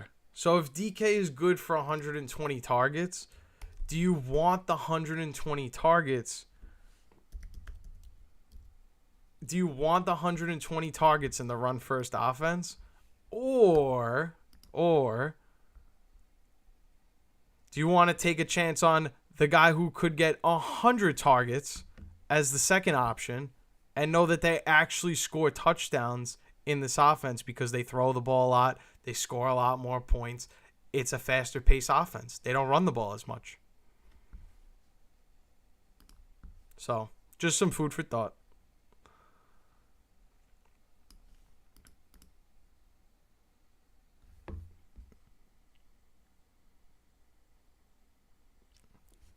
You can get the volume, but you're not going to get 120 targets, 6, 7, 8 touchdowns from DK Metcalf. You'll get 120 targets, 4 touchdowns, but again, let me go back to this so you can actually see the full screen.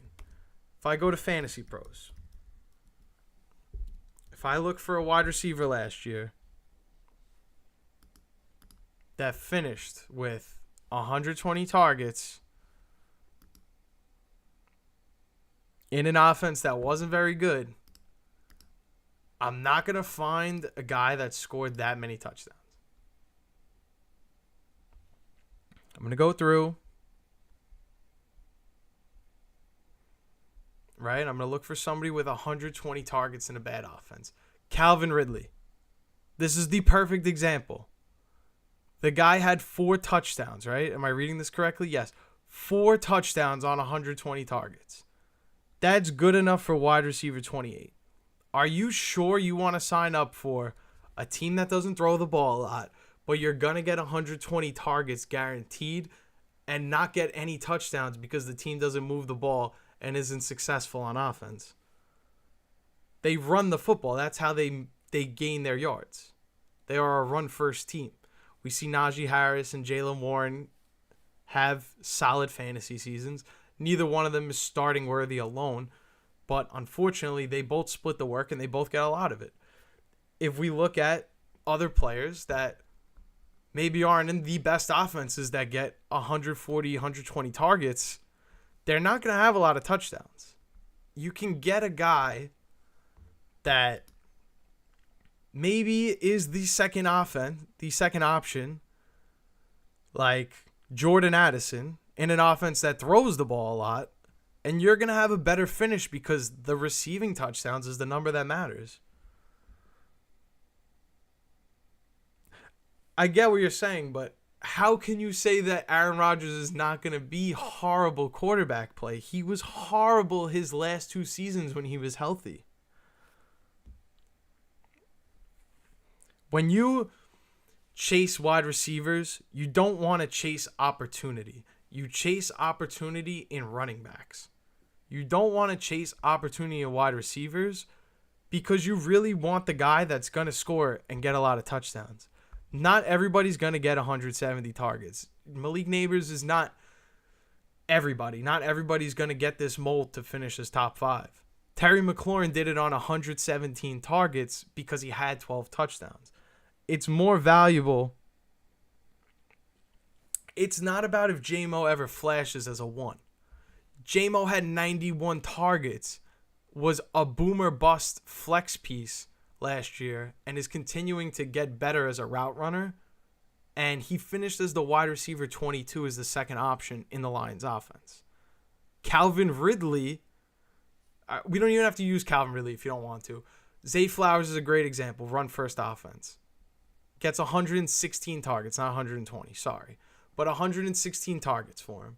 And he doesn't finish better than Jamison Williams because Jamison Williams is getting more important targets in an offense.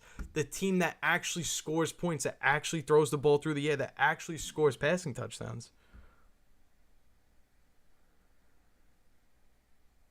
Baden, great to have you in the stream. Appreciate you. Love to have you back. Have a wonderful night, my friend. On that note, I'm going to run to the bathroom for a little bit. I'm going to take a little break. I'll be right back in a few. Don't go nowhere.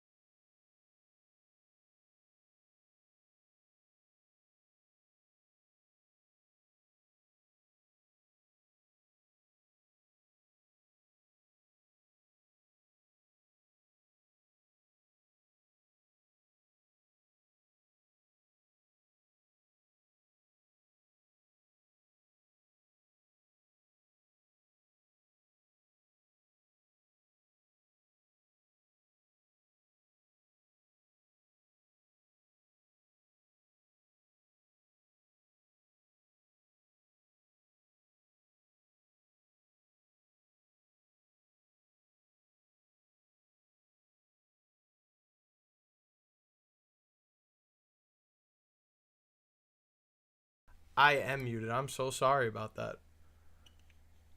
I knew I had the stream up for a reason. It's not the first time I was muted today, so not a big deal. I already got the embarrassment out of the way.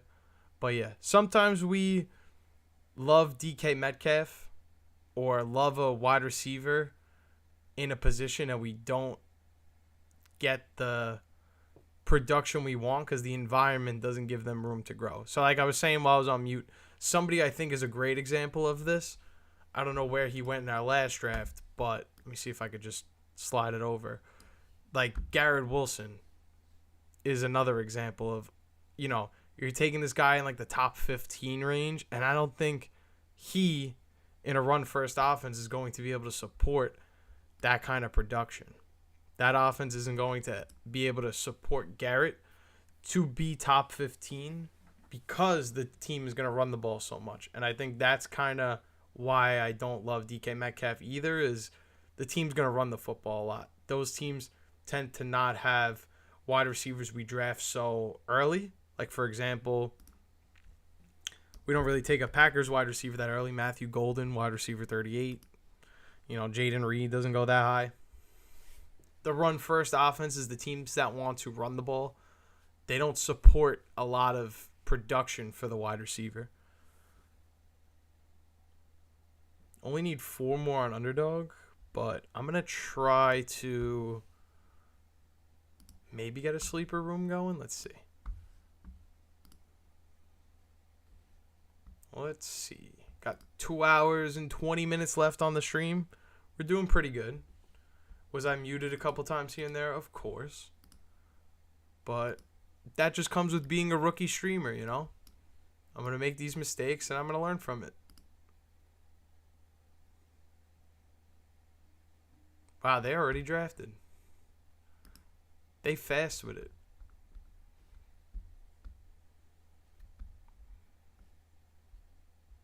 Still waiting for 4 on Underdog, though. That would be great if we could fill that one. Did this one fill? Probably. Oh, no, look at that. We could jump. I'll take the 110. I feel like the 110 in a 10-man is, though it's boring, I'm going to have a lot of picks in between. That could be a fun draft position. So let's do that.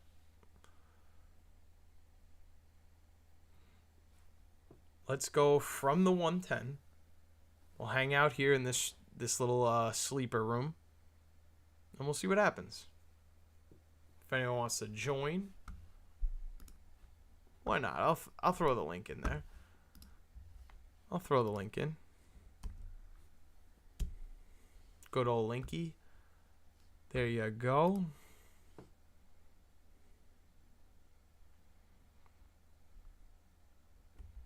And we'll, is it this one? Yeah, I think so. Cool.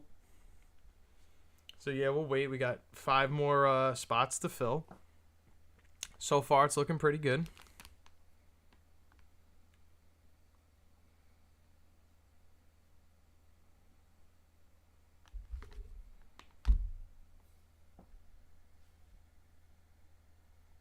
Waiting for 5 more people.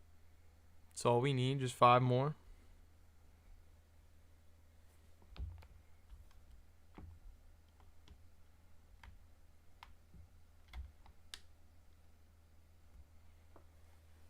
Two hours and 18 minutes left. We're in like the witching hour, basically. Almost at 10 hours. Live. Uninterrupted for the most part. Yeah, I went to go use the bathroom here and there. But nothing too crazy. I didn't leave for too long. Am I hungry? Yes. If you couldn't tell, like I've said 20 times, this guy could eat. This guy could eat. And he also wants to draft in fantasy football, more importantly. So if anybody out there wants to play, don't be shy. Don't be afraid to reach out and say, hey, I want to play. You know?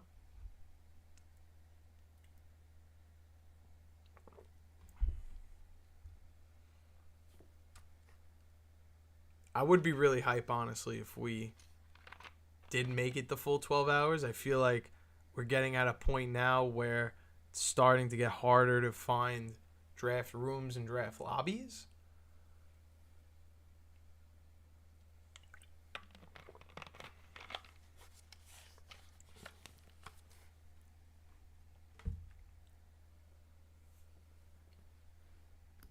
It's getting a little boring now waiting for lobbies to fill up, but hey, it is what it is.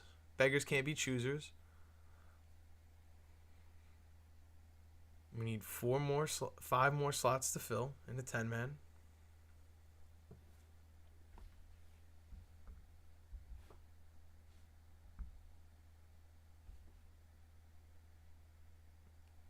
You know what? While we wait, why don't we check Underdog? No, this is not Underdog. This is not Underdog. Too many tabs open. But are we good? Yes. Okay. Want to make sure the screen was all in the viewing. I will... No, I really don't want to get too mixy with it because we need 5 in here, 4 in there. I'm going to end up drafting 2 at the same time versus just having 1. So let me... Alright, I'll throw the $5 in. We still need 5 people though. It's not going to fill. Why don't we do 10? 7 more people.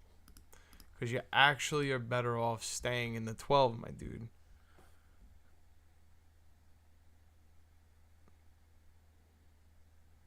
Bet. Let's do that. I think that's a great idea. Waiting for this draft lobby to fill up. So let's go to, I don't know, any random draft board.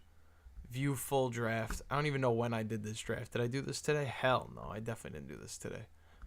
Took Jalen McMillan. That does not sound like me. Actually, this very well could have been today. Yeah, I did draft this team today. Okay. Who do I like? Who do I not like? Hot takes. Alvin Kamara. I do not like Alvin Kamara in round 5.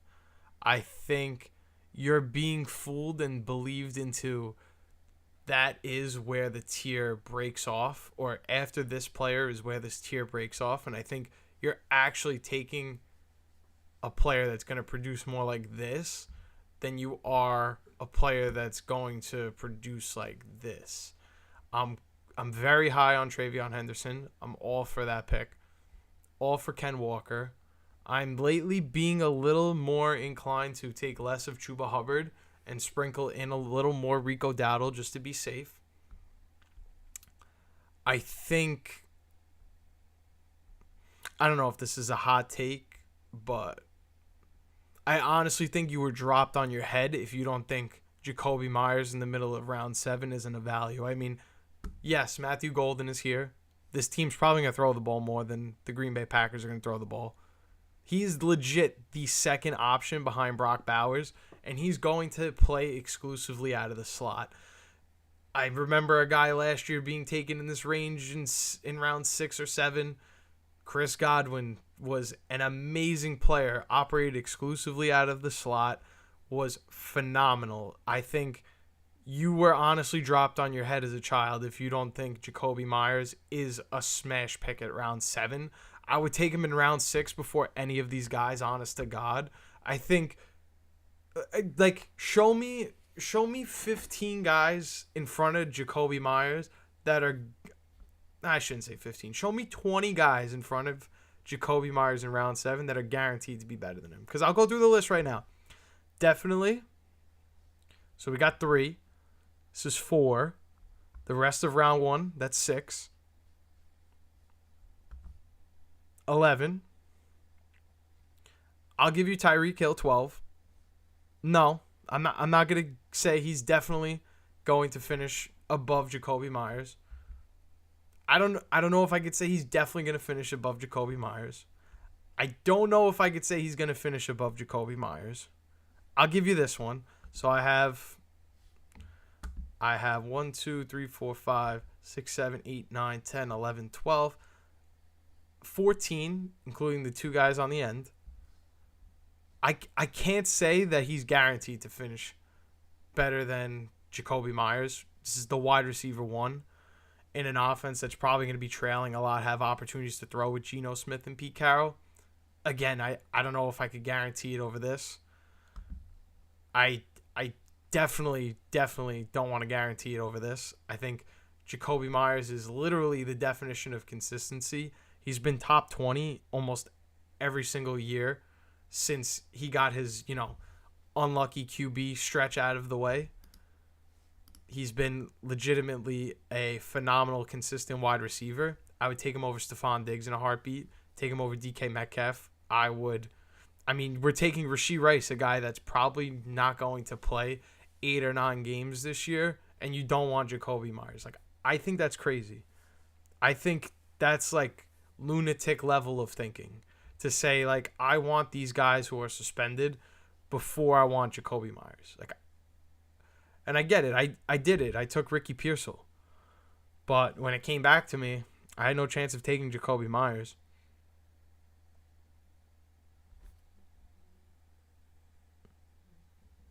I don't believe guys like Marvin Harrison Jr., Mike Evans, Garrett Wilson, Devontae Adams, George Pickens, Ted McMillan, DK Metcalf, Zay Flowers, Terry McLaurin, a guy in Rashee Rice who's going to be suspended. Jordan Addison is going to be suspended for some time. I would rather take Jacoby Myers over most of these players going ahead of him. Yet Jacoby Myers goes in round 7. So I think if you're not in on Jacoby Myers in the middle of your draft or at some point drafting him, I think you're out of your mind, because all he's done is finish as basically inside the top 20 since he's gone to the Raiders, and now we're getting an upgrade at quarterback. He has a chance to really ascend into a tier that we've never seen him go to before.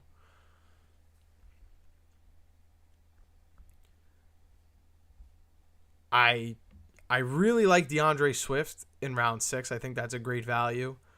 I was talking about guys I didn't like. Then we started talking about how much I love Jacoby Myers, which is a little crazy.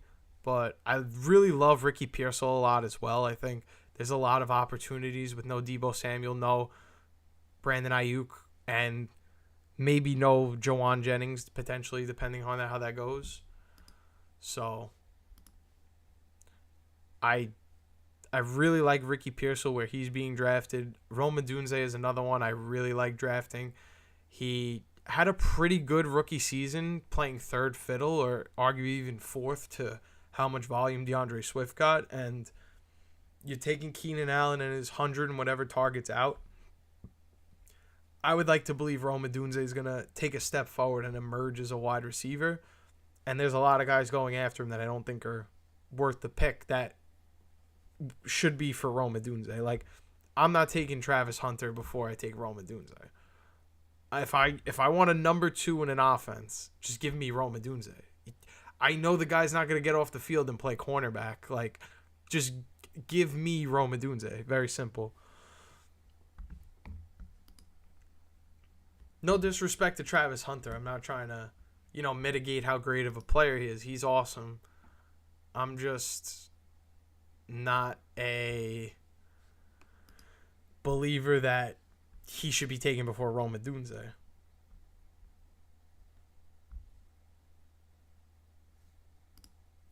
I wish I could kind of get into some sort of mock draft here. Or at the 2-hour point, and it's just I honestly don't love Brock Purdy. I personally think he's a little overrated, but I respect your opinion, and I do agree that there's going to be some good fantasy production out of them.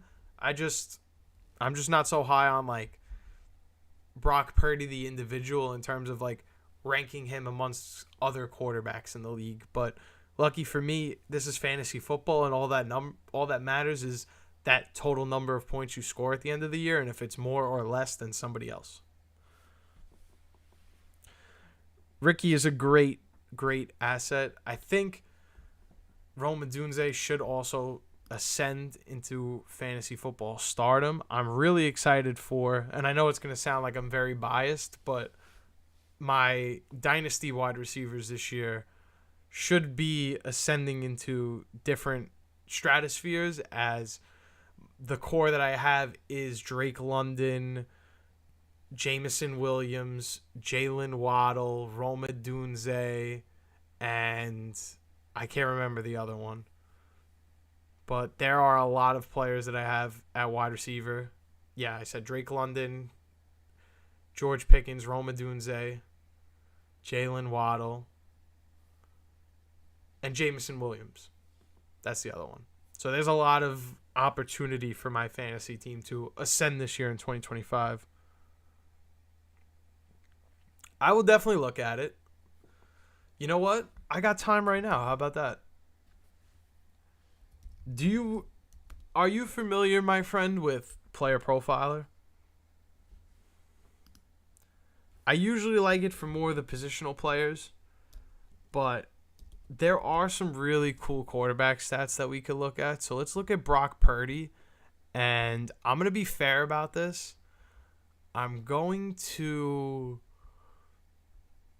look at 2023 first, because I feel like, is it fair to say he had a better 2024? He was 5th in passing yards in 2023. So I'm gonna look at those numbers. I want to see, all right, accuracy rating 14th, deep ball completion percentage 1st. Okay. Play action completion percentage 1st, red zone completion percentage 2nd, clean pocket completion percentage 5th. He was the absolute man in 2023. That's what I'm seeing. Number 1 in QBR, number 1 true passer rating. Deep ball catchable pass rate, number 1. Deep ball accuracy rating, number 3 in the NFL. Completion percentage versus man, 2nd. Passer rating versus man, 1st. A lot of things to like about his 2023 season. Definitely could have me sold on that alone. But let me look at 2024.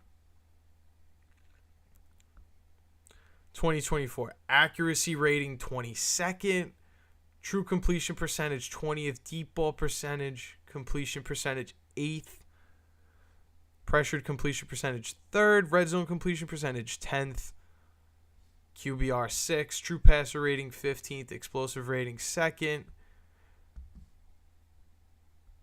pressure rating versus zone 2nd, passer rating versus man 37th, completion percentage versus man 32nd, completion percentage versus zone 8th. I'll also bring up that he was 12th in carries, 17th amongst quarterbacks in carries per game, 8th in red zone carries, and 7th in red zone touchdowns. I could see where you're coming from with that.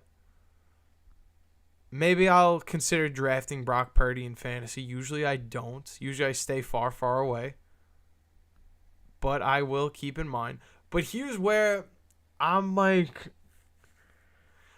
I would feel more comfortable if I saw a 3rd season of Brock Purdy, because I just read you his numbers. It would be easier if you saw it. I'm looking at, it's almost like I'm looking at 2 different quarterbacks when I look at 2024 and 2023. And I don't want to be unfair and say he is 2024, not 2023. But I also don't want to be too optimistic and believe 2023 is definitely going to happen again.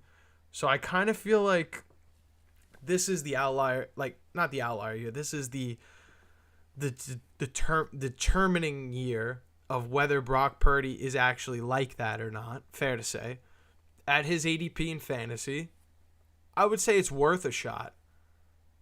I'm not going to move my needle yet on how good I think he is as a quarterback. Regardless, his worst QBR in the last 2 years was 6th. So he's got some ability to him. Still 3rd in yards per attempt in a down season.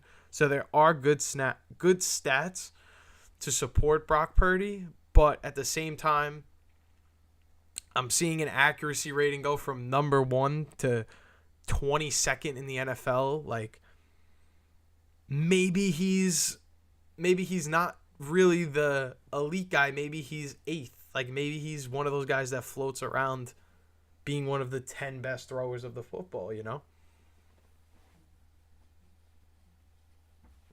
Sorry, my glasses were, like, mad dirty. I don't know why. I just had to, like, stop mid-conversation to do that, but all good. The rushing upside is really interesting, though. I think that's one component of it that I completely missed. I mean, it probably was only like that because they had no Christian McCaffrey, so I can't expect the rushing upside to be there. But you're definitely right in terms of if I can get this quarterback to display complete accuracy again and get comfortable in the pocket, then I have a strong fantasy quarterback. Something to keep in mind. I appreciate it, dude.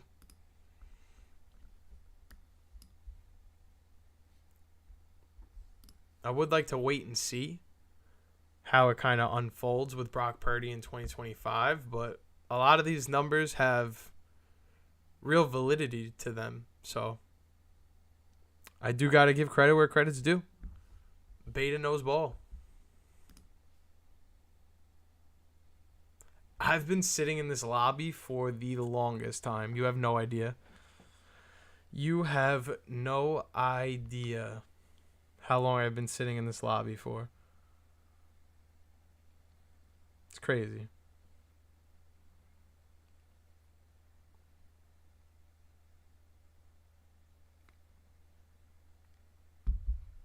It's making me almost want to not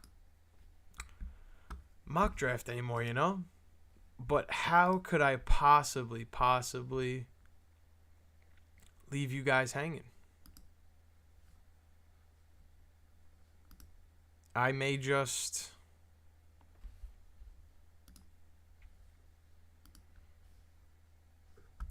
run a little mock draft on my own. I mean, what else can I do here? I didn't draft from the 108 today. Let's try from there. This is really what I've resorted to. I have nobody joining that league whatsoever. It's 5 o'clock in the morning.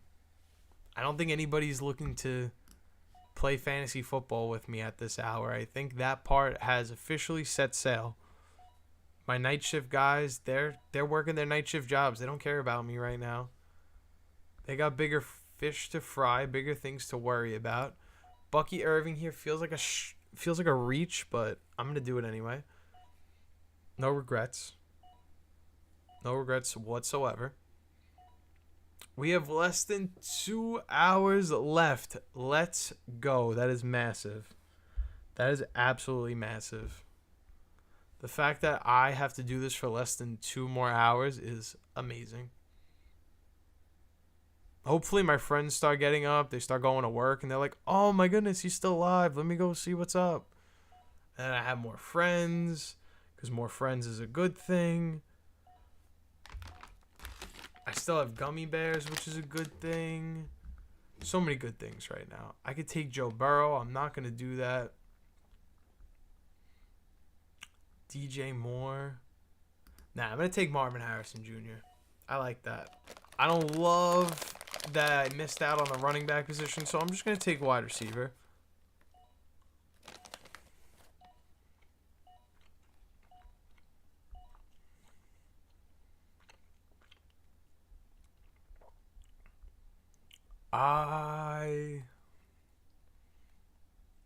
I wish I could have Travion Henderson. Unfortunately, I can't.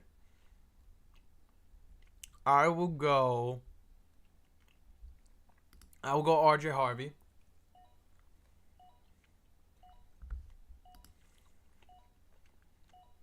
Jameson Williams would be sick. Oh my goodness. I have to break my draft strategy. I'm sorry. There's too many good players there.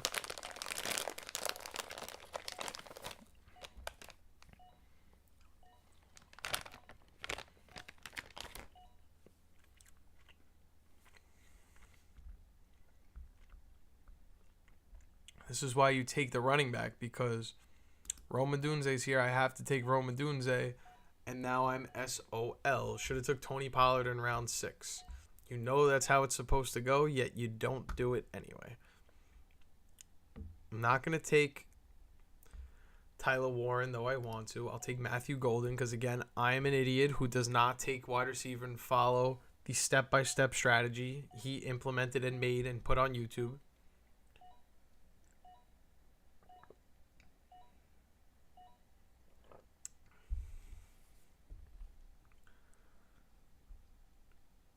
You know what? We were just talking about him. I'm taking Brock Purdy.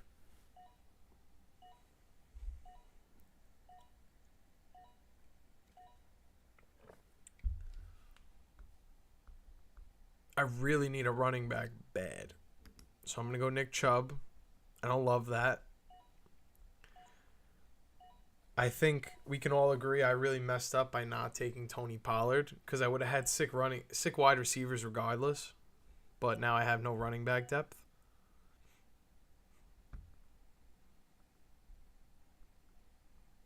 Tajay Spears is an option. I'm going to go Najee Harris.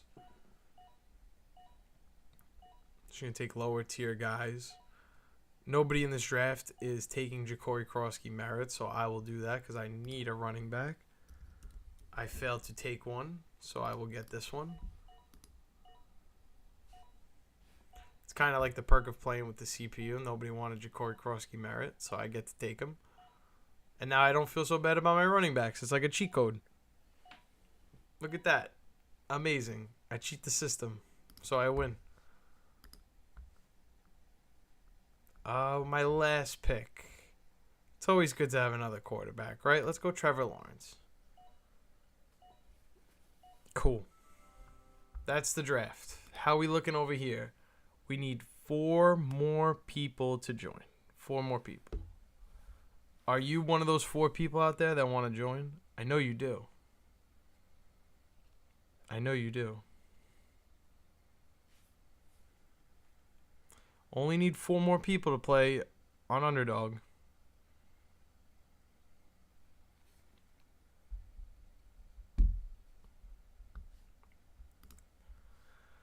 I feel like I may just have to bite the bullet and play on Sleeper again. Is anybody even making a draft? Let's see if I make one, if someone will join. Maybe we could do that. Oh. Let me change the... Oh no, it's on Sleeper. What the hell am I saying?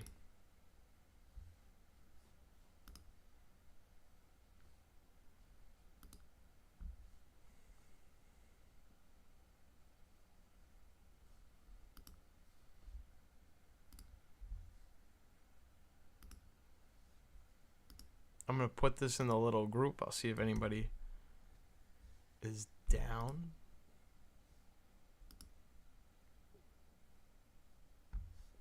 And I will throw it in the stream as well. Maybe you guys want to play along at home. Who knows? Maybe you do, maybe you don't. Oh no, not that. I'm looking for a Sleeper. There we go.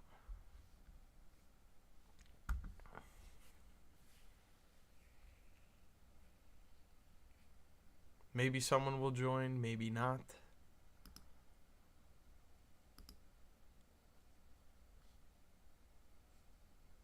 I'll take the 1-4 just so they know I'm here. I'm going to throw that little link up.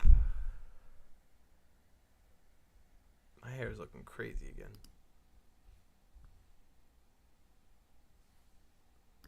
I'm going to wait to see if more people join. But we're hanging in there. We got an hour and 53 minutes left. We're still fighting. We're fighting out there. Every minute counts. Every second matters.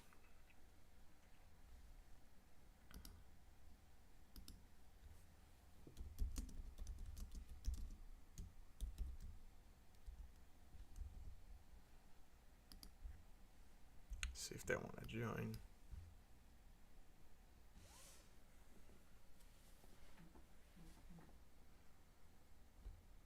Maybe we could get more people in the draft room. That would be sweet. But if not, I guess we could just start it with us. That all kind of depends on if they want to start it. I don't know.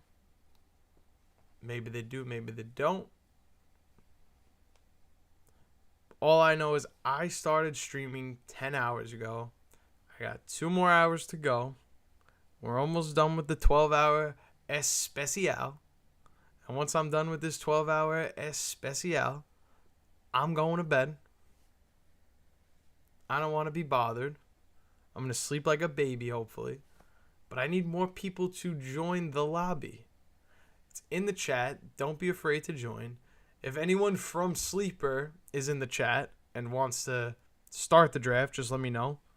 I will definitely start it up. I'm just waiting to see if anybody else has any interest. If you're just tuning in for the first time, thank you so much for watching. Drop fantasy football videos a lot on this channel, so make sure you subscribe, follow, and keep up with the content. This is the first time this channel is doing a 12-hour or really extended live stream, so if you are watching, congrats. You are the first and part of history on this channel, so that's pretty cool. Hopefully this was a big success in my opinion. Hopefully we could do this again in the future and just make a fun little annual event out of it every year. I may just start it. I feel like that's kind of a party foul, but I don't know. It's funny how 6 hours ago, like that feed was ripping. I was just watching out of the corner of my eye, just one right after the other. Even here, we're stuck at waiting for 4 people. It's crazy.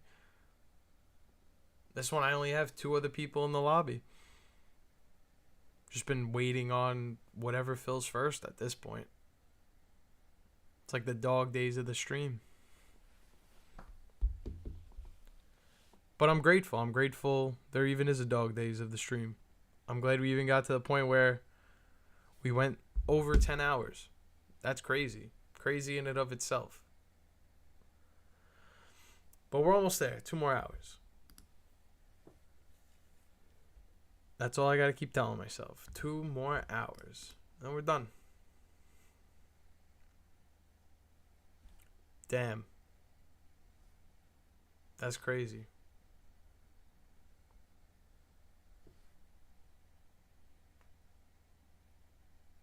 But yeah, if anyone is in the live stream now, is in the sleeper room, wants to start the draft, just let me know. I'll start it.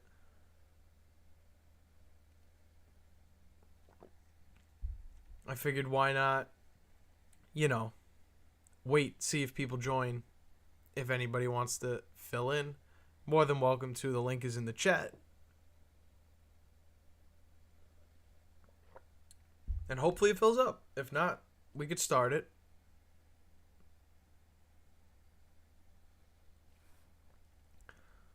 How many more minutes do I give this? What's like a fair assessment in how long I could wait?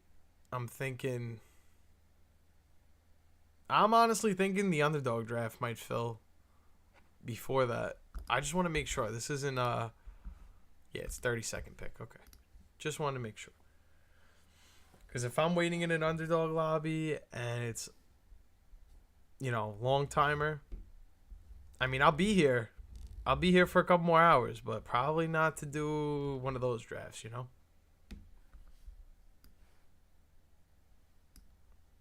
I need 2 more people on Underdog. It looks like I'm about to ditch everybody on Sleeper. That's messed up.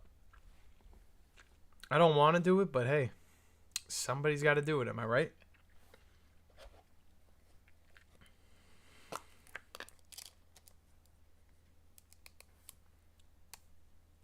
I need 2 more people on the Underdog draft. Maybe we get both to fill at the same time. There's another person joining on Sleeper. Doing both at the same time is going to be a challenge, but hey, streaming for 12 hours consecutively is a challenge, so Pats on the back for that.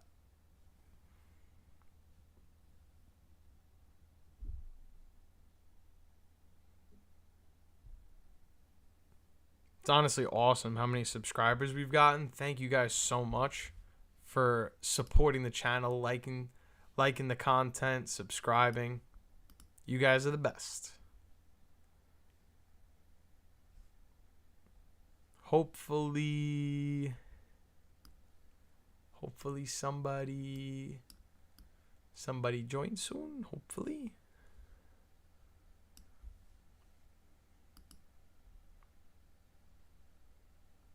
I'm waiting for either 2 more people on Underdog or 6 on Sleeper. Place your bets. What do you think is going to fill first? My guess is Underdog. I've been waiting patiently on Underdog for this lobby to fill for like at least an hour and a half.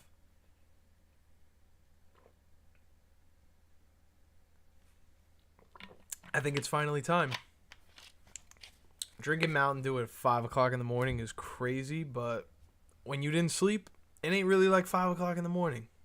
It's kind of like 7 p.m., but 7 p.m. has been every hour for the last 10 hours. That's kind of what it's like. But if any of you have any fantasy football questions, now is the time to ask. Do not be shy. If you're looking to draft any fantasy football leagues, you're on your way to work, you're on the bus, you're on your train, your daily commute, you're in the car, thanks for watching. But why don't you mock and drive? You know what I'm saying? It's legal. Nobody's going to tell you can't mock, draft, and drive. Just kidding. Just kidding. I don't want nobody getting in a car accident on their way to work. Waiting for 2 more people on Underdog or 6 more on Sleeper. If anybody, again, if you're on Sleeper and you're in the draft lobby and you're ready to go, please just tell me and I'll start it. I'm just trying to see if we could potentially get a full lobby. We only have 6 right now. Maybe I could change it to 10. I don't know. We'll see.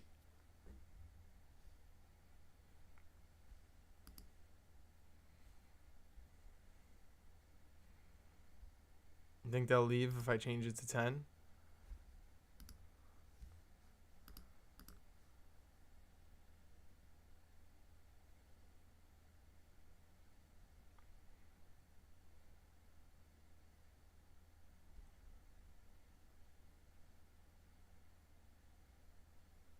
Figure just to make it, we don't need as many people, but we'll see.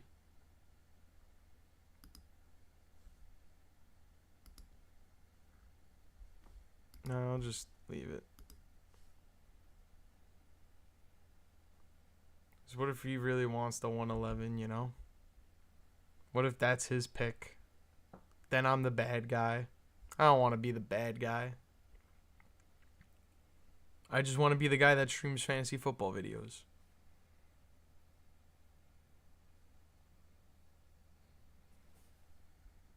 Not gonna lie, I'm starting to feel the witching hour upon me. I'm starting to feel that tiredness kick in, but I'm almost there. Got like another hour and 40 minutes. Easy work. Easy peasy.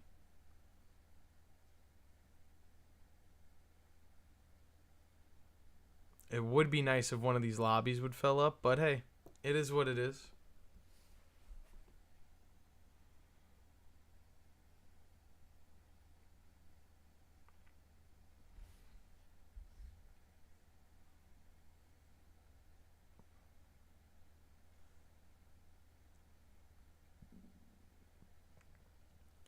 Been waiting much longer than I anticipated, but hey, it is what it is. Not much we could do about it. Sent the link in the stream. If anyone's in the chat wants to participate, now is the time to do so. Now is the time to join in. Speak now or forever hold your peace.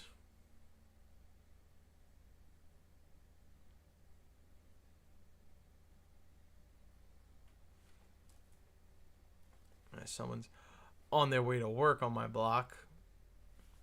This would be the time that I'd be getting up for work, but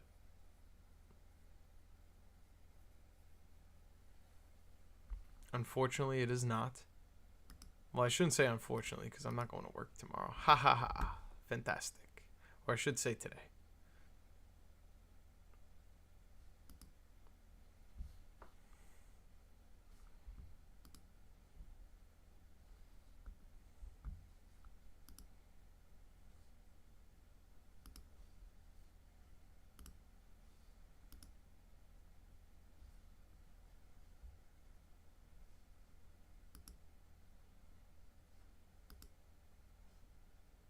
Do 109. I feel like I haven't done that today. I will disband this lobby because nobody's joining, and I will go back to Gallon.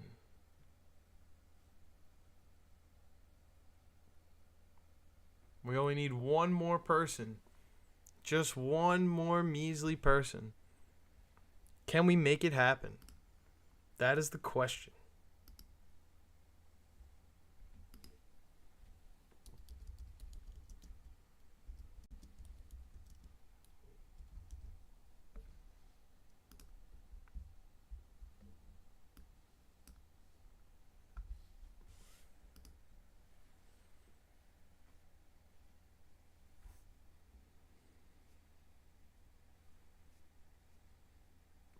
Definitely. We're definitely in on Ricky Pearsall.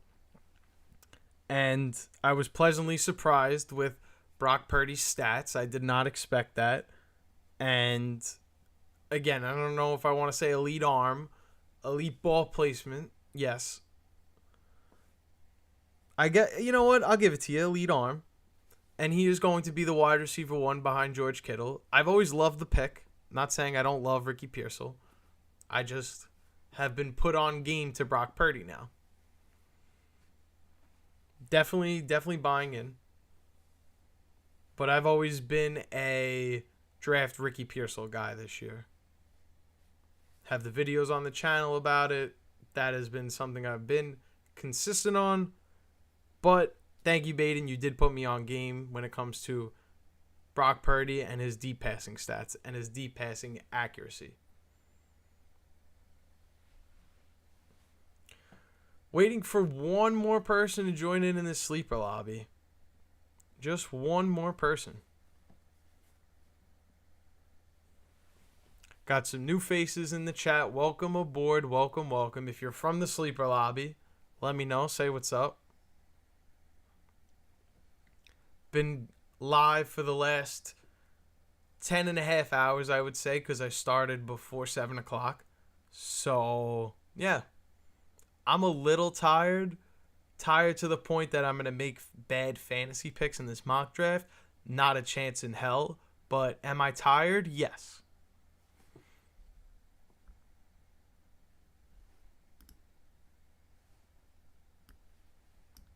Gallon, you the man. Thank you, homie.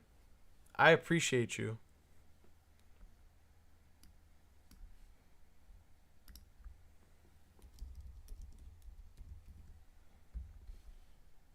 If you didn't hear me, I'm just going to make sure you see that I said thank you. But yeah, I'm tired, like I said. I'm hoping to pick from the 109. I've been live for the last 10 and a half hours or so, but I'm locked in. I'm ready to go. I am laser focused right now. A man should not be this focused to mock draft at this hour, considering he's been mock drafting for the last 10 hours. But I feel like I've been studying the test, and now I have the answers to the test every time I go take the test. And the answers to the test are draft a wide receiver in round 1, take a running back in round 2, and ideally take a quarterback or tight end in round 3. I need to leave with 2 out of 3 running backs in 4 through 6 because after round 6, the value really drops off significantly. And that's when we go to start take wide receivers. Hopefully a Ricky Pearsall could fall to us in around 7. not realistic because a lot of people are keen to him now. But you know who you can get? Guys like Roma Dunze are falling in this tier on sleeper. There are plenty of, let's scroll down, players that would go, like, yeah, like round. No, this is a very far list. Guys like Roma Dunze, Jacoby Myers. I like Matthew Golden a lot. Khalil Shakir is alright. I don't love it. Would love Ricky Pearsall and Meke Igbuka. But those are the answers to the test.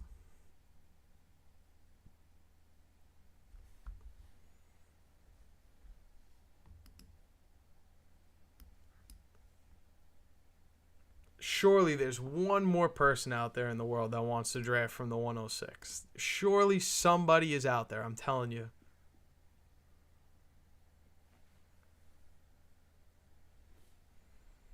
You want me to clip it separately?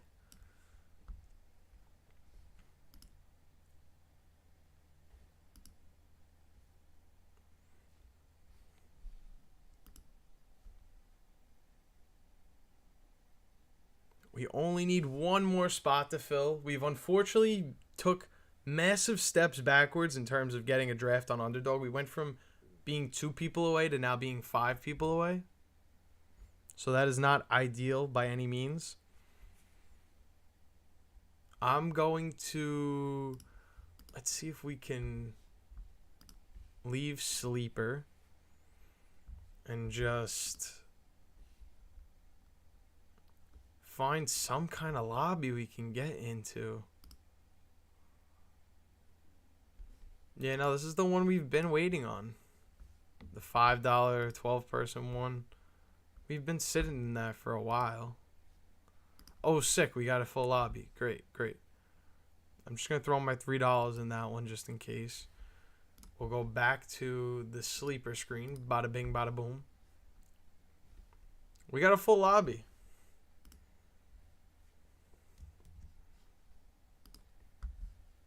This is amazing.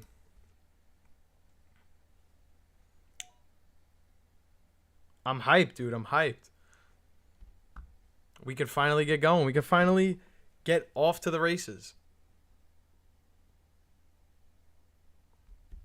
But now you guys know my strategy. I gave out the keys to the car. I gave out the answers to the test beforehand.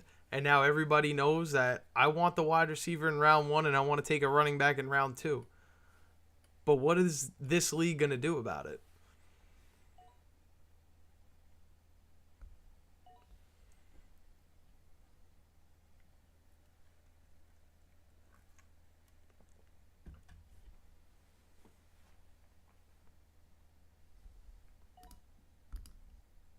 Like I said, I want a wide receiver here in round 1. Looking at Nico Collins, Brian Thomas Jr., one of these players preferably. Take a wide receiver on the way back. I may even... Nah, I can't double up and go double wide receiver. I want to, though, because everyone knows how much I love Drake London. I may just go ahead and take Drake London over Malik Neighbors, Nico Collins, and Brian Thomas Jr. But we'll see what Mr. Techno's got. Techno's got something in his bag for me. He's going to take Malik Neighbors, make my life a little easier because I'm just going to jump over and take Drake London from everyone. I really like Drake London this year. I'm going to continue to draft him in the first round if I'm in the back of the first round and need a first round caliber pick.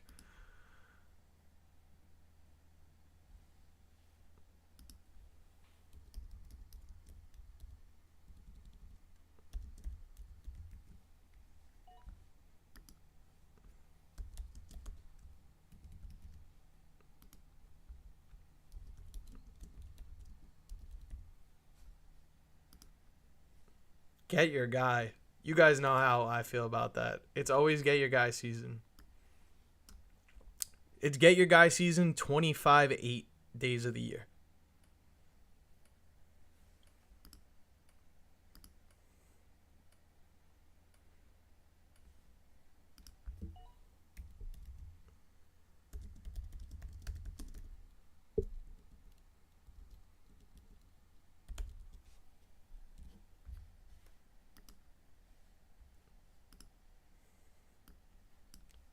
When it comes back to me, would love Gene T, Derrick Henry.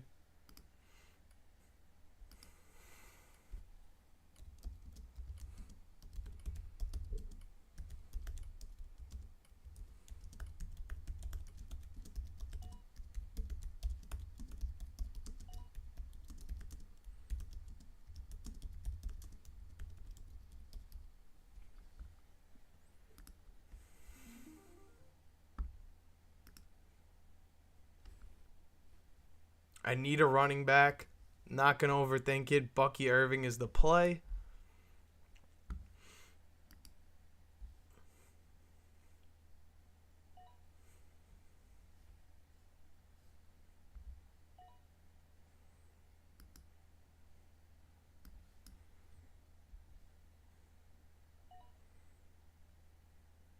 When it comes back to me, you guys know I love taking George Kittle in round 3. That's the value. If there's a quarterback available for me, I'll consider it. But I'm probably going to end up taking George Kittle. If Trey McBride is available, I'll consider it. It's definitely fair. Definitely a valid take.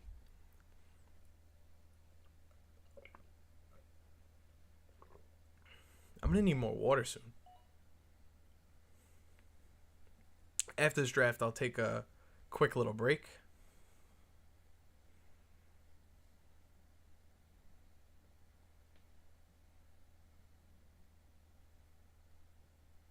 $101. These early picks, these guys were taking a little while over here. I didn't appreciate that. I got to be honest. Was not appreciating that. I'm not going to lie. Techno's got a really solid foundation. I don't know if he's in the chat or in the stream, but he's got a really solid build so far with Malik Neighbors, Brock Bowers. The only problem is, what are you going to do at running back? Because if you don't get a running back here, you're basically screwed. Like, if you don't get Amari and Hampton, if you don't get Breece Hall, I think you're low-key cooked.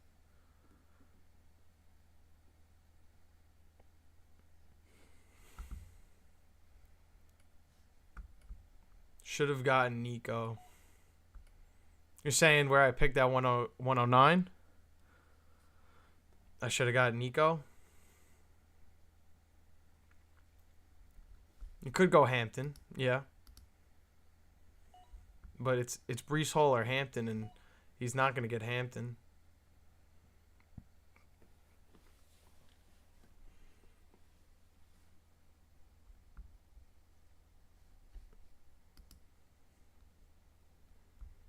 I'm glad I'm in the position that I'm in, where the next 2 picks could be quarterback, and I'm still going to get either a quarterback or a tight end I like, or I'm going to get Josh Allen, Lamar Jackson.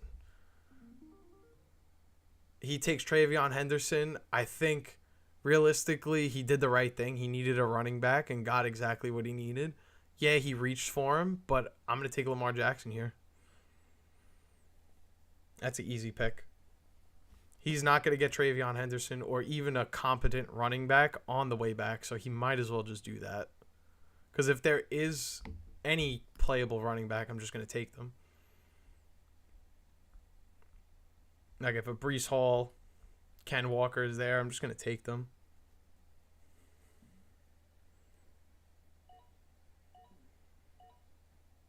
Nico Collins and Hampton on the same team is quite a stack with CeeDee Lamb. My goodness. That's a tough team to beat. I'm not going to lie.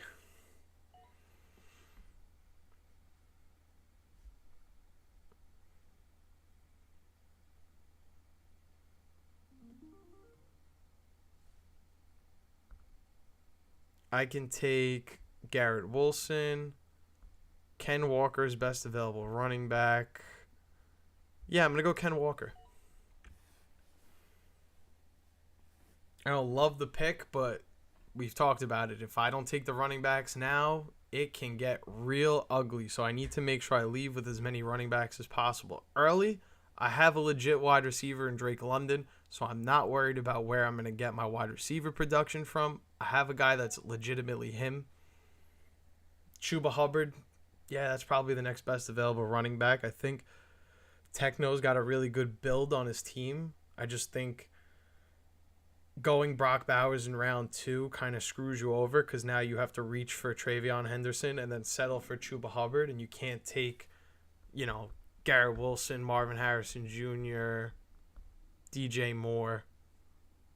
Those would be really good additions to your team.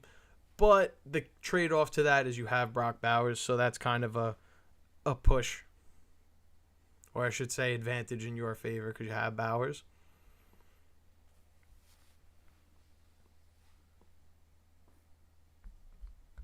I forgot you guys can't see round 1. I'm such a jerk. I'm so mean. I'm sorry, I keep knocking into the mic. It's very rude of me.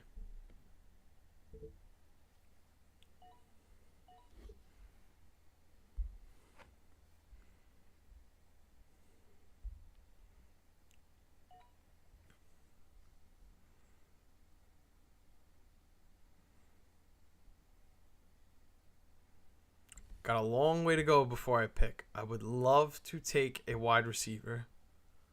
But why is it not letting me? There we go. But I may end up getting RJ Harvey, and I think I have to do that if that's the case. If I don't get RJ Harvey, who was just selected, I think, right? Yes. David Montgomery's there. It's a solid third running back. I'm not going to lie. But I'd be really lacking at wide receiver if I did that.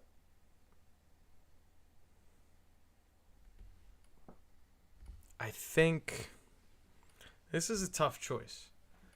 Because if I had my pick of the litter, I want Jameson Williams. If I could have whoever I want, Jameson Williams is the player I want. I can't get DJ Moore. George Pickens was taken. RJ Harvey would have been sick. But if Jameson Williams goes and I can't pick him, I don't know who he took, but I'm happily taking Jameson Williams. Zay Flowers, okay. That's respectable. I like Jameson Williams better. That's just my opinion. Know what I'm saying?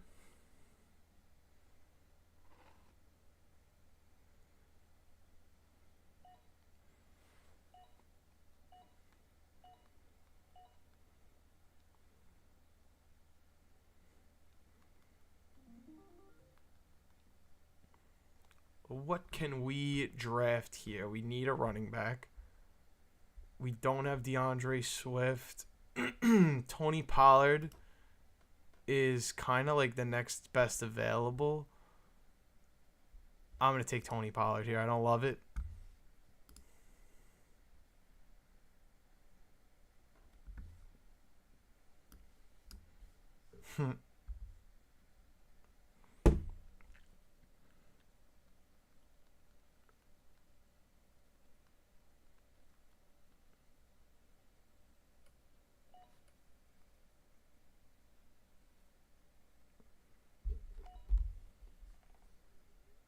I don't love that I took Tony Pollard there, but I feel like I'm getting the last good running back out of the bunch. I'm risking, if it comes back to me, that I may or may not have the opportunity to take, who was it? Isaiah Pacheco? No, Isaiah Pacheco went long ago. So that was the last good running back of that group. I will try my absolute best to land a Rome Odunze, Jacoby Myers, but that may be a tough stretch. That may be too close for comfort, but I'll settle for Matthew Golden. I would have loved Calvin Ridley as my third receiver. Unfortunately, people are up on Calvin Ridley these days. It's not like how it used to be a month ago. Could have got him in like the 7th round. Those days are long gone.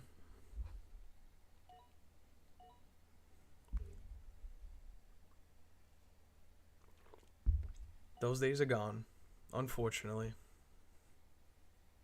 I don't have a tight end, so this would be a great round to do that. but I'm going to assume Sleep isn't going to take him, and I have a chance to grab a wide receiver and then go Tyler Warren. I truly believe with Sleeper ADP, I can achieve that. I can safely complete the heist, but the problem is Rome Odunze and Jacoby Myers are gone. So sorry. Yawning, gotta forgive me. It's been a long night, but I'm looking at Matthew Golden. If I don't get, oh no, Matthew Golden's gone. So I officially have no wide receivers that I love in this tier anymore, which sucks. Ricky Pearsall too. Yeah, no, it's officially cooked for the wide receivers I wanted to take in this tier. This is where I love to draft a wide receiver. I'm going to take Tyler Warren, and yeah, I'm just going to say it is what it is. Would have absolutely loved to get literally any wide receiver that went in this round, even Chris Olave I would have took. Not Deebo Samuel. Hell no. That's gross. But anybody else I would have been happy to take. Unfortunately, I don't get to pick them. When it comes back to me, I have 2 wide receivers. I need more. But, I was going to say I wanted Joe Mixon, but that ship has sailed. It looks like if I'm getting a wide receiver, I'm reaching. And I might as well reach, quote unquote, for Chris Godwin here. Or I'll take a chance on Khalil Shakir. Maybe even Keon Coleman.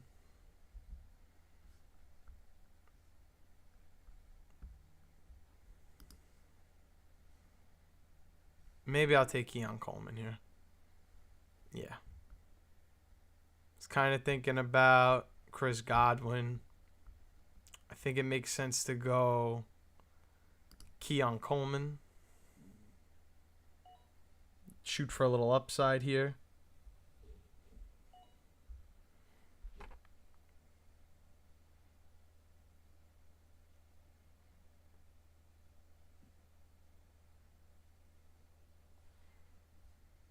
I love that I got Tyler Warren where I did because I feel like I've been saying, the rest of these tight ends in this group, it's pretty much a crapshoot. You don't know what you're going to get.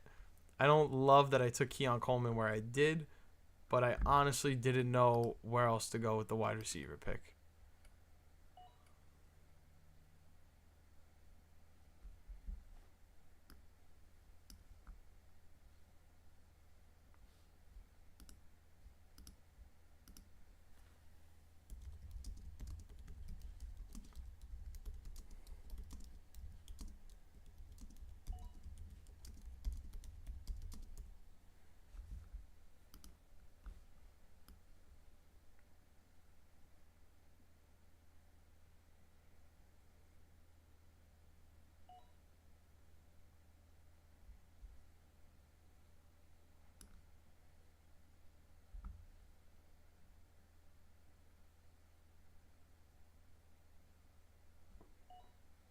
I wish I could have got another one of these wide receivers here in round 7, but it is what it is.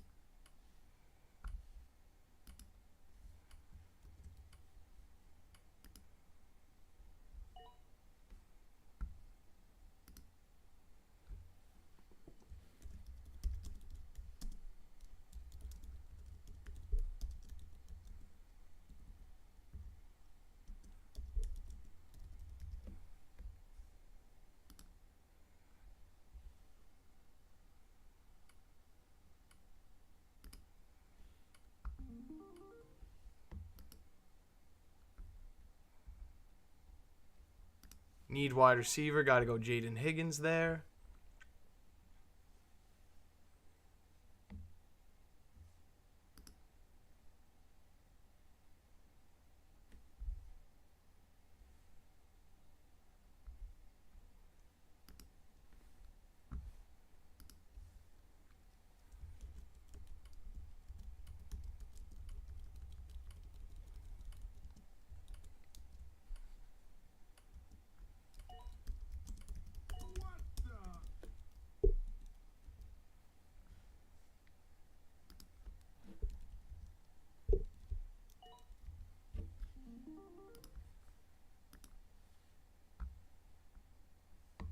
Let's see.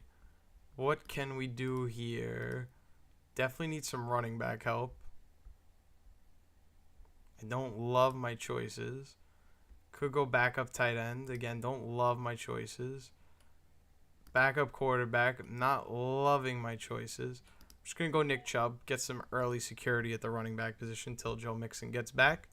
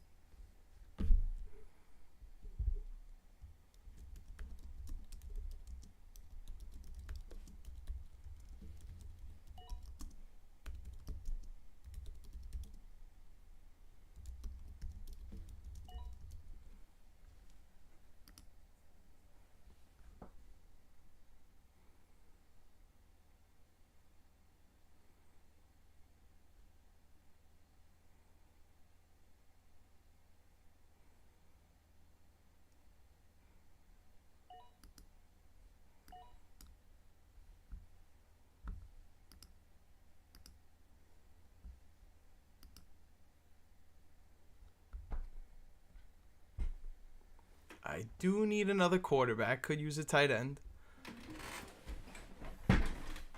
Let's see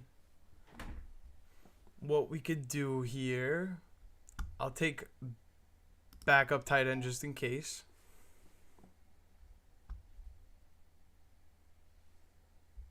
You never know.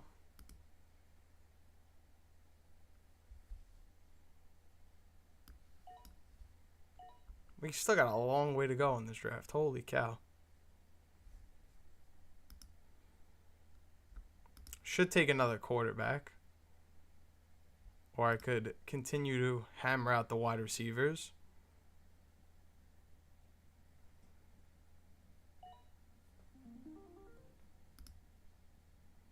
Trey Harris. I saw that. I'll definitely take Trey Harris.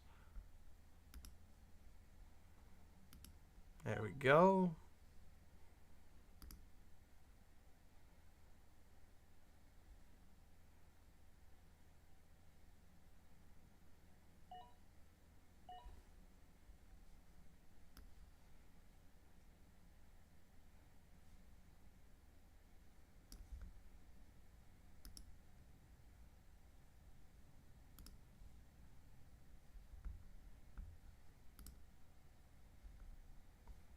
Got a long way to go before I pick again.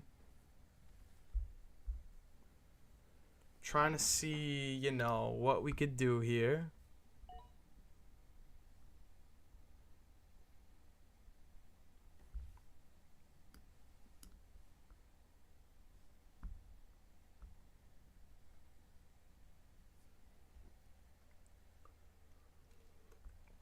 It's actually going to take so long before I draft again. I'm just going to go on auto real quick. Can I do that? No. How do I go on auto pick?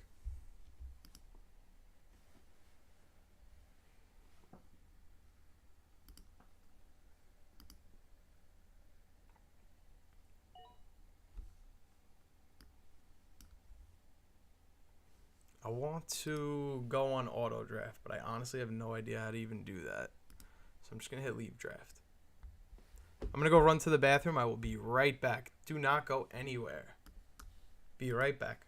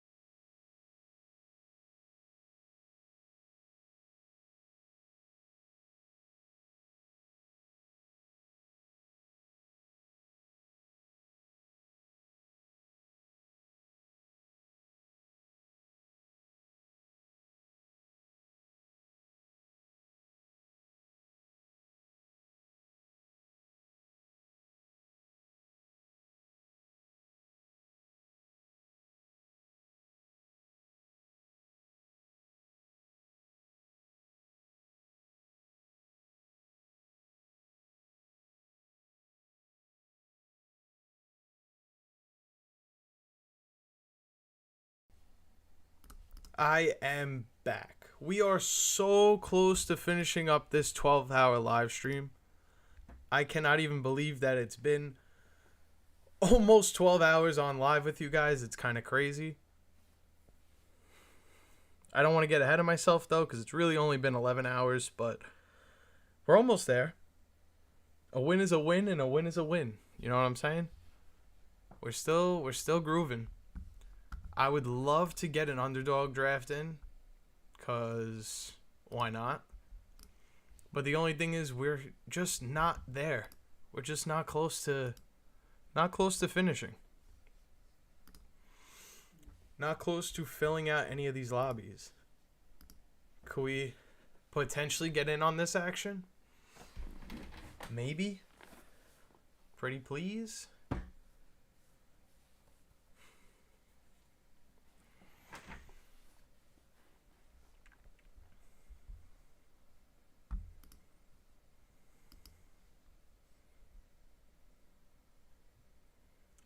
Waiting for 6 more people to join.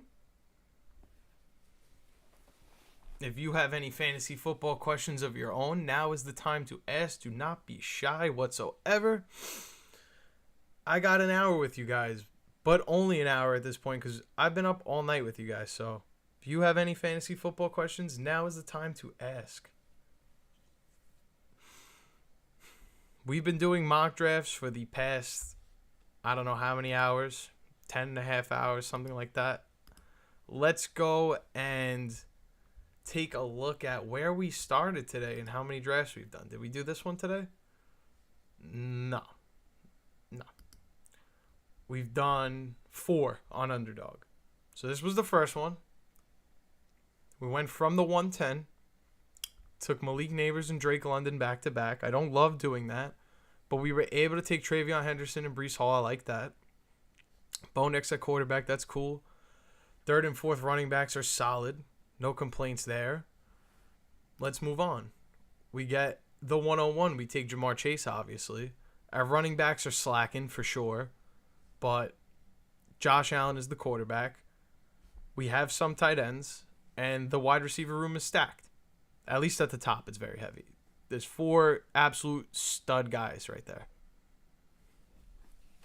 My fat ass keeps knocking this chair down. I think that's my sign to start wrapping it up soon. But chair, please, if you could hang in for another hour, I would appreciate it. Jared Goff is my quarterback. Breece Hall, Ken Walker. Didn't really do too well with the running backs here. But I did get Brock Bowers and Justin Jefferson. So those 2 guys and JSN should carry me a lot for the most part. Good morning, Eber. Thank you for stopping by, my king. Been drafting on Underdog all night, as you can tell. And as you can tell, the audio works finally, so we got that going. So that's a good thing. Audio works. It's always fun. Ain't nothing like being mute on live for a good 10 minutes or so. I can't say that was the only time I did it on stream. I did do it one more time for a few more minutes. But other than that, I minimize mistakes as much as possible. No, I'm not perfect, but we'll get there. I just really want to fill out a draft room right now, to be honest, because there's nothing like being antsy in the morning and wanting to get something done, and you can't get that thing done because you just can't. Let me go to Sleeper. Let's see if Sleeper fares better for us. It looks like it may. I wanted to draft from, I think it was 108 I wanted to do. Yeah, let's do 108 just to switch it up.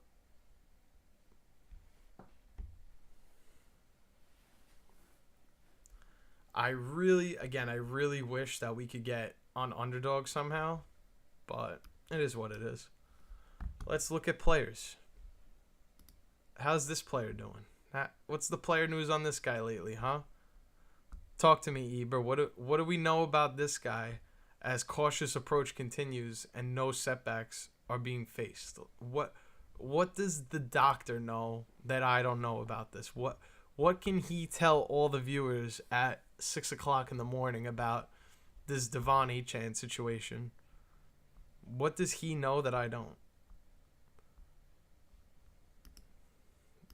What does Dr. Eber know about this 31-year-old wide receiver who's not practicing that I don't know about? Maybe he has some kind of direct in, perhaps. Not saying that's definitely the case, but one could assume that the doctor that's in this live stream right now knows exactly what I'm talking about. when you say he's fine, I'm assuming you mean Devon Achane. I'm going to assume I'm not going to assume you mean anything when you refer to the 31-year-old Tyreek Hill. So, unless I see like some kind of like cheetah emoji or something, he is. Yep. See, I knew that's where we were going, and I appreciate that. I appreciate the honesty. I just had somebody tell me in another draft that my team was absolute garbage and his team was better than mine, and he did not draft a tight end at this point in the draft, and his best wide receiver was Tyreek Hill because he went Ash and Gene CMC back to back and told me my team was trash. And I was like, I'm not going to tell him his team is trash. I'm just going to tell him he needs to draft a tight end, and that's what I did. But yeah, I really was very unsure about that player's decision to go ahead and take a Tyreek Hill, but I just wanted to make sure the guy who watches him up close in person feels the same way that I do about Tyreek Hill. Boom! We're less than 1 hour away. Oh my goodness. Oh my goodness. I know you just saw that countdown change. I know you just saw that. I am so hype right now. You have no idea. I've been looking at nothing but like 0, 8, and minutes and seconds the whole night. Now we're at literally just 1 hour away. It's crazy. I feel like at this point I'm just doing the victory lap. Like I don't even have to do another mock draft this entire stream. I could just be like, haha, I told you. I made it 12 hours. Na poo poo, stick your head in doo doo, all that fun stuff. I'm just hyped that we made it this far. God is great. God is a wonderful thing. Let's go back to Underdog. I think that's probably going to be the best approach here.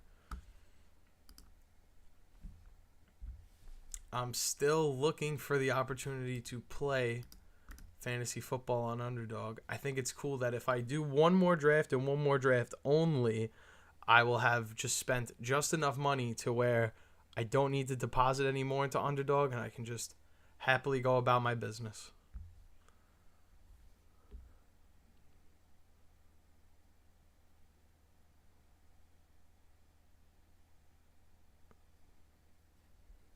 I also felt like that's an issue. It feels like, I don't know. I don't want to sound ridiculous. You know how people are saying Matthew Stafford is a robot? I feel like Tua Tagovailoa may in fact be a robot, and that could be part of the issue of why they don't get along like they used to anymore, because they cloned Tua and made him into a robot, and it's not the same person anymore. But anyway, that's just my tinfoil hat theory about Tua. I still think Tua is awesome, but that's good to know that it's more of a concern in terms of the locker room and not the oblique strain. Because I feel like I'm more so worried about the Dolphins in terms of that locker room or organizational sense. I feel like whatever starts on offense for them kind of trickles down and gives everybody their swagger. So if they come out of the gates and they don't look like that prolific offense they used to, I could see a lot of the internal players like Tyreek Hill and others start to turning on each other, because the only way to fix it is winning. And if you're not winning in the NFL, it's just kind of going to unravel. You know, we've seen plenty of dysfunctional organizations in the past when it comes to this. Like, you know, you see this sometimes with the Dallas Cowboys. There's just things that in the locker room roll out onto the field and impact what we see on the field and also what we have in fantasy.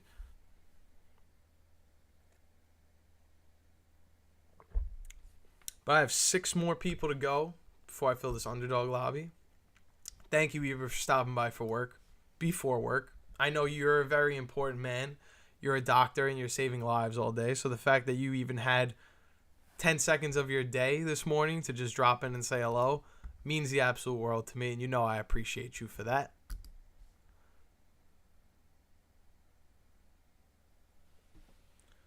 I'm just patiently waiting here, hoping that that day will come that I will get to draft again in the next 50 or so minutes.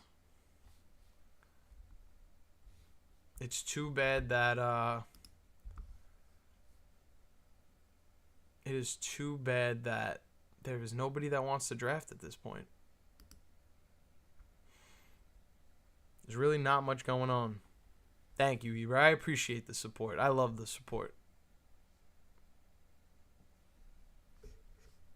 I'm trying my absolute best to just kind of stay patient, stay the course, and not, chew clock in a sense for the next 50-something minutes, and actually do a live stream for you guys, or do a mock draft, And yeah. They're both the same. I'm gonna go in. It's gonna be like 3 people out of 10. Oh, okay. This is actually correct. It says, 60% of the room still needs to be filled. Okay, that's accurate. I don't love the idea of doing a 10-man draft, but listen, I don't really have much of a choice here. I'm just here. I'm trying to mock draft. I'm trying to make it happen per se. I could do a little CPU one. I did that before. That really wasn't fun, to be honest. But if that's all I can obtain right now, then I may just have to do that. Because am I really just going to sit on live for another 50 minutes and not do a damn thing about it? Oh, we got somebody else in here. Cool. I'm going to go back to 108. Cool. Hang out for a little bit. Maybe more people will join, maybe not. If anybody's looking for the link in the chat, let me know. I'll send it in the stream. Doesn't look like that's going to fill anytime soon on Sleeper. Doesn't look like the mock drafts are going to fill anytime soon on Underdog. I would love to pick Ricky. The problem is I don't have a single mock draft to even jump in right now, Baden. There's not one. There's not one room in this universe that will allow me to take Ricky Pearsall right now because they just won't let me. They don't want to see me succeed. It's crazy. I got you. I will send you the link.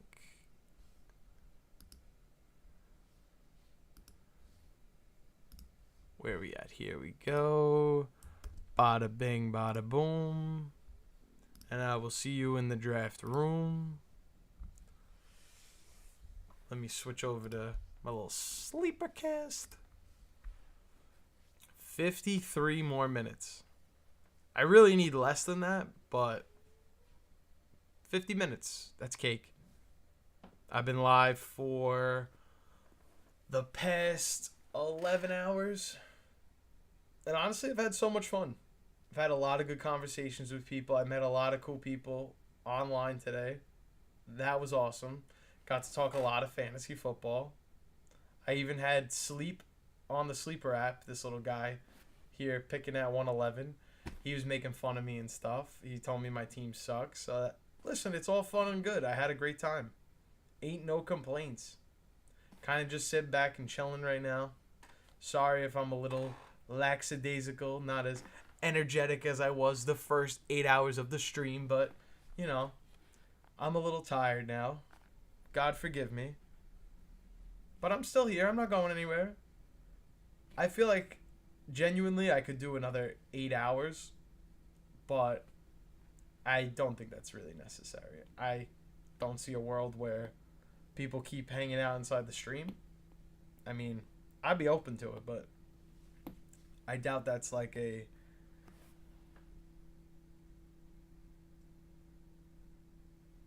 If I could leave 100% of drafts with one guy, that's a great question. But I feel like my answer would be kind of like a cheat code.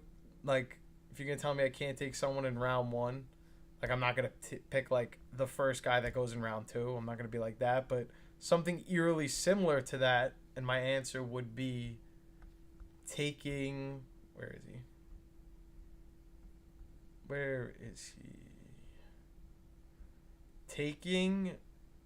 If I could guarantee myself Amari and Hampton every time with my third pick, I think that would be the one. I think I would want Amari and Hampton in round 3, or like a Travion Henderson in round 4. Those are two guys I'm very confident in that are going to exceed ADP. But obviously, Amari and Hampton is as early as a third round pick now, so it's kind of hard to get your hands on him unless you reach for him in round 2. And Travion Henderson, if you don't take him in round 3, I've been noticing I don't get a chance to take him in round 4. So those are kind of, I think those would be my players. If you notice, I'm saying I want those players because they are running backs going outside that top 20 pick range that have legit upside to finish in that top 12, top 15 at running back. And if I could go and hammer wide receiver twice, or get Brock Bowers and a Drake London or something like that, and know that like my next 2 running backs would be those guys, I'd be really happy with that, really content. Or even just knowing one of those guys would fall back to me, guaranteed every time, I'd be really happy with that. It would help me build out the rest of my team so much easier, because I know that I just have to get one more running back after my first round pick. Like, I get Amari and Hampton at 3 or Travion at 4, and then I use either a second round pick or a third if it's Travion, or a 4th round pick or something on a running back, and I have 2 running backs that I like. If you want like a lower, like a more farther in the draft answer, if there's any, is there anyone in the first round you would not draft, even in the late second round? Probably not. I think, like, if you really look at the list, like, is there really any one of these 12 guys that if they landed to you at like pick 24, you're just gonna be like, nah, I can't do it? I think that would be crazy. Like, if you had a chance to take Christian, like, let's just use their top 12. I don't agree with their top 12, but let's just use Sleeper's top 12 as an example. If we were going to see in round 2 at any point, 204, 209, 205, if we were to see Jahmyr Gibbs, Amon-Ra St. Brown, Puka Nacua, Ashton Jeanty, Christian McCaffrey, you got to take that, right? So I don't think there is a player I hate that much in round 1, but if there's one guy that sticks out to me more than the rest, I think a really dumb decision to make this year in fantasy, and I hate to say that because I don't think anybody who watches my videos or plays fantasy football is dumb, but I think taking the safe floor of Amon-Ra St. Brown versus all of the other wide receivers in round 1 that have a ceiling to be absolutely amazing wide receiver 1, I don't think that that's a very smart pick. I know that sounds crazy because Amon-Ra St. Brown is like locked in basically as like a top 3 receiver every year in fantasy, it feels like. But at this point in his career, Amon-Ra St. Brown is a really safe floor kind of guy. I don't think you're getting a Nico Collins massive target share, or, you know, Malik Neighbors' target share, CeeDee Lamb. Like, they're going to get fed the ball and get way more opportunities. And their upside to be wide receiver 1 overall is there. I don't think there's much of a wide receiver 1 ceiling for Amon-Ra St. Brown. And we kind of talked about it a little bit already, but if there was a player I hate in round 2, somebody I would never take, you already know. You already know it's this guy right here. I can't do it. I loved Jonathan Taylor. I took him his rookie year. I could even tell you in his first game, he had 6 or 7 receptions, and I thought he was going to be an amazing football player. Who's my late pick, I was going to say? If I could say, like, one guy I want, not too late, but, like, Jacoby Myers would be the guy that I would want later in the draft that I'd be more than happy to guarantee myself. Like I was saying before, it's just someone I'm very passionate about, someone I think is going to finish really high this year in fantasy. He's, I mean, if we go to his stats, he was the last 2 years, pretty up there. Finished wide receiver 19 and wide receiver 24. That's pretty reliable. I'm taking him way outside the top 25. Way outside the top 25. But with bad quarterback play, mid-third, I could get behind that. Definitely a mid-third. But, like, you're telling me, like, you look at the running backs in this tier, and you see the only guy that I love that doesn't catch passes out of the backfield is Josh Jacobs, because this is a run-first offense, and they're going to feed him the ball. And I've seen enough out of Josh Jacobs to know year over year. Obviously JT has had just one bad finish as well, but finished 8th, 3rd, 6th. He's legitimately locked in for it. Taylor finished his RB12 last year. Not really worth it. Yeah, he had injuries. We'll give him a pass. He was the RB6 his rookie year. Then he went RB1 in 2021. I think this is as good as it gets. If he's not getting targets and receptions, I think your ceiling is RB12. There's no way it gets better than this. It doesn't. You're not getting enough receptions. Not getting enough targets. When he first came into the league, when he was RB1 overall, he was getting 50 targets, 40 receptions. He has not sniffed that in the last 2 years. Not even sniffed that.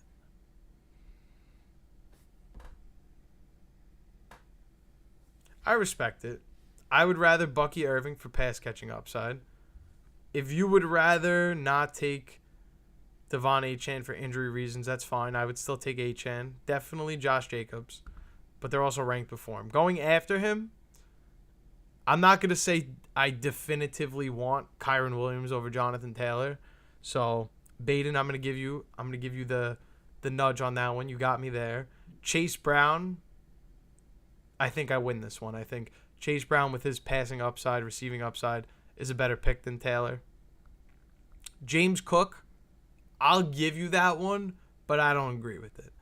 I think, objectively speaking, I would rather the running back who, yeah, he's not a stat padder by any means and was a big relier of having so many rushing touchdowns or total touchdowns overall to get his fantasy production. But the truth is, the Buffalo Bills run the ball a lot. They score a lot of rushing touchdowns. They don't score a lot of passing touchdowns. But you know what they do score a lot of? Points, and they get a lot of yards. How are they doing that? They run the football. Who is the running back they use to run the football? Oh, that's right. It's James Cook. There you go. So I like James Cook a lot, but I'll give you Jonathan Taylor over James Cook. Me personally, I'm taking James Cook over him. And then, yeah, Breece Hall and Alvin Kamara, we're looking at mid-tier running backs. He did have a very lucky year last year. I definitely think Chase Brown over him. I just think, like, if I covered the name, right? Like, if I was to just, boop, you don't get to see Chase Brown's name right now. And I showed you 65 targets, 54 receptions. That's what RB1 JT was. This is it. Right here. This is the guy. The guy you believe JT is going to be, I'm showing you him right here. This is the player profile. You're supposed to click this one. But yeah. I guess I'm not too I'm not going to say take Kyren Williams over Jonathan Taylor, but I'm just going to not touch that. Like, I just would rather not touch it.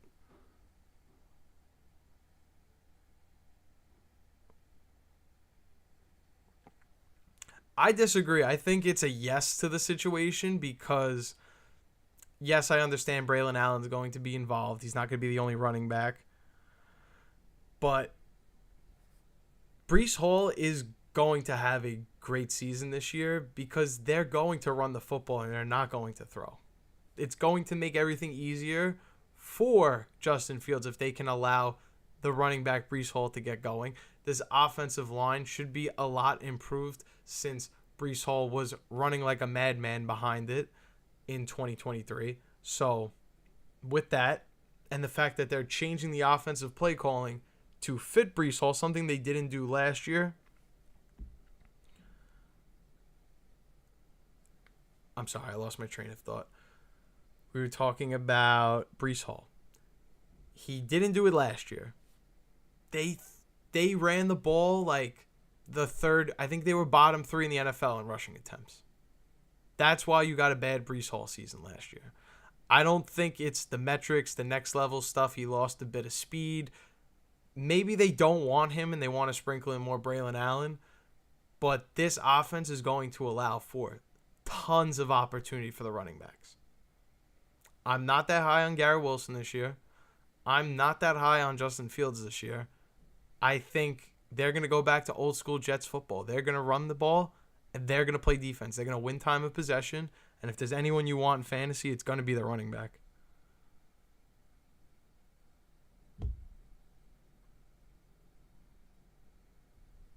You're right. I do hear a lot of rumblings about Braylon Allen, but I heard a lot of Braylon Allen rumblings last year, and I was a big fan of Braylon Allen last year. And yes, the offense didn't support opportunities enough for either one of them, let alone both. It could support both of them. I'm not going to say that because they love Braylon Allen that they're going to disregard that they have Breece Hall, because Breece Hall is still a great pass-catching running back and an asset to help Justin Fields be a better quarterback. But I do agree there is definitely some truth to Braylon Allen being the guy there that they want to use. I think they will sprinkle in Braylon Allen, but you're going to get some Breece Hall action as well.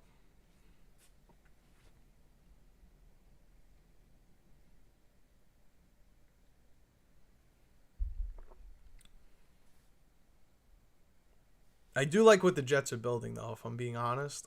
I think everything I've seen so far, they've been very hush-hush, not making a lot of noise.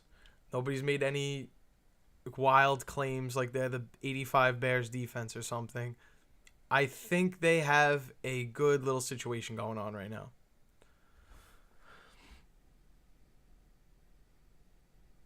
Fair. I'm not going to say that's wrong, but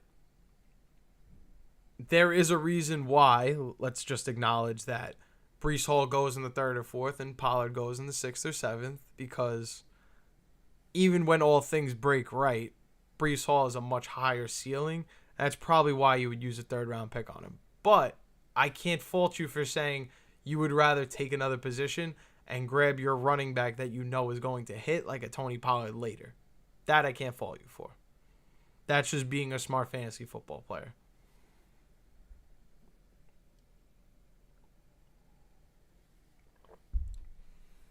I really wish one of these draft rooms would fill. It's crazy that I'm just kind of like sitting here talking football for the last 20 minutes. But hey, it what it is.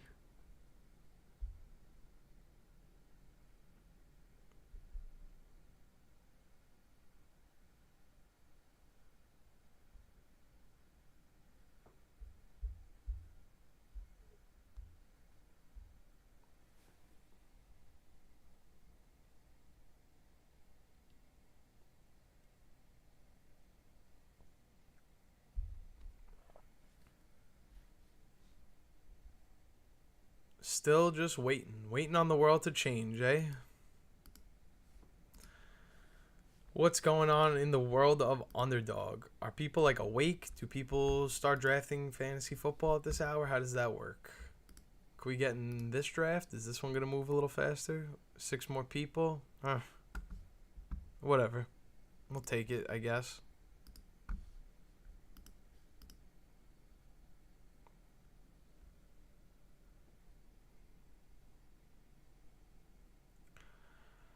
Oh, boy. Oh, boy.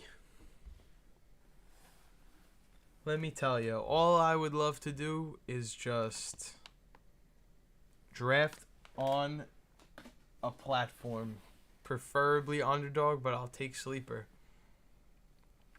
Only because I like to play for money. Money is cool. Winning money is fun. I don't win money often.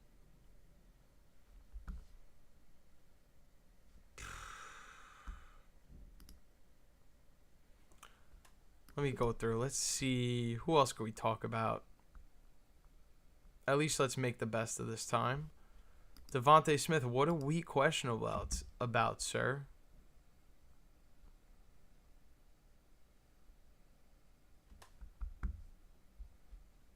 I think I'll be all right.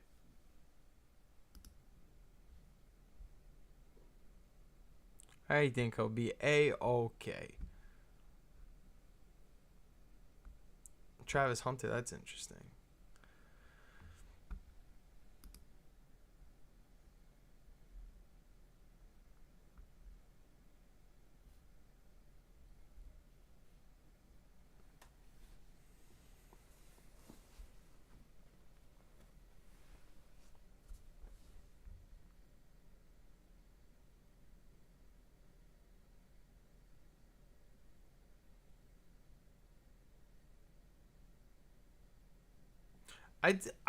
I disagree about the not enough volume part. If they're going to be a team that runs the ball a lot more, there is going to be volume. Even if it's not all his opportunities and sprinkled in with Braylon Allen, I think there is going to be enough volume to support Breece Hall having that. I could argue that Tyjae Spears, when healthy, could eat into Tony Pollard's workload as well.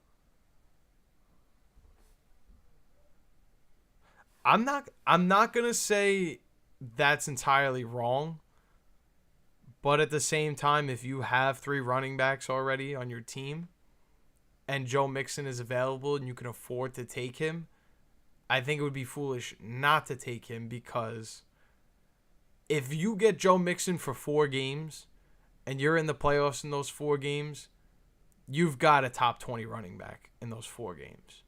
It's Joe Mixon. This is a guy that year over year, consistently, just like Josh Jacobs, give him the opportunities, give him the touches, this guy produces. Oh, okay.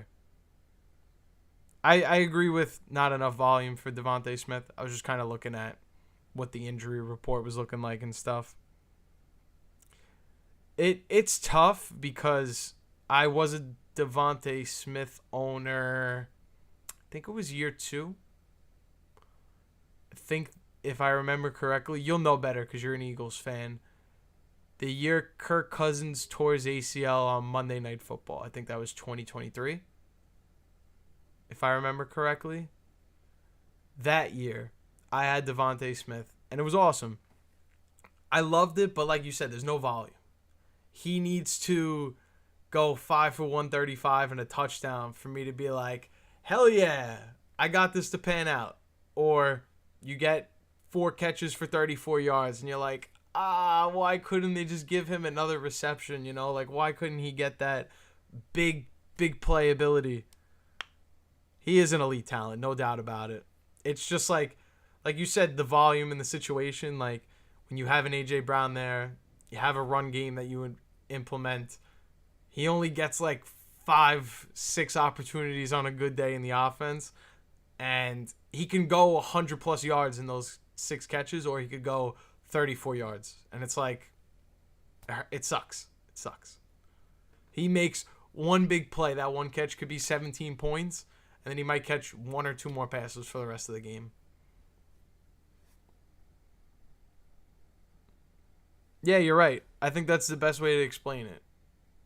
But what's interesting is, for a Robin, maybe he's not on the level of a T. Higgins, but when we talk about elite wide receiver 2s in the NFL, you got to mention Devontae Smith. That has to be one of the first names because, like you said, it's an elite talent. He has big playability.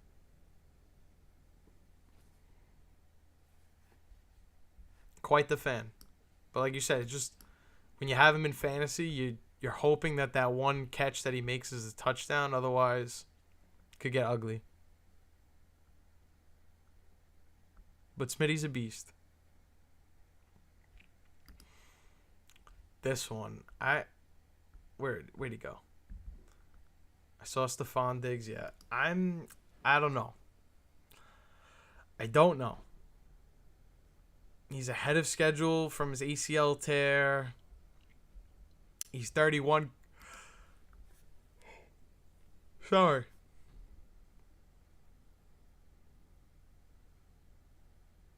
Yeah, no, I get what you're saying. It's hard to fall in love with the opportunity when you don't get many opportunities as a wide receiver. I get that. I definitely agree about Smitty.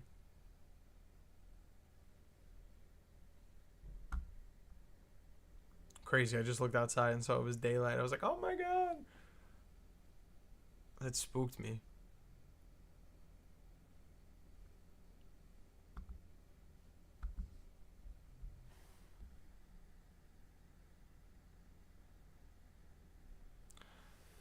Yeah, I think him and Drake May could hit it off, but it's a lot to ask a 31-year-old wide receiver to come back from an ACL tear. Like that's some serious stuff. He's comeback player of the year if he's performing at his ADP, in my opinion. Like that's probably what we're looking at here. Not saying it's impossible. I just wouldn't bet on that to be the likely scenario.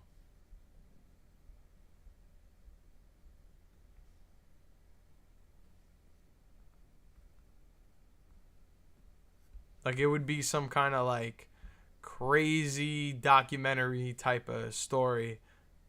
That's kind of why I was not drafting Nick Chubb last year. I felt like everyone was like, Nick Chubb, he's ahead of schedule. He's going to come back. If I could stash him on my IR and get him when he comes back, I'm going to be the best team in the league. But, you know, for that realistic scenario to come back from such a devastating injury and be amazing again, they make documentaries about those kinds of stories. Those are movies for a reason. They make scripts about those if they're not documentaries. Like that's straight out of a movie type of shit.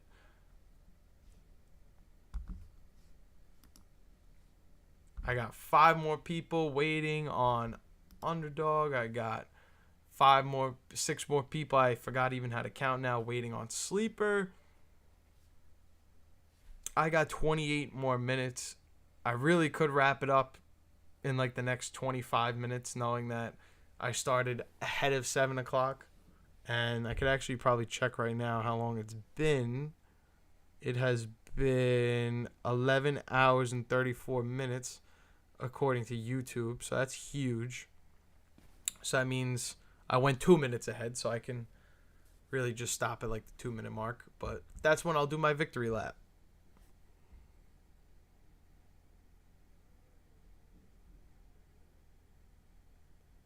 Yeah, Rice is an interesting one. I definitely like Rashee Rice.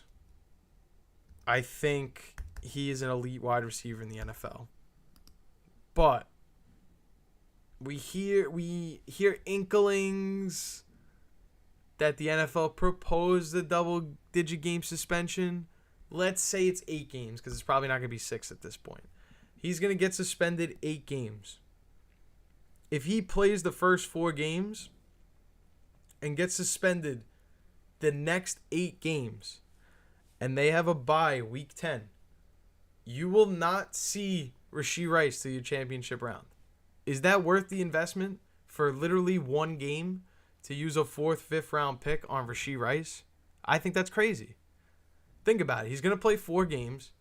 Week 5, he gets a suspension, whatever. Say it's 8 games. He's going to come back, we would think week 13. But he has a bye week 10, so he comes back week 14. He's going to play weeks 14, 15, 16. That's all you get him for. Is that really worth where you're taking him in the draft? Maybe it's not for 1 game, but if you get eliminated, you drafted him for 1 game in that playoff round and you went home because you didn't want to take somebody that was actually going to play all year, you know? That's what worries me about Rashee Rice.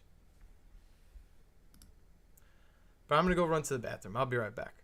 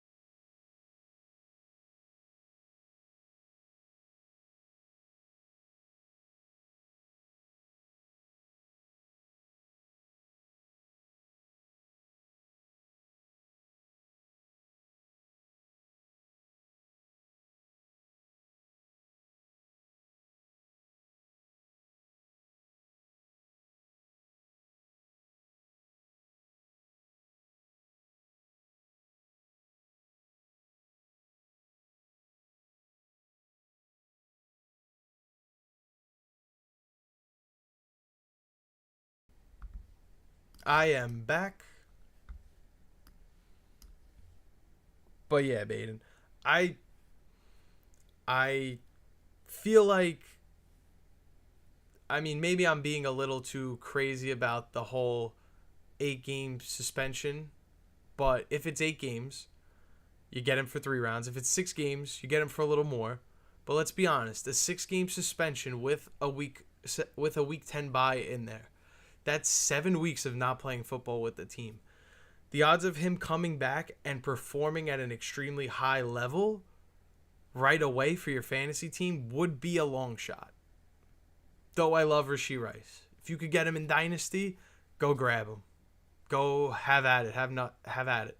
Go crazy. But for redraft, if he's going to get an 8 game suspension, you're going to get him back week 14 potentially, because he's going to play the first 4 games. Get him back maybe week 13. Then you have all of that time where he's not playing football with the team to get back. Yeah, you're not going to play him his first week back. If his first week back is in the playoffs, chances are you have good enough starters to get you through the playoffs anyway. So, again, it's really hard to rank him, in my opinion. It's one of those I try to stay away from. I don't want to say talking about it, but like giving an opinion of like you must draft Xavier Worthy or like you must not draft Rashee Rice, because like it's a whole lot of like intricate pieces that have to fall in place. And who's to say Jalen Royals isn't a stud? I think Jalen Royals is a good late round pick. I wouldn't, be so quick to say that it's got to be Xavier Worthy or it's got to be Rashee Rice, one of these guys.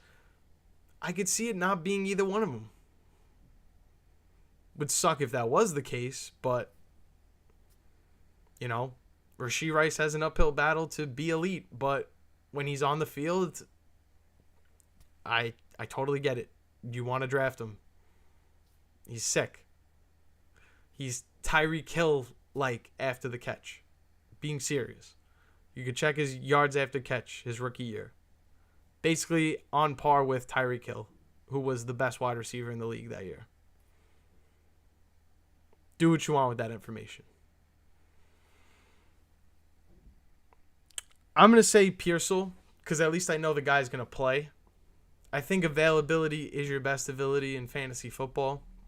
I think that's why I like Brock Bowers so much more than a Trey McBride or a George Kittle or anybody else in the room, is because I get the balance of going to score touchdowns, going to catch a lot of passes, going to be available for me.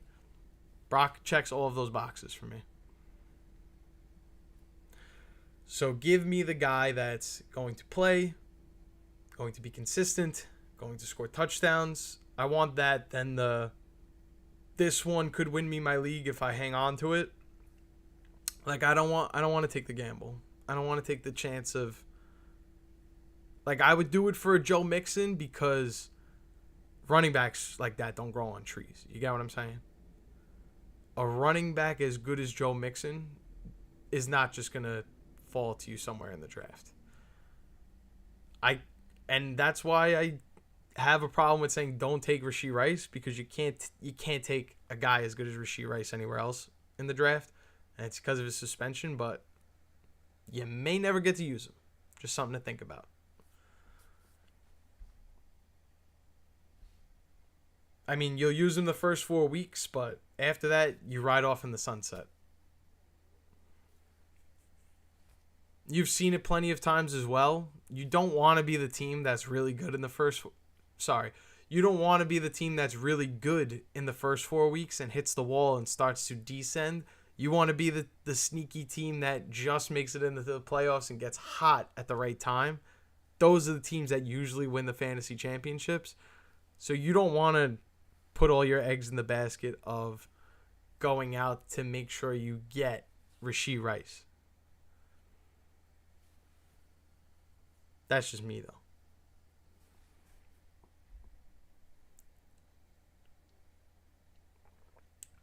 I can't believe we only need 2 more people to draft. Let's go. I'm so hyped. Your take on taking your own handcuff or draft others' handcuffs to give the chance at blooming your whole team.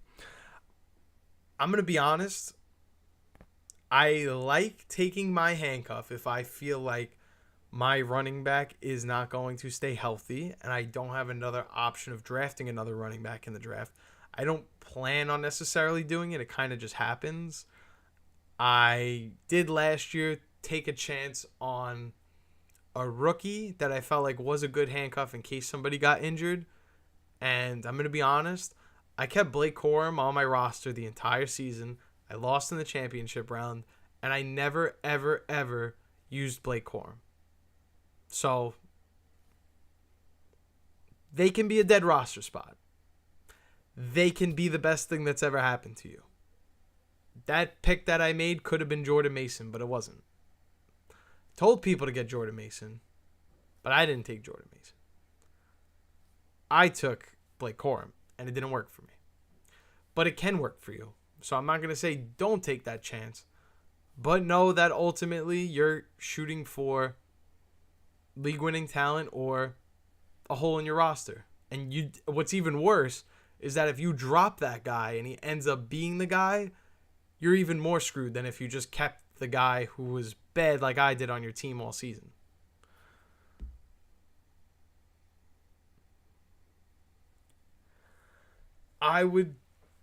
If I was drafting Saquon, I would consider maybe getting Will Shipley. I don't know if I think he's like a legit handcuff in my opinion, but if I was taking Christian McCaffrey and I had any worry about Brian, and I was even slightly worried about McCaffrey staying healthy, which I'm not, but if I was, I would take Brian Robinson Jr. 100%.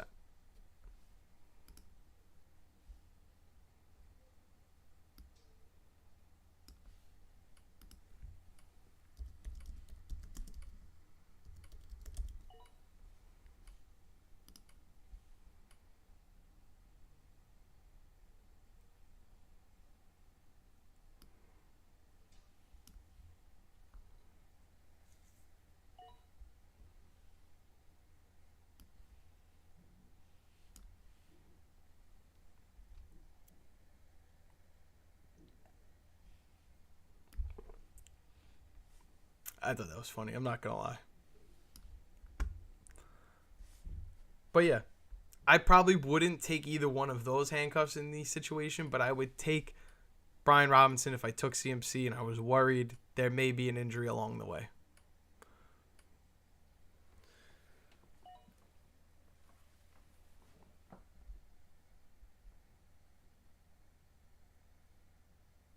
I can't believe we made it.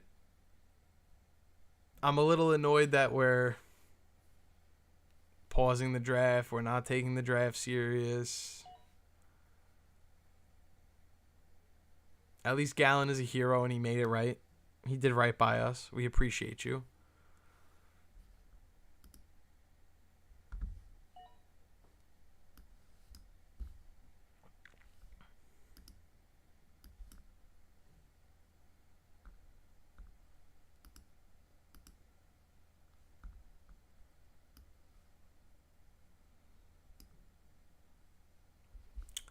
We got 15 more minutes. Sheesh. 15 more minutes. And then you know what's going to happen after 15 more minutes? Probably still going to stay live, but YouTube is not going to record any of it. Once we get to like 14 minutes and some change, this audio is going to be lost forever. No one's going to ever know that we actually made it 12 full hours. But we did. We did. I know for a damn fact we did.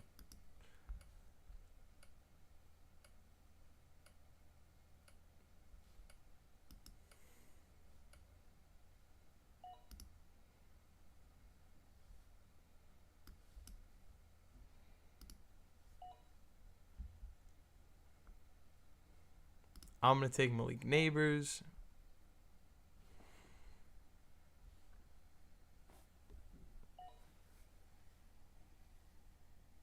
But, dude, we're 15 minutes away from completing the first 12-hour stream on Outlier Fantasy.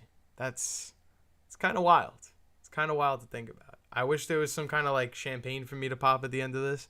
I didn't plan for the what do we do when we get to the end, because I honestly didn't think we were really going to make it to the end, but we did it. We did it. Oh, nice. You're in here? Let's go. Yeah, I forgot. We've been sitting in this lobby for literally over an hour. Justin Jefferson is a good pick. I like that.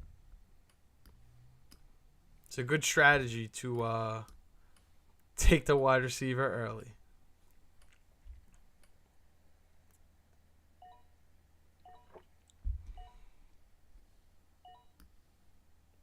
What will be available for me? We shall see. Josh Jacobs, Bucky Irving, perhaps.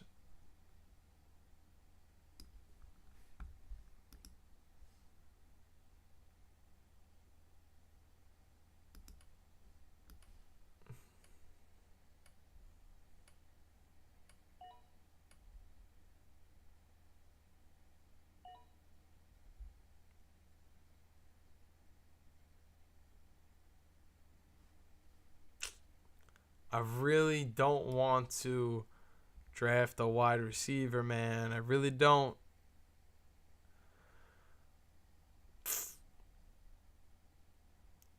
But I'm going to have to. It's the last stream, you know? I don't have to follow my rules. It's the last one. We could go a little crazy. We could not follow the rules for once. Rules are meant to be broken, you know what I'm saying? I've been sticking to the script for about 12 hours now, so it's only right I get to veer away off the path one time. I think that's more than valid. Go double wide receiver, something I don't advise.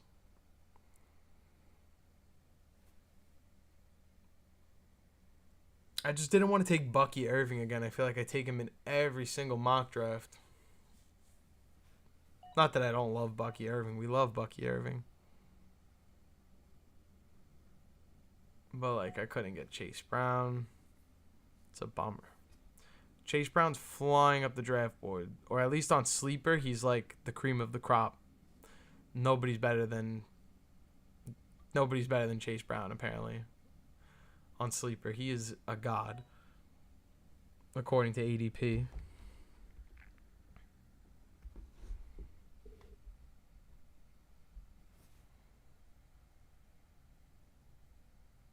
I'm not going to lie. I'm so excited to go to sleep. I'm looking forward to it. Right after this draft is over, I might not even make it to the end of the draft. Nah, I can't. I can't do you guys a disservice and not finish the entire draft. But YouTube's not going to see it, so they're never going to remember what happens after this. They're going to think an alien abducted me. And that was the end of the video.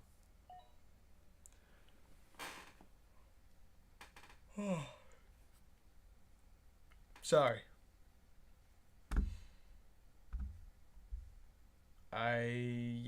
This is a little silly. This draft is not real.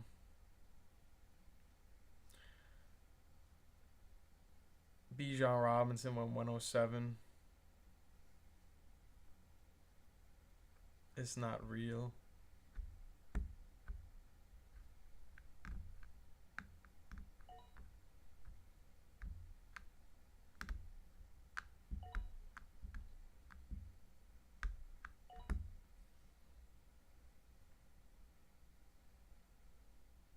Bijan Robinson, Bucky Irving is a good start, but has to take T. Higgins here for that to be like a great stack. And he takes Marvin Harrison Jr. Oh, boy. Oh, brother. Oh, brother. I'm going to take Amari Hampton. I need a running back. We talked about this. It's best available in my book. As far as I'm concerned, that's the best available player I could take.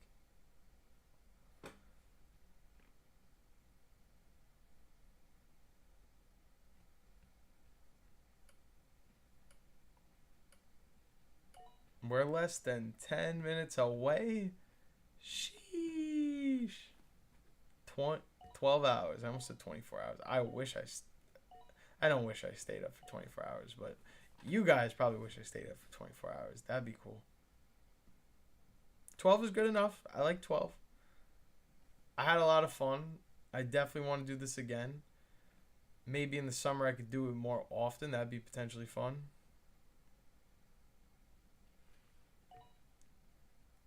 We're talking about two wide receivers that really have breakout potential. I don't personally love drafting. I'm sorry, I don't know why I'm drawing a blank. I'm going to take the quarterback. Get the last elite quarterback here. I don't love Tyreek Hill normally, but I do like stacking Justin Jefferson, getting a running back in Jonathan Taylor, and Tyreek Hill on the way back. You're shooting for the upside with Tyreek Hill. That's why I'm not like saying you should have taken somebody else over him. Like I understand the thought process and I respect it. I would prefer Jackson Smith-Njigba or T. Higgins, but I'm not going to fault you or say you should have done something else with that pick. Taking Rashee Rice there is solid. You know exactly what you're going to get out of him. You're going to get 4 weeks of nice productivity.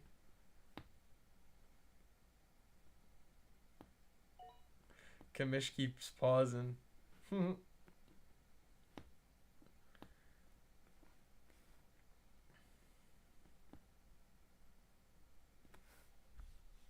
Is he going to be like, dude, I wanted Terry McLaurin?